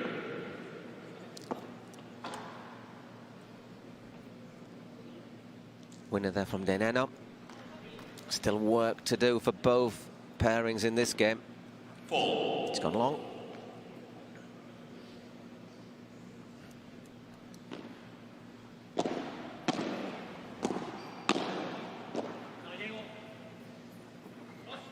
Just in. Salid, get out. He got out. Got it into play. Oh. Always going to be tough for Stupa. Yeah, when you're on your own, there are a lot of wide open spaces. Still a good shot there by Barona. Could be, you know, your placement has to be perfect. The pace of the shot, so important. So 3 break points, but we're saying it's really hard to hold serve. It's hard to break. It's also hard to hold. Oh, not enough time to get out of the door, the gateway. And we're 3-3 again, we're tied. Approaching 1 hour, 20 minutes. 7-6, first set, Nenno and Stupa in a quite dramatic tiebreaker. Now it's all square, 3-3.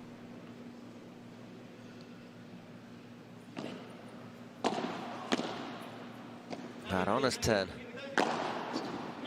Whoa. Just in. Big kick. Well, he's just started to wind them up again, hasn't he?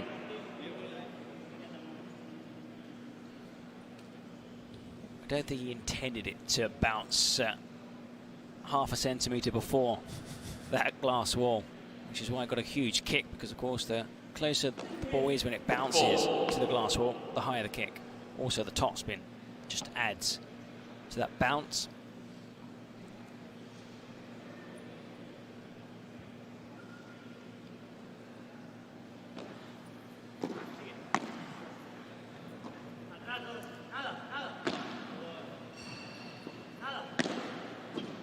That's just gone long, just gone long, yeah. Just over hit that volley. Cocky Nieto.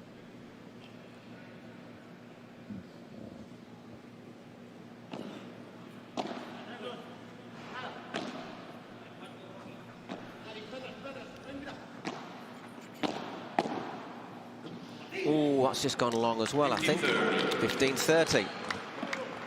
So once again, the server's having to work ever so hard.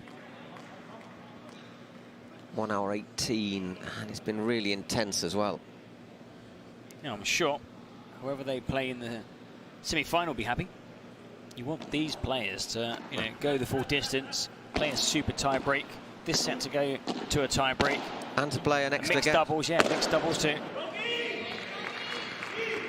Because, of course, the more minutes, I suppose, they come to a point where they start to take their toll. These are, you know, athletes. They'll be fine, of course, tomorrow and again on Saturday. But still, you know, the more minutes, air miles, you start to tie up. Sometimes a bit of cramp.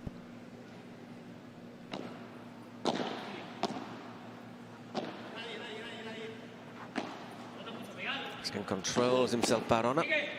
Lovely little drop shot.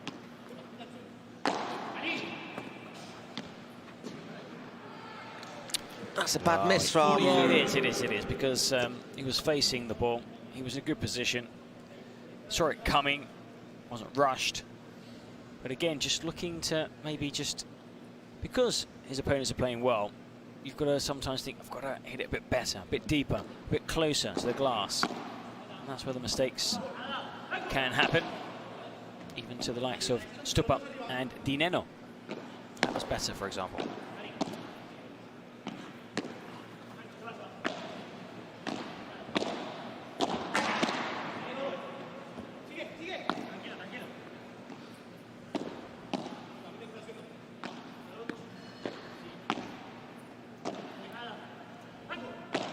Another good rally. Best rallies have come since the tiebreak, during the tiebreak, and now also in this second set. Whoa! Remarkable. Well, that's given us another golden point. Look where he is. Up against the glass wall with a backhand. The thing is, when it runs along the net like that, there's no chance possible if it's going to bounce up or you can pick it over, flick it over. Another massive point in this match. We've had one break, counter break, counter break. Can I say that? Yeah. I don't see why not. No. There's no counter break. Ball change.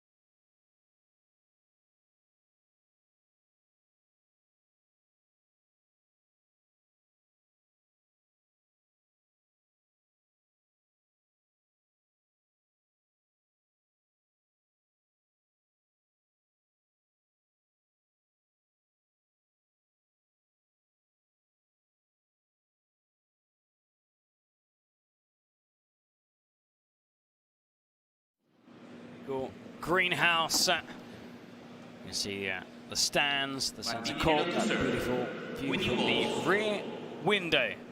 Nice view of Manhattan. And the Williamsburg Bridge with those lights. Anyhow, back here on court.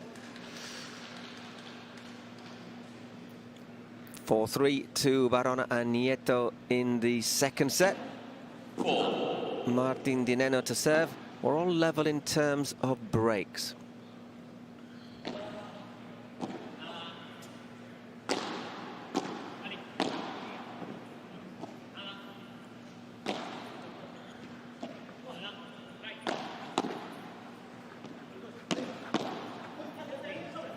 Keeps it alive. Rush back, rush forward, gets out. Right. Oh! Got a volley in there. Oh! What a magic point to get us going. Unbelievable. The fans on their feet. Everyone's thinking, what? Look at the volley. It's a volley. He knew exactly what to expect. But the thing is, Still Barona pulled it off. should still. Yeah. You still think he's going to kill it off. 30 love. Just thinking that the return's just gone a bit long. 30 love.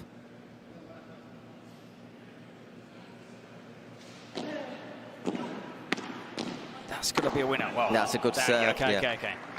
That second smash. Had a chance with the first, but I suppose he just thought, okay, I set myself up for an even easier smash. Did exactly that.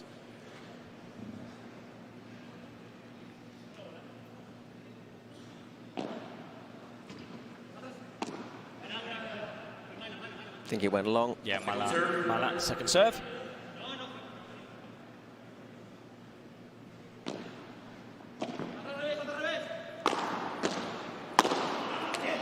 Now, maybe that initial smash from Stupa should have just hit the glass. Cocky pulled out of the way. Barona would have done what he did 2 times in the first set and once already in this set. But it's strange, isn't it? Winner. After that, after all the struggles that have been on serves, how easy that was. How easy it seemed. This time they serve out to love for all. Nieto to serve.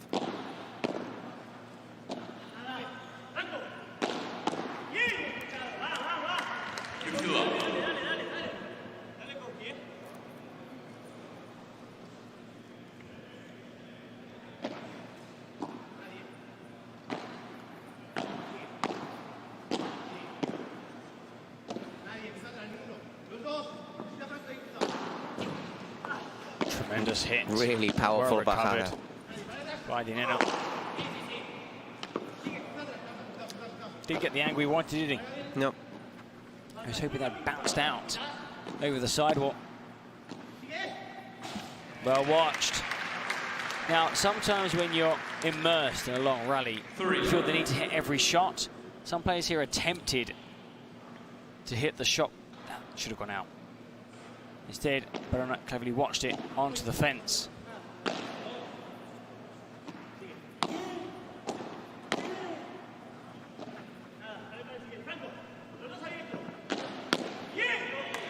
A lot of power in that backhand. 40 love. Also expecting the shot perhaps down the middle, maybe a lob cross court. Wasn't ready for that.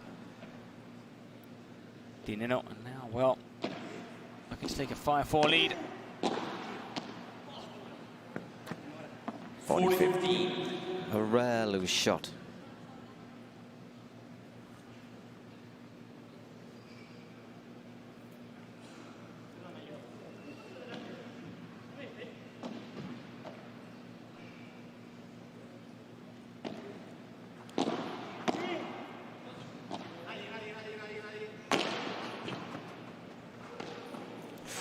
That stays in. Yes, it does. Another remarkable retrieval again. Di Nenno.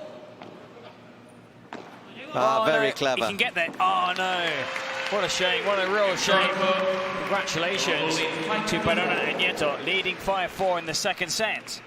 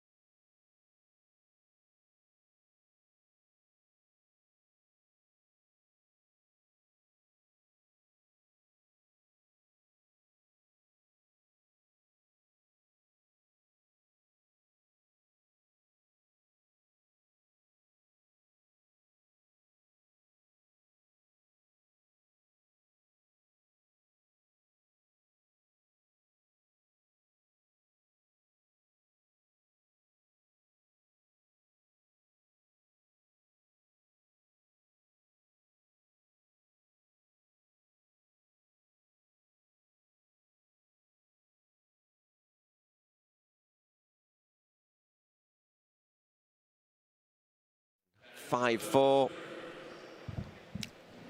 Nenno and Stupacuk are game down, all level in terms of service breaks.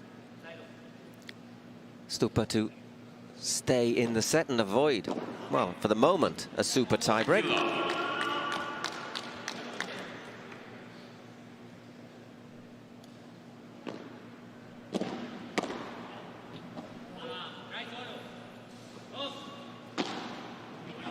Wolf. Was it wide? No, it was in 30-11. Just in. Wow. I have my doubts.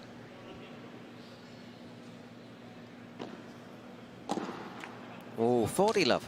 40 love.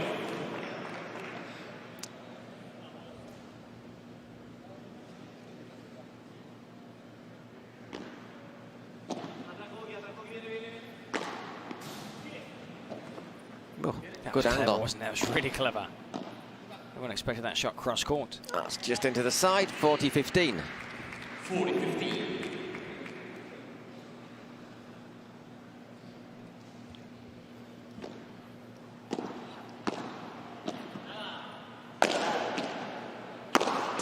Yeah, nobody's going to get there. Both players are back deep on their own side of the court.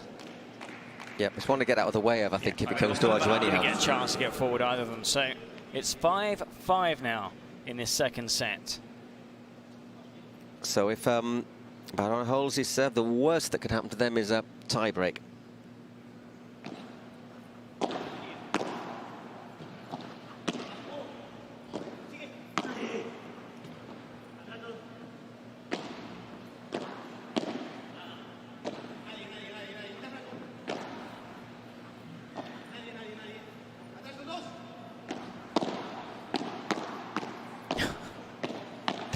How many of these sort of rallies have we seen?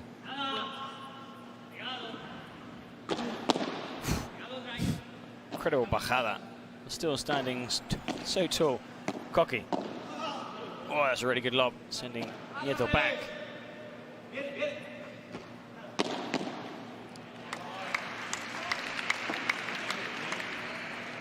Another great rally. Just blazing it out at the net. You said coming into this game, Paul, that very little to choose between these set of players, and we're seeing that now.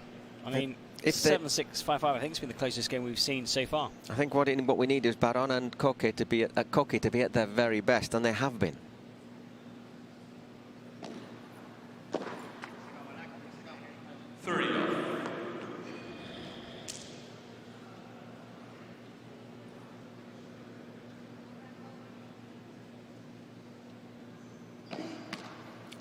Second serve. I think Baron has been better today because he's controlled himself. We're seeing less big hits. I'm not saying that's a bad thing, but he's choosing his shots, mixing his shots, and his selection has been excellent. They lost the first set 7-6, but because Stupidino played better, it wasn't that Baron and Cocky played badly, but in the second set, 5-5, serving for 6-5. Well, served out to love, so the worst that can happen is they have a tiebreak.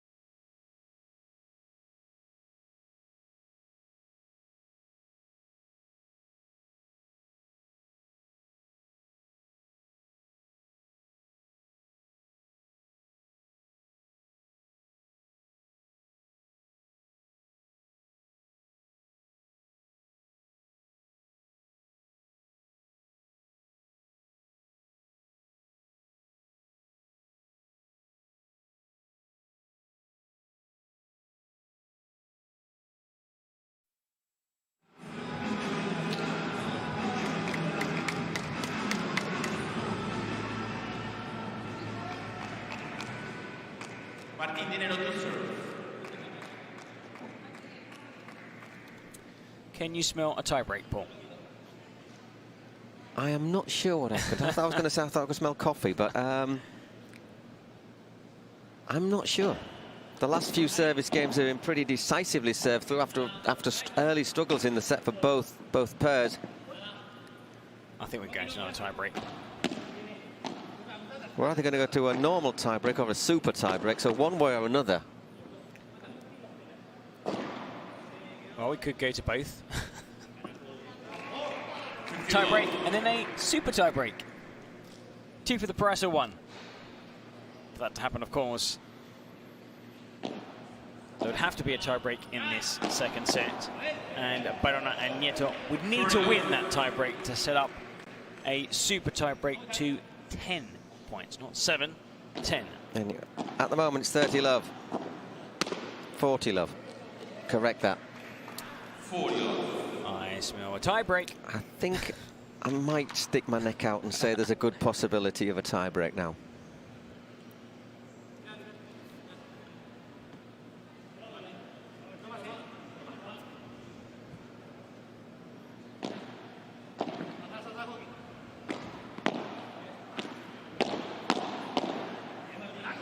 Yeah, it's a tie-break. You're right. Well done.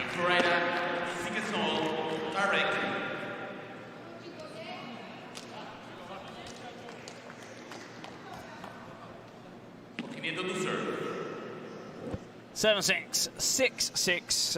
Back to where we were in the first set. We saw the best rallies of this match during the first set tiebreak. This one doesn't disappoint.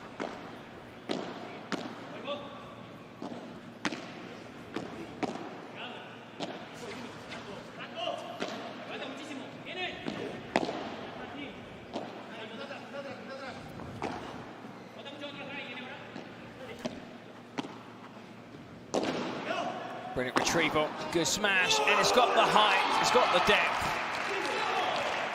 Well done, Franco Stupacuk. 1-0 FlowRida. Franco Stupacuk.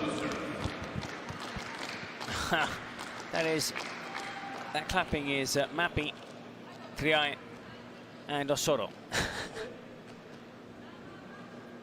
I mean, Osoro's got her little hat on, joggers, little jacket. I think she's really comfortable, thinking, come on, guys. Want to go to the hotel? Yeah, let's go out for dinner. Let's celebrate the win.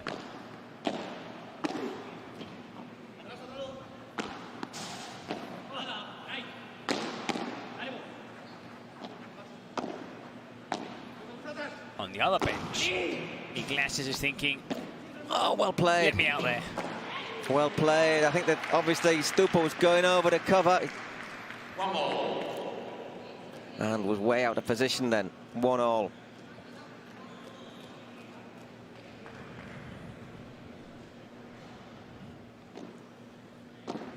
Why is he back-to-back?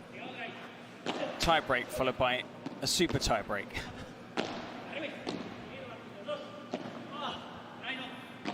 We've yet to see that at the Cities Cup. It would certainly be... That's a great shot from Nieto. 2-1, Toronto.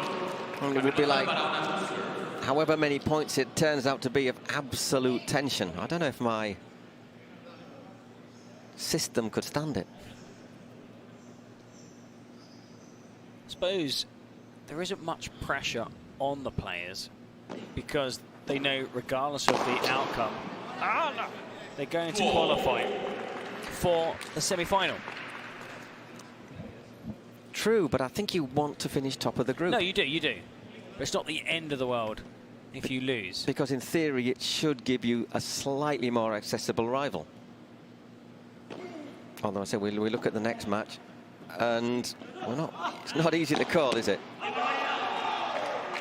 3-2 FlowRida. Martinez to serve. Has he got the distance covered there? Well, very similar. All three players between 3.2 and 3.4 kilometers. Barona and Nieto have ran slightly less. than their opponents, Nenno and Stupa. Oh! Well, that was a mutual cry of amazement there. What a shot! Stunning, what a shot! Just took a massive gamble, a huge... Oh, scratching his head, Nieto. We're lucky here with the TV screen because we can see replays. The people who are in court have only seen it once and they're probably going, what happened there?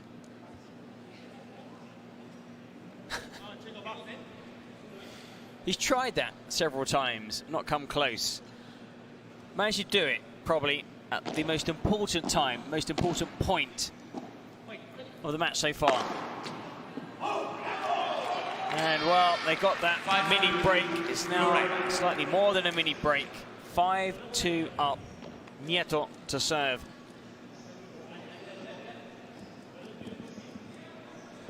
Has to hold these two serves.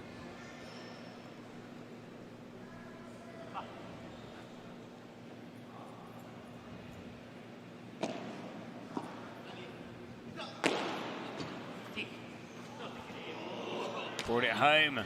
5-3, FlowRida.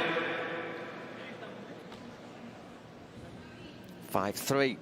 Still work to be done here for Nenno and Stupa. A lot of work. That was so close. It did bounce forward, but it came off the joint. So the joint with the glass meets the metal frame.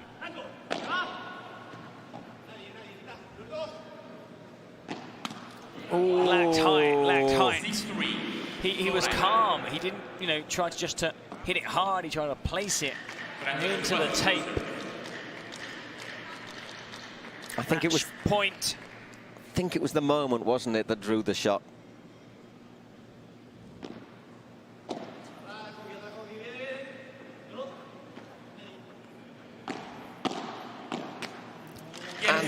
There is the match. 7-6. 7-6 in 1 hour and 40 minutes of absolutely top level paddle. A fantastic match. I'm not going to say if it's the best match we've seen this week, but if it isn't, it's not far off. Well, a great advert for the game. 7-6, 7-6. Some dramatic points. The best rallies coming in the 2 tie breaks. Lots of contenders for point of the tournament. And there we see the celebrations. Why? Because we have a group winner, a team with maximum points. Congratulations. I mean, they deserve it. They've been brilliant all 3 days. They do indeed. So, FlowRida Goats win.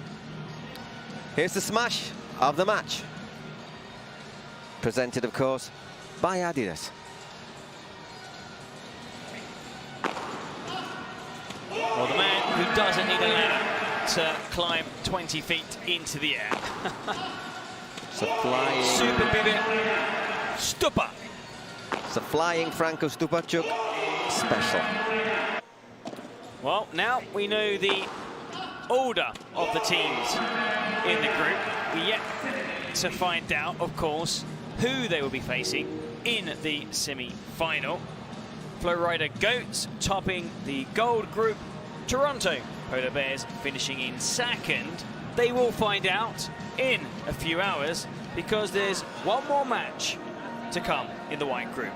The match between the 2 teams top right now in the standings. 2 teams vying for top place finish, perhaps to avoid the FlowRida Goats in the semis. We could even see a derby in the semi or a derby in the final.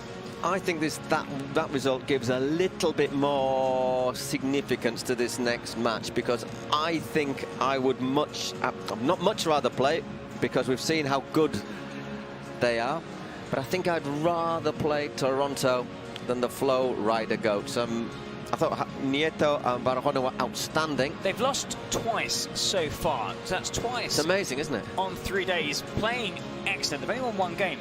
But here, although they've lost, it was 7-6, 7-6. They took Nenno and Stupa the full distance, only just missing out on sending it to a super tie-break. Here's some words of wisdom from Julian. Oh boy, what a game, ladies and gentlemen. Please, let's give a round of applause for these two paddle warriors, Stupa and Nenno. Truly incredible. Martín, la estrategia del partido era la que hicieron al final. Contame un poquito. Is the strategy of the match before the game was the one that it was applied during the game? Sí, pelear, supervivencia, correr todas las bolas. Creo que el partido se terminó definiendo en algunas pelotas nomás, en los dos tiebreak.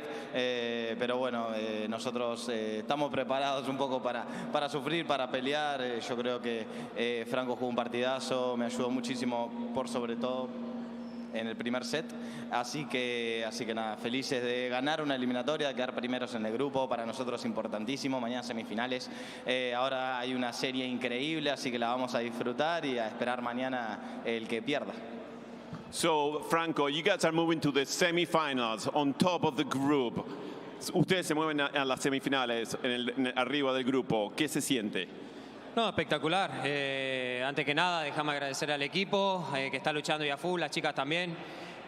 A Martincho que habíamos peleado, como dijo él, hemos sacado ahí 2 tiebreaks impresionantes. Muy bueno highlight creo que ha quedado, pero bueno, sufrimos y acá estamos, primeros de grupo y era el objetivo de este equipo y mañana vamos por más en las semifinales. It was the objective of the group to be first in the group, so they're happy that they came out with the result they were expecting to, and they keep on fighting and looking forward to a great semifinal. Let's put our hands together and let's go FlowRida! Let's make a round of applause, please, for these two amazing players, ladies and gentlemen.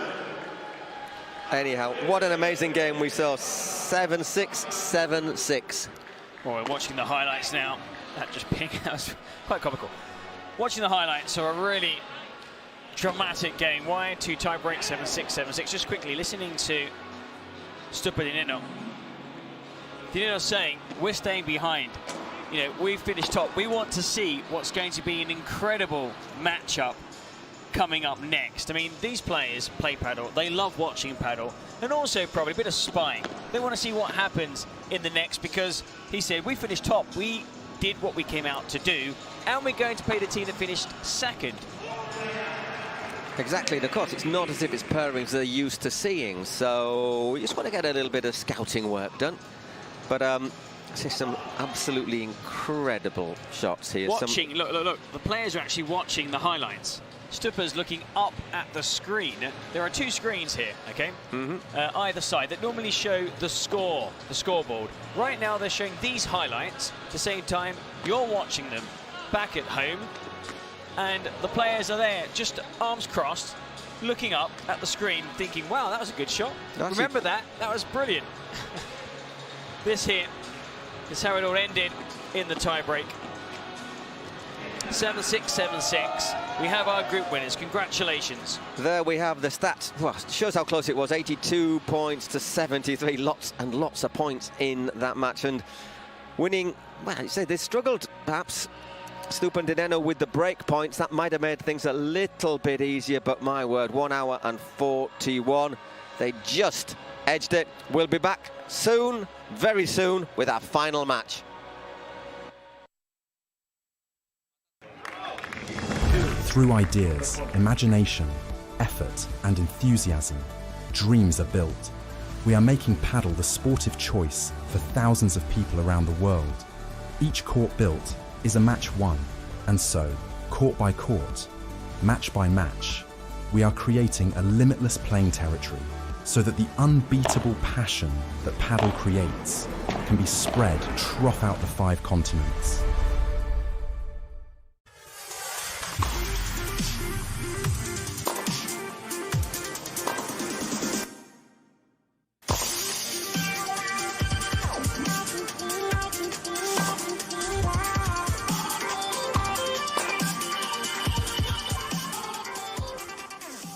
You're still waiting on your turf? While you're still waiting on your turf, we're still shipping 30 trucks a day. So just give us a call when you're tired of waiting. We have everything you need ready to ship.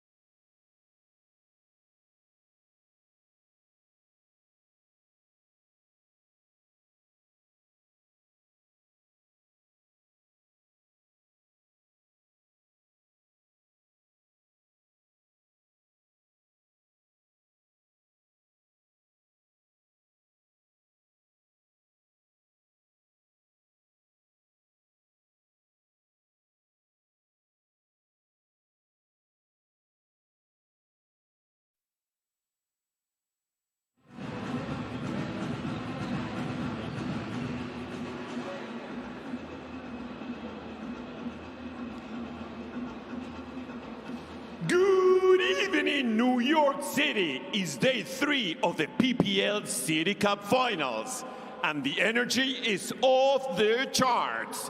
The road to victory is heating up, and now it's time to present the last 2 teams of the night. Let's welcome with a big round of applause to New York Athletics, Andrea Ustero, Delfi Brea, Lucas Campagnolo, Federico Chingotto.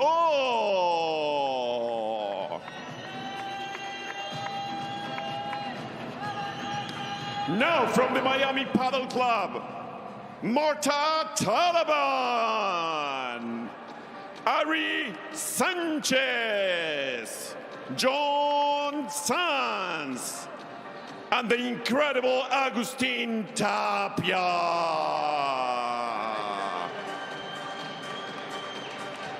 The stage is set for paddle greatness. Let the game begin, and let's give a big round of applause to the warriors walking into the arena.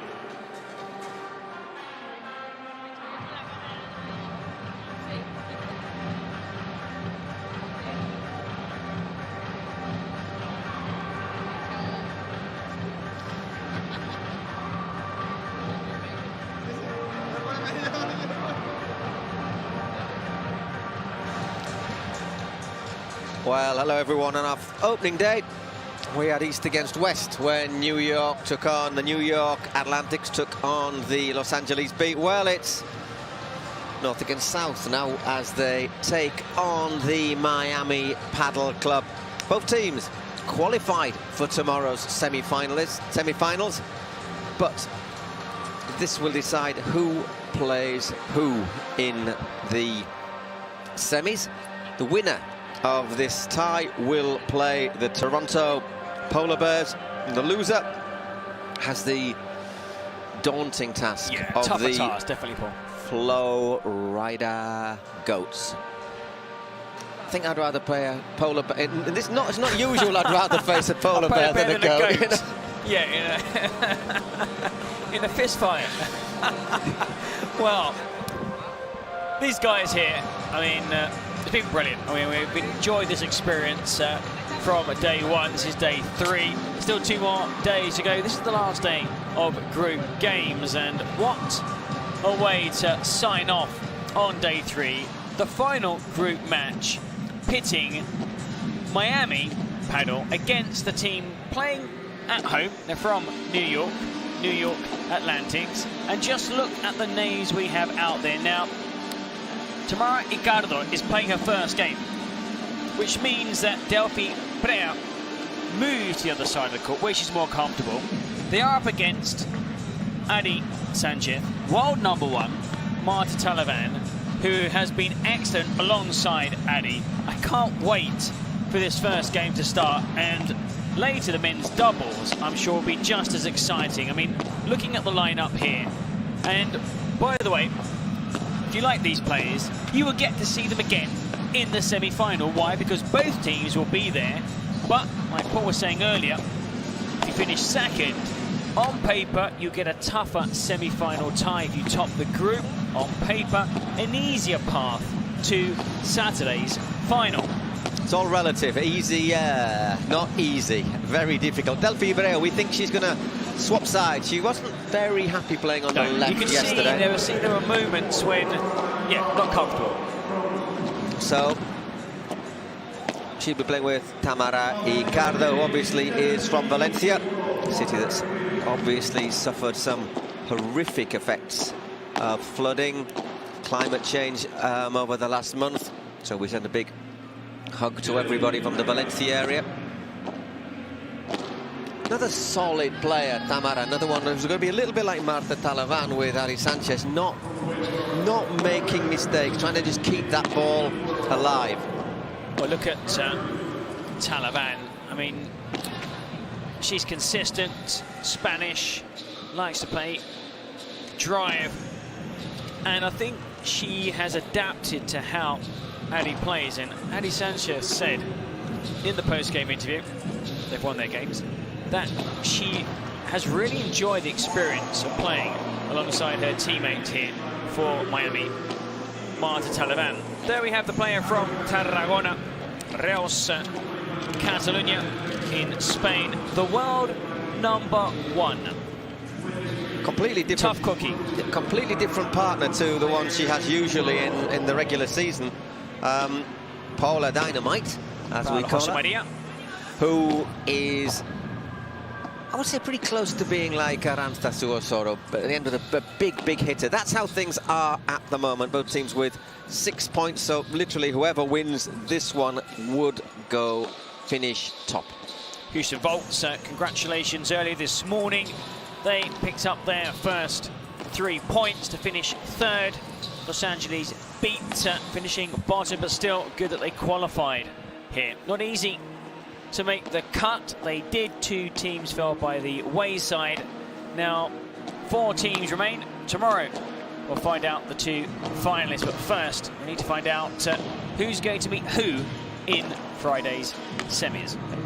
Exactly, very evenly matched.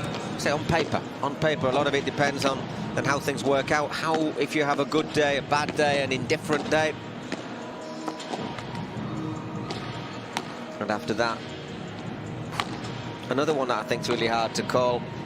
Fede Chingotto, Lucas Campagnolo, Lucas Campagnolo. If I can get my mouth around it, against Augustin Tapia and John Sanz.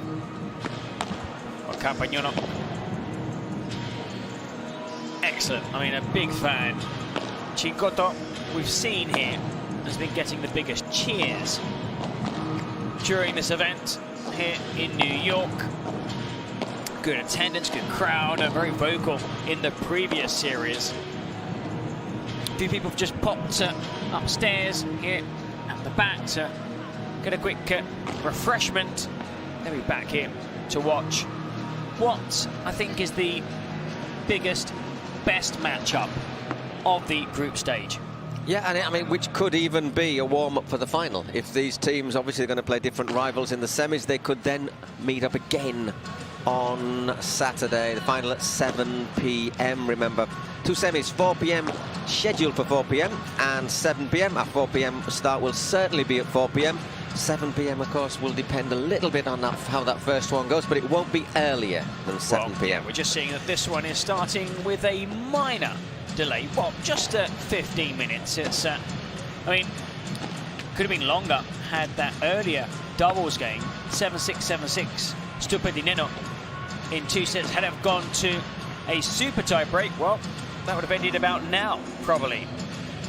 Barona and Coqui Nieto will also be in the semi-final, defending the Toronto Polar Bears, who have finished second. So the winners of this, just remind viewers, the winner of this match, doesn't matter if it's 2-0, 2-1, the winners will finish top of the group.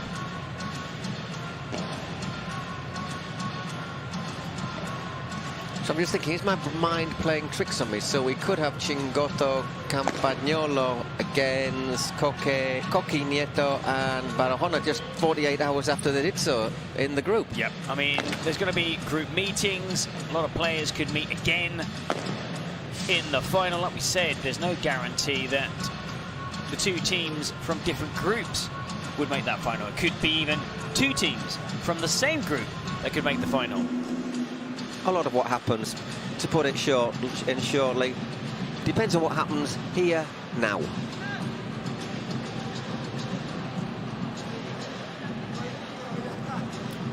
The Dougal Greenhouse here, fitting event for this, the Cities Cup Pro Padel League, bringing the best paddle, the best players to North America. Also being watched worldwide on the live stream in English and in Spanish. It is indeed. And it's a real pleasure to be here in the Dougal Greenhouse, which has to be said, has got a very solid, very waterproof roof. Yes, because Spyware, yeah. We've felt at home here. We've had all 4 seasons since we've been here. Beautiful sunny first opening days, cloudy, bit of rain, and Well, it doesn't matter because we're indoors. I mean, it's a cracking venue. You can play paddle course outdoors. But indoors, there's no wind, no rain. The surface is spectacular. The venue is stunning. The players are now coming out onto the court. Welcome to the final series of the night. Well, let's see who gets us underway.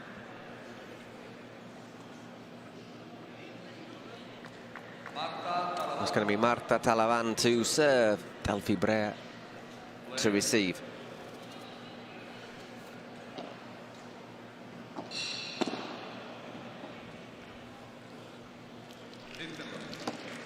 Love, Tamara puts that first return into the net. Something we've commented on time after time after time. The first couple of games in all of these matches do seem to see service breaks, little mistakes, players just warming up into the tie. Yeah, both men's and women's doubles. We've seen that throughout the Cities Cup. Let's see how Delfi partners alongside Tamara Ricardo. 29 years old, spent almost 4 years out with injury. Really good player on the backhand side, has a big hit also. Now she is fully fit, of course, maybe lacking some game time, so perhaps just trying out Tamara here in this game, because it's important, of course, but if they do lose it, they can still, you know, finish top. Mixed doubles, men's doubles. If they don't, they're still in the semi-final. But, you know, Tamara is a very good player, and if she doesn't play, you've got an excellent backup. I think the main reason is so that Delfi can play on the side. Of course, yeah. That's another benefit from the switch. She's the highest ranked player. What a great bajada there from Ari Sanchez. Just to let you know, by the way, Tamara, her usual partner is Claudia Jensen. Also has been playing here. Claudia. Won her game today for the Volts. Two Claudias winning their match as the Volts picked up their first win of the Cities Cup.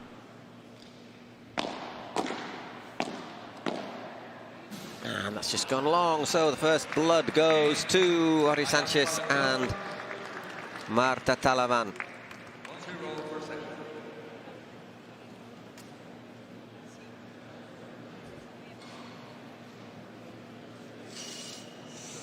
Good start.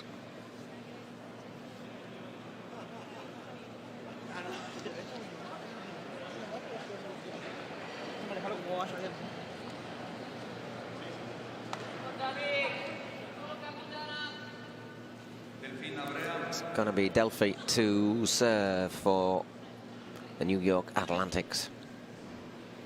Wearing their home kit. The local side, they're wearing white yesterday. They've been switching kits. You can see their opponents wearing white. They also have a wonderful pink strip too. Love 15. Lovely shot from Ari Sanchez. I like the green. I like the green top. Yeah, I'm a big fan. Big fan of the also the jersey they are wearing. The Atlantics jersey.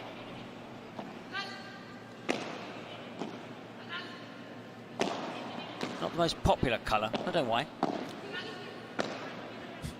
There's a saying, isn't it? Green best left in the washing machine, I think. Really? Yeah, back home. I mean, I love the colour green. And, well, just checking the bench, and it's busy. It is indeed. How many players are on the benches? The whole roster. Everybody who has travelled here is sat watching, and a few players from the previous series are also here in attendance, and even some players from the morning series didn't want to miss this match.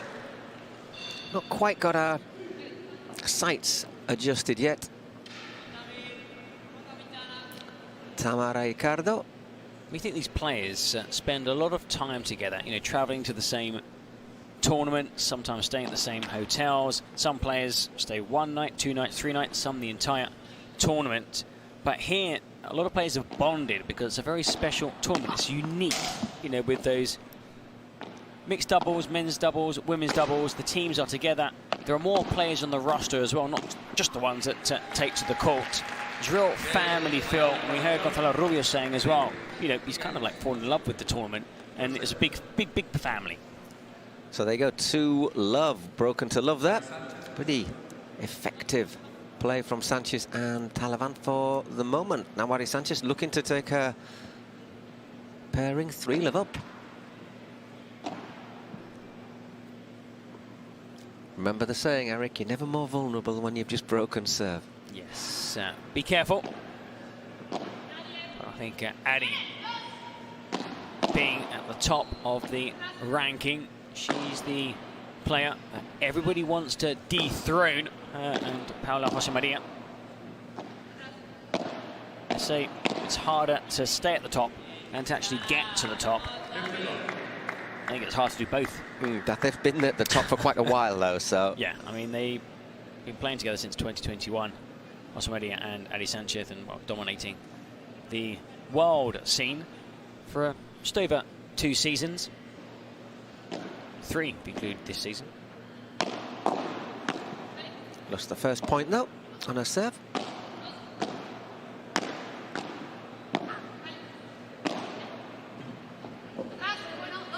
As well to recover there, just in.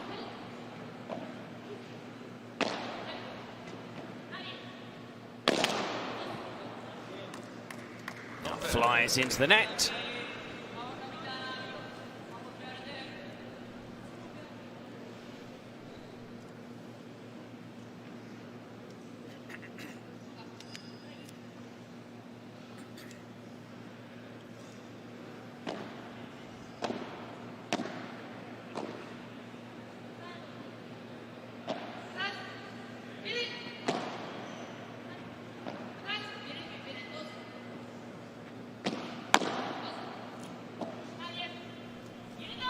Tentative rally, the bajada, Ari Sanchez. Yeah, just under a bit of pressure.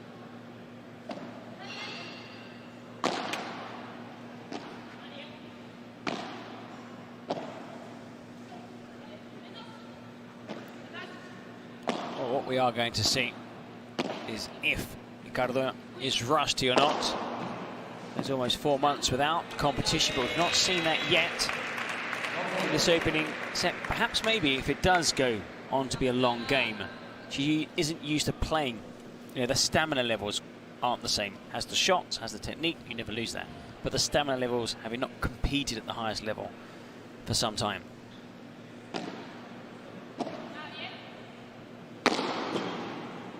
Helps that one down really well, Delfi. And, well, what did we say? You're never more vulnerable than when you've just broken service. And that is exactly what happened to Ari Sanchez there. She got broke again. Lost a couple of server games, I think yesterday too, 2 in total. It's no stranger to being broken here at the Cities Cup. From Delfi Brea and Tamara Ricardo. Those first 3 games often see breaks when the players just not quite getting into the pace of things. I think now it's for Tamara to go out and hold her serve.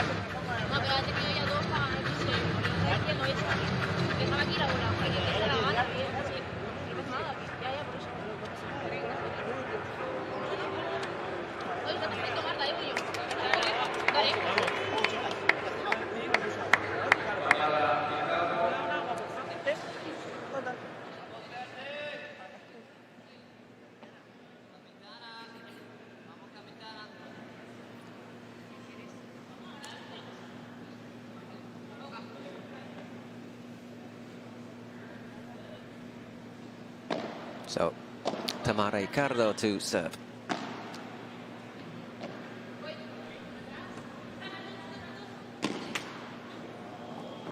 Bit of fortune. Took a heck of a kick off the net there, didn't it? Took it actually over. Oh, fortune Favours the brave, and that was a brave shot to play. That bajada on the backhand side. Took it over Marta Talavan's head.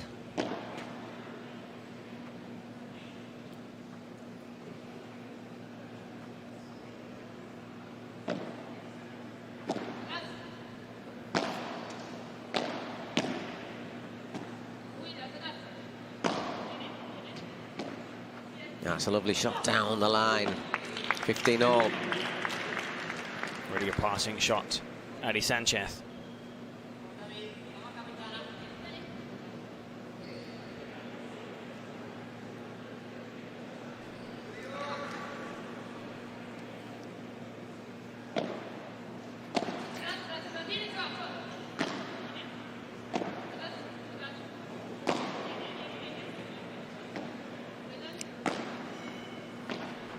Looking for the lob there.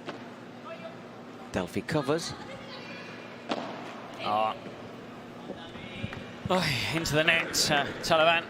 No need for that, really.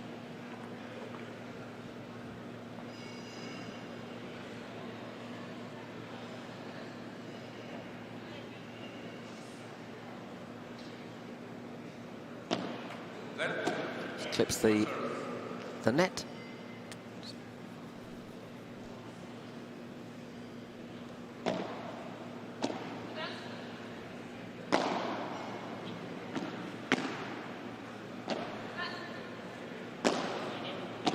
To remind you, if you haven't seen any games here from the City's Cup, first of all, why haven't you? Yeah.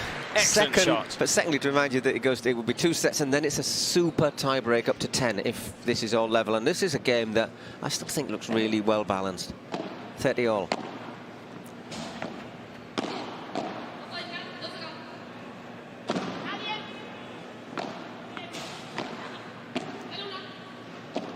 Cracking rally again with the movement. Always on their toes. Talavan, Ari Sanchez, also the two players defending. Right now, that's Ricardo and Brea. Moving the ball around nicely. And that's a killer shot. Excellent backhand. It's one of her favourite shots, Ari Sanchez.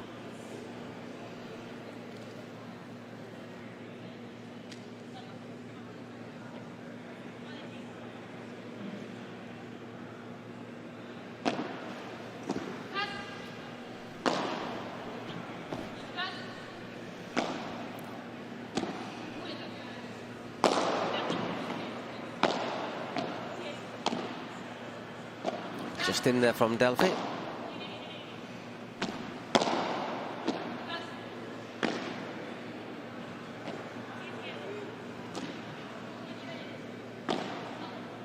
Oh, just in again. Just squeezed in there from Ari.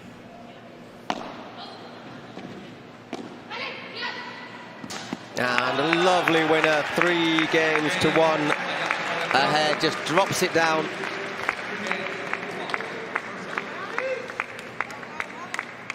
Important now to, well, hang on to their service game. Talavan to serve. Ari Sanchez lost her service game.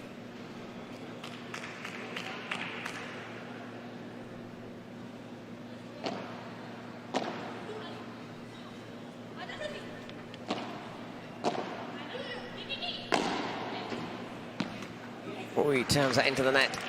Couldn't clear the net, Ricardo.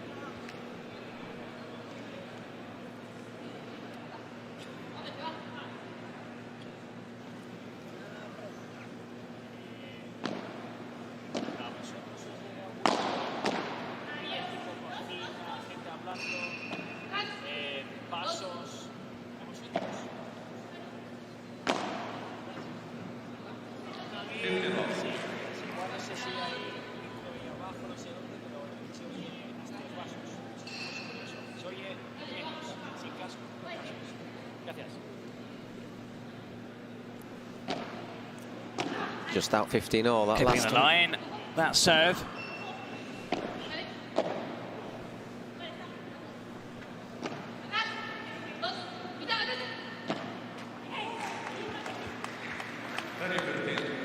Well, Talavan and Sanchez, they're in a good position in this opening set.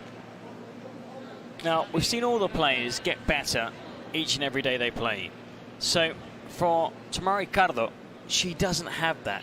It's the first time she's playing. Now, I'm sure she'll play better tomorrow if she does play, and if they make the final, even better. But doesn't have that... the rhythm. Yeah, that the other players do. You can see that out on court. No fault of her own, of course. Just wasn't able to play. Also just coming back from injury, the Spaniard.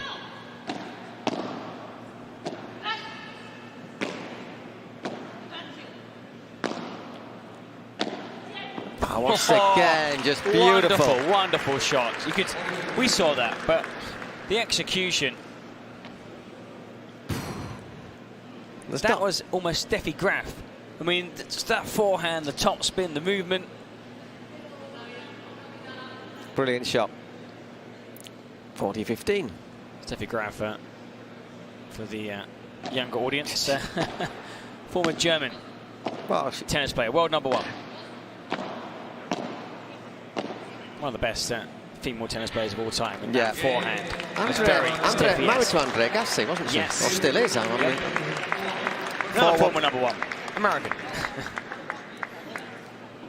So, good 2 games there for Ari Sanchez and Marta Talavan. Winning them both. 4-1. Delfi Brea will be serving next.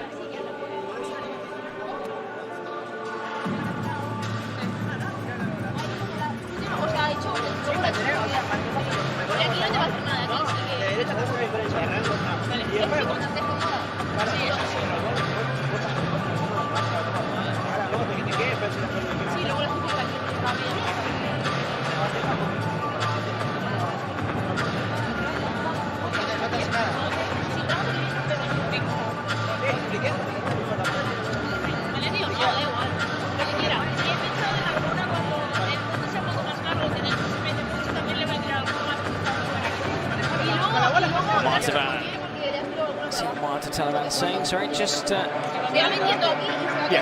the cross court is still the preferred option when it comes to lobs, but looking to mix their shots. Ari's saying what we're doing is definitely working. We're playing very well. The trainer saying yes we are, but be careful. If we can win this game, brilliant. If Brea holds on to her service game, we have to win our service game. There's only one break in it. Exactly, that's maybe the trick of these things, this scoring sometimes in tennis, isn't it? You think, oh yeah, I got 3 points, but it's actually only one break.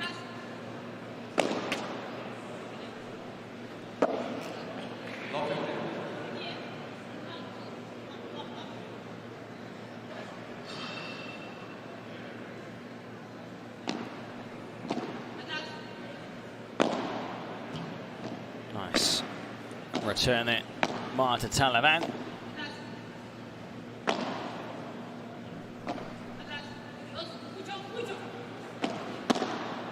And well played. Love 30.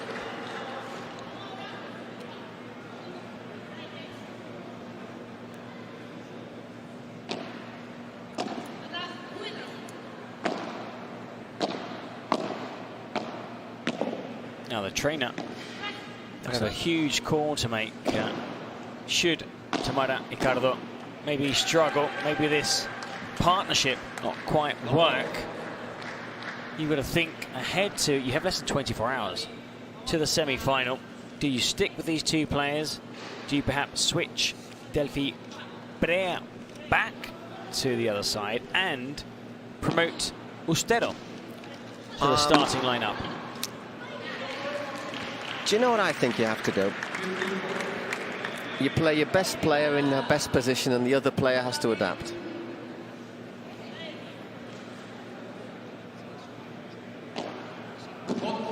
Just a bit long, that first serve.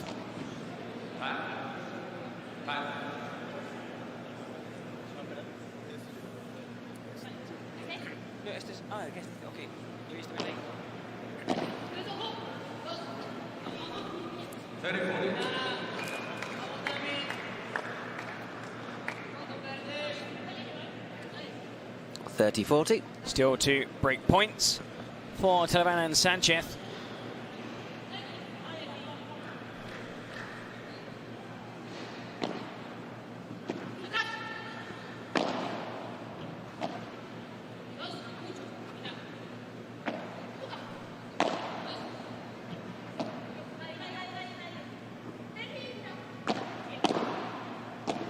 With the lob. A little bit short. Oh, that's a lovely change of angle. Once more. I should have finished that one off, I think, Ari.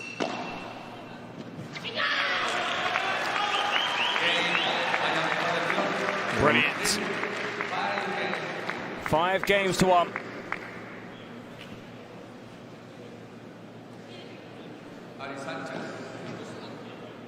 Ari Sanchez to serve now. Serving for the set. Got broke to love, remember, in her first service game. Or broken to love, perhaps.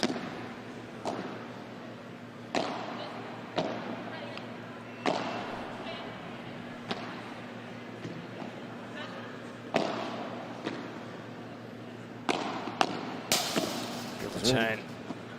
Really well there, Martita Ortega.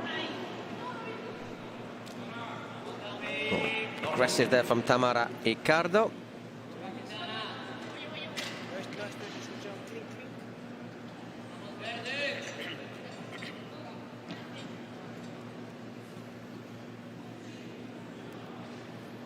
Still a winner, still to win a point on her serve, Ari Sanchez. Won lots of points on other people's serves.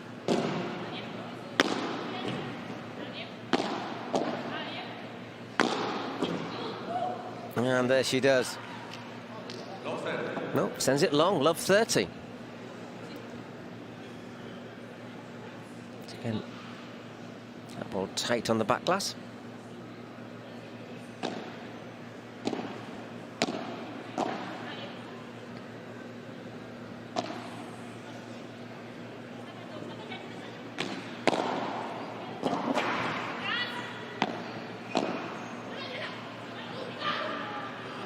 That one does go out. So first point won by Ari Sanchez on her serve, 15-30.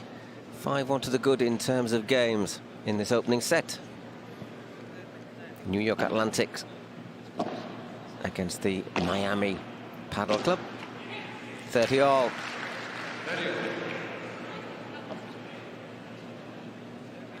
Looks a little bit frustrated there, Delfi.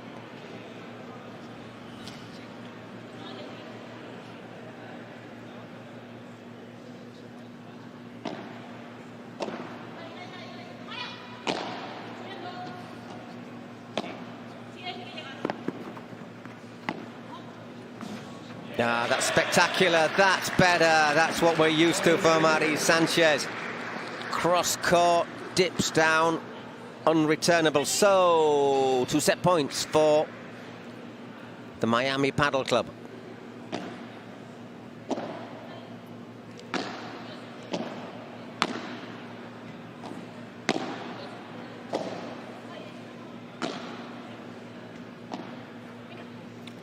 That's a lovely, lovely shot from Delfi Brea. Came from absolutely nowhere. Whips that around the corner to force a golden point.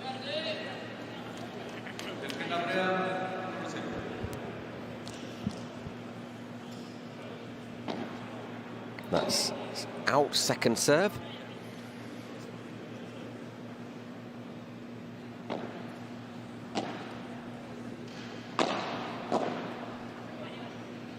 Well controlled by Delfi. Well, they're flying through this first set, Paul. Still in.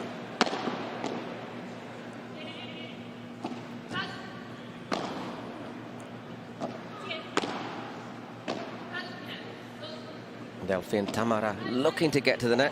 Hooks it up high into the sky. Ricardo, very defensive from what we're used to seeing from her. That should be bullet winner, and a big celebration over by the Miami Padel Club bench. 6-1.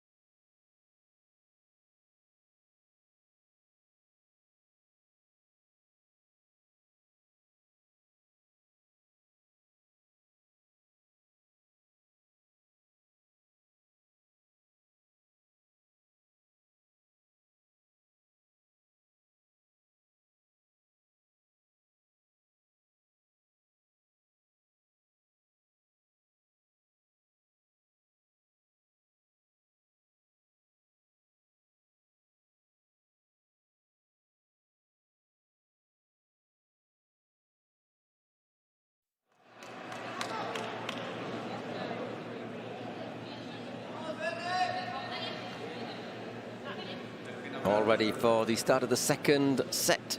That was lightning quick in just half an hour. Delfi Brea serving. She's been broken twice. She was broken twice in that first set. Oh, my word. Just brilliantly there, though. And that just slides away from Martita Ortega.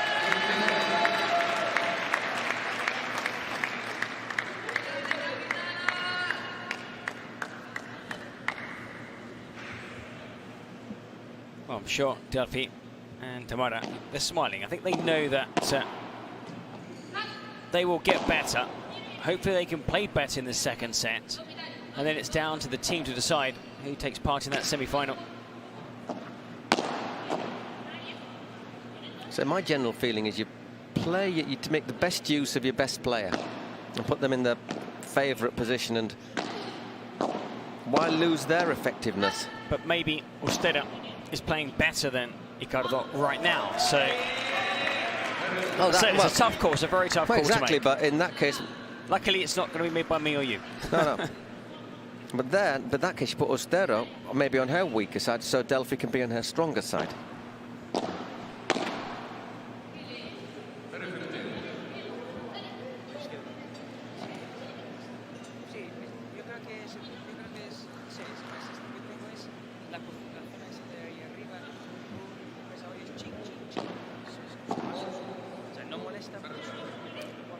Went a little bit long.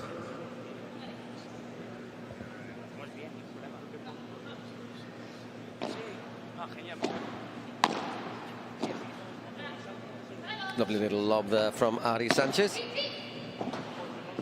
And Tamara. So Martita Ortega puts that in a really awkward situation. Impossible to deal with, so all of a sudden it's 30-all again.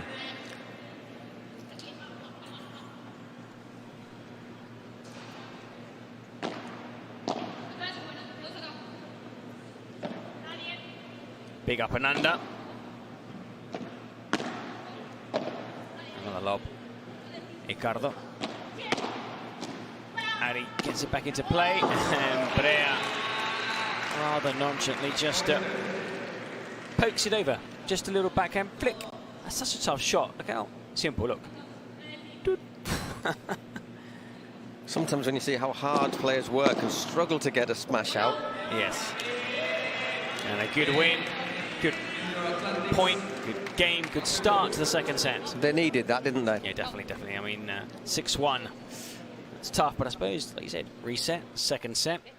Send this to a super tie break. Why not?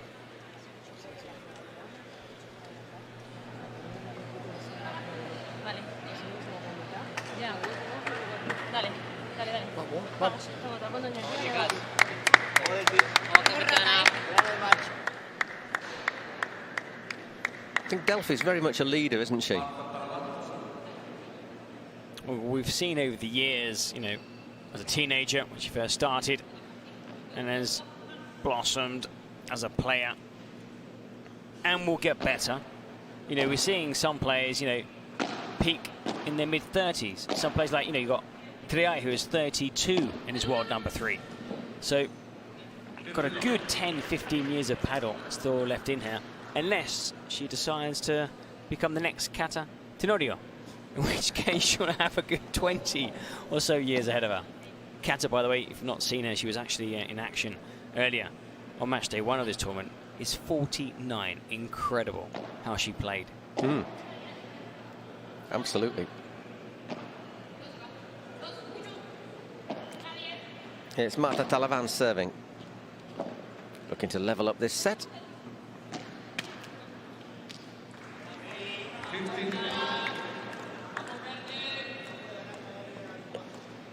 Puts that backhand into the net. Are we starting to see a bit of a shift in power?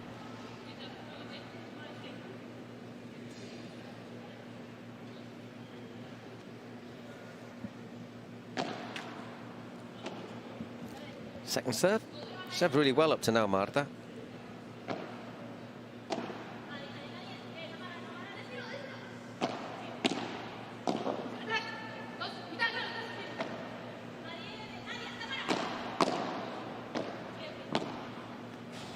That's really well played by Delfi Brea.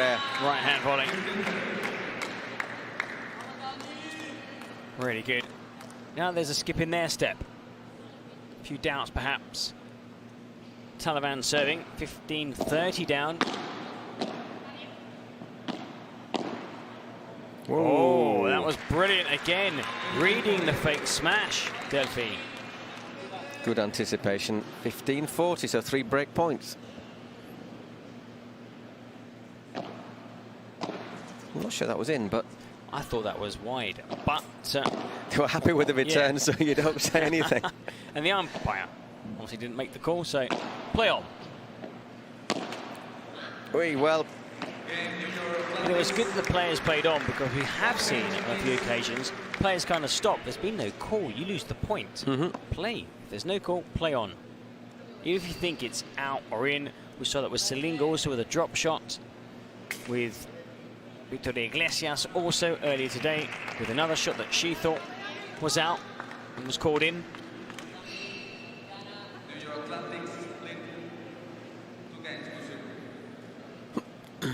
So, Tamara Icardo, break to the good.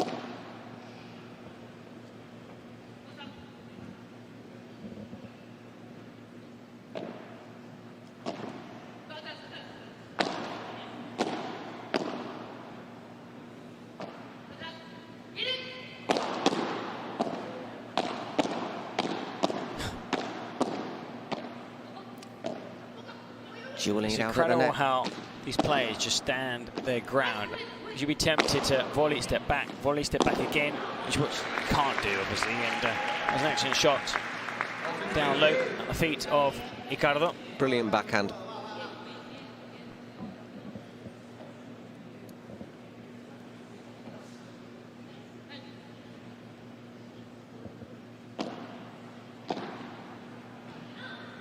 No, that wasn't the shot Adi wanted, and now Adi's starting to make some mistakes too, obviously because Tamara and Delfi are playing much better than that first set, which was a surprising 6-1.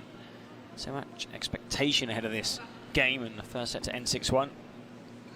I'm sure they'll be looking to bounce back in this second set. They do lead 2-0.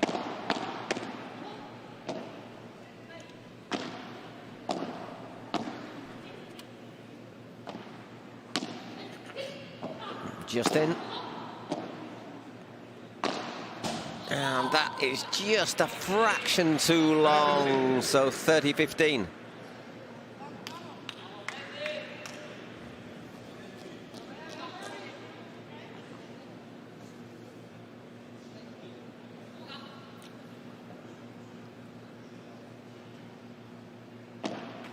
Just clips the net.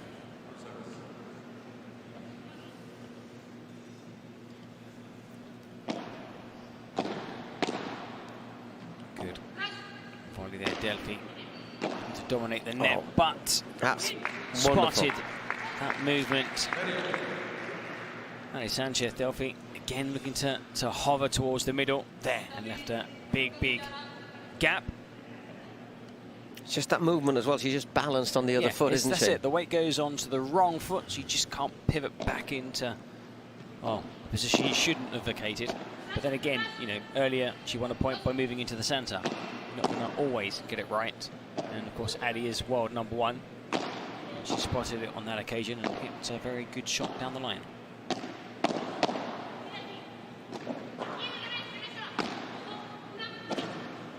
Contra Pared, that back wall, that shot onto the back wall, very defensive. Flicks up off the racket of Martita Ortega. Another good rally though, keeping the nerve. It's all smiles now.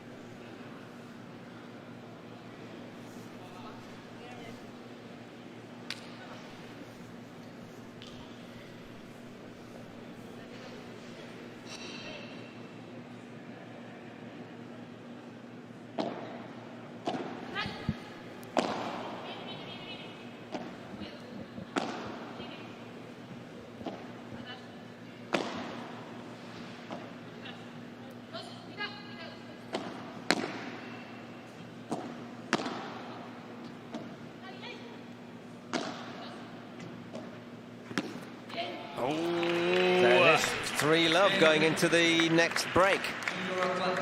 Just the one service break, but it's one of those that looks very good, doesn't it, on paper? You go back to your bench and you see that you're down 3-0. It is only one service break, but it's one of those ones, if we drop another service game, we're 4-0 down, and they'll be serving for 5-0.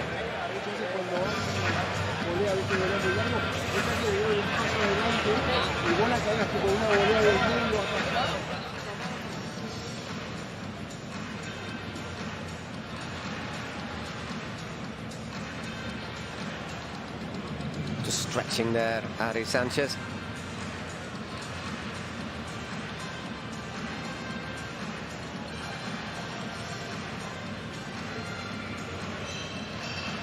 It's a nice change of angle as well from Tamara Ricardo.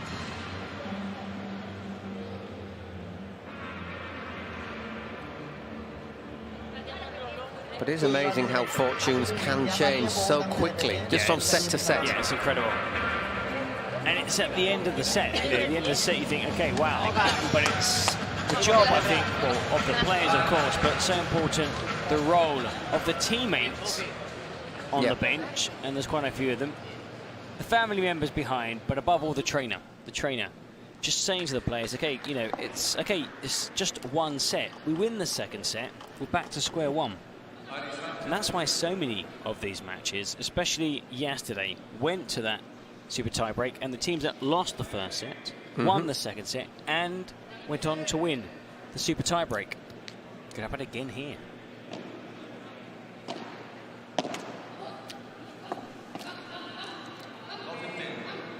Ari Sanchez serving. Love 15.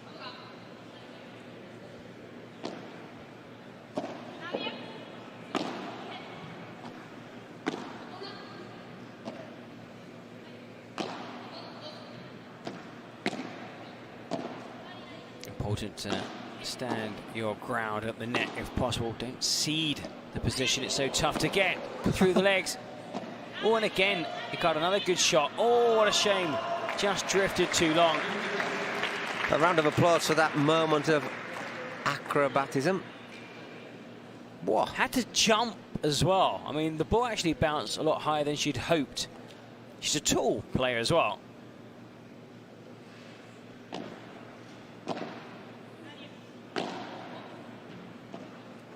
So many tricks up her sleeve to Ricardo. We're looking forward to returning to full fitness, 100%, competing like she did before she suffered that injury that saw her miss just over almost 4 months of competition. Only just returned from injury. The Spaniard. So from Valencia. Kind of been a particularly easy month for her. All those flash floods that destroyed a large part of the Levante region of Spain. So 15:30. Now we're going to see a second service break.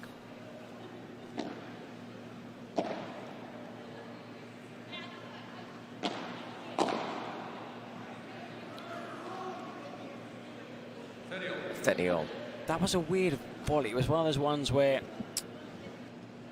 could just bounce and then take it a bit more time. Volleyed from behind the service line.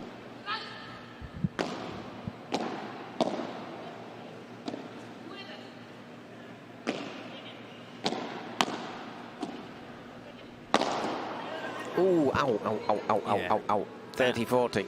Stung Martita. It's one of those ones, if you can just jump out of the way, then perhaps you might get another chance, another bite of the cherry. But no, that was a good smash. That's where you aim at the feet of your opponent. And it's broken again for love. What a turnaround. 6-1, sorry, 1-6 for love. Delfi to try and make it 5-love, which would put us very quickly on the way for a super tiebreak.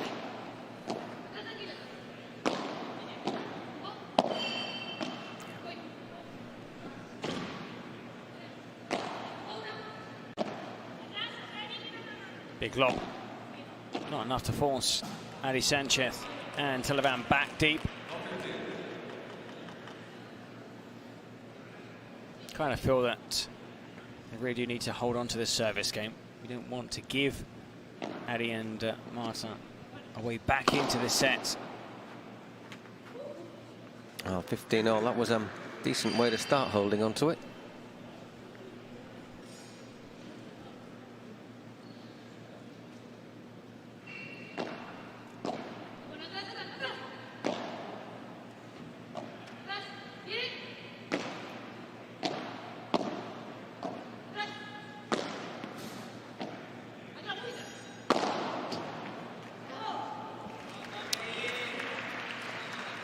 .30-15, well played again.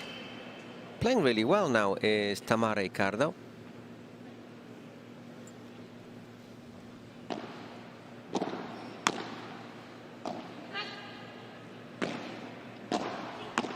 Cross court. Oh, tracked by Delfi. Well, watched by Delfi.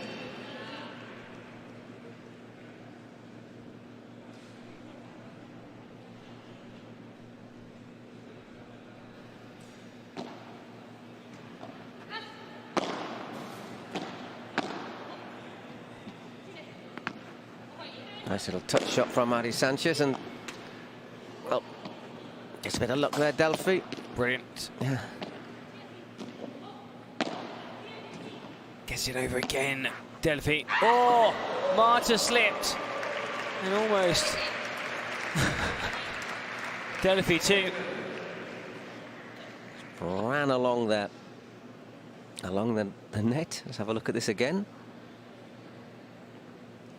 Really good volley. It runs along the top of the net, doesn't it, almost? Excellent shot by Talavan.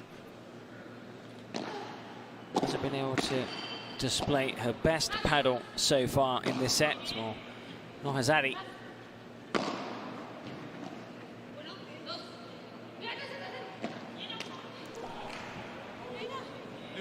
And suddenly it's a golden point. She can't understand it either. It wasn't a tough shot. It's one of those ones where sometimes you get too much time to think about it.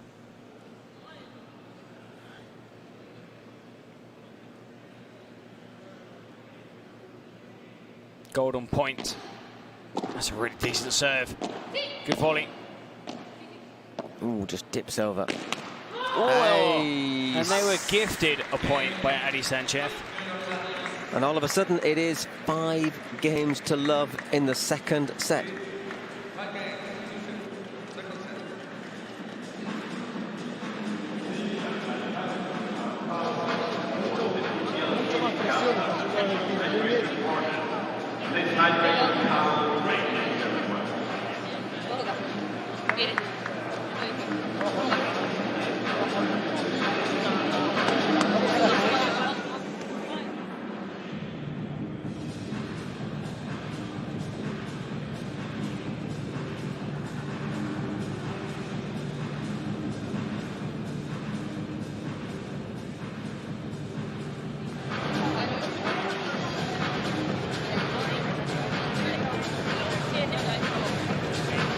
Listening to the coaches, and well, I've been impressed, very impressed by how Delfi is decent help opening that bottle of water. Can't just say she's quite strong, but she's struggling with that bottle. Sweaty hands, had to use the towel. And Tamara Ricardo, well, proving any doubters wrong that yes, she can play, yes, she's okay, and she can start. Because look at the second set, you know, despite spending some time on the sidelines, it's as if she hadn't gone anywhere.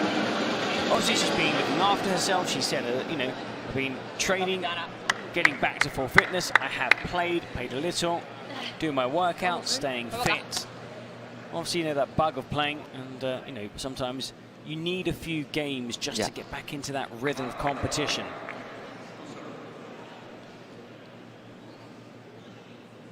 So it's going to be Marta Talavan to serve to avoid a whitewash in the second set. This will be the first 6-love, we've seen something you were commenting on earlier on, how we haven't seen it, but what's so amazing is it follows a 6-1 for the other pair.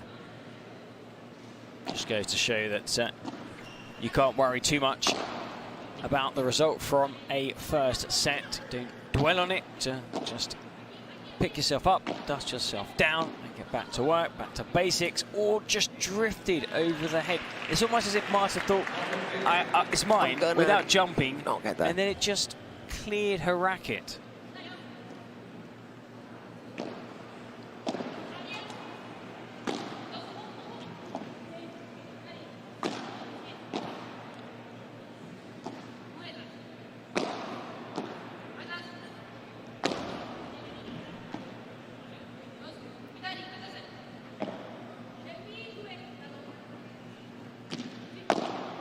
Catch that cleanly.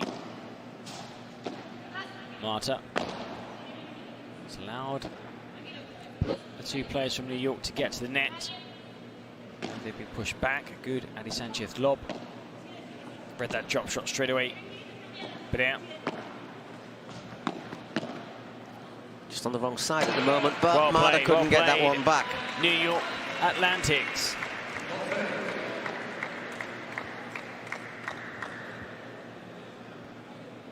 In other tournaments events, you do get plenty of 6-love, 6-love, 6-love. But in the earlier rounds, normally in the sort of round of 64, maybe the round of 32, when the big seeds come in.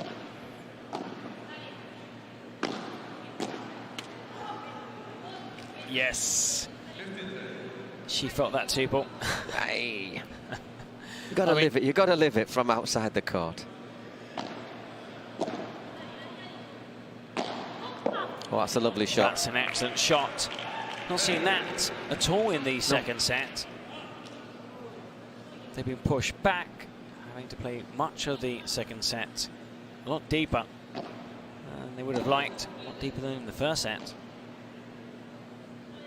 But just 2 points away, Brea and Ricardo from a super tiebreak.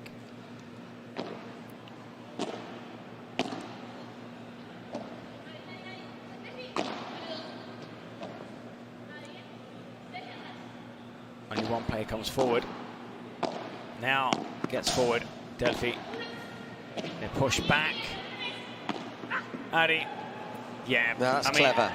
Delfi chose the wrong point. Should have come earlier. And then you just saw that they were playing catch-up. Yep. From the moment that she kind of had to stretch down low to her right. I'm going to charge you. Oh, and she's hit this fake smash.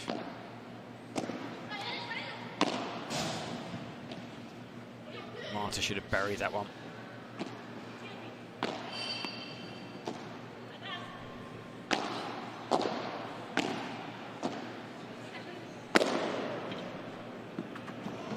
Ooh. Raced out through the gateway. It's not without its hazards going out of that side. There's a lot more furniture and bags and teammates in the way. And the umpire's chirp. So golden point, which means also a set point.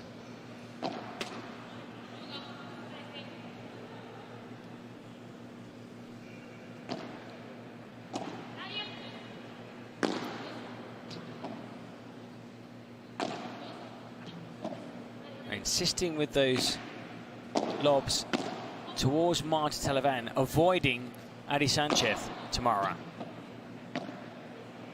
Oh, what a lovely little drop shot, though. Delicatessen.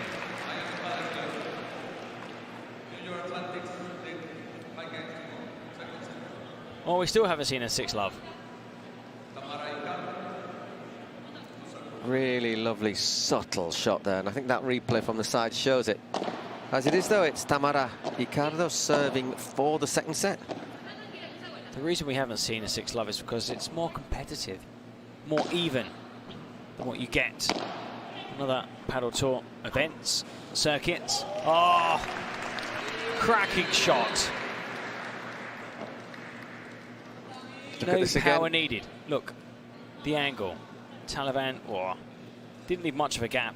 Beautiful. Can't really fault the Spaniard. Beautiful, subtle shot there. There we saw the two sides of Delfi. It's that Vibora in, a bit more venom in that one, in the Viper.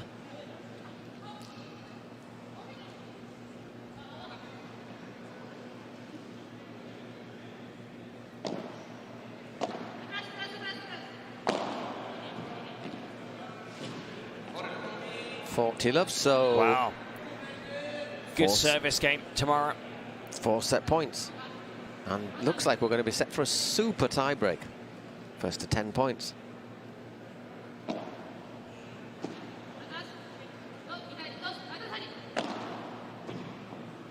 We are indeed. Wow, excellent. A delighted Delfi heads to the bench. We've got a super tie break.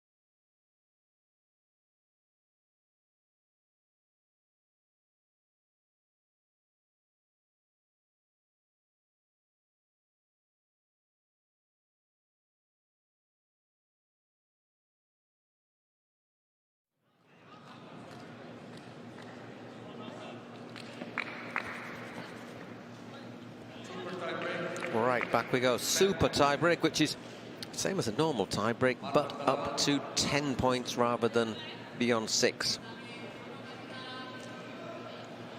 I think it's a very good idea because it does shorten games in an intense week. I just think it gives an extra bit of drama.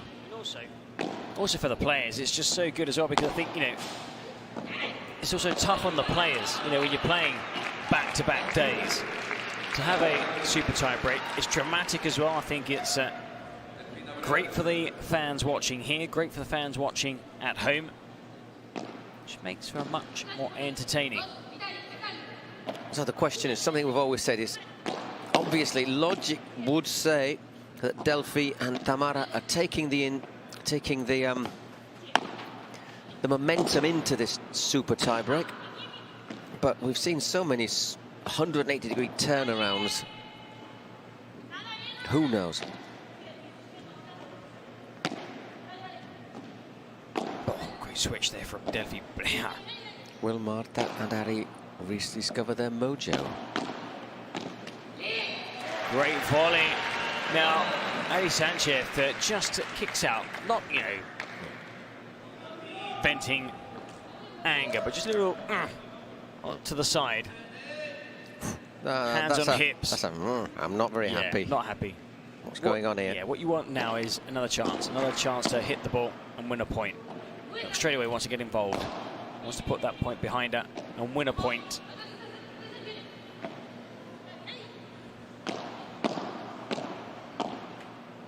Just clips the net. That's a really good lob. Was trying to get forward Tamara and couldn't there. Was trying to get forward Tamara and then was caught out by a wonderful Ari Sanchez shot. 2-1. Ari to serve. Now she's smiling. Moments ago, woof, she was angry. World number 1, Ari Sanchez. You won't like me when I'm angry.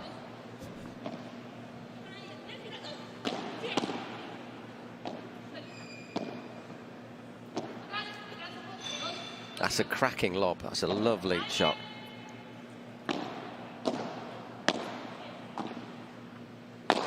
They're attacking Tamara a lot in this tie-break. And then they switch it quickly to Delfi, who wasn't ready, because she was so used to looking to her left, looking to her left, looking to her left, and the ball was fired straight at her. Not alert. We have a break in the tie-break. 3-1 now for Talavan and Ari Sanchez.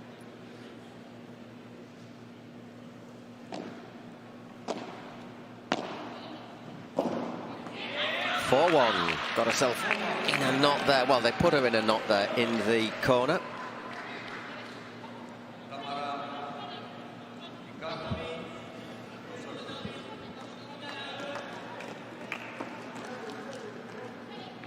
I think regardless of what happens in this match, I still see it going to a mixed doubles. I think whoever wins this, the other team will win the next match, and we will be here enjoying mixed doubles. You really want to see a mixed doubles? I think we've only seen one. I think we'll get one. I think we're going to get one in the final, and maybe the two semis. Definitely. Wow. This is very much in the balance. That'll be a great end to this, the Cities Cup. Would be fitting, I think. Well, fitting because it's the only tournament to have this format. So for it to be decided on a mixed doubles, that's how Houston Volts qualified. Not because they played, but two other teams played mixed doubles, and Cancun lost and missed out, and Volts qualified for this event. Oh, once again, nasty bounce there, well placed into the side, 5-2.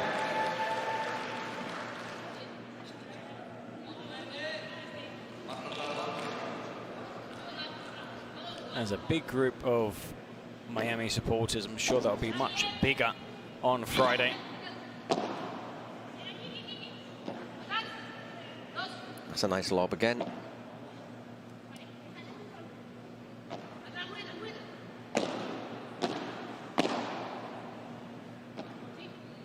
That's a cracking shot from Ari. Good recovery. Spotted it. Tamara Ricardo.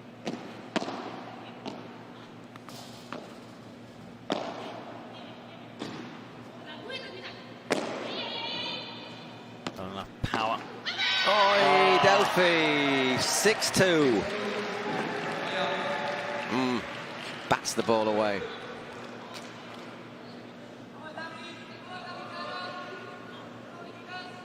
Bit of roller coaster.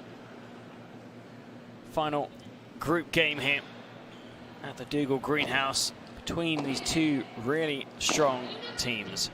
Two teams through to the semi-final. You what? She bats that one away, doesn't she? Now they look so alive, Talavan and Ari Sanchez. They didn't in the second set. It's just amazing how it can swing one way and the other. And now back again. Still not over. We've seen a couple of super tie breaks where you think that's just about done. We've seen players lose a super tie break when 5-1 ahead. Okay, there's a start. Now try and get back-to-back points.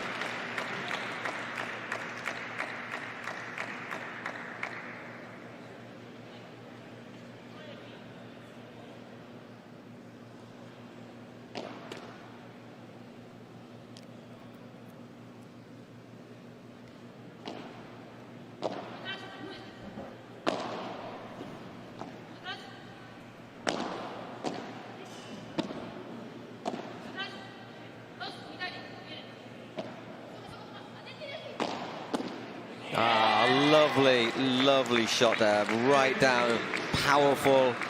Chiquita down to feet. Yes. Couldn't dig it out, 8-3. Okay, so 5 points down. She wins this point, it's match points.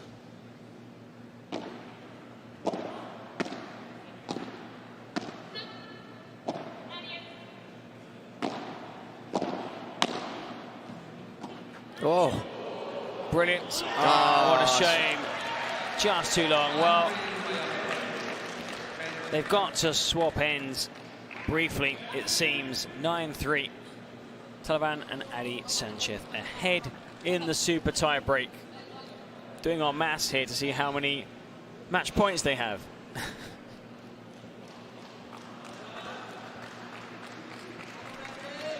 Looking at how... 6. Yeah, looking at how the bench are celebrating, they don't want to play FlowRida Goats, do they? In the semi-final. No, I think they probably want a FlowRida derby.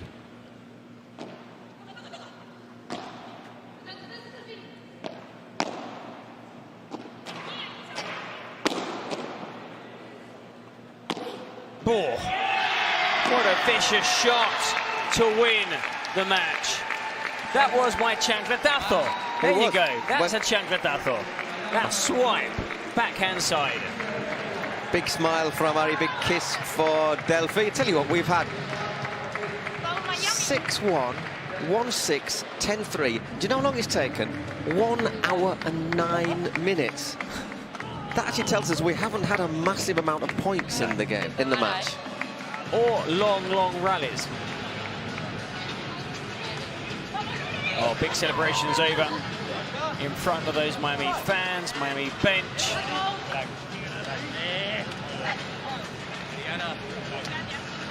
But how did they recover from that second set? Because they did look a bit out for the count. They looked dead and buried in that second set. Body language, it just wasn't the same way that Brea and Ricardo did in the first set. You got to reset. Second set they did. I'm sure the trainer said, okay, it's a tie break. Again, we start clean slate. Yep. And 10-3, they were brilliant. They completely silenced their opponents. Okay, we're going to have a look at our smash of the match, brought to you as always by Adidas, and it's, well, I know who it's by. Now in this game, there weren't that many lobs that you could bury. And there's the one. Delfi Brea hitting the winner. But it was a game of very few smashes, so that's the best smash. Congratulations, Delfi Brea. Disappointed, no doubt, that they've lost this, not tie, just the match, this match. But of course, potentially, they could still do good and qualify as leaders. What's coming up later is the men's doubles, Paul. Well, yeah, let's see. And another one that's really tough to call, isn't it, Eric? I mean, we've got Lucas Campagnolo and Fede Chingotto against Augustin Tapia and John Santic. Could be down to who makes the fewest mistakes. But first of all, it's our man. He's changed his glasses again. Julian. Ladies and gentlemen, what an amazing, incredible match. It was a thriller. I mean, winning the first set easily, and then New York came back strong and pulling out that last set tiebreak was truly spectacular for the Miami Padel Club. Marta, where were your thoughts on the tiebreak when you guys, after losing the first set, the second set? Pues bueno, estaba pensando en que quería darle la victoria al equipo. Es verdad que el segundo set había jugado realmente mal porque creo que las contrarias lo habían hecho mucho mejor y estaba muy nerviosa, pero bueno, me he apoyado en Ari, en el equipo, y creo que le hemos podido dar la vuelta. I was a bit nervous on the tiebreak after losing the second set, and I was trying to, you know, bring up Ari to pull out the final victory. Ari, amazing tiebreak. You guys played flawlessly. What was the strategy after losing the first set? Nada, creo que en el segundo set yo no lo he luchado, lo he luchado poco, he ayudado muy poco a Marta, así que felicitarla porque creo que ha aguantado muy bien de cabeza. El tiebreak ha estado muy valiente y nada, yo creo que la clave ha sido volver a luchar, a tener ganas de ganar, a dar la victoria al equipo. Creo que hemos hecho un super tiebreak muy bueno y nada, felices de estar mañana en semifinales. And thank you everybody for coming, and I'm very happy to be here in New York. You know, in the second set, I didn't play my best, and I tried to, fall into Marta's strategy. And on the third set, I was able to really, pull it out and bring the team together and come out with the victory. Guys, let's put it together. Let's go Miami Padel Club. Woo! Ladies and gentlemen, let's give a round of applause for these two amazing paddle players. No.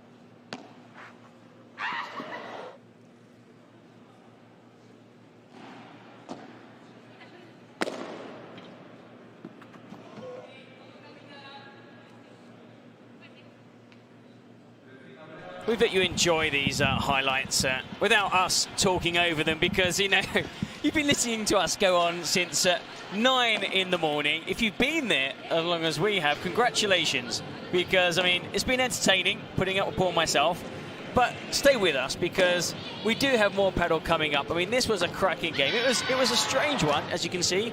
1-6-6-1. Went to a super tie break, and that is some winner. That is my chancletazo. If you're ever wondering what it is, thank you very much. There are the stats, just 5 points difference between the two. What I was saying, Eric, 3 sets, or 6-1, 1-6, 6-3, 3-10, with less than 100 points played overall. Yeah, there were, I mean, a lot of games won to love. I mean, it was cracking. Don't go too far away, though. Be back, please. Get a cup of tea, get a coffee. Next up, the men's doubles.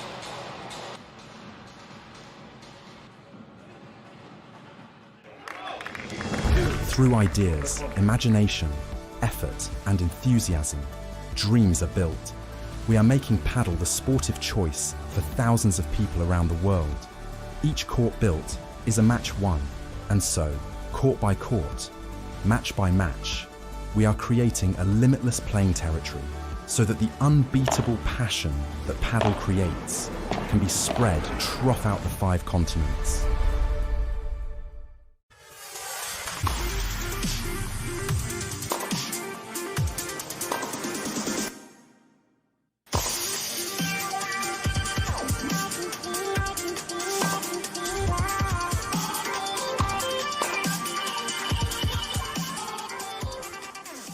You're still waiting on your turf? While you're still waiting on your turf, we're still shipping 30 trucks a day. So just give us a call when you're tired of waiting. We have everything you need ready to ship.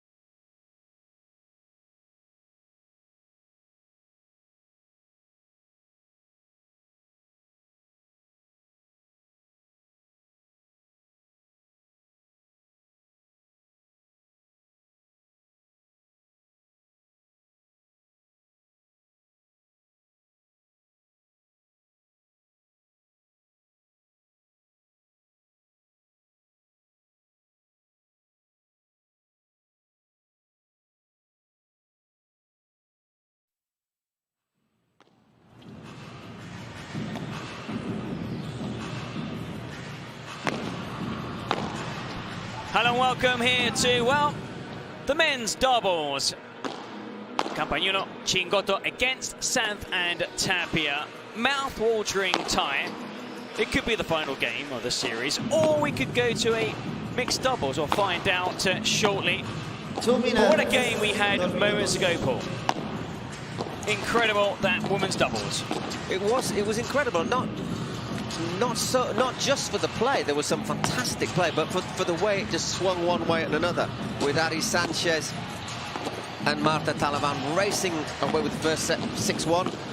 You thought, wow, this is it. It's all done and dusted. But then Delfi Brea and Tamara Ricardo picked themselves up, dusted themselves down, got a smile on their faces. They cut the second set 6-1. 6-1. Snap. And you think, okay, well, we've got a super tie break.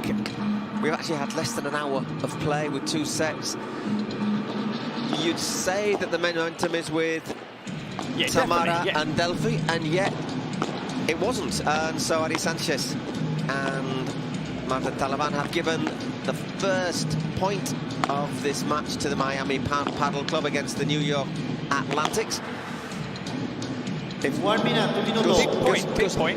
because why? It means that should the men's doubles win this game here, then they would finish top of the group and we would know the draw for the semi-final. We'll give you more on that later. There is Tapia, the cosmonaut, the astronaut, the magician from Catamarca. He's from Argentina. He's the top 2 player in the world alongside Cuello. So definitely a strong lineup for Miami. Also got Santh alongside him. We're seeing here on screen, we were seeing on screen, Campagnolo plays alongside Chingotto. I mean, looking at the 4 players out on court, we said before we expected a really tight game. It was because it went to a super tie break, but it was 6-1, 6-1. What kind of game are you expecting here? I think we're going to see some big hitting, obviously. We're going to see some smart play from Tapia and Chingotto. I think, for me, the big factor is, if Jensen, who we know can hit the ball well, we know he's got a good touch, but sometimes he just gets a rush of blood, goes for the smash when it's not there. If Jensen can contain his impulsive urges to go for the winner, then I think that Miami will win. If he makes too many mistakes by getting carried away, then I think Chingotto and Campagnolo have got a really good chance. Now, we know that. The trainer knows that. He probably knows that. Tapia knows that. Santh knows that. I'm sure the opponents know that too. So would you look to, stick the better player looking at the ranking, and the better player, what we've seen so far during these 3 days here at this wonderful event here in New York. So, Tapia, would you free him out of the game? Would you just focus the vast majority of your shots on Jensen? Well, I think you have to sort of look for the weaker player, don't you? I say call him weak. It's relative. It's all very relative. Let's be honest. We're saying here, world-class players. He's the weaker player. Yeah, he's ranked 13th. Which means he's regularly getting to quarterfinals, getting to semi-finals. He's there. He's thereabouts. Normally plays with Coquinieto. Yeah, I mean, who has been outstanding here too, and he is also in the semi-finals. So, I mean, there could be so many potential matchups of good friends, former partners, doubles partners, current partners. Well, let's just say if they win this, they would face Coqui and Barahona. So, the Toronto Polar Bears. So, FlowRida goes also through to the semi-final. We can have a derby in the semi-final, potentially a derby in the final. Now, you can see the players over with the umpire sat above them. Hopefully he'll have a good game too. We had a few calls earlier, but very difficult to see, and in the end I think they got them right. Players are sometimes disappointed the ball doesn't go their way. I think the good thing about this is most of this is the players have been absolutely scrupulously honest. Couple of little debates. You don't get that in many sports. No, but I think in this it's because everyone knows each other so well, don't they? With that little piqué, between Victoria Iglesias and Arantzazu. It's also the nature of this event, the Cities Cup. The team event. It's a team, it's a family. The players here are enjoying themselves. It's a wonderful experience at an iconic venue. An amazing city. A perfect way to end the season. We've had the regular season, we had those tournaments in Miami, San Diego. Now the main event, the final match of day 3. Tapia with his second serve.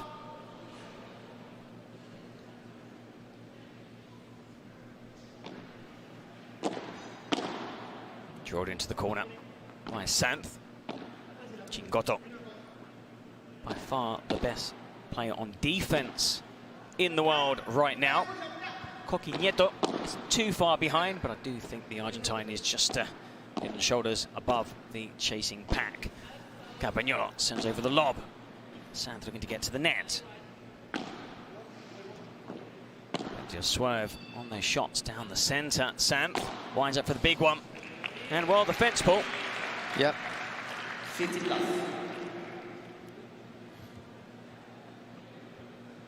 When you can, when you play at home, if you're watching, do try it. Not easy. Hit those shots towards that unpredictable fence. Good serve. 30 love. Tapia switching straight away onto that favoured backhand side. On the back foot, New York Atlantics. Can't get forward, and again it's the fence. Sign him up.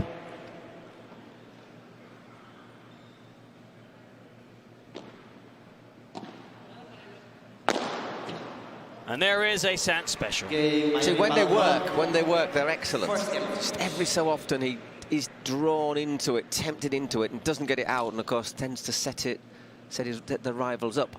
But it's a nice quick court. It's a lovely fast court, and I think that's really helped the enjoyment. You know, we've all seen events, haven't we, where the court's been. Sometimes points just draw on. They're really slow. Even the biggest hitters struggle to get the ball out. What, you know, fans, people watching want to see are these kind of points quick. You know, good smashes, dynamic points, and of course the smash of the match brought to you by Adidas. You'll see that point come the end of the game. Yeah, exactly. I mean, you don't want everything to go flying, but you want to see some spectacle, and let's be honest, when it goes out, it is pretty spectacular. When the players race out that gateway, that little door, yes, they do race off court. We've not seen it before. I mean, it's incredible to watch live. Chingotto. We're seeing a much more attacking Chingotto here at the Cities Cup than the player we normally see. Not that he doesn't play attacking paddle, but he normally plays alongside more attacking players.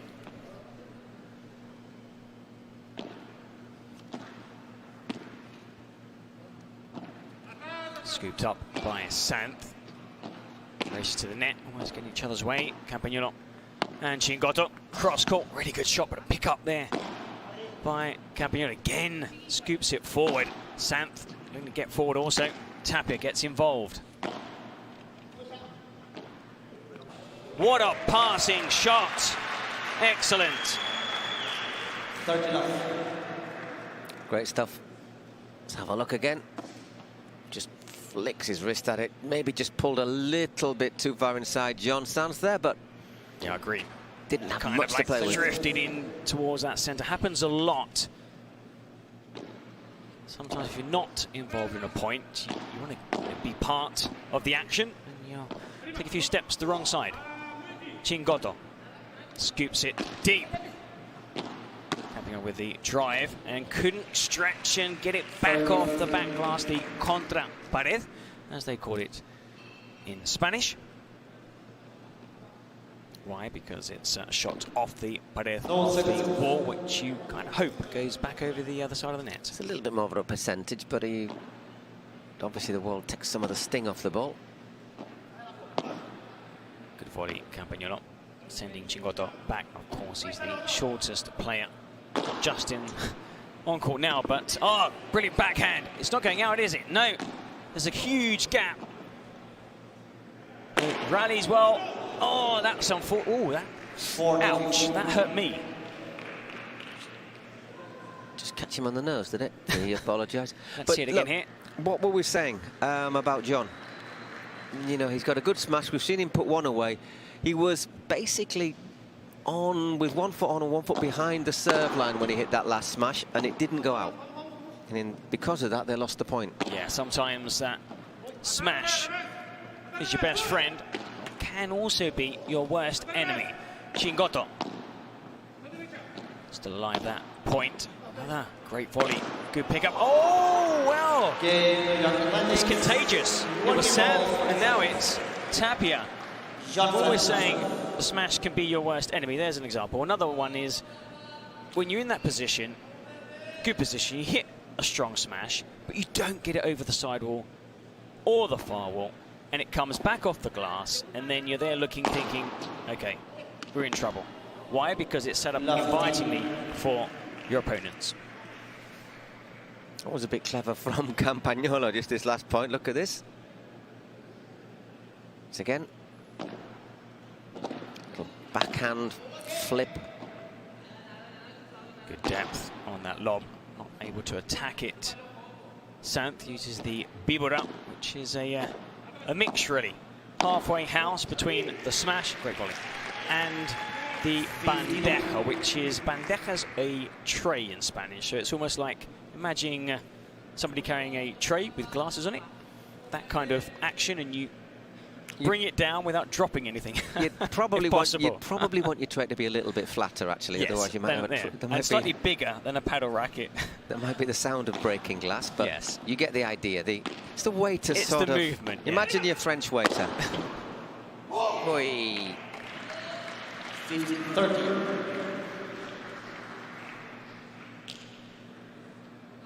Good put away. Fede Chingotto.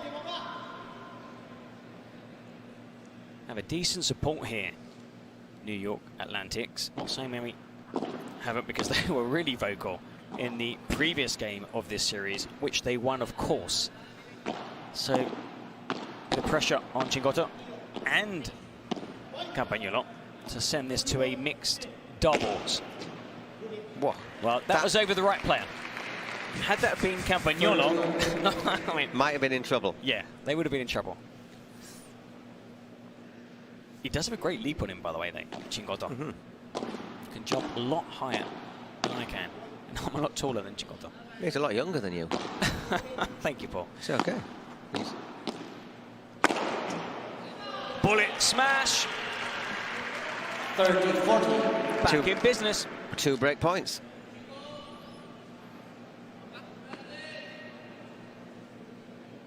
It's the volley before it that sets it up, though. All he can do is really parry it, just keep it a little, put it a little bit high.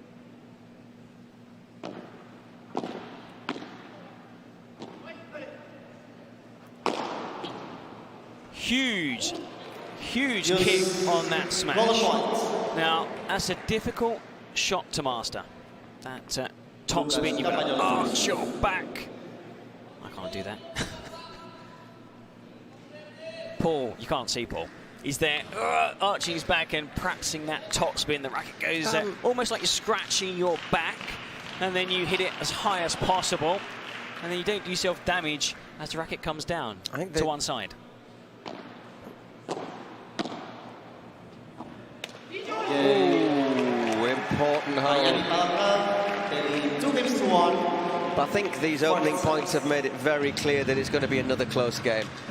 Another close match. Great rallies, and we kind of had that feeling in the earlier game here. The women's doubles ended up being a close match when you look at it as one set apiece, but not, 6-1 and 1-6. Now it's quite difficult to pick up what the trainers are saying. Sometimes we can pick up a few words, but the music is great, by the way.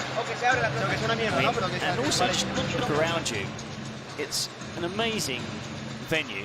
I know we keep saying this, but we're enjoying this experience. Certainly. We did our research, of course, we did research in the best fashion shows, music shows, of course, sport now, and the views. I mean, we're very fortunate. We're up here at the back, and we can see the whole court, and behind us there's this huge window where we have probably some of the best views. Best views, would you say? Yeah, definitely the best views. It's the Williamsburg Bridge, so it's not a bad view. Behind that, we can make out now. It was a bit misty earlier. Slightly shrouded, but not completely. Empire State, Chrysler Building. I feel like I'm in a TV show, Eric. Well, we kind of are. Live stream in Spanish and English worldwide. watching the Cities Cup.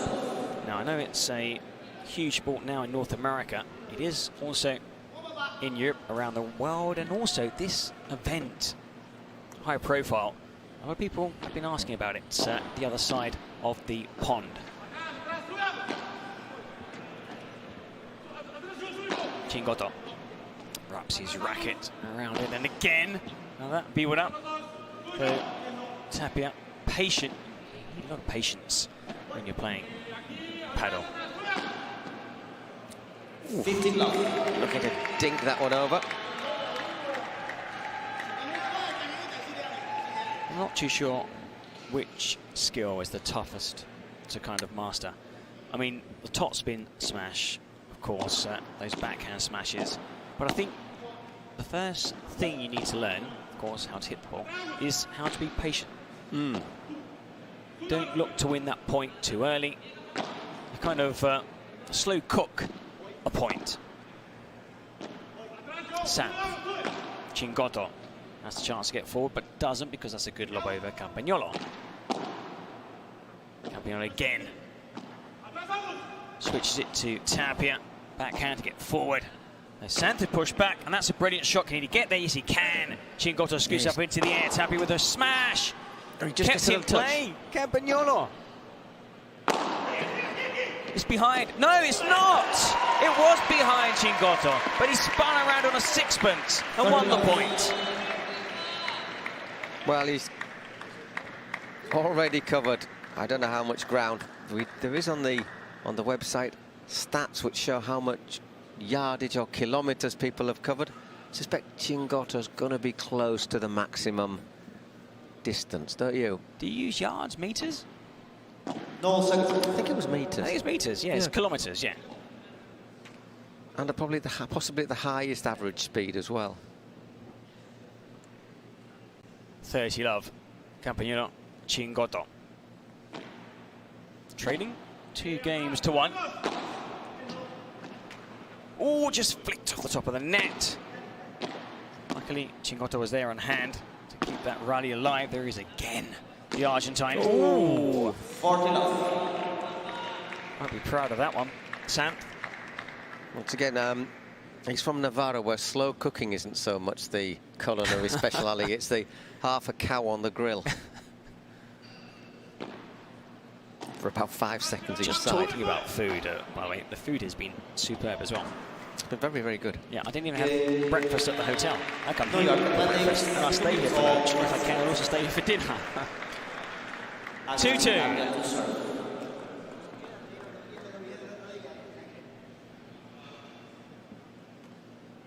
Tapia just quickly mopping the sweat off the grip. We saw a spray, didn't we? Yeah. I've not seen that before. I wonder if it was just a deodorant spray. They used it on the handle of the racket just to dry the grip. Nice backhand volley again, standing tall at the net. Tapia helped up by Santh.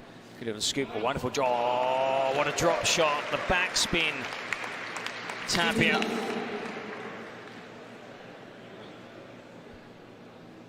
Oh, look at that. And then it spins back. But he has so little space to play with. Yeah, no man's land, Paul.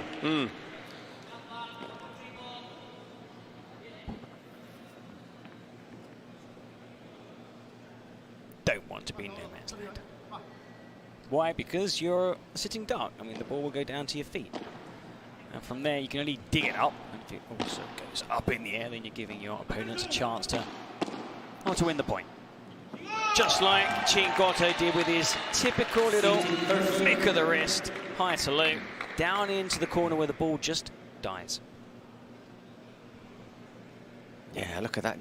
The gesture he makes, just as you say.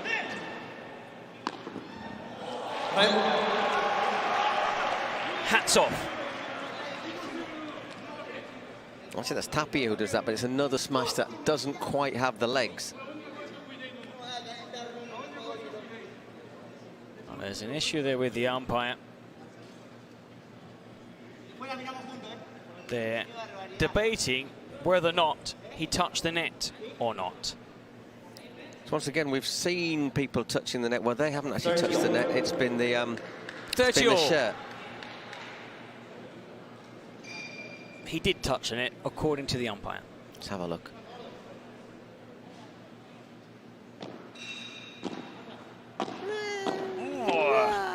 I mean, obviously the umpire eats his carrots because the vision to spot that one. But yep, I'm sure if he made it, called it, then it would have. Well, sure Once again, it's one of those where the player probably hasn't touched it. It's the shirt might have we just saw that with brushed Barona. it. Do you remember? Barona also, another player who is through to the semi-final. His T-shirt grazed the net, but there was contact. Game 3-2. Santh and Tapia lead in the first set.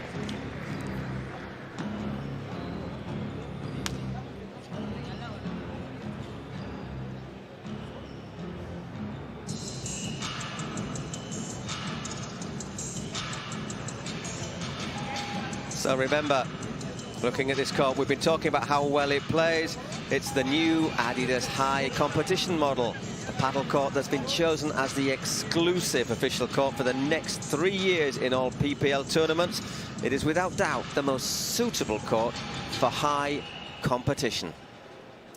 A spectacular playing surface. Now, we've been lucky enough to actually go down, check it out. We've not played on the court, but we've been down there checking it out, speaking to people who put it together, the players, the coaches, the trainers, you know, former players, legends who've been taking part at the Tenorio, Silingo, and they've said it's a great surface to play on.